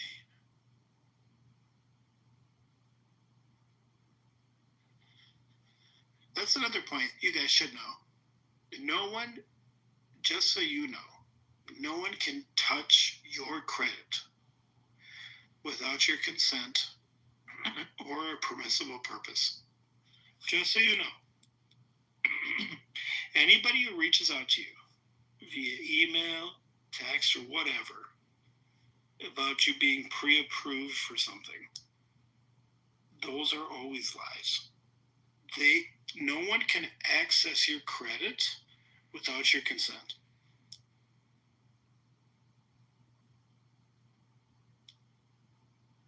That's a great question. The most common and critical compliance issue we're seeing is occupancy misrepresentation.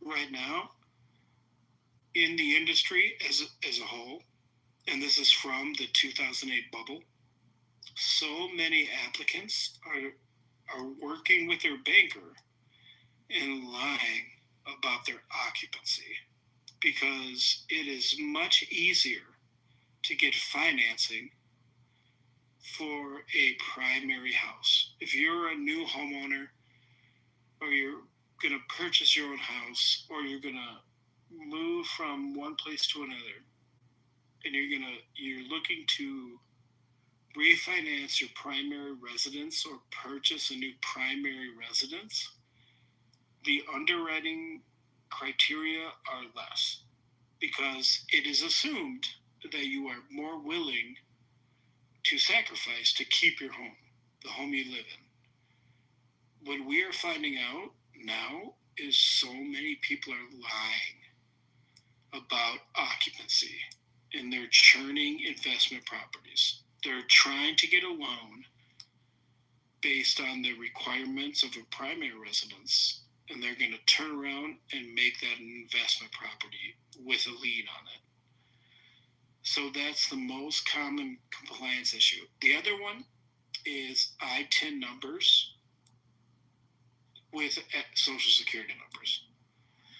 So we do ITIN loans, which is very risky.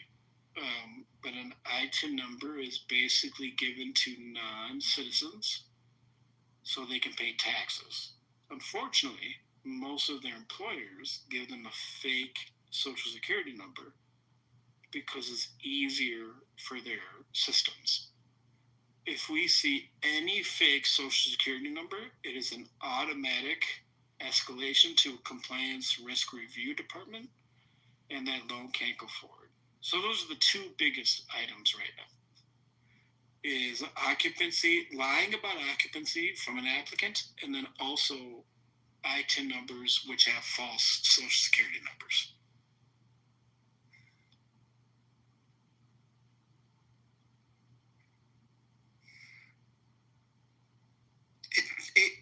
It does and it doesn't.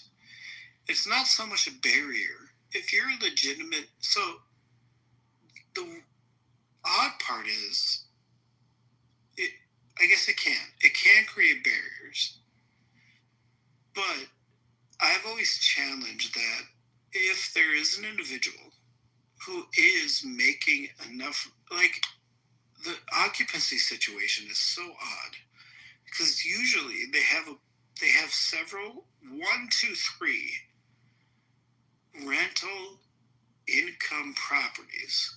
And I can't tell if it's just lazy for our bankers or the numbers just don't benefit them enough. Because it shouldn't be that much of a barrier. They usually have income producing other properties that allow them to get a loan without lying about occupancy. Unfortunately, I think it's the case that in that initial conversation, the banker's like, you know what? Are you going to live there? Maybe. Well, maybe we'll just do it like primary, and it'll be way easier to get you approved and get you closed. That's what I think more of the situation is. And then reverse mortgages. Gosh, what a hard question. Reverse mortgages can be a great thing. especially if an elderly person. Thank you, Jermaine. That's a tough question. Fucking last one is tough. But reverse mortgages are a double-edged sword. There are so many elderly people who have no nest egg. You give them a reverse mortgage, the bank actually pays them monthly. They pay them monthly to a certain equity amount. The idea is that when that person passes away or transfers ownership, the bank will easily be able to sell that property with a profit, which is much different than other foreclosures. And the reason is because elderly people really take care of their properties. Some of the situations we've seen with reverse mortgages and where the biggest fraud is anytime we have a power of attorney or anytime we have a member of that person's family speaking for the elderly person who owns the home. That's the hard part. Reverse mortgages are they're primo for fucking identity theft. Oh, my grandma's got a bunch of equity in her house. I'll just get her a reverse mortgage. I'll get a POA. I'll be her power of attorney. I'll get a check for a mortgage payment every month, and I'll just spend it. The hard part is we do so much quality control on those to make sure that elderly person who's really trying to really just afford her end of life or his end of life, that those payments on the reverse mortgage go directly to them.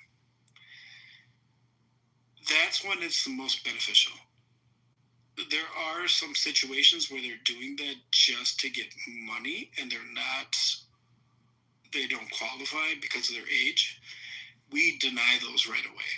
So the reverse mortgage by itself is a really good program.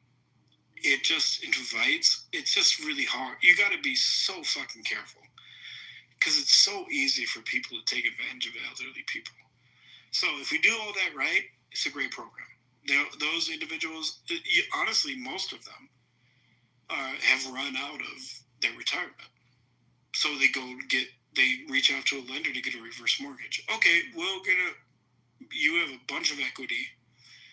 We're going to put a lien on your property. We're going to pay you down the equity. And whenever you pass away, we have right of ownership. And it ends up being their living wage. They get, anywhere from $900 to $3,000 a month. It subsidizes their nest egg. So if you do it right, it's a great program.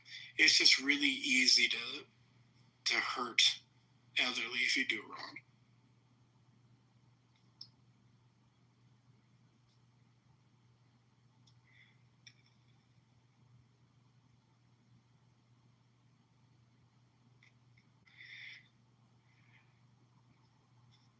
Jermaine, those are good questions. First of all, when you buy real estate, you have mineral rights to the core of the earth, to the atmosphere.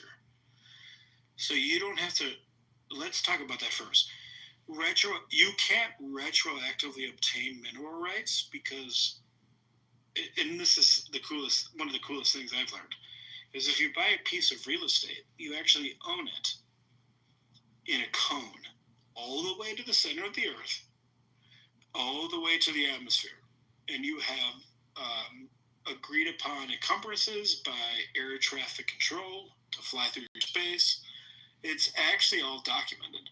So you don't have to retroactively obtain mineral rights. You have to look at your note and your mortgage. If you've already purchased that land, it would be very rare that you would not have mineral rights. It'd be very rare. If you want me to look at it, definitely will do.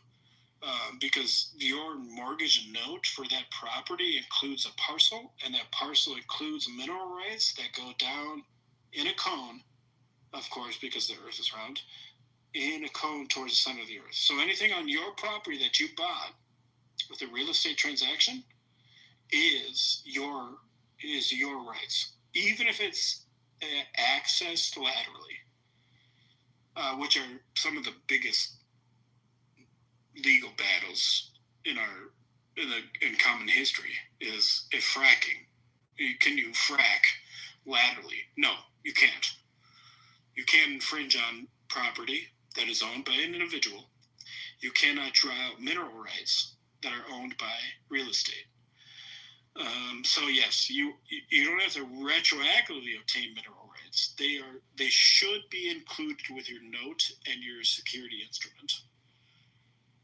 For the red flags for ITIN fraud, it's really hard because it's not really ITIN fraud, right? These individuals have an ITIN number. What really happens is their employer, because they use Paylocity or ADP, it's just easier for them to fake a social security number to get taxes paid and to pay their people. That is because you got an ITIN number. It was your employer using a social security number, so it was easier to do their payroll. We can't lend to you. We don't report them or anything. We basically just call that misrepresentation. We call that. That's really the basic thing we do, and say we can't give you the money. We can't lend to you because there's evidence that you used a social security number that you weren't attributed. Your mortgage says mineral rights aren't included in property purchase. That's weird because your mortgage is actually. So there's two things. Your note ties you to the debt.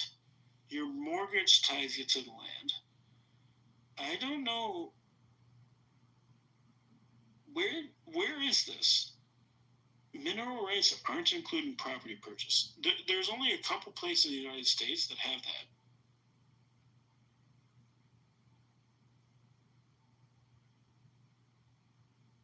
Pennsylvania?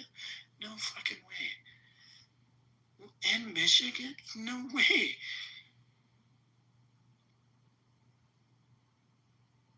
There's no way. Pennsylvania and Michigan? I mean, it's really odd because neither of those have high mineral rights or like local municipality restrictions on mineral rights. Your covenants in your mortgage should not exclude you from the mineral rights on the land you put a note on. I'd love to read those if you want to send them to me.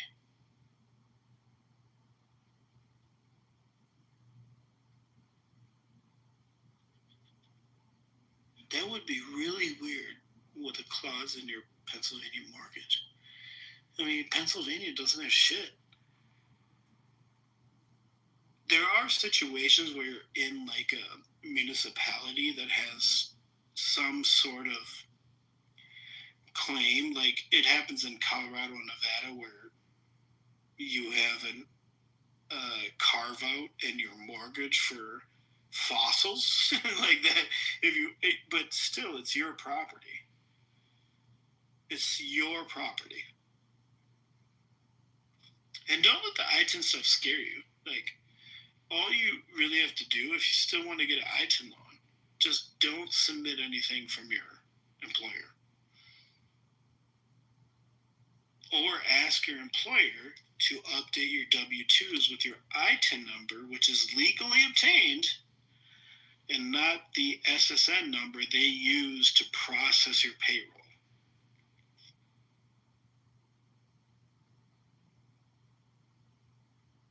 Wait, you should never use something that in it. You need to obtain your own documents. You should never count on a company to what? Hold up. Yeah, no. No, they do that. No, this is like a problem with ADP and Paylocity. Is it's so much easy. It's a horrible situation. It is so much easier for them to process payroll with a social security number. Yeah, I know that. So even though they don't intend to, they don't use the ITIN numbers that are given to them. They give applicants or they give their employees a social security number just because it's easier for them. and it ends up ruining them when they try to get a loan. Where are the Social Security numbers coming from? Are they coming from the applicants applying, or is these numbers produced by the business itself? Okay, then that's strange. Then that's that's got to change. That'd be like me going to work somewhere and the business say, "Whoop! Instead of using your information, we'll just hodgepodge type this in here, whatever." That doesn't sound right to me, nor legal. That's why we denied them. Yeah, we denied them. But it appears these individuals have valid ITIN numbers, but for some reason, their company, it's easier for them to run payroll with a Social Security number instead of an ITIN number, so they fake one. And we've had so many poor fucking people who can't get a loan just because their employer did that. They didn't do it. They had no idea. We found it on a fraud check. They didn't even know their employer was paying them through a Social Security number that they never, you know what I mean? Oh, God. I mean, is there a way to, what? I mean, there's got to be a way to, maybe people don't even know if there are charges that can be brought. That just all sounds illegal. Like I said, I work with a church. Well, you've never said, hi, let your employer, that's not what, the folks we work with, they obtain and have. Why would anybody care? If you do a Social Security number, the IRS gets paid. Everybody gets paid. That's why they do it. They do it so that their books are perfect. Yeah, but that's their books. I'm talking about the folks who keep getting denied these loan opportunities. Yeah. What I'm talking about, where the consumer arms of protection may have to come in and rewrite and restructure laws, because that's not something that the church ain't gonna teach that and say, hey guys, go on out here, and that's not something that nobody teaches around here. Catholic Charities don't even teach that kind of stuff. That didn't sound legal, man. I'll have to maybe talk to you offline. I've never heard of a lot of this stuff. Like I said, I'll have to research some of this stuff. Like I said, traditional lending, all that, heard of that. And other types of lending, heard of that, which we're talking about with the elderly. That's generally done for the elderly. The state here has passed certain laws about notaries and power of attorneys and folks faking documents to even steal people's mortgages and all that. So the state is reinforcing laws and trying to strengthen laws to keep fraud or bad actors out. And if you're caught this time, instead of a little slap on the wrist, they're talking about restructuring and putting people in prison, because elderly folks and other people advantage of. So the state has passed laws, a lot of them that protect consumers, will kick in as of September the 1st. So that'll be good for a lot of consumers to be able to know that people can't steal their title, mortgage, and other. They're looking at that for vehicles and other valuable things as well, not just homes. So make sure your title isn't stolen from what you have. It is, especially when the individual gets denied for an action from someone else. Like an employer uses a fake Social Security number on a W-2, and the individual has no idea. They don't know until they apply. And we say, you have a Social Security number that doesn't come up in the Social Security database, or it's, it was created after 2014, right? What's going on? You applied with an ITIN number. All it does is hurt that individual. Because again, like I said, we have a large ITIN portfolio. We don't have one, and this comes up in every board meeting. We don't have one 30-day late in that entire portfolio. That's unheard of. That's probably 1,500 lines of loans. We don't have one 30-day late. And the only thing hurting those people is other people taking advantage of them. But we had another great question from Jermaine about AI. AI, what's weird is AI should be used in the mortgage industry, because the mortgage industry is dumb. It's a dumb industry. The biggest software we use right now is Encompass across the industry. It was made by mortgage professionals. It's not like science or aviation where you go to engineers and you say, we're going to try to do this thing, so build us a system. No, mortgage is stupid. It's a bunch of people who knew the most about mortgages and created a software, and they were not software engineers. So what the federal government said is you can't use AI because we're afraid it will impact fair lending. Thank you. Yeah, they basically said if you run AI models that predict delinquency, it's really going to be 100% old white dudes named Chad. And they are going to pay their mortgages on time every time. I challenge this because I disagree. I really do disagree with that. This has been publications from the OCC and other FHFA, other regulators that said if you use AI in underwriting, you need to have they basically said if you use it, you need to have explicit procedures internally of how you offset any fair lending encroachment from your AI, which basically means, okay, we can't use it. It's really impossible to write that procedure. It's really hard to write that. So what I'm trying to do, and I think the industry is going to do before I can do it, is offset via bias. By basically, as we all know, AI can trend and look at who is the most likely to repay their loan. But you can train AI and offset that by the government monitoring information of sex, race, and ethnicity and trend each line. I really don't know why it's not used more. I don't know why we can't use it. The only capacity we have of AI right now is only an AI underwriter, which is not even AI. It's basically a system that looks at income, assets, liabilities, and gives you a potential output.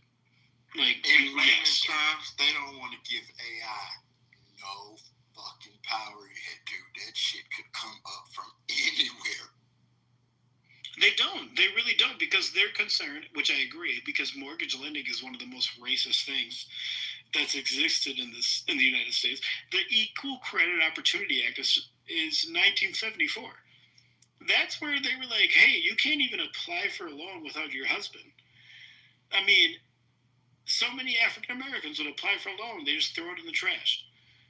They would never hear from them.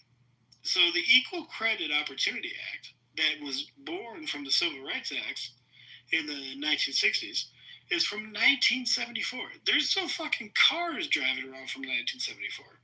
So I do get it, is that if you plug in an AI to a racist system, you're going to get a racist output. That's all the government's saying. I just think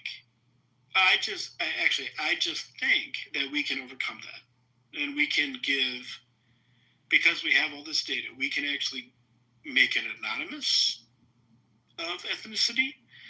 We can trust it to cure what we've done for the last 50 years. But unfortunately, the regulators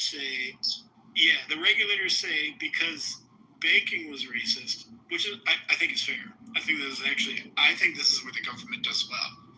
Because banking was racist and unfair and sexist for 50 years. I don't trust that you're going to put an AI in that isn't also racist and sexist.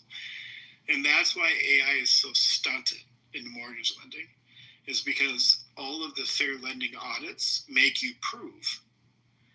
If you use it, they'll make you prove how your AI representation of your historical ending, yet a representation of pure ability to qualify. And that's not going to happen because they wouldn't even accept the AI if it won't play that rule. If it won't play that game. So it's like. And all our data is racist. Like even though my bank does a bunch of stuff for Hispanic veterans, I-10 loans people, the shit they did before that, it was white American veterans getting VA IRLs, streamlined refinances. So that I get it. The government's saying your data is skewed. But the truth is, I think we can overcome that with better prompts. And they should audit that. And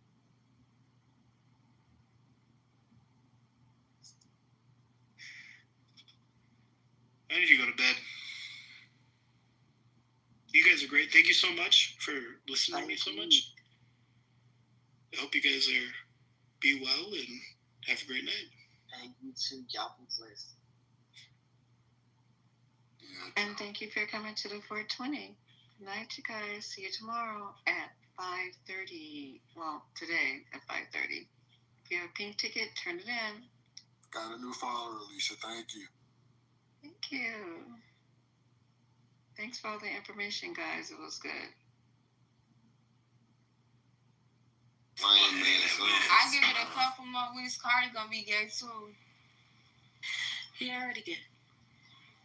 He gonna be gay Hey, too. can y'all not troll like that with me?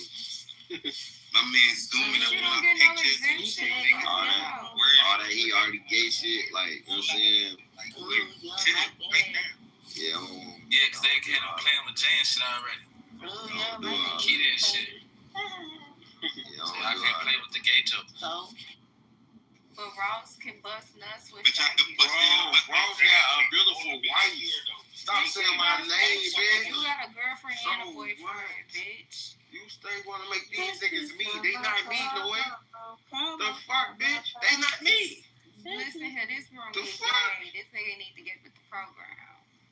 That's like everybody say want but Ross, but don't butt Ross shit. Who your Ross bitch? is I don't big give no dog. fuck. When I came in this room, you was Bitch, saying shut no up. hoe, Shut up, no bitch. hoe. You was on my dick, bitch. Shut up, ass dick. This shit girthy. Yeah, word. Hey, this shit dirty. Ross is Hey, you know what came back to nigga, I'll fuck you. Hey, you. Bitch, I'm lady Fendi. Fuck is wrong with Hey, you? lady Fendi. Girthy is crazy. Hey, Ross, fucking shit I should do. You Hey, Huffer Cartel looking ass. that's a cartel looking at. Who's that guy? That's a that's a good cartel. Come on, right? Why Beezy? Come on now, you gonna even tell. Oh, this still a dirty nigga with the burnt face. Wow, get your little nasty ass. You look like Hustle Cartel, fam. You got holes all in your face, boy. You look like Hustle Cartel. It look like somebody shot you in your shit. You cap, you don't got no. What you talking about? It look like somebody cold hot wax. It look like you suck dick. Is that like real? Is that like real? Is that like real young OG? Yes, man. He young as hell with holes. How your skin get that big? You fat, fake. Go laugh and show your face right now. You homosexual. Go laugh and show your face right now. You can't suck Go right laugh. there. You be picking scabs on And your wheelchair You stink. be picking I'm scabs gonna rape on your your wheelchair. face. I'm gonna rape your wheelchair. Rape it, bitch. Your wheelchair stink. So, bitch. So, me and my wheelchair want to train on you. Rape the chair. I ain't never heard no shit like that before. Yeah, you want to laugh so bad. You take And your mouth Yo, like fuck, beer. nigga, I play like you want to say, yo, tight Bitch, face I didn't ass. laugh at that. Bitch, your little Yes, ass you look like did. Garfield. You did laugh at that. Yeah, bitch. Get your Mojo Brooks looking ass, bitch. I'm Who sick is of that? you. Bitch. Ike.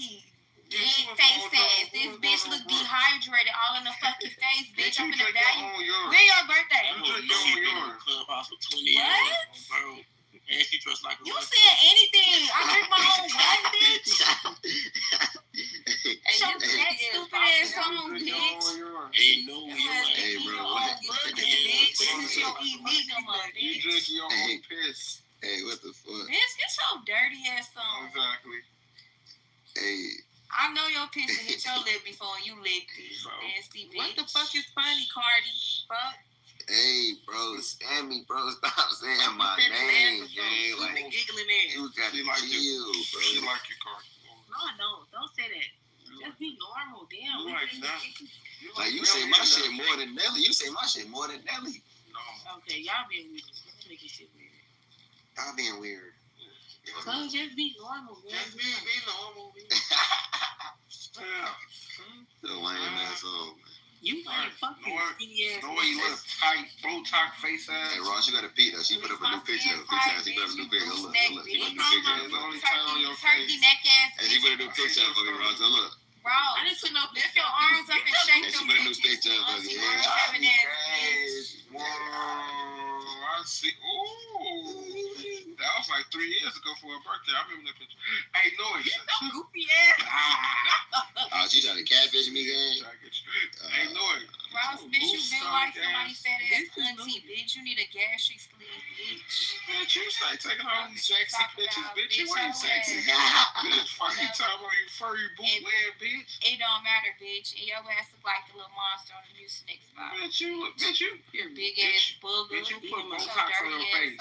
You put Botox in your face. Like you got shallow on your face. Ike Simone and Puna, bitch. Don't get out of my head, bitch. Your ass look like a Lion King. Okay. Back up. No, that bitch got super wires. She doing too much. The fuck? Yeah, Sammy, shut up with them old ass pictures.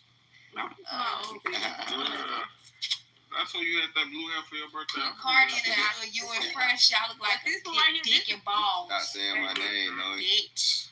She trying to go back to the old. Oh, she deleted it. Damn. She deleted it. This pizza another one. Pizza another one. No, I'm not pizza. Cardi. You already PTR for Hey, Taylor, shut up, bitch. For you. Are you okay? Bro, her little pissy ass. She be peeing on herself. Who, Taylor? I ain't gonna lie, no. Stop playing my homie for. Okay, I'm sorry, Taylor. I don't leave alone, girl. Hey, Taylor, don't let her play with you. Treat that bitch. Hey, Taylor, definitely treat her, bro. I don't know what the hell Ross she got feeling going on. fitty. What's fitting in? Hey, Taylor, though, treat her, though, gang. You be peeing. Taylor, what she talking about? Look at her. She do anything. She got her whole ass as her profile picture. You just said your whole pussy is It don't matter, but why you ain't say wow, Taylor, to her? It's cool for her to act like a prostitute. We know she a hoe. What the hell? What's your excuse? I was trying to make somebody mad. No, you a slut. That's right. Bitch, but she ain't no slut. She Hey, is. Taylor, what you Whole on shame with this bitch the same way you told me. Wow, no, we know what she is. It's okay for Taylor to be sure she wanted to do her butt do look nice, but I'm just saying. I wasn't gonna say that. Or what? She wants to be gay. I mean, I'm a slut. Yo, what you was gonna say, gang? Shut up. Bitch, I got a bitch. Hey, Sammy, what you was gonna say, though? Why you hate? No, it's supposed to look nice. Thanks. No, he pussy look nice? Yeah. Bro, Hey, PTR that shit, no, let me see. Get your fat mouth ass back, you ugly bitch. No, I'm not PTR and shit. PTR that I pussy. got the screenshot. That pussy keep calling me. Why do you have a screenshot, bitch? Like, PTR, let me see that motherfucker. Like, look at this bitch, you know, attention seeking. Like, PTR, let me see that. But it's okay for the other hoes to attention That pussy shit keep crazy. calling. Don't say shit to me. Every bitch on here be attention seeking. For one, this is out of town. This is Chicago room, so niggas who in Chicago, when they shut up, bitch. Hey, when bitches fly, they don't come here. Nelly, 9 out of 10. Nelly, your bitch ass ran from a fight, boy. Shut up, Nigga nigga. ain't pray for the flight. Hey, Nelly, you ran from a fight, boy. Nigga hit you across your head, boy. You ran, boy. You ran, boy. Nigga hit you across your head, boy. You ran, boy. Nigga hit you across your head, boy. You hard ass, boy. You to post your ass on, bro. You hard ass, boy. You hard ass, boy. Hey, chase him. Nelly, come here. Nigga hit his ass with a tomahawk, boy. Get your bitch ass on. Nelly, come here. Hey, Nelly. Hey, Nelly, why you ain't disarm him, though? Oh my god. Nelly, a cold-blooded bitch. Hey, Nelly, don't worry about Kanisha. You just come out. That nigga sharing his girl with his cousin. You anything. I know you know. I forget you. Tell you, bro. Who's talking to me crazy? These bitches niggas can't talk to me crazy. Hey, Jason. You want? Hey, Nelly, where you thought you was going? Then you got Bob from Come here, Nelly, come here.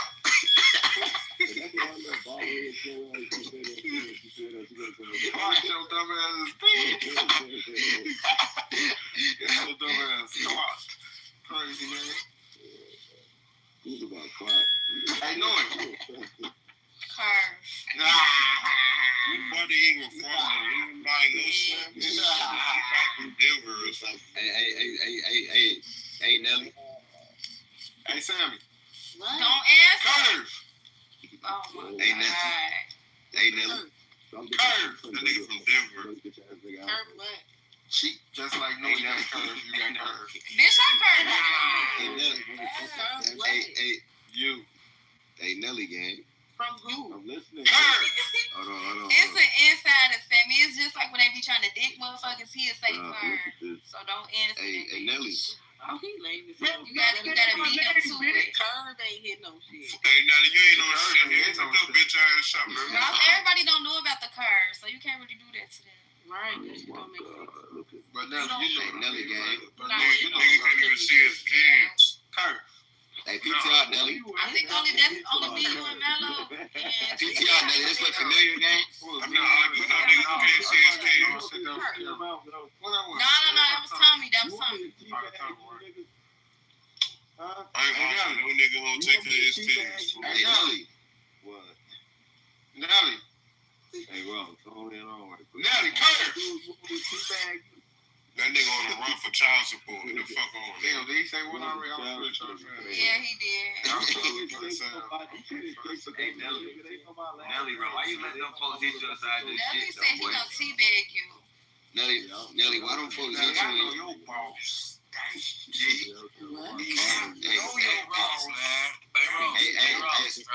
Hey, Nelly, why Don't tell him to slow down. don't fuck with upside your shit, though, son?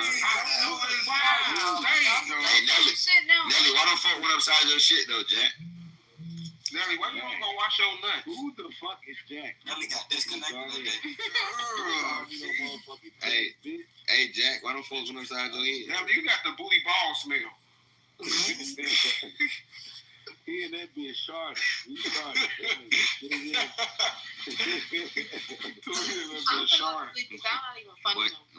Nigga, his ass was drunk. Don't call. Do not call. No, bitch. Where beat you in that bitch ass? What's up? Where y'all at right now?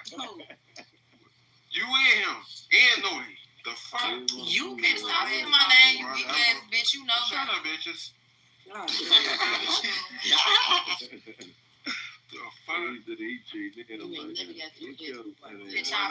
Bitch, I'll pull up to that crib and pass your bitch ass. That pussy keep calling. Hey, Robert, remember when Louis said, give me a club? You said, remember what? What he said? She made a what? When B said he was in the studio, Louis goes about it's all on me, bro. I'm the reason why this shit happened. Well, shut the fuck up, boy. No, I don't remember. You don't remember when you was in the studio? You saying a bunch of bullshit right now. Hey, Nelly, shut up, boy. Don't talk to me like motherfucker. Yeah, you think don't give a fuck about me? Yes, you do. No, he do. No, he know it. Hey, look, Nelly, you was just late.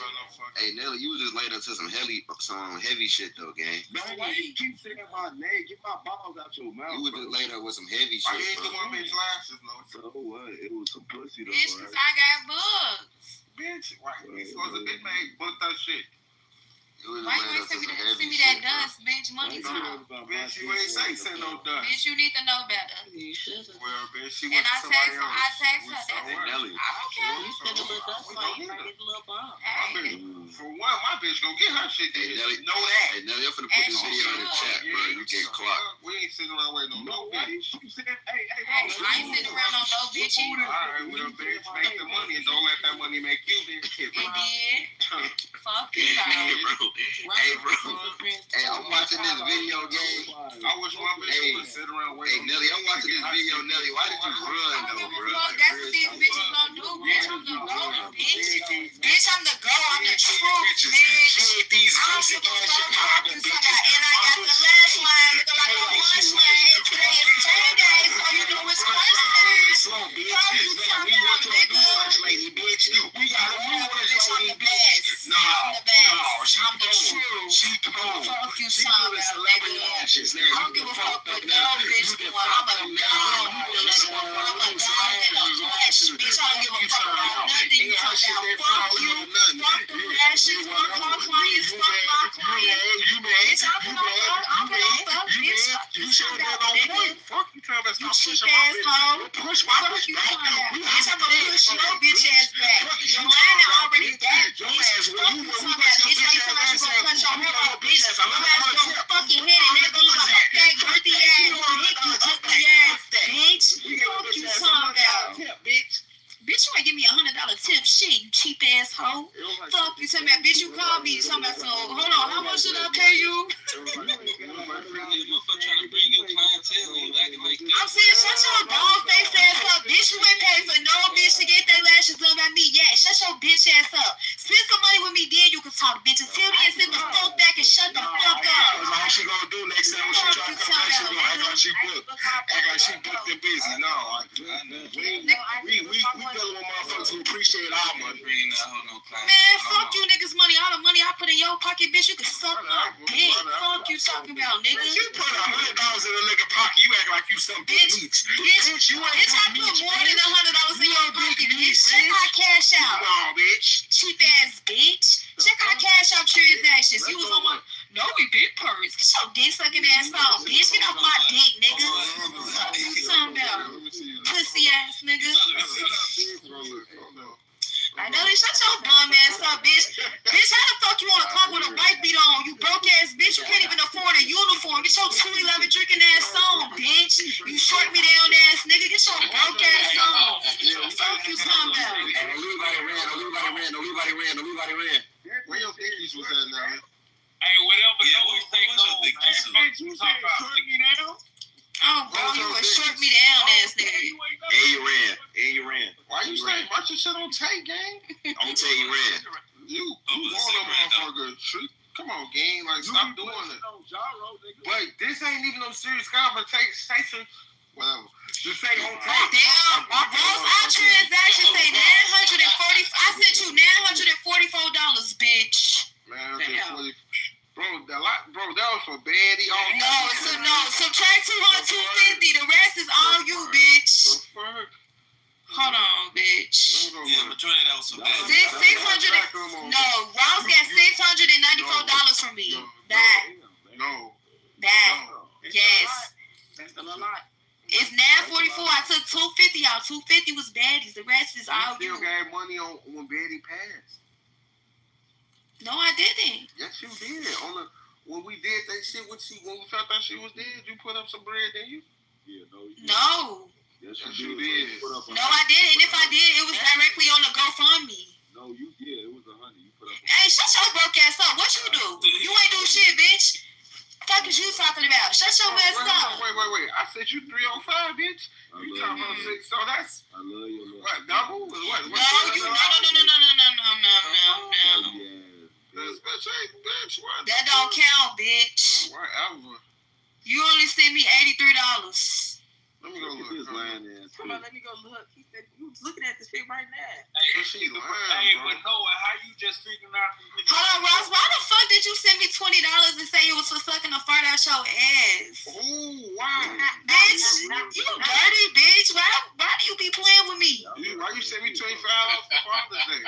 It should have been more. Hey, so Ross, you got. I sent you $20 for Father's Day. That's it. You supposed to send more. Bitch, you ain't nobody did. Father's Day? This nigga got no kids. Bro. You a PD? You ain't give me shit for Father's Day. Bro, Ike. That's crazy. I didn't buy motherfuckers lunch before and shit. That's cool. I ain't buy you nothing big. You sent me this.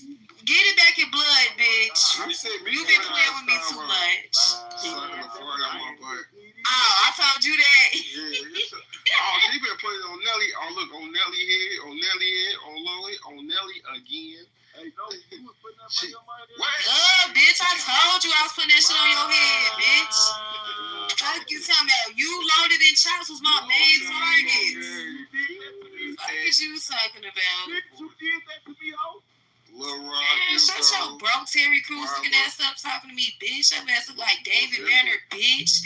Fuck you somehow.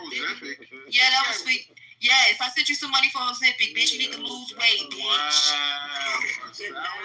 Fuck you somehow. You sent $1 for a salad. You put it on Chicago. Oh, you put it on Rado head? I did. Oh, shit. No. Rado, no. That was Rado money to put on somebody. Bitch.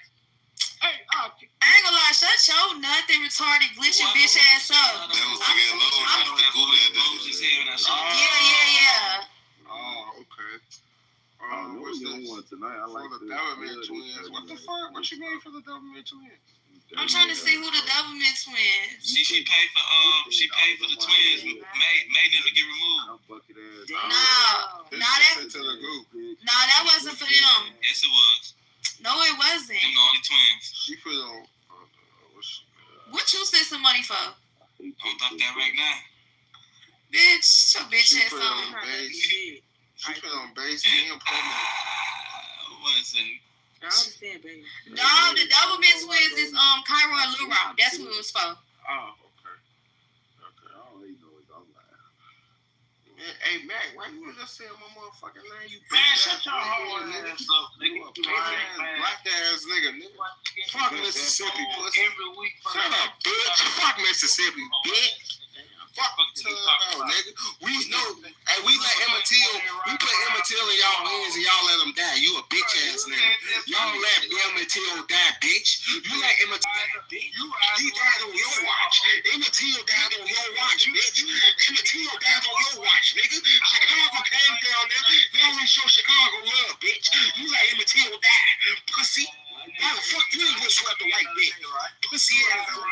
You a pussy, nigga. Huh?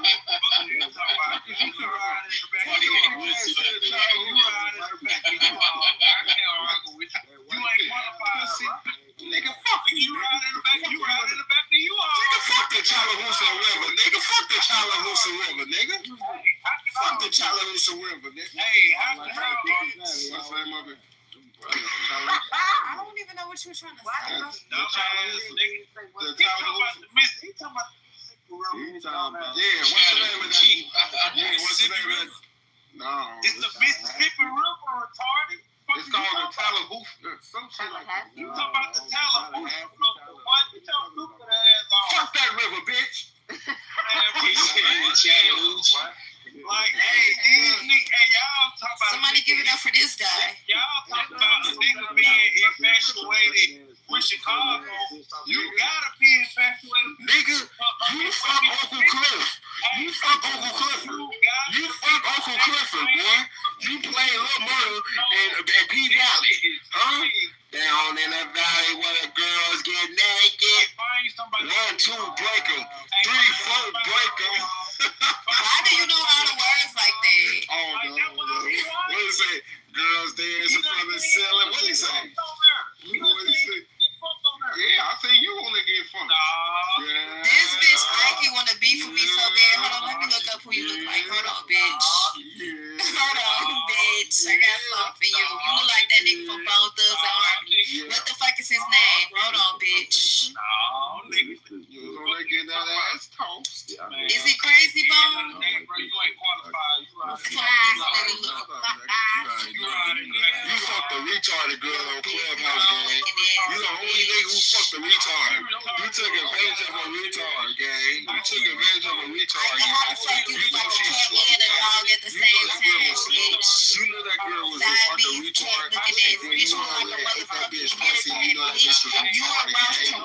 You a nasty ass bitch. Don't say my name, bitch. You look like Rafiki. You look like Rafiki. You look like Rafiki. Huh? You know who Rafiki is?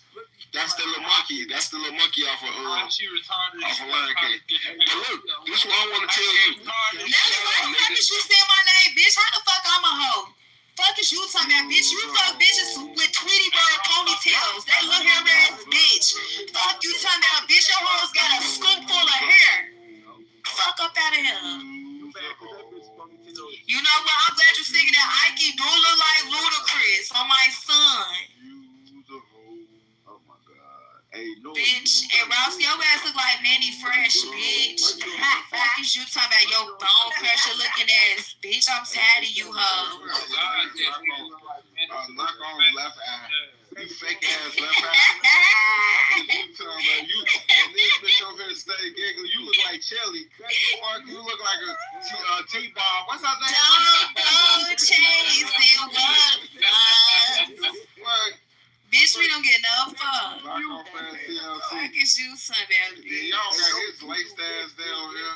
We don't even know what the fuck Nelly talk about. That bitch talking in a pillow, bitch. We not thinking about you. Shut up, broke ass bitch. Damn, you did. Fuck is you talking about? Your ass over there watching Roach's slapbox on the wall. Get your dirty ass on, nothing ass bitch. I'll be trying to kill a motherfucker. They get forgot.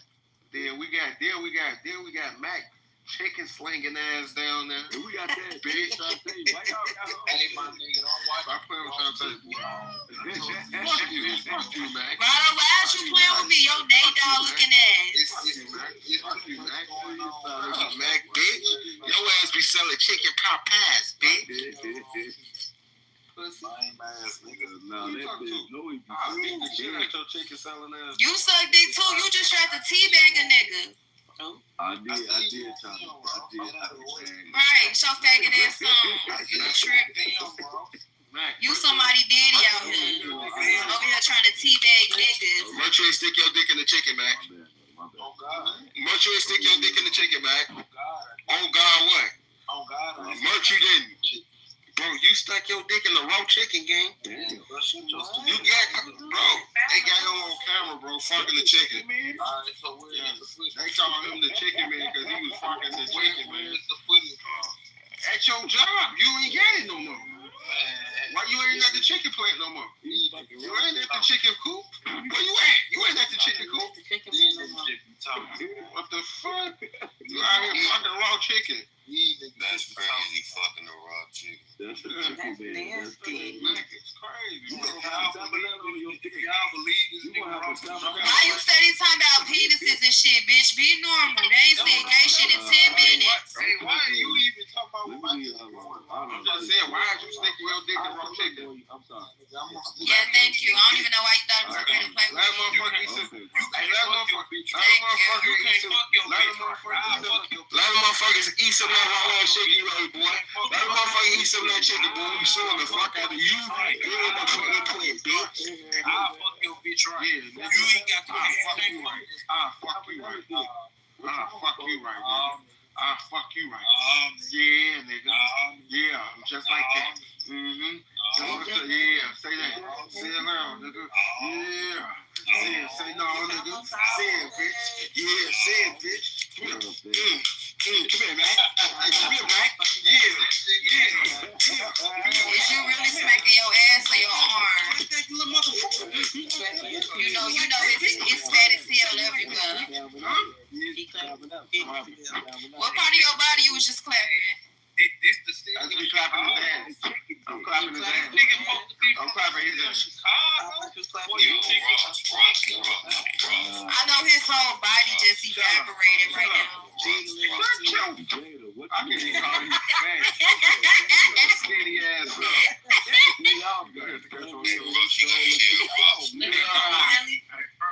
Ain't no weed. What's going on, big dog? Are you from the city of Chicago? Yes. So this what type of niggas producing from the city? This what type of niggas the city producing? Yeah. Oh, no wonder y'all in such bad shape. What are you talking about, son? No, I'm talking about I'm not saying Chicago doesn't financially excel. What I'm saying is the bullshit is financially. You know, like Chicago got money. Money, gang. You was in Mississippi, gang. Y'all don't even got no downtown, gang. Y'all don't got nowhere to shop at, gang. Y'all funky as hell, dirty as hell in Mississippi, gang. Y'all ass is raised by the Charlie Hoochie River, gang. You know how many black slaves died in that motherfucking river, boy? You know, I think it's the Charlie Hoochie. It's the Mississippi River. So I'm gonna let him lose. It's all the Tyler Hoochie. Tyler Hoochie River. I'm gonna look it up. It's the Tyler Hoochie River. So you know how them niggas I'm finna look it up. Tyler Hoochie. Smoking the cigarette. You get on the Hatchet River, right? These niggas all right, you know what I'm talking about. They don't know what I'm talking about. That's a real river, gang. That's where all the black people got drowned and died and shit at, man, when they were trying to escape and shit. People in that motherfucking river, I would never go back no fucking Tallahatchie River and get, bitch, my great-great-great-great-grandma in that bitch. What's wrong with you, nigga? You live by the Tallahatchie River, nigga. Tallahatchie, you know, This bitch, they call it Tallahatchie. Tallahatchie. She can call that bitch a Tahitian tree. Like, no, fuck before you talk. Bitch, y'all got Emmett Till. Y'all got Emmett Till. Y'all got Emmett Till too. Bitch, Slow down, calm down,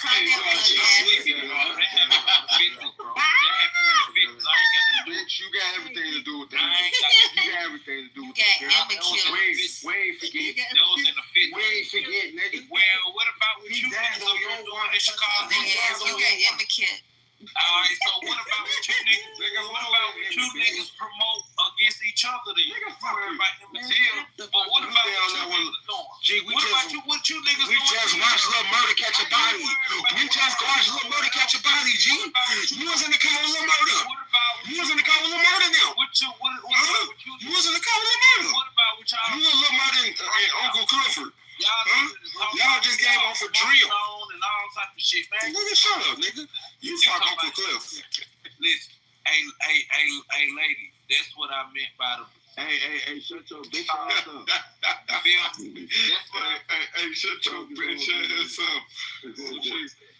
Oh, that's G Nelly her ass, nigga. Then you get caught. Then the nigga make you run on camera.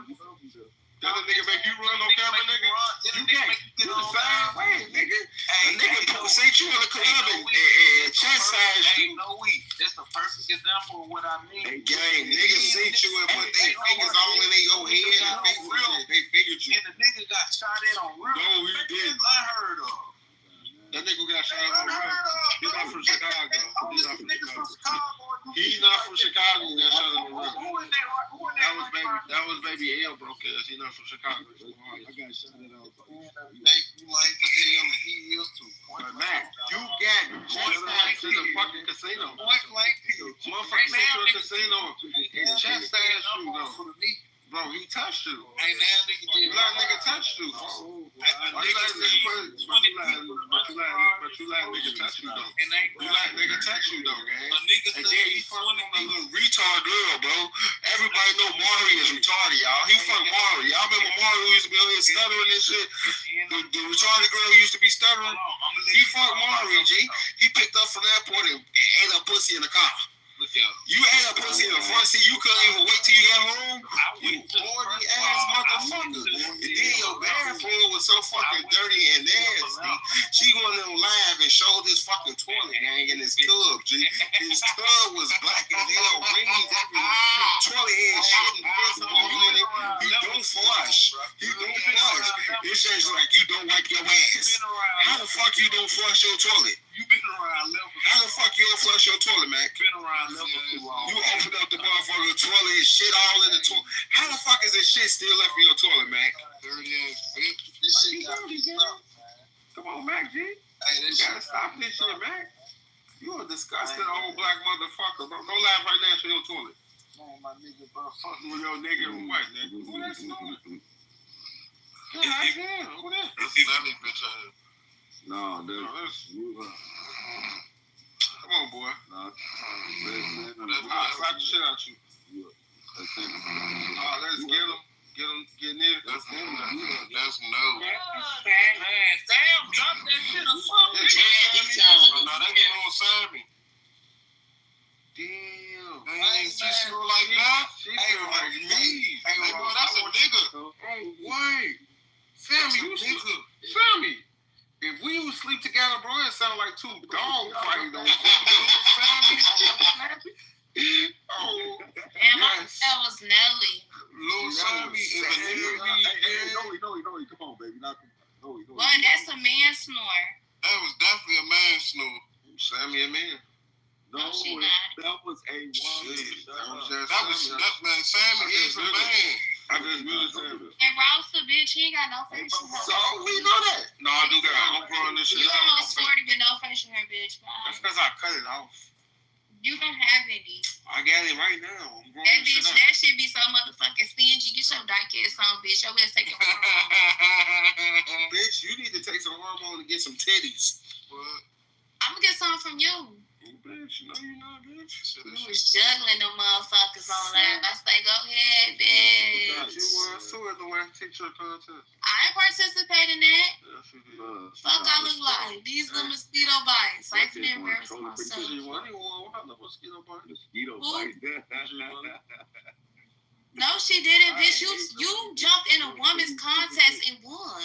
No, that wasn't that, you dumb ass. She really wore a wet t-shirt. She pulled her whole titties out.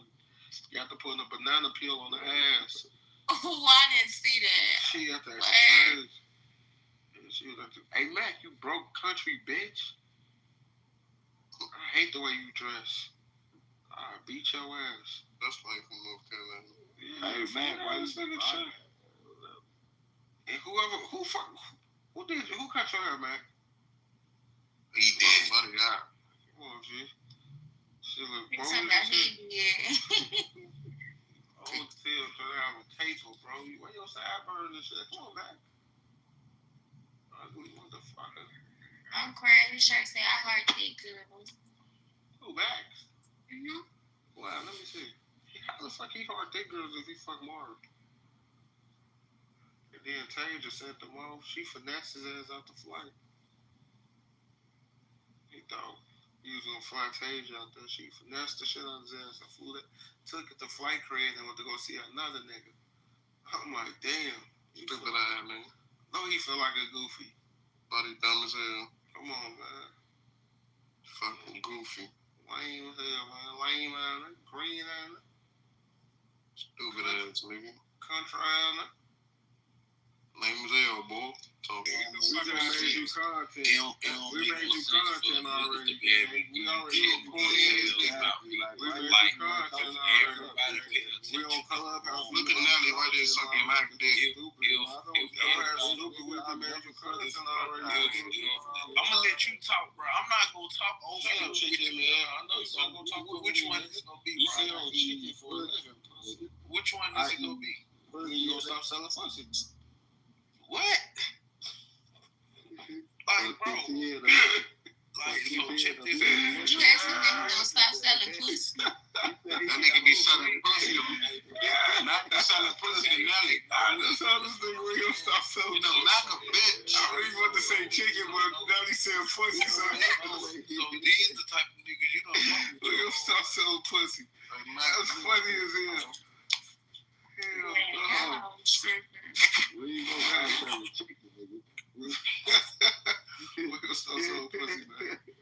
I meant to say chicken, but fucking, it's up in the stomach. Yeah, chicken, that nigga. Fuck it. This nigga Mac ass drunk as hell. Yeah, you dress terribly. Like, what the fuck? Hey, how you dress, man? That's that Mississippi shit. Y'all ain't got no stores and no shit down there. Where y'all shopping? Mississippi, City Trends. That's where we be shopping at City Trends.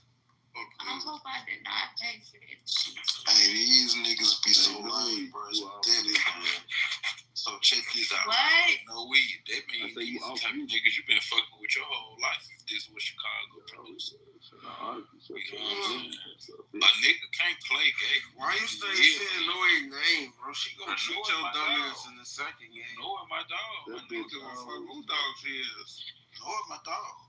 That bitch is a dog. No, most she a dog. Lame ass nigga. Y'all niggas lame as hell, bro. See, I can risk a nigga with the hoes, bro. They be seeing how I what you want to feel. You niggas, y'all lost in the sauce, man. Goof troops. So know who your hoe. You said know who you get the hoe. If she How the fuck y'all know I'm a hoe and y'all ain't fucking me? Bitch, I asked you. He said you a hoe. Even if she that nigga just said you a hoe, bitch. Nelly, who you raising your voice at? Nobody. You know they say the brokest ones be the loudest. So keep yelling. My bad, Louie. Alright, so look. Yeah, hey, Jello funky ass. So she bro, whatever she doing, I don't know what the fuck you telling me for. You get what I'm Why you say her name then? But because I said she thorough and cool, because nigga, what? I ain't got nothing to do with it. That's why I said it. Don't say no name. Man, no we. Shut up, bitch. All right, keep say her name all the time, nigga. Say her name again, bitch. No we. Oh, yeah, I got you. How you gonna scam me here, Mississippi? No we. Fuck is you talking about, nigga? Look, I got that nigga brain. I'm making him say her name. He a bitch. Boy, you look stupid. Yeah, I just made you say no name. Boy, you stupid as hell. Hey, that's you number one nigga's result, bro. Come on now, that ain't gonna Yeah, I got your brain, nigga. I just made you say a bitch name. Hey, you can call her what you want. I just made you say a bitch name. Hey, you can't have my brain over here. How you got it? Say her name again. Say her name one more time, nigga. Oh, okay. Oh, now I got you not saying her name. You a bitch. Motherfucker. Woo! For you niggas, hey, listen. You a goof. You niggas I got you saying her name. And I got you not saying her name. Nigga, I control you. I control you, nigga. I can make you say her name and I can make you not say her name. Y'all are some basic. I control you, nigga. Y'all I are some control basic you. level. Say her name, nigga. Say no name again, nigga. Shut your bitch ass up. Now you got pineapple words. You a fucking goof. Nelly, man. I bet you won't say her name. Boy, you lying as hell. I bet you Up in this bitch, don't be giving a fuck. I Shit. bet you won't say her name again. Really just as lame as I well. bet you won't say her name Suck again. my asshole, bitch. Fuck is your name? That's a fat ass fag right there. He said, lick his ass. You got it?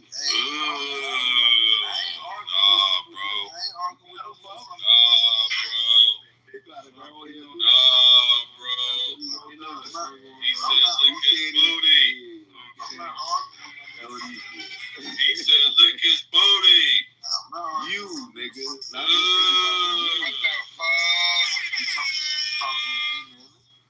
Bro, stop saying my name. He said, lick his peanut butter butt. What are you talking about? I'm hungry. No, we go. Hey, yeah, girl, let's go to Waffle House. Shit. Oh, my God, bro. Yeah, I'm gonna go to sleep, y'all. Good night. You got hoes All right, in we'll the top. go and fix you some shit. Noah got food in her kitchen, my nigga. Fuck you talking about? Yeah. But sometimes it ain't nothing wrong with a horrible pregnant woman not to cook sometimes. Shit. Motherfucker, take her to Waffle House. Yeah. You know a nigga like Nelly, he ain't got the bread to even do that. So I got you. I feel you. You got whole ass niggas like that, bro. Hey, I guarantee you, G Nelly is sitting around town clown. Let me ask you something real quick. He what we call G Nelly is no more than a local joker. G Nelly is no more. G Nelly is no more than a local joker. You is a local joker. Local joker. You is a local joker. You get what I'm saying? No, I don't, brother. You a sit around town clown, then. I know you understand that. Fuck you. Come on, y'all. Let's all get some breakfast, man. Come on. Let's all get some breakfast. Shit, let's talk about this with some breakfast. Yeah, I'm funny a little bit. Sit around town clown. I know you understand that. Hey, no, what you tobacco chewing ass. What you going to school for, love? Applied science and entertainment business. Okay.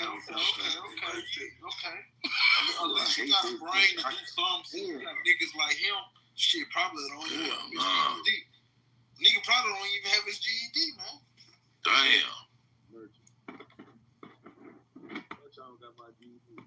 See, you got your GED. You get what I'm saying? That's the thing. You got your GED. You got from the Masterpiece School. No, you see how I control this clown? You see how I already knew that even if he had anything, it was a... Do it, bro. Don't do it, bro. Even if he had anything, I knew it would be a GED. They say he went to the Master P High School. Bro, but you... you cool, bro. Just But look, though, you see how I caught her, right? You see how I already knew if he even had any type of paper, it would be a GED. You get what I'm saying? Point blank period, bro. But you talking about you got my brain? Make it make sense. All right. You got it, bro. It's almost 5 in the morning. You won. Oh yeah, I know. You right or wrong. You in the morning with the living room. Wrong, I'm gone. In Ross Fat. In Ross Fat. Yeah. You got. Ain't no chief over here. I'm back. Nigga, I don't give a fuck about you or no. Fuck you and that bitch, nigga. He's being loud. That just let me know. No. On God. Hey, they say the loud niggas. They say the broadest nigga in the room. I did just do some disrespectful shit. That girl got some pretty kneecaps. My bad. No, because you ain't seen these niggas we talking to. My bad, baby girl. My bad. Hey, bro, you don't pay me that. Nah, because I just told her I wasn't gonna say nothing else. So, but you don't pay to be as lame as you, bro. Real shit. You in the good. Hey, Ross in the good. I apologize, though, sweetheart. I ain't gonna call you out your name. I did. My bad. You got the pretty kneecaps. Ross in the Goof Troops, man. That's the perfect name for you. Hey, bro. I'm finna go to sleep. I'm finna go to a bitch house, nigga. Something you niggas can't know. Bro, it's 5 in the morning. Why you ain't at the bitch house already? Nigga, I just got done running. Cuz what, You don't know my schedule. You don't know my schedule, my nigga. I don't want to know what. Well, I bet she cook a big ass breakfast though. That bitch just like him.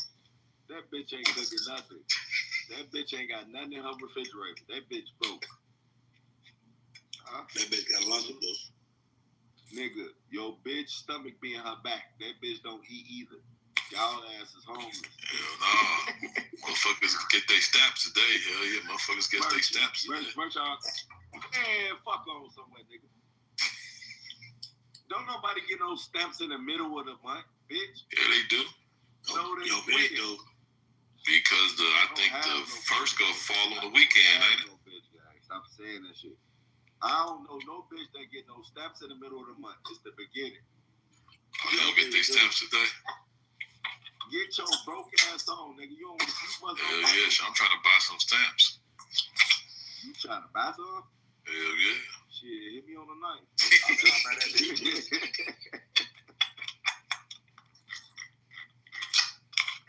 I got you, boy. I'm gonna let you know what it is. Yeah, shit.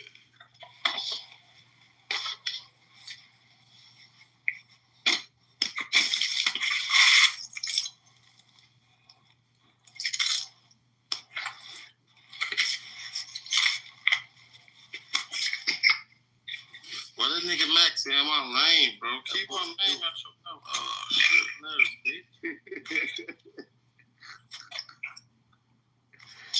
This nigga's back. chicken sucking ass nigga. Bro, why you love my name? You want your name to be Nelly, bro? Like, God damn. This nigga Max steal chicken for a living. And he got motherfucking touch. You let a grown man put his hands on you, bro. You a goofy. Mac? Exactly. Should be said as hell for it.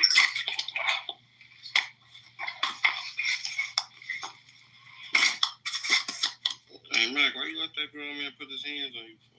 Now, guess what, right? You see how you ain't gained $1 on your cash out for calling my name?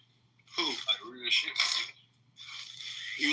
You want to see my cash out versus? No, what I'm saying is you haven't got $1. You want to see my cash out versus? You haven't got $1 off calling my name, though. How you know my cash out for Brooklyn? I ain't say you ain't got $1 on there. You don't know how much money I got saying your name? You don't got none.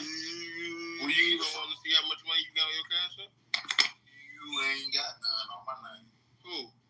Not on my name. How you know? Where would it come from? Where does that matter? Okay, you ain't got none on my name. How you know? How you know? Where did it come from? Why? I mean, you said you got something on my name. I'm telling you, you don't. I'm saying I do, bitch. Well, you can't. You've been around levels too long. You sell chicken. You running fake content. Though I run chicken. I got more money than you. I run chicken, sir. I got more money than you. Okay, if you say so. All right, let's go live. I mean, you get disability. Yeah, and I get fraud money. It's gonna buy you what you want. You ain't doing nothing, bro. The game sold out. You feel me? The game sold out. The game from sold Mississippi. out. We finesse niggas like y'all. No, you don't. Why you slow, gang? You not fast. Why you came across me then? Gang, I have. I'm talking to your dirty ass now. I'm talking about came across me as far as finesse. Cause your ass don't got shit. Okay. You a broke Mississippi nigga. Okay. You ain't got no fucking money. Okay. Okie dokie. Okie dokie. Wanna go live? Okie dokie. Wanna go live? Go live. Come on. Go live. Come on. You go live. I don't see. I'm so elevated past niggas like you. I'm elevated past niggas like you. I don't go live on my whereabouts. Go live, gang. I don't go live on my whereabouts. I go live on the fake page. What I'm doing that for? I ain't going live. I get embarrassed so broke ass. Fuck you talking about, nigga. You gotta catch me. Yeah, work on selling chicken. I would sell my ass, make more money than you making chicken. Niggas stop it. Hey, you niggas that go live and pump your guns, nigga. You can't go live and up no chicken. Up some chicken. You the chicken man, right? Show me the real definition of chicken. I want to see your chicken. Man, bro, you don't want to see none of mine, bro. You ain't got going what I got going, bro. We on resume. You niggas y'all go live to pump y'all guns. Y'all can't go live to up no chicken. Bro, that's all you literally do every day, bro. I can up some chicken, though. Man, bro, I can up some chicken, though. Ross Bucks. Yeah, Ross Bucks got burnt. Them burnt. Ross Bucks. Yeah, that shit got burnt a long time ago. What you think got burnt? I set that shit on fire. Man, if you had it, burnt. Ain't no Ross Bucks, honey. If you had it, Rose Bucks over. Ain't no Rose Bucks. If you had it, content. If you had it, you are. You want me to spell out your name in hundreds right now? Man, bro, why would you gonna put Mac Lucky going across my floor right now? Why would you? In hundreds. Why would you? Because you can't. You can't. Because you can't. That would be community. Yo, what's going on, man? That would be, but guess what, right? I just got off work. I'm finna get ready to get in the shower. You just got off work. Your ass got to wait on your check. Like, you broke. Listen, right? And I'm finna get ready to go lay up. I'm finna go lay up my bitch front my truck. Your check, nigga. I'm finna get ready to go lay. But guess what? You wait on your check, nigga. But what about the check I already got? Woo! Oh, let's not argue in front of the women. I'm saying, let's be respectful. Woo! Hey, bro, listen, bro. I'm finna get my day started. Yeah, I know. Yo, what's Susie? Is that how I say your name? Susie? Susie? How do I say your name, brother? I think it's Susie. Her name is Susie. Susie. What's going on, man? What's the topic in here? I just came in on Up in chicken. You said chicken. Yeah, up in chicken. Up in chicken. Interesting. Yeah, up in chicken. I've never heard that before. Yeah, you gotta up in chicken. I gotta up the chicken. What does that mean? Up the chicken. I mean, you keep repeating it. I just don't understand it. What is up the chicken? What that mean, Mac? What up the chicken mean, Mac? Mac, what that mean? Are you talking about like drumsticks here? Dark meat, white meat? What that mean, Mac? Up the chicken. What that mean, Mac? Tell them what that mean, Mac. Up the chicken. Interesting. So where are you from, Susie? I'm from around the way. I think it means to like wake up in the morning. I think it means like wake up in the morning. Up the chicken. Hold on, let me check Urban Dictionary because I'm not really familiar with your urban folks and your lingo. Urban Dictionary. Up the chicken. Up some chicken. Oh, up some chicken. Okay. Yeah. Up some chicken. Meaning. What you mean, like you urban folks? Like, are you being racist? I mean, no, I'm just saying I don't, we don't really have the same Oh, vocabulary. it says somebody said it shows some money. It says it shows some money. If anybody want to send me money, I have the cash app in my. Nah, bitch, hold on, ain't no. I mean, listen, let's not call her the B word. Fuck that bitch. All right. I mean, you clearly lack. My mic unmuted. Hello. Do you find that funny, No Yang? That your fellow woman is being disrespected? Yes. That's funny too. I'm her fellow woman. Hey, listen, you have female tendencies. I will agree with you on that. You got some chicken? You trying to up some chicken, bitch? I mean, what's with you folks in chicken? Like, come on. I think you guys up your chicken, nigga. Expand your palate. There's more to the world than just chicken. Guys, you ain't got no chicken. Why are you telling me, bitch? I'm like trying to help you understand. Help me get some chicken. Who y'all bank with? Listen, Rogan did a number on you. Captain America. Who y'all bank with, bro? Captain America. Bank of America. Captain America. Bank of America. She being sarcastic. No, I bank with Bank of America. Sorry, I meant to say that. Not cheese. I'm more interested in No Yang and why she doesn't feel like she needs to be an ally. No Yang, why don't you support your women and not laugh at them being disrespectful? And shut up, bro, because you stay speaking of black people as a third party, bitch. You must be white. I'm not white. I'm black. No, you not. I'm not. I swear I'm black. You want me to picture on my face? Yeah, pizza on your face. Put a spoon on your head. No, I mean, I'm not gonna take a live picture. I'm pretty. No. Put a spoon on your head. I'm pretty scruffy right now. I haven't been to the barber shop in a while. That's pretty smart because he put a spoon on his head like it's a rare. Because we want to make sure that's him, bitch. Yeah.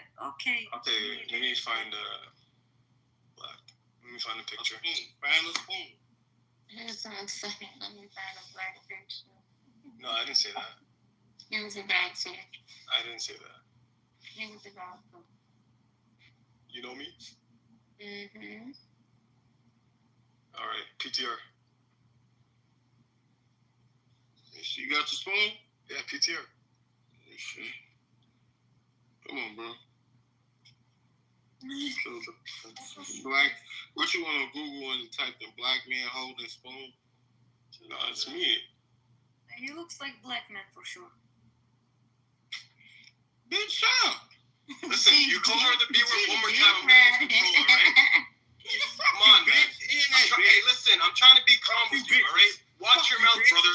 Watch your mouth. Fuck you, bitch. Why are you so angry? Like, God. You know what, bitch? Fuck you, bitch. But what I do to you? You are. Bitch, have some chicken. And your friend, like, little. Everyday chicken. Listen, Ronald Reagan really did a number on you guys, alright? This everyday chicken. You all Come on, guys. chicken right now, nigga. I say up your chicken, not choke your chicken. You bitch ass God almighty. Jeez Louise, brother. Like, come on. Everyday chicken with you people. Everyday chicken with you people? Come on. We get chicken. I don't eat chicken. Why don't you get some caviar or like some, calamari or something? Just, God, man. Everyday chicken, like we're at Popeyes. This is not Popeyes. No, I was finna ask that, bitch. Why you picking me? This is Clubhouse. It's not Popeyes. What's wrong with Popeyes? But this is not Popeyes. It is Clubhouse. I'm more of a Chick-fil-A fan. You like Chick-fil-A? We got a new one of it. Yeah. I was just finna say, where's y'all getting these fucking people from? Yeah, we are black. Y'all ain't no fucking black.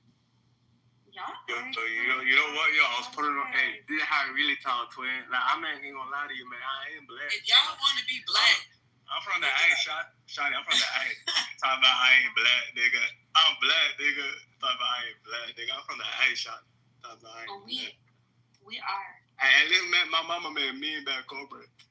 okay, now make the other bitch change her accent. I said my mama make a mean batch of cornbread. Who is the other bitch for you? He trying to troll. I'm not gonna lie, y'all. He sounds like. But I'm Russian. Y'all know what he sound like. You black, but you Russian. Shut the fuck up talking to me. I was not talking to you. Y'all ass not black. Hey, sorry, I'm black, man. Mix don't count either. You bitches not pure. Shut your chest on. I'm black. Talking about I ain't black. Y'all want some melanin so bad. You bitches will never have our DNA. Yeah, you're not biracial. Even the biracial black people. Bitch, shut up. You don't consider biracial people black? Bitch, shut up. Hey, Slavery talking about some go lie, Lorenzo. Remove these hoes and get that Delilah bitch in the goo too. Bye. Talking about some go lie, Lorenzo. If y'all know who Buddha is, he sound like Buddha. Like you sound like you like Korean or something. I'm Buddha. Buddha. We mean Buddha. I got the moolah. She could pass with that Russia shit, or these bitches some type of Indian or Arabic. Shut up. You a white boy. Don't talk to me. From St. Louis. You from St. There's Louis? a white boy. What's your ethnic background? Ethnically, what you ethnically? African American. Okay, so you don't know where you from? I'm African American. Say ethnically. Wait, hold on. Wait. Say ethnically again. Ethnically. Ethnicity. Nah, he's saying a word, but I'm trying to hear his accent and how he actually speaks. I said ethnically. Where you from ethnically? He being funny. What do you mean the hot talk? He's trying to make a mockery out of black people accents. That's not what I'm doing. Southern black people. I swear to God, Southern black people to be specific. Jada. This bitch in here code switching. You sound Chinese or something. Hey, Jada, look at me, shawty. Jada, you looking at me? Oh, bitch ass on, boy. Hey, Jada, look at me, baby girl. Look at me, little mama. Look at me, little mama. I lied to you. I lied to you, baby mama. Susie, are you a boy or girl? What is your gender? Oh, bitch. You, Susie, like I'm confused. Why, bitch? Why? Up some chicken? Up some chicken? You got chicken? Up some chicken. You got some chicken. Up some chicken. Go, go, go. You ain't got no chicken, bitch. Why do you guys not like African people? Girl, you not even African, bitch. Y'all don't use soap. I'm African, but I grew up in Russia. Like, what's the problem? Oh, hell no. You're not allowed to be black if you grew up in Russia? Yes. I also is black and Dutch. Y'all trying to make friends with some bitch? This is literally unavailable people. Yeah, we just trying to the chicken. We can't bitch, y'all. Yeah, these might be some South Africans. Where's Tanzania? Tanzania's in South Africa. That what you just said? I'm asking. I said two different things. Sound like some South Africans. No, yeah. Listen, little mama. Then I said, where is Tanzania? You gotta pick up a boat, little mama. They don't even sound French. Put the bottle in down. Africa, they speak Put the bottle down. Pick up a book, little mama. Fuck your dead ancestors. I asked a question, bitch. I didn't answer you to shut the fuck up. Dad talking about Tanzania and South Africa. You just said you was black and Dutch, bitch. Tanzania, it is in Africa, but East Africa. That help? No. Let's clarify. Where your Instagram at? That's gonna help. Okay. Meine Name, I'm sorry. Meine Name is Filipina. I am black. So your mama black or your daddy black? Nein, both. Both of them? Yeah. You got proof? Yeah. Where your proof at? Follow me. Like you said, you talking about follow you. Where you follow you well? What's your Instagram? Hold.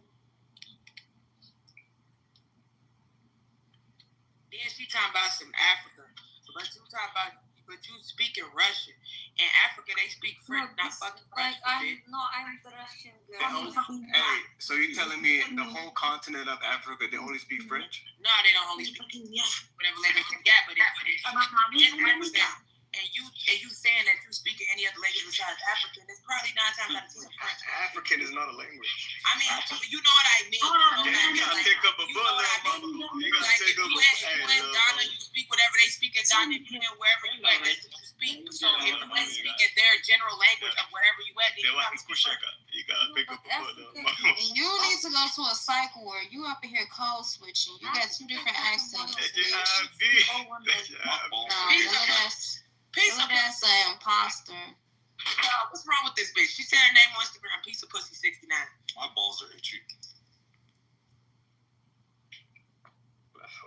Just to clarify, like Africa is not monolith. Not everybody speak French. No, not everybody, but you talk about you Russian and like you make. Yeah, you can't even put $signs in your Instagram name, but okay. But I grew up in Russia. But I'm black, like you. You are my people. No? I ain't your motherfucking people, girl. Why not? But you don't know many people here. It's up. Who want to look up and say cheese first? And one thing he said, if you don't know, you know, nigga. Let's start with Delilah. She pinged y'all in here. Look up, say cheese. Bye, bitch. Who's Delilah? Who next? Me. Okay, it was nice talking to everybody. Mm-hmm. Lauren. You know, you are a very mean girl. I don't Fuck you, bitch. Damn, why you guys bullying? You finna be next. Shut the fuck up.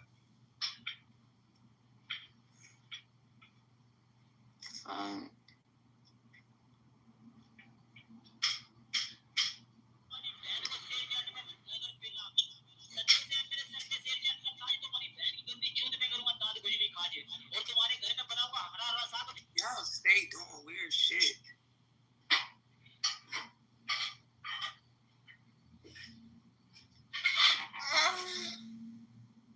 Do that one more time. I needed that. And Ross, that was you stretching? You hear me? Mm-hmm.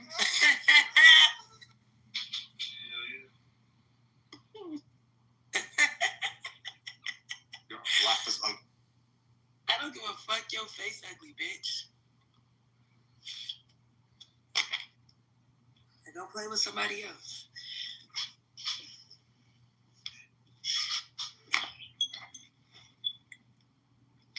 Yeah, this room get real strange around these hours. Hey, Ross, they don't pay to be as lame as you, my nigga. I stamped it. Real nigga talk. Guess you opening that can back up.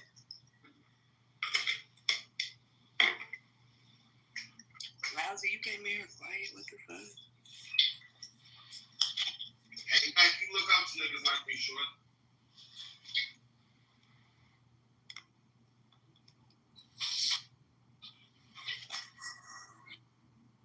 Fucking faggot, faggot.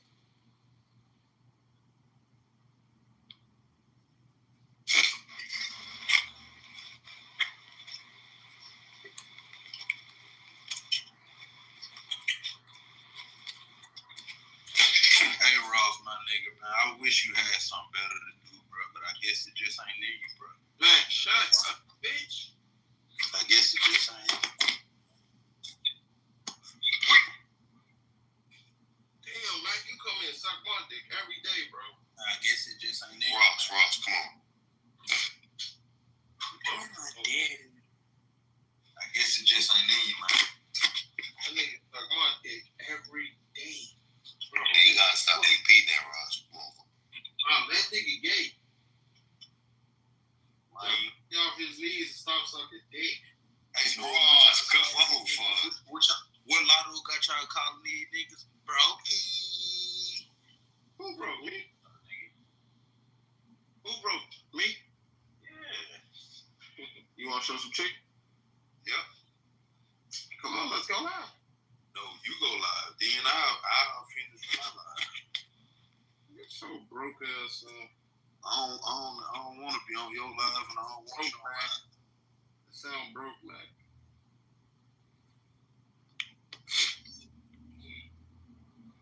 I'm shit, man. I'm finna hit my bitch crib, bro. I ain't finna, you feel me? Well, it ain't my bitch, but a bitch crib. Oh, boy. That's your bitch, boy. No sir. weak ass, fat ass bitch. No sir. You know that bitch fat as hell, weak as hell. No sir. What your chicken is for? I done ran it. You ain't got none? I done ran it. You done ran the chicken? Done ran it. I hate broke people. Go out, pump your guns. Here you go, Lila. I'm some shaking. These guns is on the left. Yeah, you still had the hard, but you ran from Kitover though, bro. That's who your kryptonite is. I ran from Kitover, good. I mean, they said you pulled up and you some better get it, call the police or something. Yeah, some went to. I mean, shit, motherfuckers just like you going by what they said when a nigga seen me in the casino. So the facts in the pudding, though. I mean, niggas don't see me. Niggas seen you. I mean, niggas seen me and I ain't do shit. No, they did something. They stepped to your ass and addressed you about some shit that was happening on club. So did they address me harmfully? Yes. So how was I harmed? Yeah, he put his hands on you. Okay. What was you talking about? Okay. Yeah, bro. Like, was it hard force? Yeah, nigga. Well, you niggas just be talking. It's like gang. It's like, don't put your hands on me. I feel that, bro. Like, don't touch me, bro. Like, yeah, don't touch me, gang. I feel that, bro. But niggas want to act like they don't feel what I'm saying either, though. No, I'm just saying you a bitch, man. That's all I'm saying. So. I mean, yeah, that can be your opinion. Yeah, that's right. That's my opinion. Hey, can you do the PTR? You say what? PTR. Can you do this? Bro, I'm in motion. What am I looking at your PTR for? PTR, let me see you do this. Nigga, fuck your PTR. Let me see if you got 1,500 on your shit real quick. Let's see what it pay on your cash. Fuck your PTR. Nigga, your cash up. Nigga, I got whatever a motherfucker need. I got whatever a motherfucker need. Bill, I got whatever a motherfucker need, Ross. I ain't lying to you. Show me how much of your cash up. I got what a motherfucker need. What you got your cash up though? I got what a motherfucker need. 1,500. Let me see 1,500. What you need? What you need? I got 1,500. What you need? What? Your main source of income is cash out, bro. Like this your main source of like you don't have a bank account. None of that shit. I got money. Oh, okay. My main source is cash. I got you. Oh, okay. What you talking about, nigga? Oh, okay. Show me some. Where yours at though? Show you? Show me some. Where yours at? Listen, I want you to get this clear, right? You want me to show you what I got going on. No, show me. Show me 1,500. Boy, you are funny. Show me 1,500. I'm gonna show you 15,000. Nigga, you should work at a clown show. Show me 1,500 though. Man, bro, listen, bro. I'm 4 minutes away from my ETA. Oh, girl, where you at? You gonna continue to be. This shit I just did took 4 seconds. You talk about 14 minutes. This shit don't even take 14 seconds. No, I'm 4. Yeah, this shit don't even take 4 seconds. Oh, it don't make no difference because in 4 minutes you have to find somebody else to control. Right now. That's all I'm telling you. Broke ass chicken selling ass bitch. What the fuck are you talking about? Broke as hell selling chicken. Boy, you just talking. No, I ain't talking. You just talking. Bro, you sell chicken for a living, twin. Man, stop. I don't do none of that shit. I make way more money than you, bro. What you talking about? Yeah, if you say so. I make way more money than you, gang. Yes, sir. Yes, sir. What you talking about? Yes, sir. Can I look your name up to find any property? You would never be able to look my name up to find nothing. Oh, okay. Stupid ass little boy. Oh, okay. I thought I understood correctly. Bro, You gonna hear some of that little 131, Ross? Huh? Some of that little 131 right there at the top. I see that. That little 131? Yeah. Stop. Keep it little odd in that bitch. Shit, so I keep the little dollars on there. You holding that They money for definitely gonna take somebody, from that shit. You know? You holding that money for a nigga, bro. I'm holding money on my cash out for a nigga. Yes, sir. Huh. You holding that money for a nigga, man. You owe somebody, nigga. Shut up, boy. You owe somebody. Shut the fuck up. You not the man. Like, you not the man, bro. I know. That's on cash up. That's some slight shit. Bro, you not the man, bro. That's some money you owe somebody, bro. I know. You not the man, bro. No. You not the man. I know I put another nick on this bitch right now. You not the man, bro. How much money you got, bro? You not the man, bro. You little fucking pookie dust. Stop talking to me, gang. Oh God, you not the man, bro. Whatever. Your name ain't even ringing, bro. Don't matter. I got pookie dust. Bro, you big ass bitch. Ross, your name is not ringing. What? Not on that. Your name is not ringing, bro. I ain't heard not one motherfucker brag on you for that, bro. I'm never All I hear heard you talking about yourself, my nigga. So that tell me something right there. Hey, stop playing with my nigga Rose, boy. Man, fuck that fat ass nigga. He play with himself. Look at him. Fuck your damn nigga. Now what? Who? Oh, okay. Hey, Rose, what you want, bro?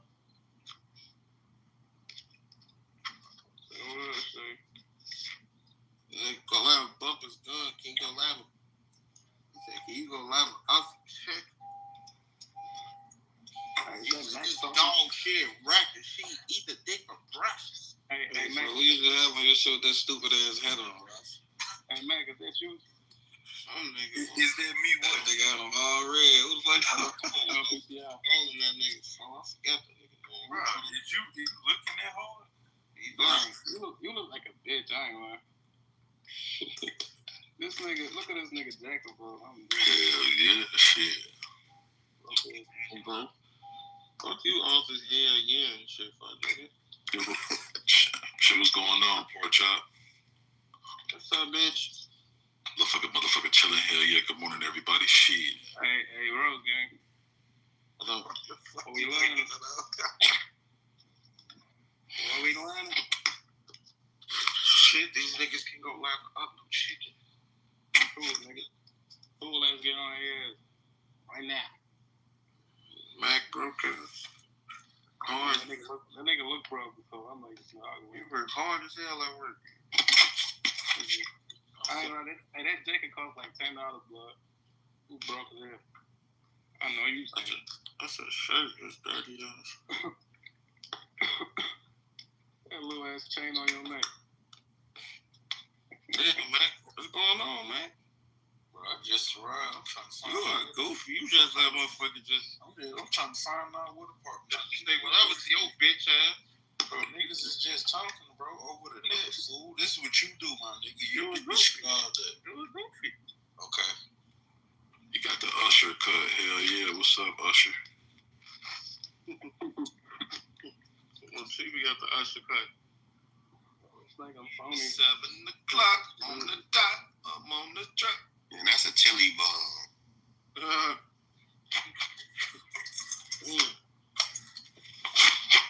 Hey, Mac, you bored.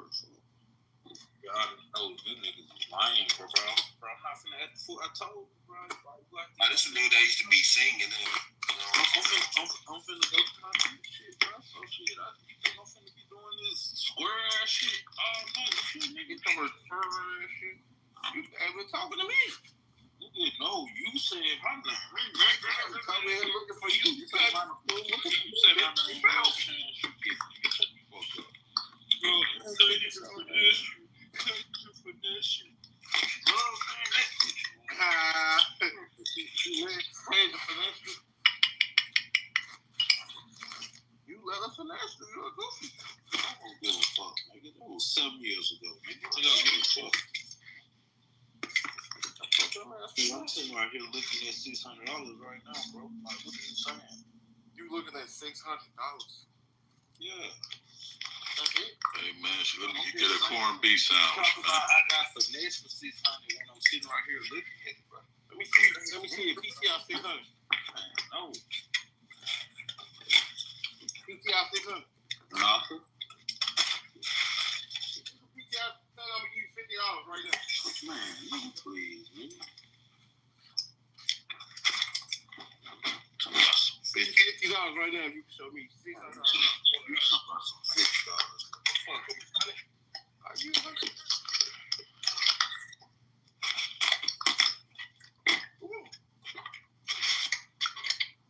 Come on, you want a $100? Go give it a nigga, man. Hey, you ain't gonna give it a nigga now. Hey, Mac, you a bitch. That shit crazy, hey, Mac, boy, you a bitch, sir.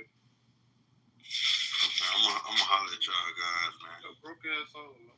Have a good day at work, man. Have a good day at work, man. Nigga, yeah, go make that money, man. Fucking feed that family. Shut your big ass up, nigga. Shut your bitch ass up, nigga. That's your damn. You gotta get that fucking felony expunge off your record so that way you can go to work, nigga. You gotta get that felony expunge off your record so that way you can go to work, nigga. You can feed your family instead of trying to get a clubhouse retirement, bitch. What? Tweaking with his ass. Yeah, nigga gotta get that record expunged, nigga. Alright, let me stop, bro. When I come with this bitch, I be ripping it up. Don't get mad at me, nigga. I'm chill as fuck.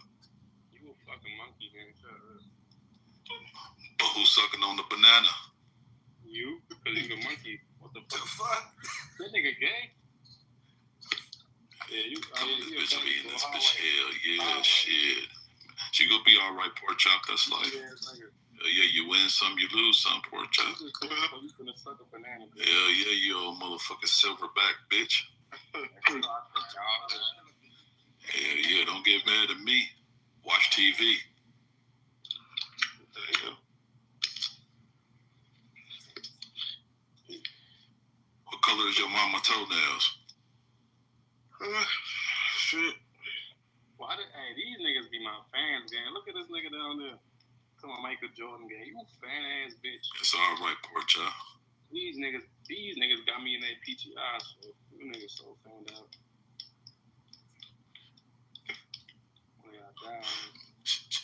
And you gotta stop acting like you entitled, bro. Shut up, dude. So nobody know you off a clubhouse, bro. You gotta stop acting like you entitled, bro. Damn. This nigga done. I mean, it's like sometimes a motherfucker be letting this app get to their head, bro. You letting this app get to your head, bro. Man, you ain't no celebrity on this bitch, nigga. Nobody know you, bro. Damn. All right, pork chop. You ain't nothing but a clubhouse user, pork chop. That's all you is. I don't care how many friends you got. I don't care who you associate with. Outside of this app, you nobody. So shut up, nigga. Damn. He talking to you? He talking to your ass. Motherfucker, I'm in this bitch. Hell yeah, motherfucker, do it up. Shit. He ain't talking to me. Yes, he is, gang. You let him treat you too before he going on your ass. Man, fuck, dude.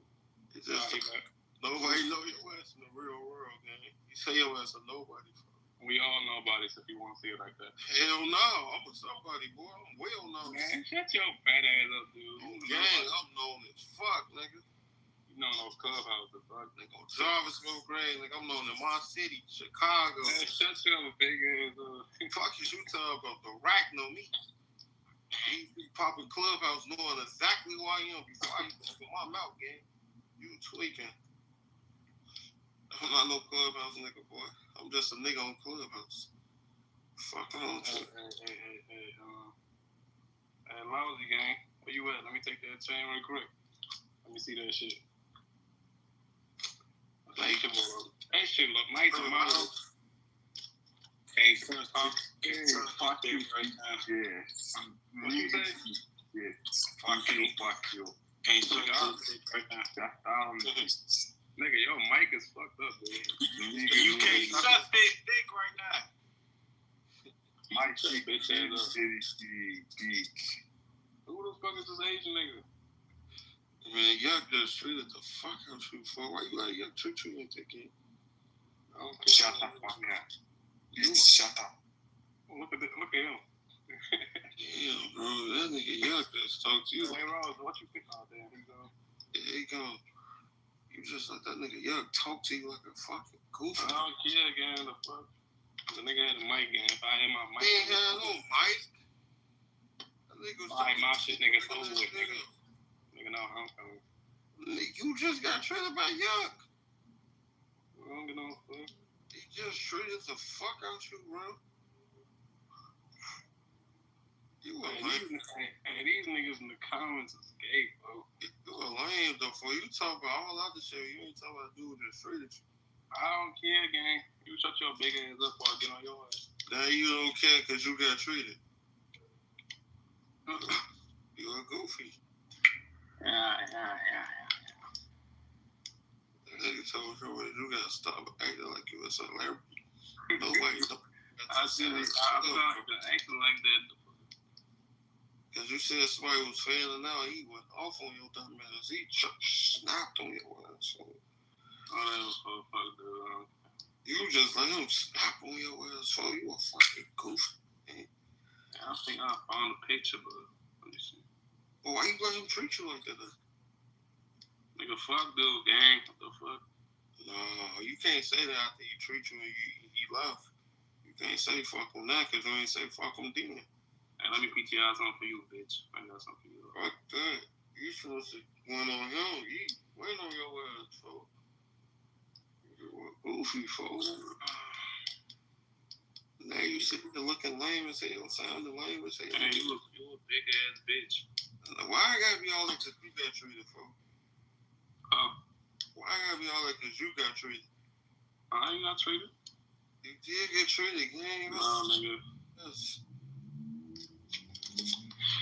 That nigga was just talking like a lot of these niggas on there. Bitch, you the fuck. Damn, folks. Subscribe. You what? Subscribe to this.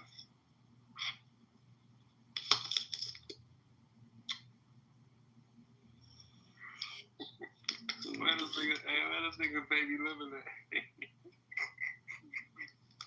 Hey, wrong, okay? This nigga had me crying, folks. Hey, how the fuck he survived that shit, though? Yeah. The nigga baby L. He talking about, tell your bitches to tell your soft ass homies to pull up.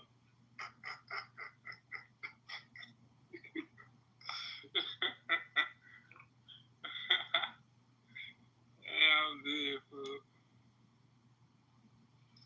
This nigga get that. What you running for?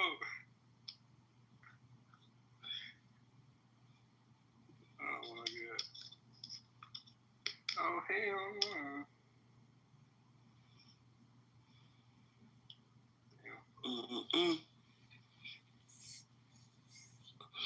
Hey, what's your name? What's your name, Mexican? What you mean, what's my name? You know me. No, I don't know your real name, though. Fuck, I'm telling you my real name. Hey, what they call you in the streets? Oh, Lil Shiesty. Now your name Lil Shiesty. I'm dead ass. Yeah, nigga. Fuck you think I got that T shirt on, bitch. Yeah. T-shirt. Oh, they should say T, nigga, for Trigger. Bitch. Trigger? Yeah. That's your dead homie? Yeah. I don't even say fuck that nigga, but look. Stop tweaking, bro. I said I ain't gonna say it. I was trying to show you some real shit, bro, but you blocked me, bro.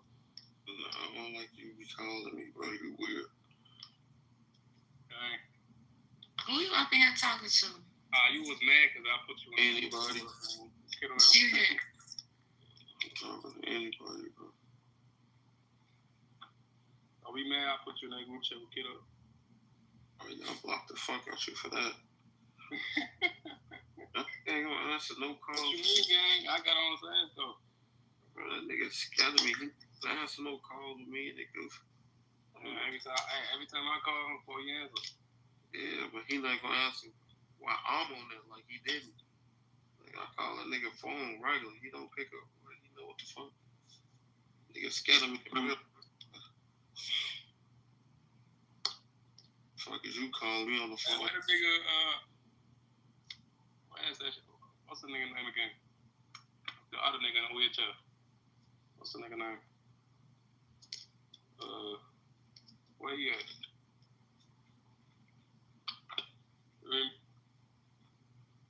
You said who? What's his name? Bitch on phone? What's the nigga name? I used to get into him, so. Yeah, Lil B. Where's Lil B at?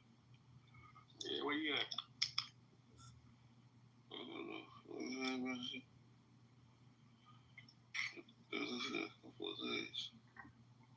That's little donkey ass.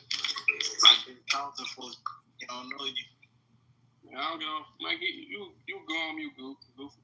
Fuck you talking about? Your ass dick sucking, what's the nigga name? John Wick now. You bitch ass little show. Hey, you light skinned nigga. I'll slap the fuck. I'll take your chain, dude. Hey, suck this dick.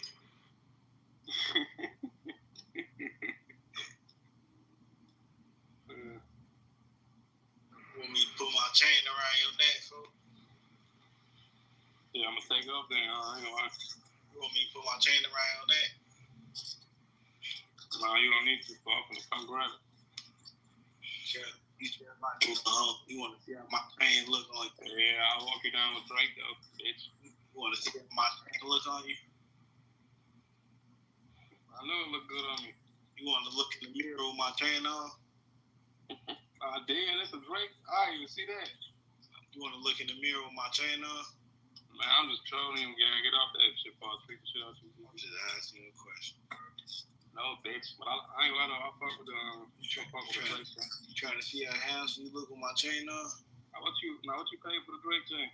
You trying to see how handsome you look with my chain on? Hey, gang. What you pay for the Drake chain? Trying to suck some dick. Show bitch ass something. Dick sucking. Fuck you.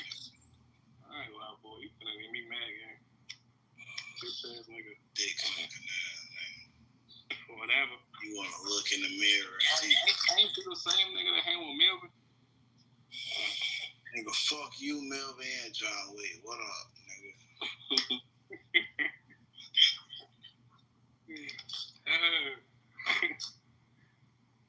Hey, that shit crazy, bro. Yeah, cracking. Fuck every man for themselves. Fuck all you niggas. What up? Shut your bitch ass up, dude. Back door all you niggas. Look at real fat ass. Back door you niggas. They raw. Turn the replays off so they won't replay this shit. Back door them niggas. Them niggas ain't even worth it, though. It's like, if you gonna do some shit, make it worth it. It's just ain't worth it. You want that? Look like a monitor, like a brand here. You want what you talking about? It's Mr. SB. I know you ain't talking about me, Goofy. Goofy, I'm finna go to sleep on you, man. Say some shit. He don't even own his car. He paying a car note. He don't even got no car. Hey, bro. At least I ain't dick sucking Goofy in a wheelchair, blood. Your broke ass son. We all have something that you don't have. There's an ex. Bitch. I guess some a lot of y'all don't have money. This nigga get paid by the state for you. You figure you come. Man, that was a good one, bro. You feel? Look, it's a nigga like you, bro. You just dick suck, man. It's a nigga like you. I know you a bitch, man. I can see you a bitch. I know you broke. I ain't laugh for I'll piss with the shit out your ass. You ain't do shit about it. Hey, Lousy. Good morning. Hey, Rams. Good morning. You ain't got nothing but a gun to show, bro. Sound good. You ain't even got a light bill, but you got a phone, a gun. I mean, that's all. Little ass boy. Let me see one of you niggas, bro.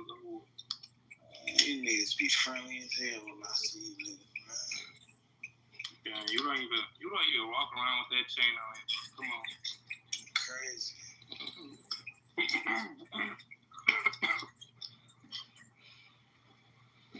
Crazy.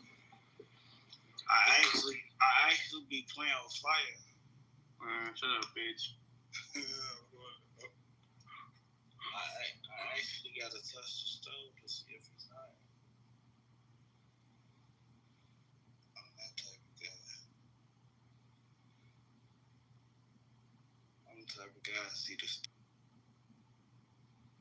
No love, bro. Ain't no love, man. You gonna die, bitch.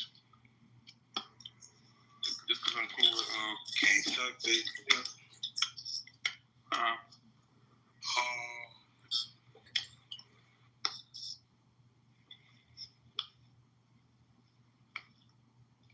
They be on a bike shit.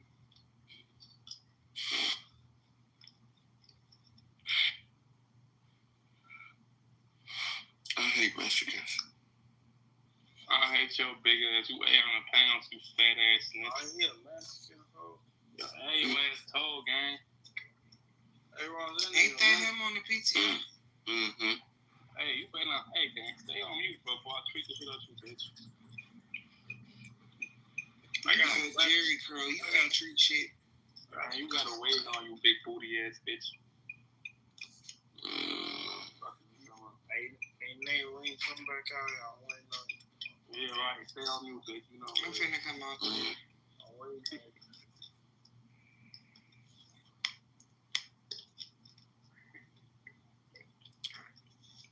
I'm dead, fool. Bitch, you are ugly. Don't send me no hearts. I love you, though, fool. Hey, where you from? That's really you. Nah, I think we have a bad start, gang. Where you from? Hey, love for Nah, we gonna forever have a bad start looking like that. Hey, come on, fool. Where you from, Shay? I said I don't like your hair. I don't give a fuck, gang. That's my haircut, ho. That's my culture, ho. Fuck are you talking about? Yeah, blind man. He got a curly bob talking about that. I'm not black. Hey, Ross, you're not black? Alright. I've been doing this shit for a long time. Hello, oh, you in traffic? Where you at? I ain't gonna lie, go watch my story, look, bro. I'm gonna all do it. Nigga, fuck your story, man. I don't know where you at. You see my PTR? You a big booty ass bitch. All I'll do is for these little niggas. Where you go? Yeah, they got the police. What the fuck? Damn, why did I say you? That might have been the dumbest shit I did.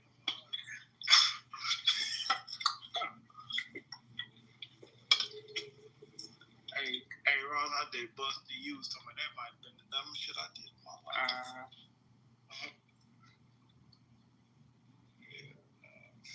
You hear me? I'm in the chat with 50. I don't even play with 50. Them bitch be jamming. Damn, Ross. Real? We don't play with 50s. Them bitch be jamming. We got stakes and standards. You a bitch. How about that? This.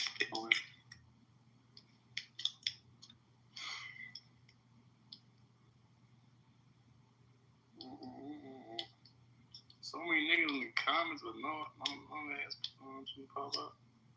What's wrong with that ass? So y'all just sitting down there. Shit crazy.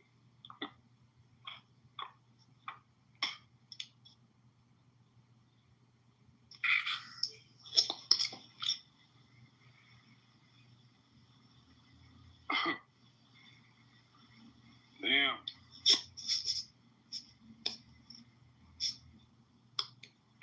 Oh, wait.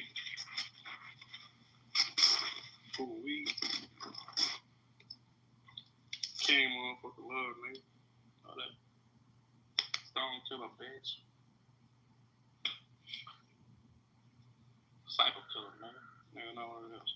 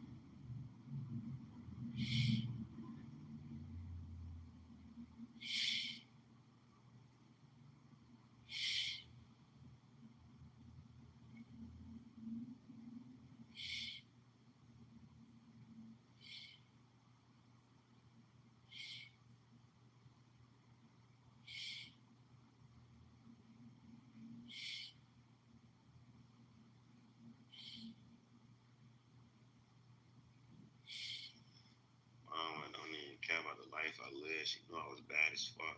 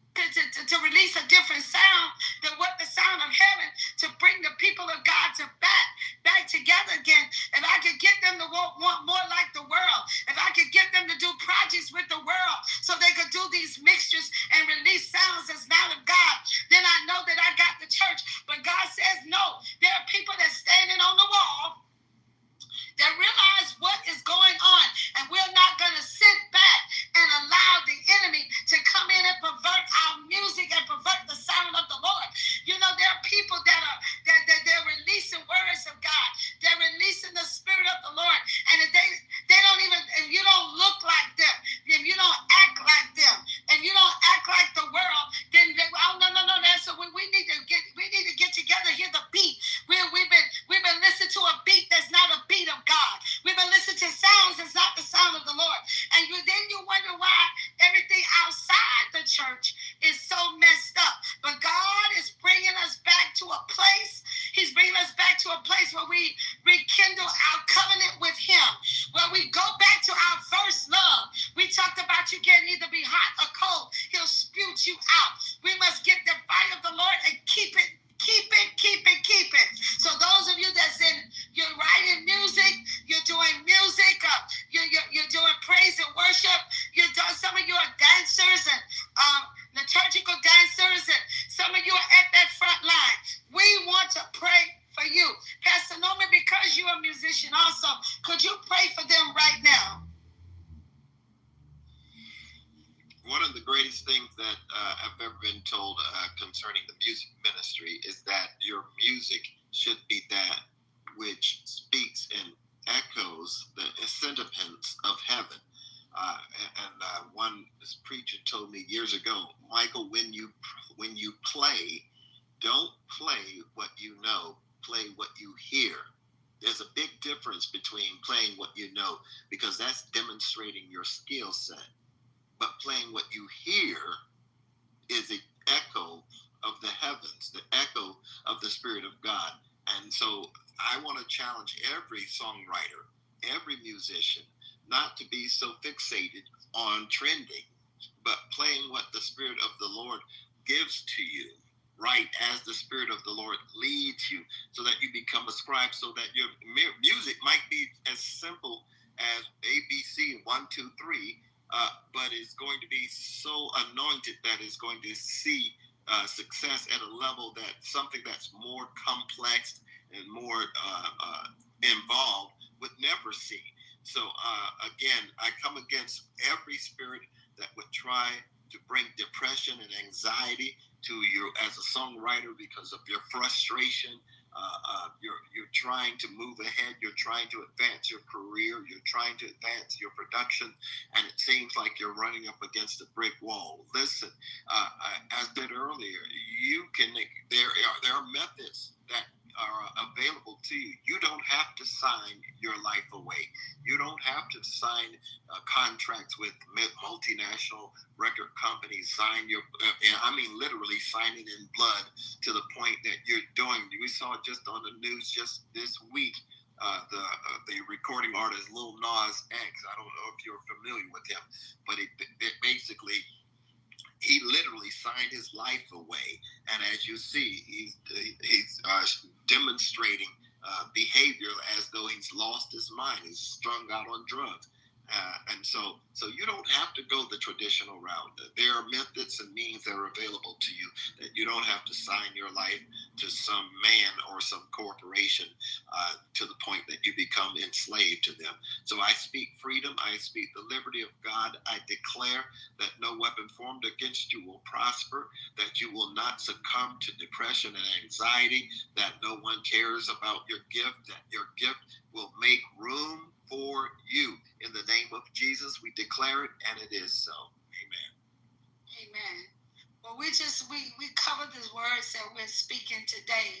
And like I said, it's not to bring us into a spirit of fear, but God is always challenging us and quickening our spirit that we must stay pure before Him. Holiness holiness is still around. It's not something that's outdated. God is still expecting us to present our bodies as a living sacrifice unto Him, so we yield ourselves to Him. And so let's get into this topic at hand. I want to give us, really go into this. When God began to speak to me, be still and know that I am God. Because when we look at everything that's around us, and we don't know the God that we serve, it will cause us to have fear. It will cause us to have breakdowns. It would cause us to say, who can we trust? And let's not be like Elijah under the tree, thinking that he's the only one that was living right. God had to remind him, I have people that you didn't even know about, that they did not bow down to Baal. And there are people all over the world that they're not caught up. And let me just tell you something, that the job that Unique has got, we need to make it a point to intercede for her, because she's going into a territory that the enemy has occupied for so long. And we must cover her. Not just cover her in prayer, but we cover her in even in seeds. We need to give seeds, because she's getting ready to travel and do things in other nations. When she was talking about what happened in Ghana and what happened in Africa, she gave the percentage of how many kids are snatched into human trafficking in minutes, by the seconds. And we got to support the people that are going into those territories. Some of you are not called to that assignment, but you surely can support it. All of her, everything that she's selling on her website is to help autistic kids, and also is helping her to do statistics and go into those areas. I'm telling you, now we can see, because Dr. Ferguson, when you prophesied to her about going into the political arena, she couldn't see it, but she see it now. Because I saw her going before Congress and giving a speech, telling them, y'all need to start looking at, she's going up against a stronghold, saints of God. And we got to cover her. We definitely have to cover her. And the people in Africa, they were bold enough to release this information. Because there are people that's not even talking about it, because the media won't let you do it, because in certain countries they're too involved in it.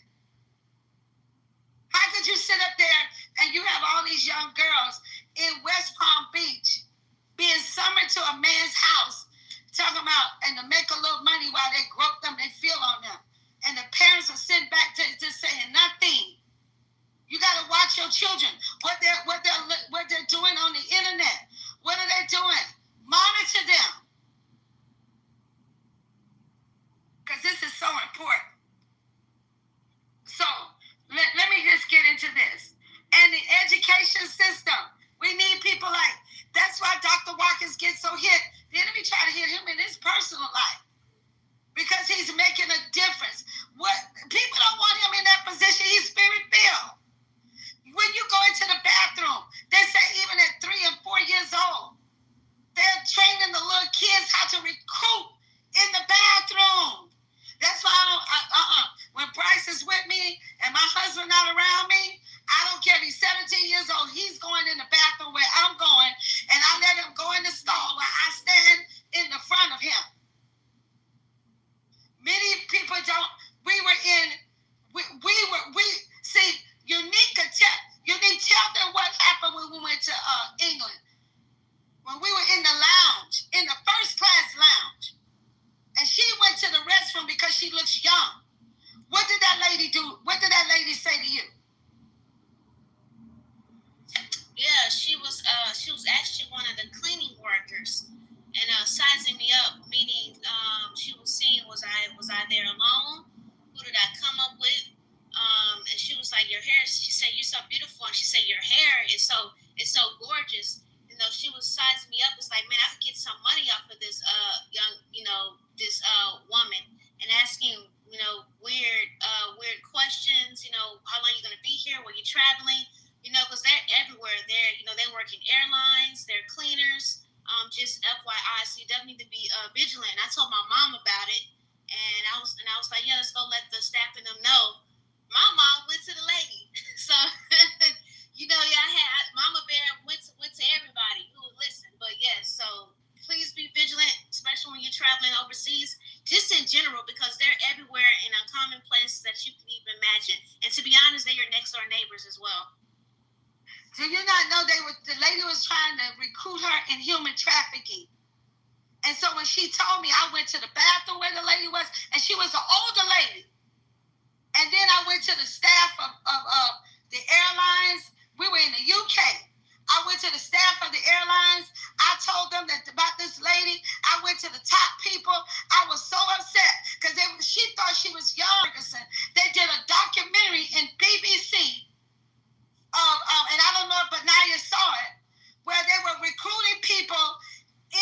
human trafficking in the bathroom at the airlines. And what they did was they had a panel in the back by the stall of the in the bathroom, and they will remove the panel and push you in it. There was a tunnel. They showed it on TV. There was a tunnel. And so when your kids went into the bathroom, they push them in the tunnel and then put the panel back on. And you can't find them because you're not thinking there is a wall that's connected to a tunnel with the panel hiding it. And when they went in that tunnel, it was sophisticated. And it was built in the... Now, how did they pass that? Because this went up to the top.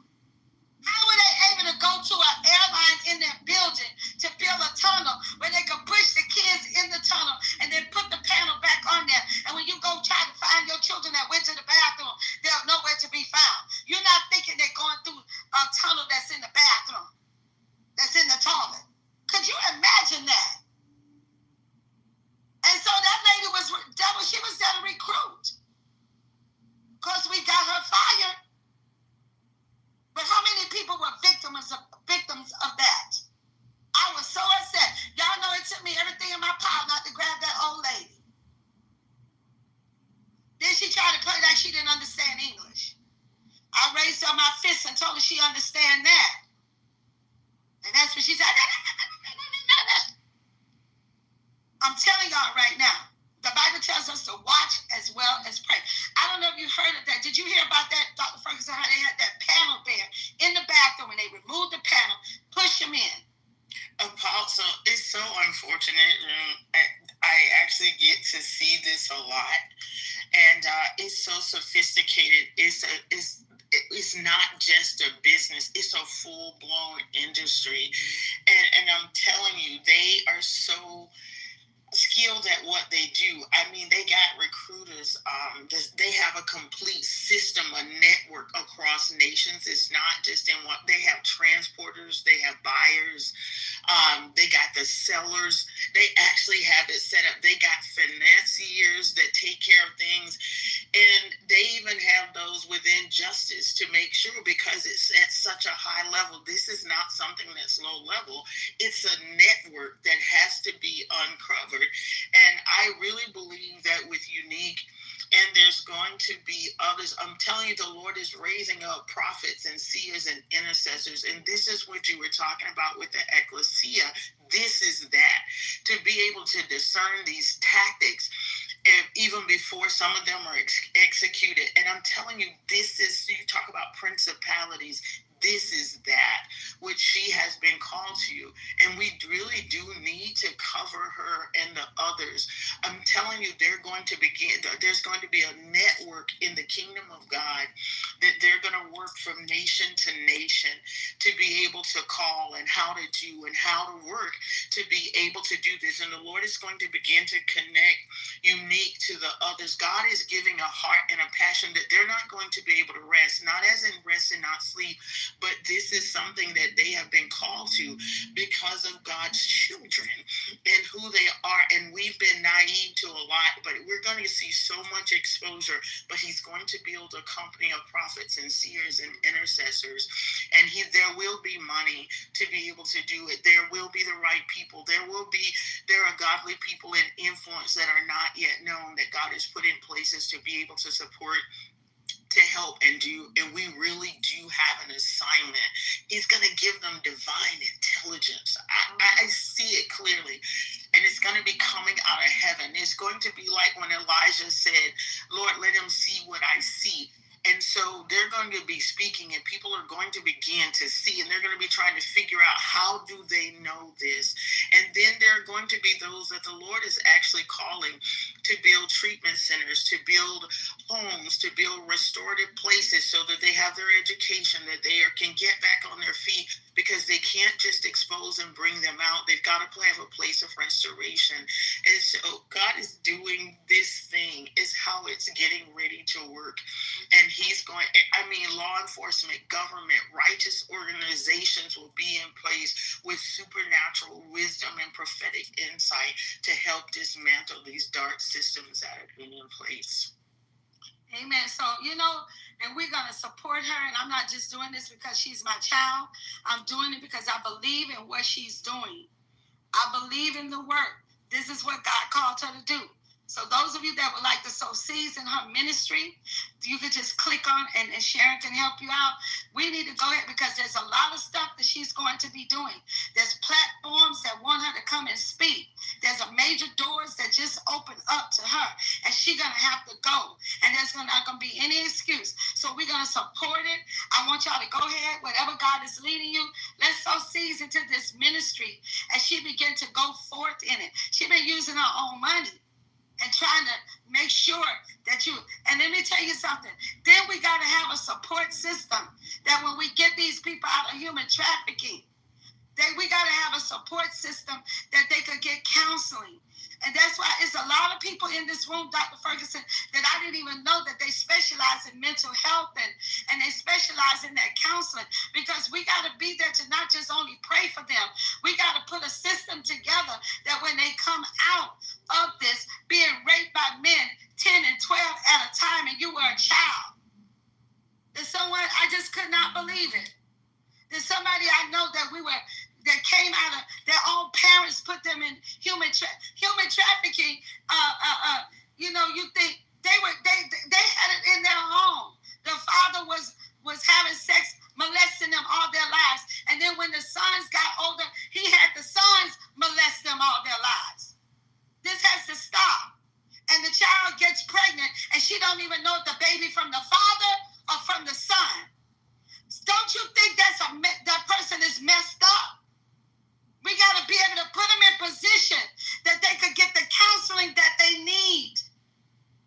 One young lady was in London, and she was working with me on my conference, and I found out that her daddy molested her all her life. And then when he died, she was falling all apart. She went to see him, and I was just looking at her, and she just said, "But that's all I know. I didn't know what he was doing was wrong. I thought that he said that this is what fathers do to show their affection to their daughters." And so she had to get some counseling so she won't go and molest somebody else.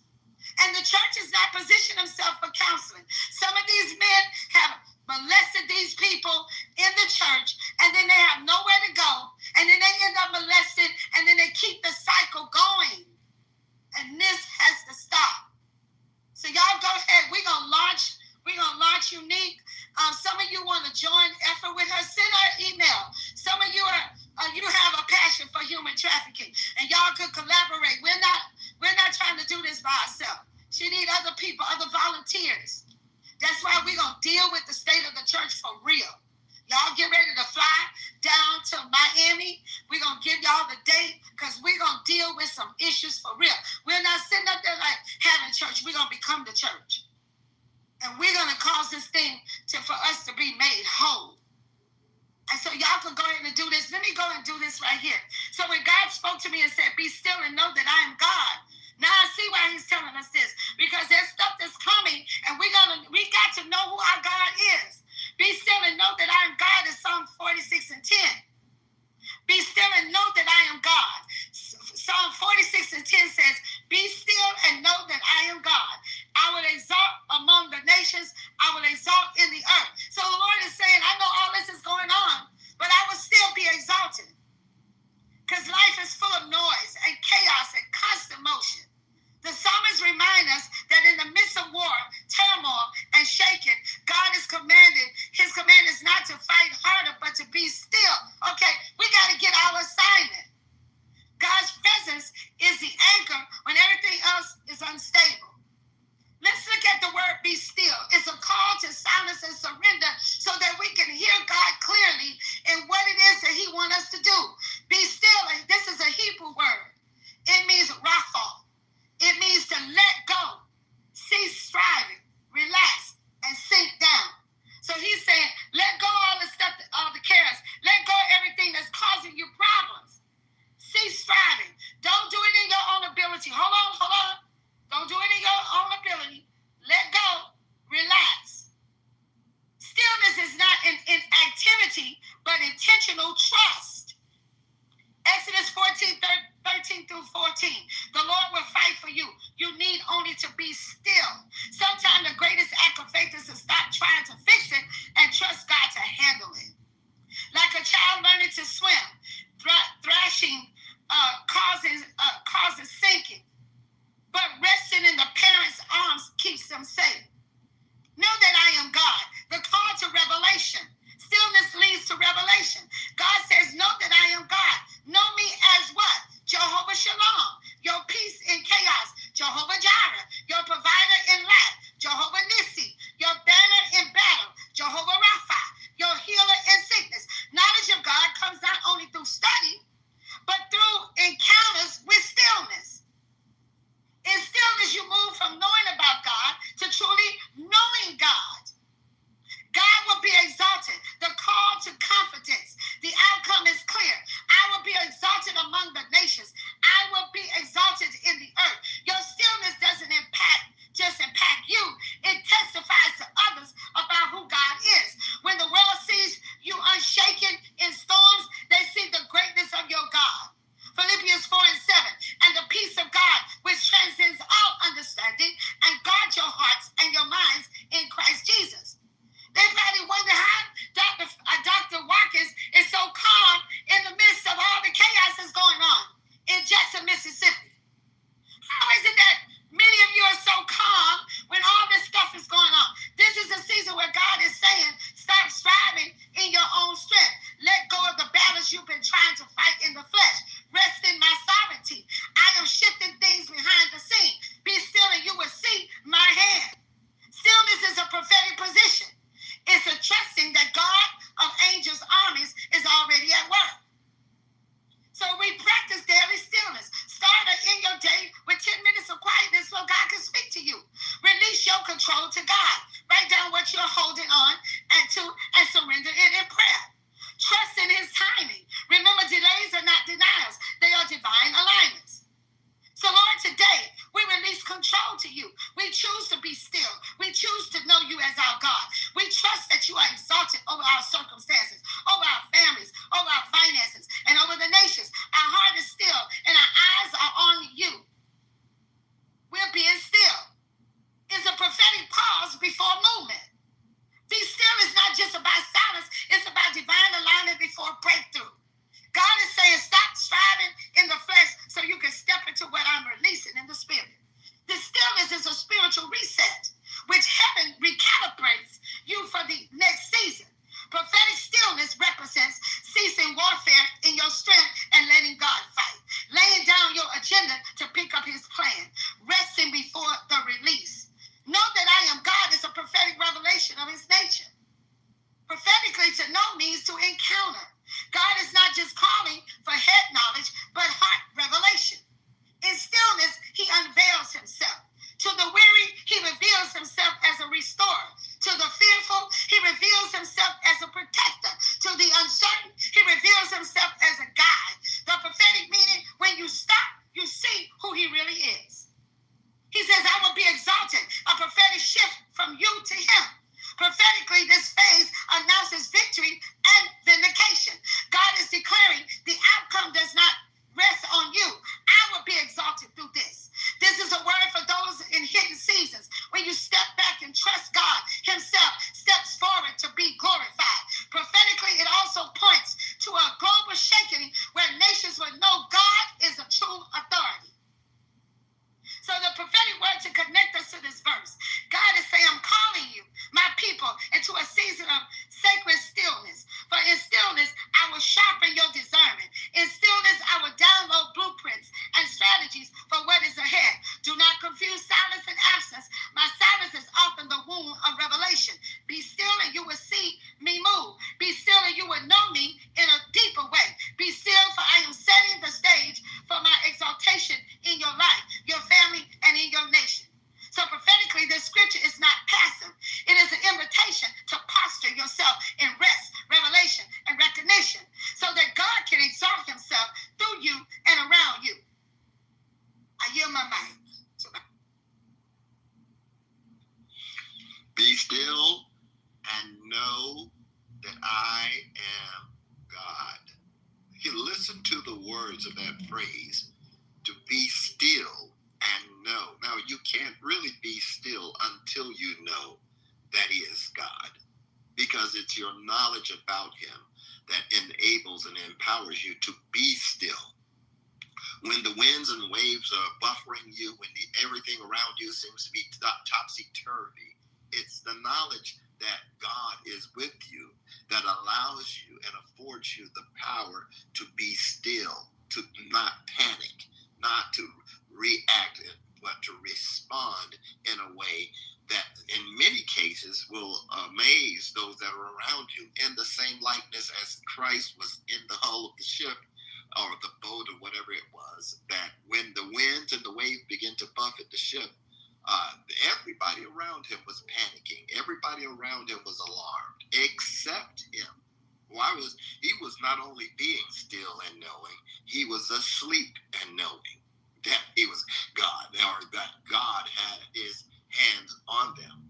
And in the same likeness, that we should be in a place that as we grow in the knowledge of him, and not only in a theological concept, but I'm talking about an inward knowing, till you recognize not only is he some iconic figure that we talk about and we celebrate on Sundays, but he is the God that literally is in me. I am crucified with Christ. Nevertheless, I live, yet not I, but the Christ that lives in me.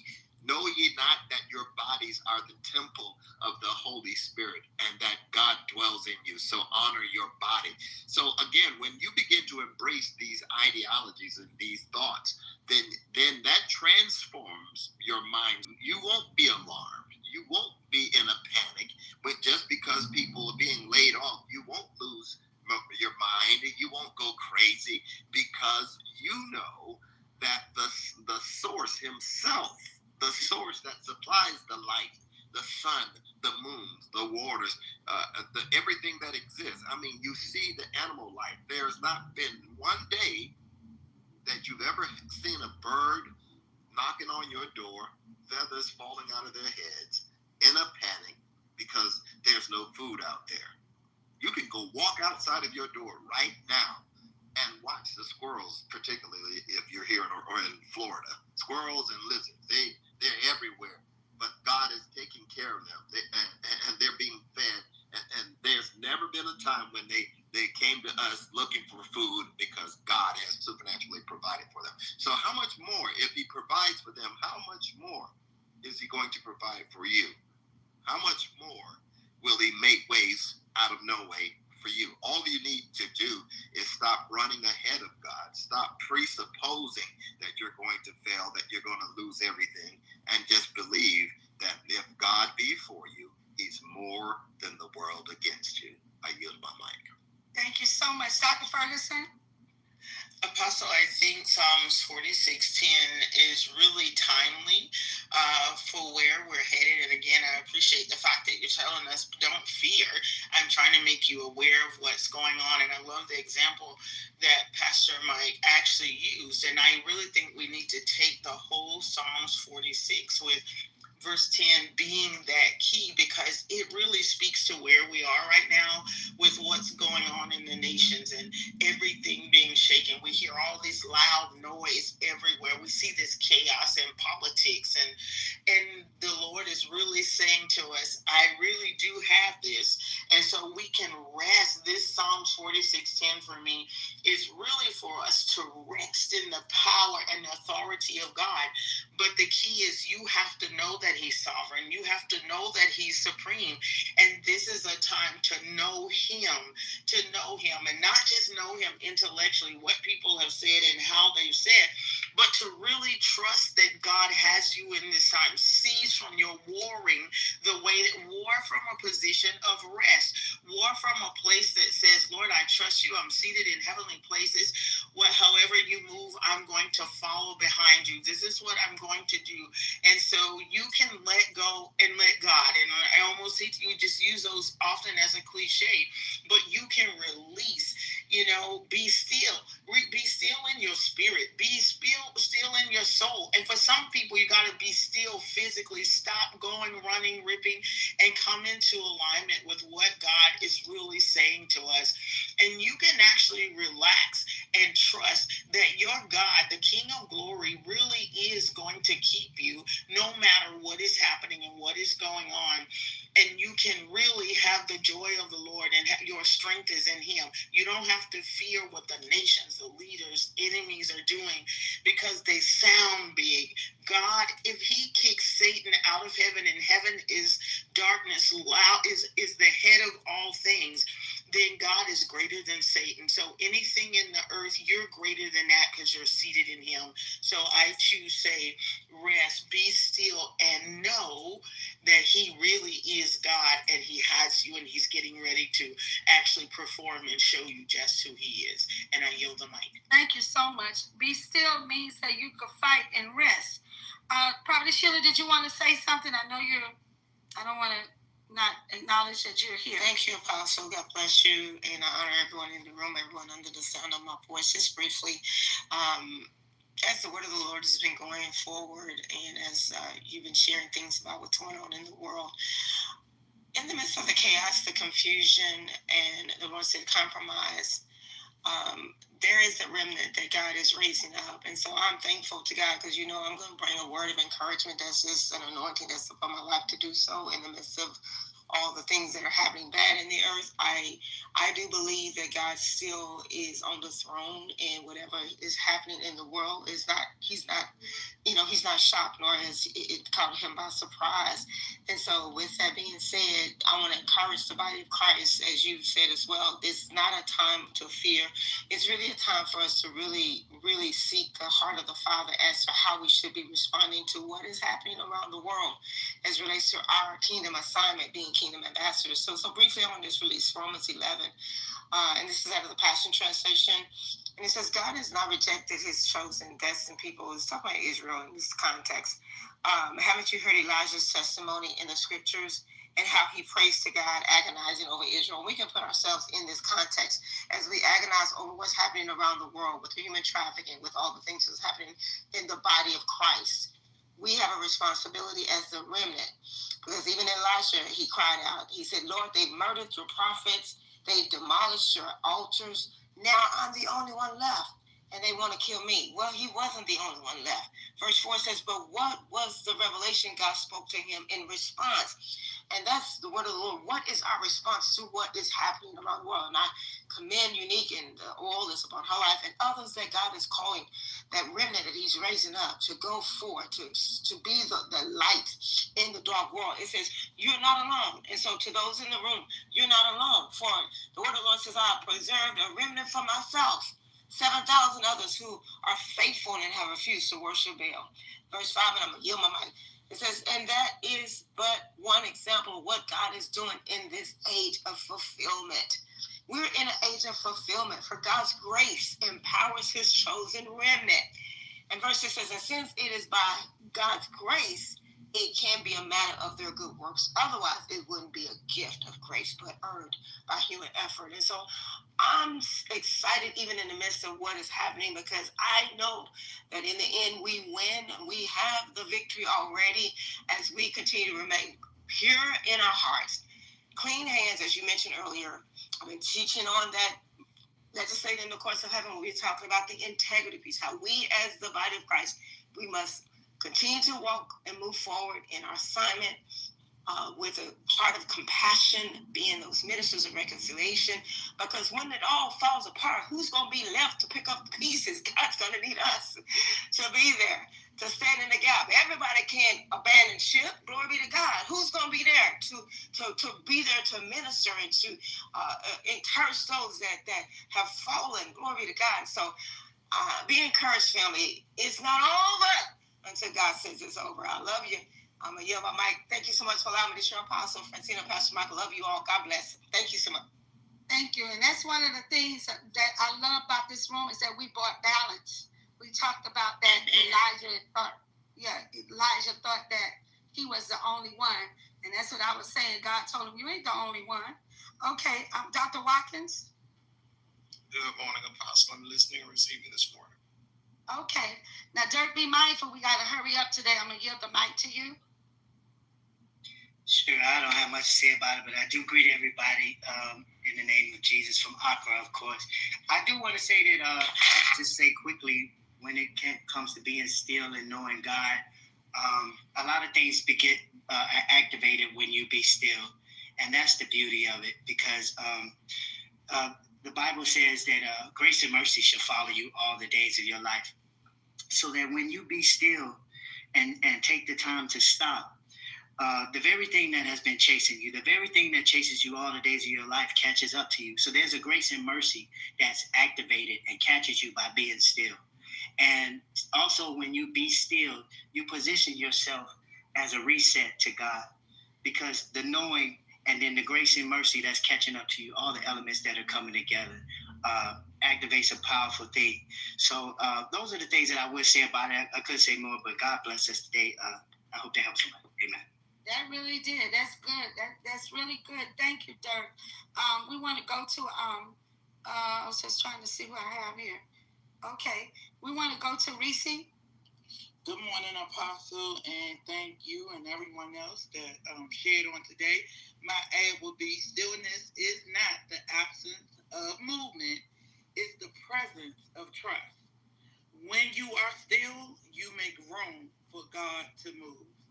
Thank you for allowing me to share. Amen. Thank y'all. So thank you for that, Reese. But Naya, just real briefly. Thank you, Apostle, for this room. I don't really have anything to add, to be honest. But I've been listening and taking down my notes. So I'll just give my mouth on that one. Thank you so much, Benaya. Pamela, did you want to say something? Good morning, Apostle, and everyone. No, I'll just share this one. Okay. Well, we just wanted to give y'all this opportunity, because this stillness that God is telling us is that we still war in stillness. And so God is just really trying to say to us, now all this stuff gonna come at you. Now, me being a prophet of nations, because I'm seeing the whole thing, I gave my son a prophetic word on yesterday about Kenya, and he was just weeping, because this conference that God has allowed me to be a part of, it is not, revival is about to break out in Kenya, and it's getting ready to change the whole trajectory. And he was telling me all the hell that he went through, wanted to give up, to not have this conference, which is going to be over 50,000 people coming from all over to be a part of this conference. Y'all need to understand that God is challenging us to do big works, to do greater works. When I'm mentoring, I'm listening, I'm looking at the people, and I'm saying, greatness is in you. There's no way you're going to go through all the hell that you have gone through and not think that God is not going to get the glory out of what your assignment is. He is going to get the glory. You're going to come out smelling smoke free. You're going to come out on top. You're not going to come out on the bottom. It doesn't matter. A lot of people sitting back and say, yes, we are in the midst of chaos. We are in the midst of recession, and it's happening all over the world. But God says that he will supply all of our needs according to his riches and glory. We are connected to kingdom. We are kingdom. I love what my son said in Kenya yesterday. He says, he really messed me up. I'm going to let him explain that to you too. He said, we keep saying that this is kingdom economy. He says, and it makes us think that we are supposed to get the answers and the things from the world to build the kingdom economy. He says, but the economy is already set and laid out for us. We already got the blueprint. Our issue is we're trying to use world systems and use that. We're trying to put on Saul's armor instead of putting on the armor that God has given us, instead of getting the tools that God has given us. And then we wonder why it's not working, because we're trying to do mixtures. You either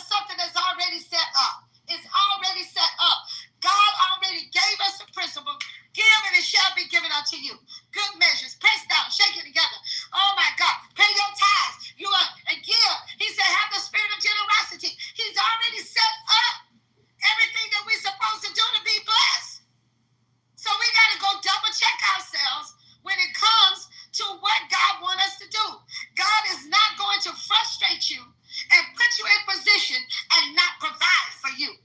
He is always going to provide for his people. It does not matter. But you got to be ready for the shift. The children of Israel were prospering in Goshen. They were doing very well in Goshen.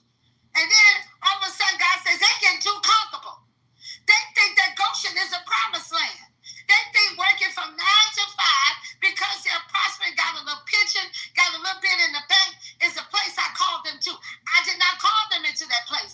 I called them into Canaan, which means business owner, which is the promised land. I promised that to Abraham. And don't make me one, because I'm not a God that shall lie. I'm taking you to your wealthy place. I promise you that when you connected with me, said the Lord. I did say to you, if you give, it shall be given unto you. I did say that.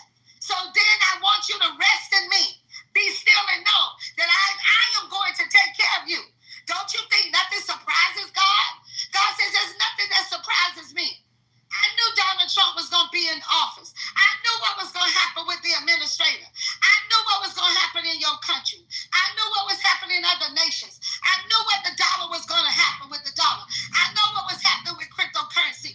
You don't think I didn't know what was going on? I know all of this. And yet and still, Joseph, I'm raising you up to be the voice that whatever the world is doing, I'm going to have you do the opposite. This man got up, Dr. Ferguson, on Facebook, and he says, I'm going to show y'all how to keep y'all money. And he said, one of the things that you need to do, start off by stop giving to the church. Stop giving to ministries. Stop paying your tithes. Stop giving to, stop being generous. You better save all your money. How many of you know that's not what God says? That is not the Spirit of the Lord. He was on there for 30 days, and all of a sudden, he done disappeared. You better stop trying to come against God's system that he already set up. We don't have to reinvent this. We really don't. We just got to move with the cloud, even when we're in technology, even when we're in the technology system. You can't sit up here and tell me there was not slavery, and you're trying to demean slavery from my ancestors that went through that. I was a young girl when my mama used to go pick cotton and come back home after all day of picking cotton, hands all bloody red. She just all day picking cotton for 50 cents. I was there. I saw it. I was there in the South when they told me we could color only bathrooms. And there's still places in Alabama that you bet not stop. Am I right? Correct, Dr. Ferguson? You bet not stop in Alabama. They still have laws that if they catch a black person in their city, they still got lynching laws that have not even been overthrown. Am I right, Dr. Ferguson? They didn't even remove it. Yeah, there's some pretty wicked laws that are still on the books in the South, in Alabama, Mississippi, and Georgia. So I was there when all of that happened. That's why when you take your DNA, you find out that you got Nigerian in you. You find out you got Ghana in you because they removed them from their town and brought them here. They didn't ask to come here. They brought them here against their will. And so those things are real. But at the end of the day, what I'm trying to say to you is don't demean my history. Because my history is pushing me towards what God is doing. And after knowing all of that, Martin Luther King says there'll be one day when black and white will be able to worship together and they will do things together, and they do that. I have a lot of friends that are Caucasians, and they're good friends too. So that was unheard of when you went down in the South, because they were afraid to be friends with you. And I have some good friends. That's a miracle right there. God says he put the whole validity of us coming together. He said, make them one as you and I are one. So that the world would know that I was here.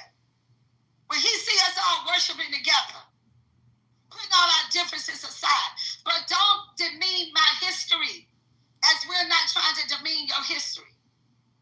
We have to succeed because so many of our ancestors died trying to make sure that we have freedom in where we are today. We're standing on the shoulders of folk. My grandmother used to pray all the time. When I was born with a veil,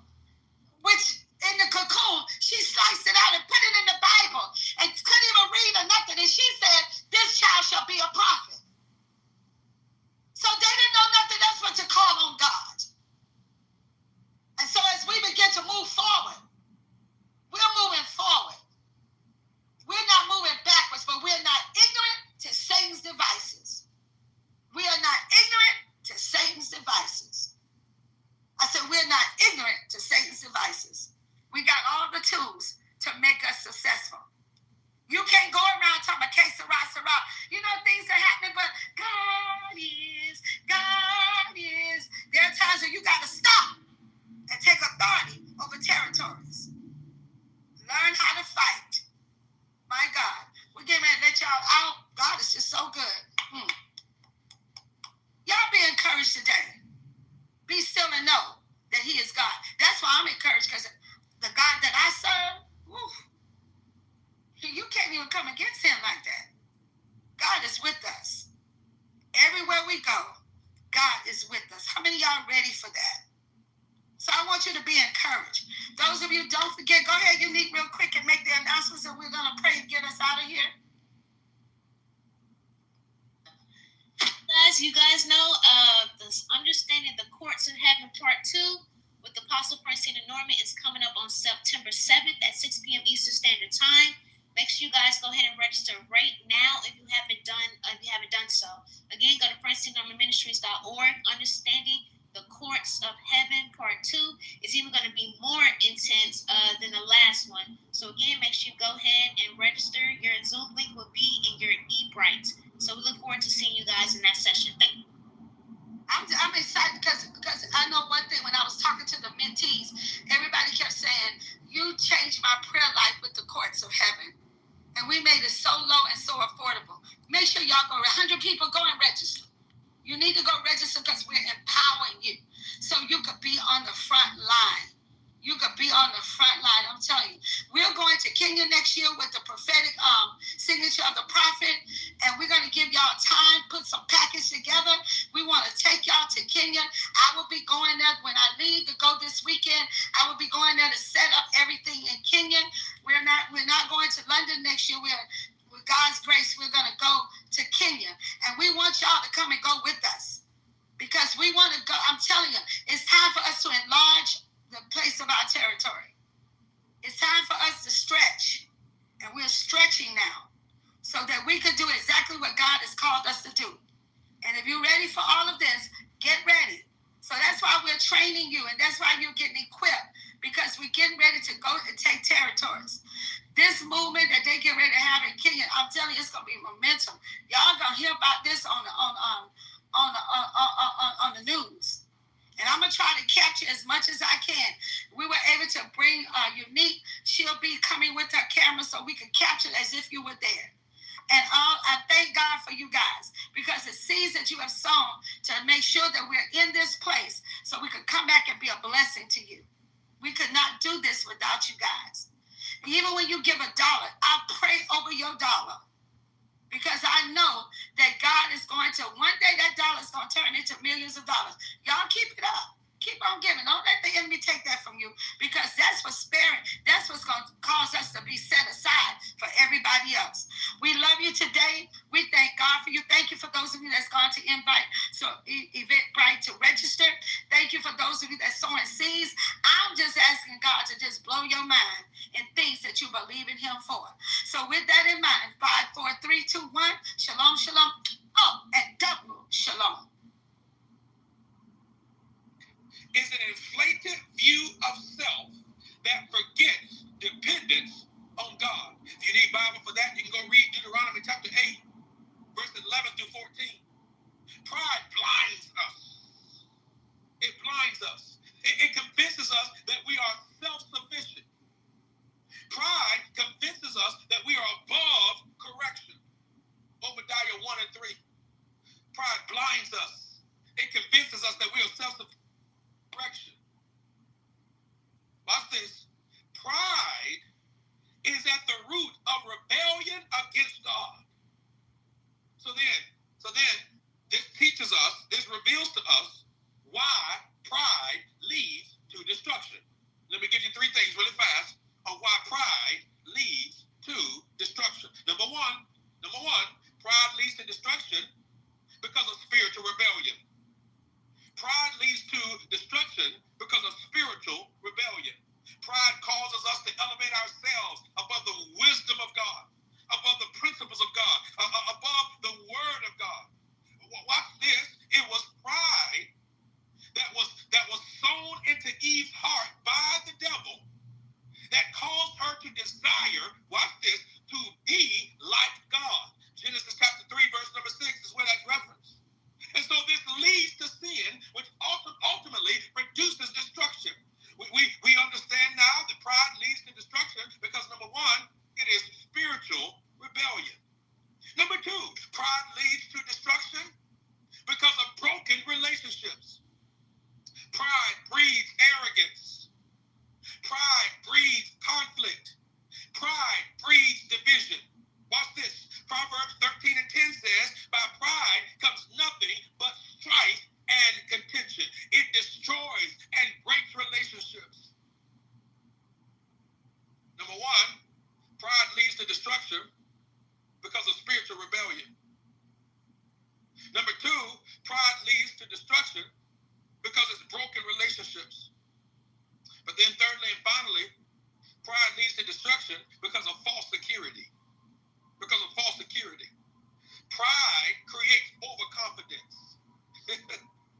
Pride makes you think that you're going to always have it together. You won't ever need any help.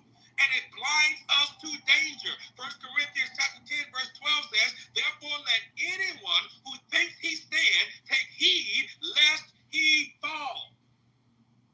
And we see this pattern over and over again, not just in scripture in the Bible, but we also see it in life.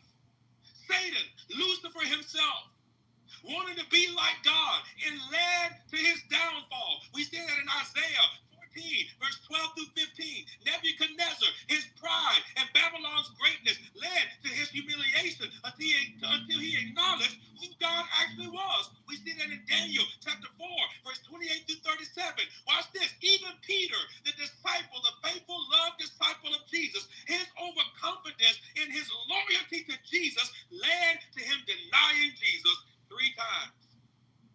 You see that in Luke chapter 22. Brothers and sisters, we recognize that the student who won't study because they already know it all, eventually they're going to fail the exam. The driver who ignores the GPS or the signs on the road because they know the way is going to end up lost. The spouse, the parent, the adult, the child who refuses to apologize will eventually destroy the intimacy in the relationship. The leader who refuses accountability or thinks that they are above the law will end up in a disgrace. Those that rise quickly, fueled by pride, will fall due to scandal and addictions and unchecked egos. Corporations that are full of arrogance as a part of their core culture, that ignore warning signs, will lead to collapse. Brothers and sisters, pride goes before destruction. It goes before destruction. It goes before destruction. So then what's the answer? The answer is humility. I want everybody to type humility in that chat. I want everybody to type humility in the chat. The Lord blesses the humble. The Lord blesses the humble. Proverbs 25 and 9. Proverbs 3 and 34. We also understand, brothers and sisters, that humility precedes honor. The same way that pride and arrogance goes before destruction, humility precedes honor. Hallelujah. Give me just 1 second.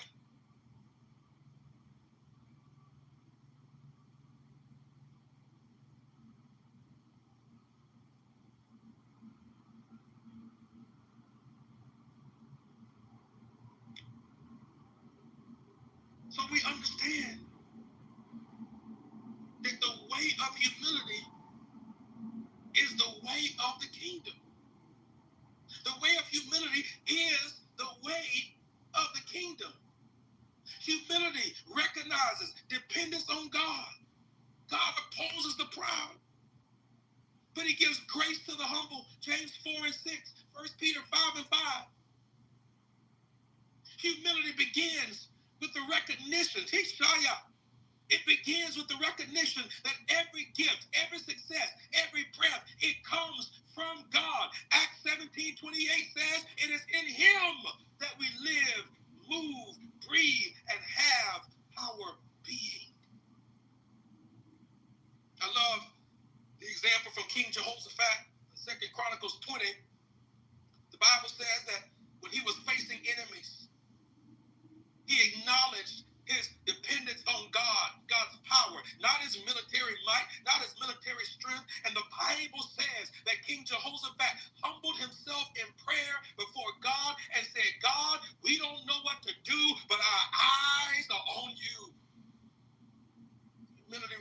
recognizes dependence on God. It's the way of the kingdom. Humility puts others first. Oh my God, it puts others first. I read to you yesterday Philippians 2. It says, do nothing out of selfish ambition or vain conceit. Rather, in humility, value others above yourselves. Humility seeks the good of others. Please hear me. Please hear me. Please hear me. Please hear me. If there are people that you wish or pray for their downfall, that is really pride. That is arrogance. That is ego. For you to think that you are in a position to know the whole story, to know a person's heart and motive, and to literally pray for their downfall. The way of the kingdom is humility. The way of the kingdom even says, bless those who curse you, who despitefully use you. Pride says, I won't and I can't pray for them. Pride says, I want to play the place of God. No, humility seeks the good in others, not just personal advancement, not just to make your name great. Humility says, I want everybody to experience the peace, the favor, the glory of God upon their lives. This is why it was so powerful that the King of Kings and the Lord of Lords would stoop and wash his disciples' feet.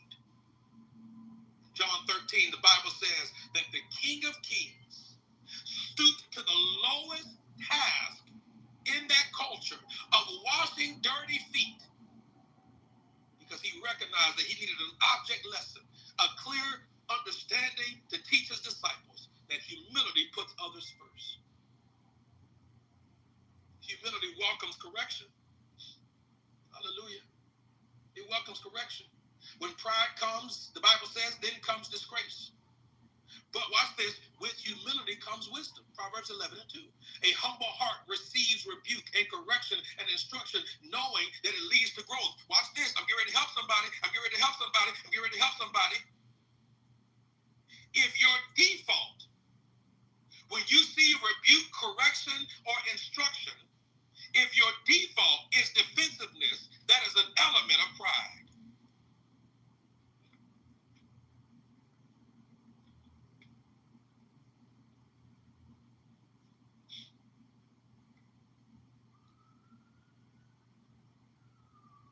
If your default is defensiveness when you are corrected or receive instruction, there's an element of pride there. 2 Samuel chapter 12, David is confronted by the prophet Nathan. And watch this. When you read the Bible says that rather than defending himself, David repented immediately. Oh, I'm in the word. I'm in the word. I'm in the word. You can call me corny. You can call me a nerd. You can tell me I can't sing. You can tell me I can get long-winded, but you're never going to be able to say I didn't give you the word. Humility welcomes correction. The Bible says with humility comes wisdom. Humility exalts God, not self. Humility exalts God, not self. But watch this, watch this. I've quoted this very often in this room. John chapter 3, verse 30. John chapter 3, verse 30, it says, he must increase, but I must decrease. John, the cousin of Jesus, could have pulled rank as a family member. Who do you think you are? John was a mega church pastor with people following him, and he was baptizing many, many people. But he understood his kingdom assignment. And he said, I'm only assigned to prepare the way of somebody that is coming after me.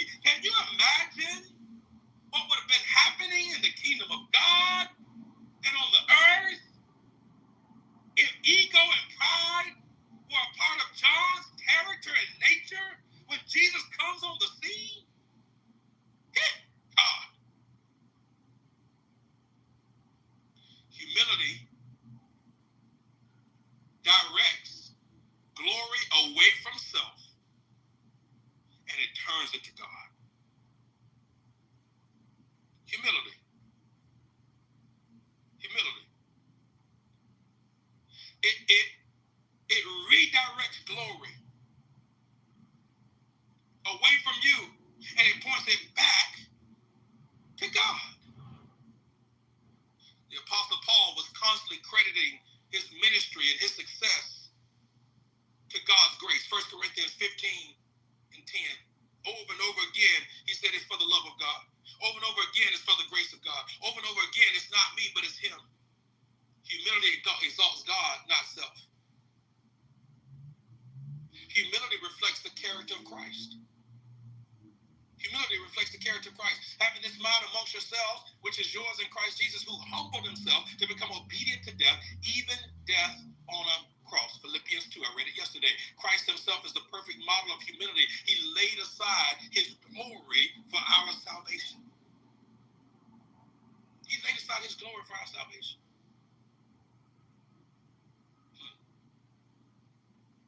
I'm out of time. I'm not out of word. I'm going to give you some more tomorrow about the way of humility. I'm going to give you some more tomorrow on the way of humility. We open up today by talking about the problem of human pride. I gave you lots and lots and lots and lots of scripture on that. We're landing the plane today talking about the way of humility. The problem of human pride versus the way of humility. Lord, thank you for your word. Lord, thank you for your word.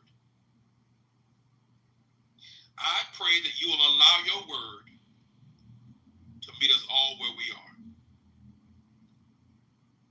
Allow your word, Lord, to meet us all where we are. We want you, Lord, to get the glory in and through our lives. So help us.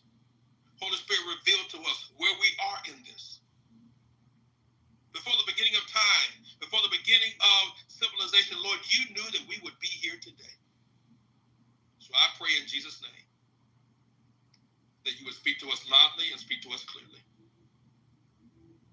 Thank you this morning for Okafar and C. Thank you for Stara and Brandy, Denisha. Thank you this morning for Raina. Hopefully I'm saying that properly. Thank you for Chosen, for Sean. Thank you for Celeste this morning, Carol, Teresa, Malik. Thank you for Moses this morning, Skills and Stephanie. Cheryl, thank you for Shay, Anon. Not sure what that symbol is, I can't pronounce that. Thank you for Jaden this morning, Carla, Brandy, Janice this morning. Thank you for Dorothy and Carla, Melinda and Kimberly, Victoria, Ahmed and Vincent. Thank you for Esley and Yvonne this morning. Thank you for T and Brenda. Thank you this morning for Samuel this morning. Simone. Thank you for May and Michelle, Daniel, Dre, and Mr. Leon, Yvonne this morning. Bless you, Yvonne. Thank you for Eunice and Lasagna, Julie B. and Thelma, Tina this morning, Lakeisha. Bless you. Thank you for Martha, Frederick this morning, Katrina. Thank you this morning for Loriana and Michael, Deborah, Debbie and Ashley, Tanya and Frida, Alicia, Lauren this morning, Marsha, Peggy, Cece, Rosetta, Natalie and Janine. Thank you for Teresa and Tonda, Tilia this morning, Tanya, Kenneth and Erica. Thank you for Alfred and John, Clyde this morning, Tanisha, Janine and Sheikah. Thank you for Sammy and Jocelyn, Tanja, Donna, Nancy and Miss Connie. Thank you for Ed Bennett this morning, Shonda, Miss B. Thank you for Preston and Brandy, LaShawn, Leonia, Carmel, the East family, Shonda, Telco, Paulette. Thank you for Ruth and Crystal, Deborah, Ernest, E-Boogie this morning, Monique. Thank you for Carolyn, Sharquilla, Letitia. Thank you for Jennifer this morning, Corey, Karen, Dwight, Charlene, Talia, Migdalia, Asia. Thank you for LaShawn, Sharon this morning. Thank you for Vivian and Kia, Aisha, Edwina, Rose, Kia. Pastor Terrell, bless you, brother. If you want to come up, you're welcome to. Flo this morning, Robin, Devin. Thank you for Raylene this morning, Vanessa, Tamira, Mary, Shantina. Thank you for Amicho, Denise, Pastor John, Paula this morning, Alicia, Lavaisha, Sonia, Age. Thank you for Shonda this morning. Renee, Marlo, Rosalind, Tiffany, Terrace and Melissa, Krista and Dawn, Pauline. Thank you for Vaughn this morning. Bless you, sir. Thank you for Dale this morning. Jill, Deborah, Cedric and Savvy. Minister Ruth this morning. Sean, Kimberly, for Yom. Thank you for Sherry and Rob, Camille and Denise, Tori and Austin. Dr. Shauna this morning. Bless you, Dr. Monique. Thank you for Afia and Deborah, Victory, Larry and Donna, Marcus and KS. Thank you for Pat, Keisha, Mel, Jessica, Candace, Miss Lucille, Karen, Brandy, Gina, Kristen, Angelia this morning, the Prince, KJ, Kevin, Sonia, Chris. Thank you for DeAndrea, Barbara this morning. Sonia, thank you for Chris, Karan, Tarika, Sharice, Teresa, Nail, thank you for Denise, Amelia, Marlon, bless you, bro, Jesus, Yael, thank you for Carrie and Angel, Nicole, Kifaran, Agatha, Salome, Nadine, S. Smith, thank you for Cleopatra, Key and Aiden, Romario, Vandella, Shawayne, Liz, thank you for Marsha this morning, Joella, Ebony, Keisha, thank you for Kim, Loranda, Valerie this morning, Tracy, Teal, thank you for Mick, Susan and Tracy, Mary, my mom Margaret, Evelyn, Catherine, Angie this morning, Natalie, Wilka, Charles, Unique, Dr. Z, D, Jennifer, LaShawn. Thank you for Shawanda and Tasha, Gridley, Regina, Phyllis, Miss Phyllis, Elise, Linda, Terrace, Josie, Elda, Brittany, Vicky. Thank you for Dawn and Tawana, Rosalar, Lori, Kim, Chelsea, Jessica, Chantel, Latanya, Q, Yeka, Tamisha. Thank you for Shira this morning, Miss Beverly, Carly, Crystal, Stephanie, Jacqueline, thank you for Ashley and Sharon, Renetta, Cynthia, Shauna, Shanika, Mr. Jerry, Trey, Katie, Bishop House, bless you, Bishop, Carlene, Casey, Kendra, Stacy, thank you for Kafui, Tasia this morning, Melanie, Sharon, Tyrone, bless you, man, Dina, Gwen, Trina, Rashad, bless you, Shar this morning, thank you for Valeria, Star, Sabrina, Deborah, Jackie, thank you for Blair, Adolfo, Mike, this morning, Ramona, Lawanda, Carmelita, King James, Magdalene, Ulani, Tina, Katrina, Krista, Karami, Heidi, Christina, Denise, Adeline, Janice, Madui, Sabrina, Charity. Thank you this morning for Pashawn and Cleavon, Erica, Montreal, Crystal, Tish, Fuchsia, Danielle, Elaine, Roberta, Shamika, Alicia Joy, Marlena, Johnny, Concetta, Paul, Eureka, Philandra, Winter, Keisha, Olive, Bobby, Renee, Jackie, Tisha, Cheryl, Karen. Thank you for David, Mama Lisa, Janetta, Midland, Cherie, Tabria, Grateful, Patrice, Beverly, Janice, Thomas, Tanisha,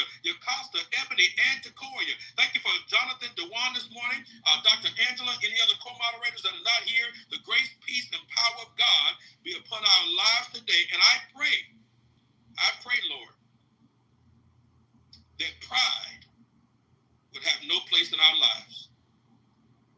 I pray, Lord, that pride would have no place in our lives. I want everybody to type in the chat, pride has no place in my life. I want everybody to type in the chat, pride has no place in my life. Pride has no place in my life. Holy Spirit, reveal to all of us when pride is showing up. Reveal to us, Lord, when pride is showing up. We love you today, Lord. We honor you today, Lord. In the amazing name of Jesus, Lord, I even lift up my brothers and sisters that may be listening in. I may not have called their name verbally out loud, but they're listening in on somebody else's profile. Or maybe they came in after I called names. I pray that they be covered today in Jesus' name as well. We love you, Lord. Y'all hang on for just 1 second. Don't move. I'm going to jump out of the room and jump right back in. The app is freezing up on me a little bit. Hold on.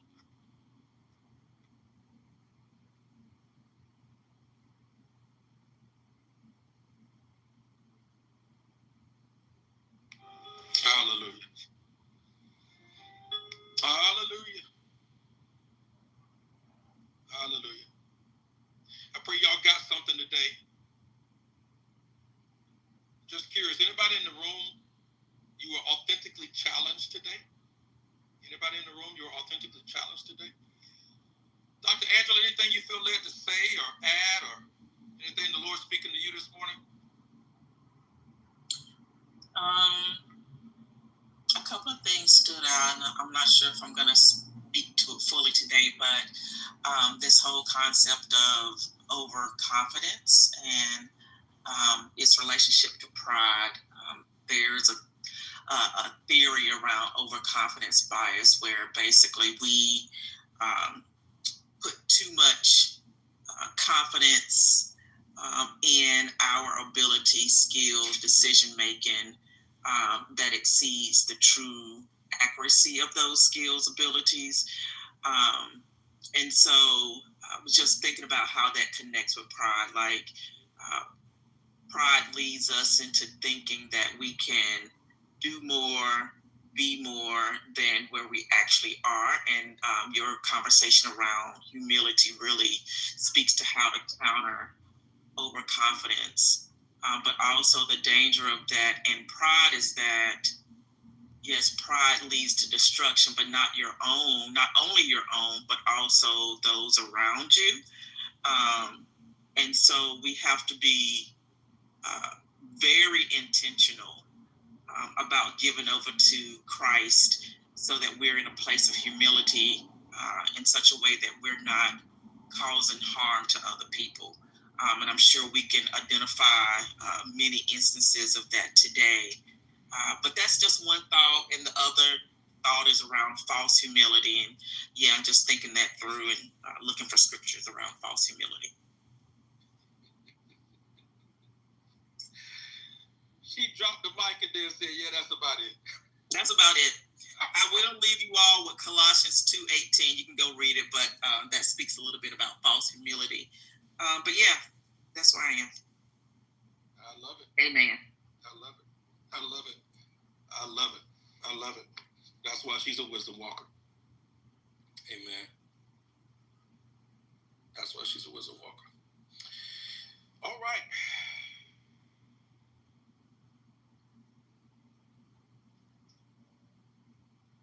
I don't know why this song came up in my mind just then.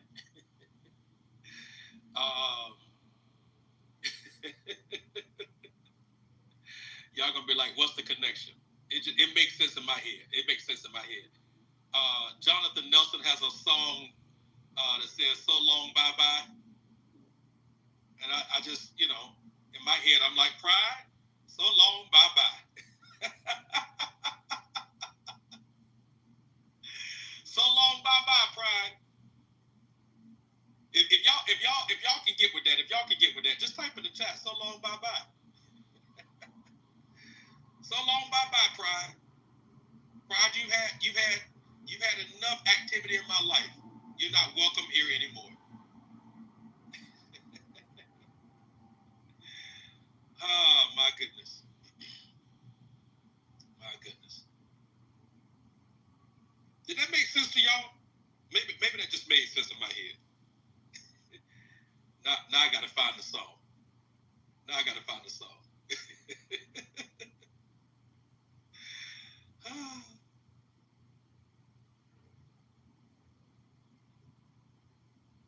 That's hilarious.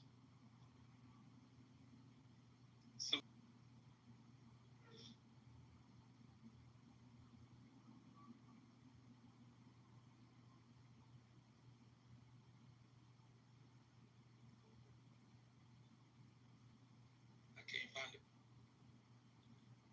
All right. Maybe I wasn't meant to play it.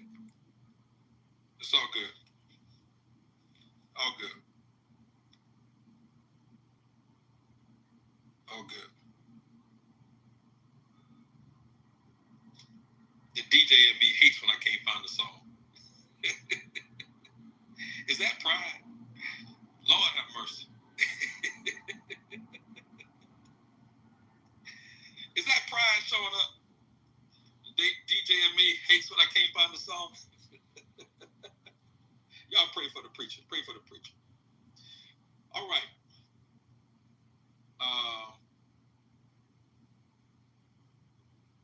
That ain't pride. I'm gonna find this song.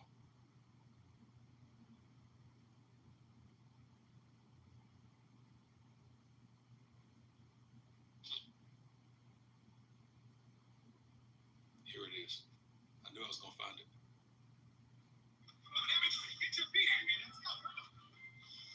I don't need y'all to put it in the link in the chat. That ain't gonna help me play the song. I love y'all though. Thank y'all. Y'all like, I got you, PC. I got you. I got you, PC. Y'all like, I got you.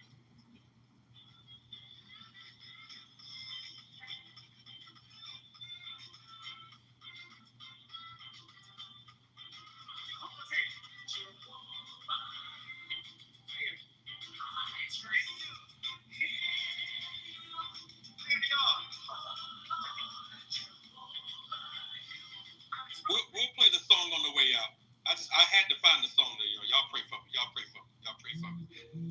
All right. Let me go ahead very quickly. We're going to do this for about 10 minutes because of time. We're going to do this for about 10 minutes because of time. If you got a prayer request, a praise report, a birthday, a testimony, and or an anniversary, raise your hands very quickly, expeditiously, so that we can stand in faith with and for you today. The Bible says that the effectual fervent prayers of the righteous avails much, has much power, much influence. So we want to stand in faith with you today, believing that God not only hears our prayers, but he answers them. So we thank God for it, all right? Going to be moving quickly. Please, please, please be concise, succinct, and clear. Don't be trying to preach a message today when you come up, all right? Don't be trying to preach a message when you come up. We're going to move expeditiously. The floor is open. Prayer requests, praise reports, birthdays, testimonies, and anniversaries. Happy to stand in faith with you today.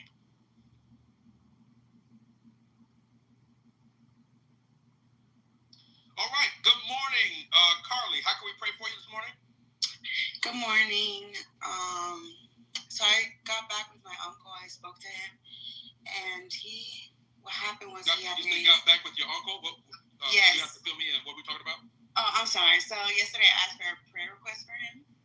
Oh, okay. Yes, and because he's in the hospital right now, and I found out that he had a stroke in the brain, because I guess his blood was not flowing correctly, and now they're running tests on his heart also. Oh, wow. Wow, definitely going to be praying this morning. Matter of fact, I'm going to ask Dr. Angela if you could come and let's lift him up this morning. What's his name, Carly? David. Okay. Yes, Lord God, we come to you on behalf of David, Lord God. We thank you for Carly bringing him before us, Lord God, and bringing him before you, Lord God. We ask that you continue the healing process in his body, Lord God. We pray that you dissolve any blood clots, Lord God. We thank you, Lord God, for regulating his heart, Lord God. We thank you for repairing any damage to his brain, Lord God. We thank you that he will come out of this process with no deficits, Lord God. No physical, no mental deficits, Lord God, and that you will restore him totally, Lord God. We thank you for his medical team, Lord God, that will provide to him the best care for him, Lord God. And we pray that you give him perfect peace in the midst of this storm, Lord God, and give him the resources that he needs in your son, Jesus Christ's name. Amen. Amen. Thank you.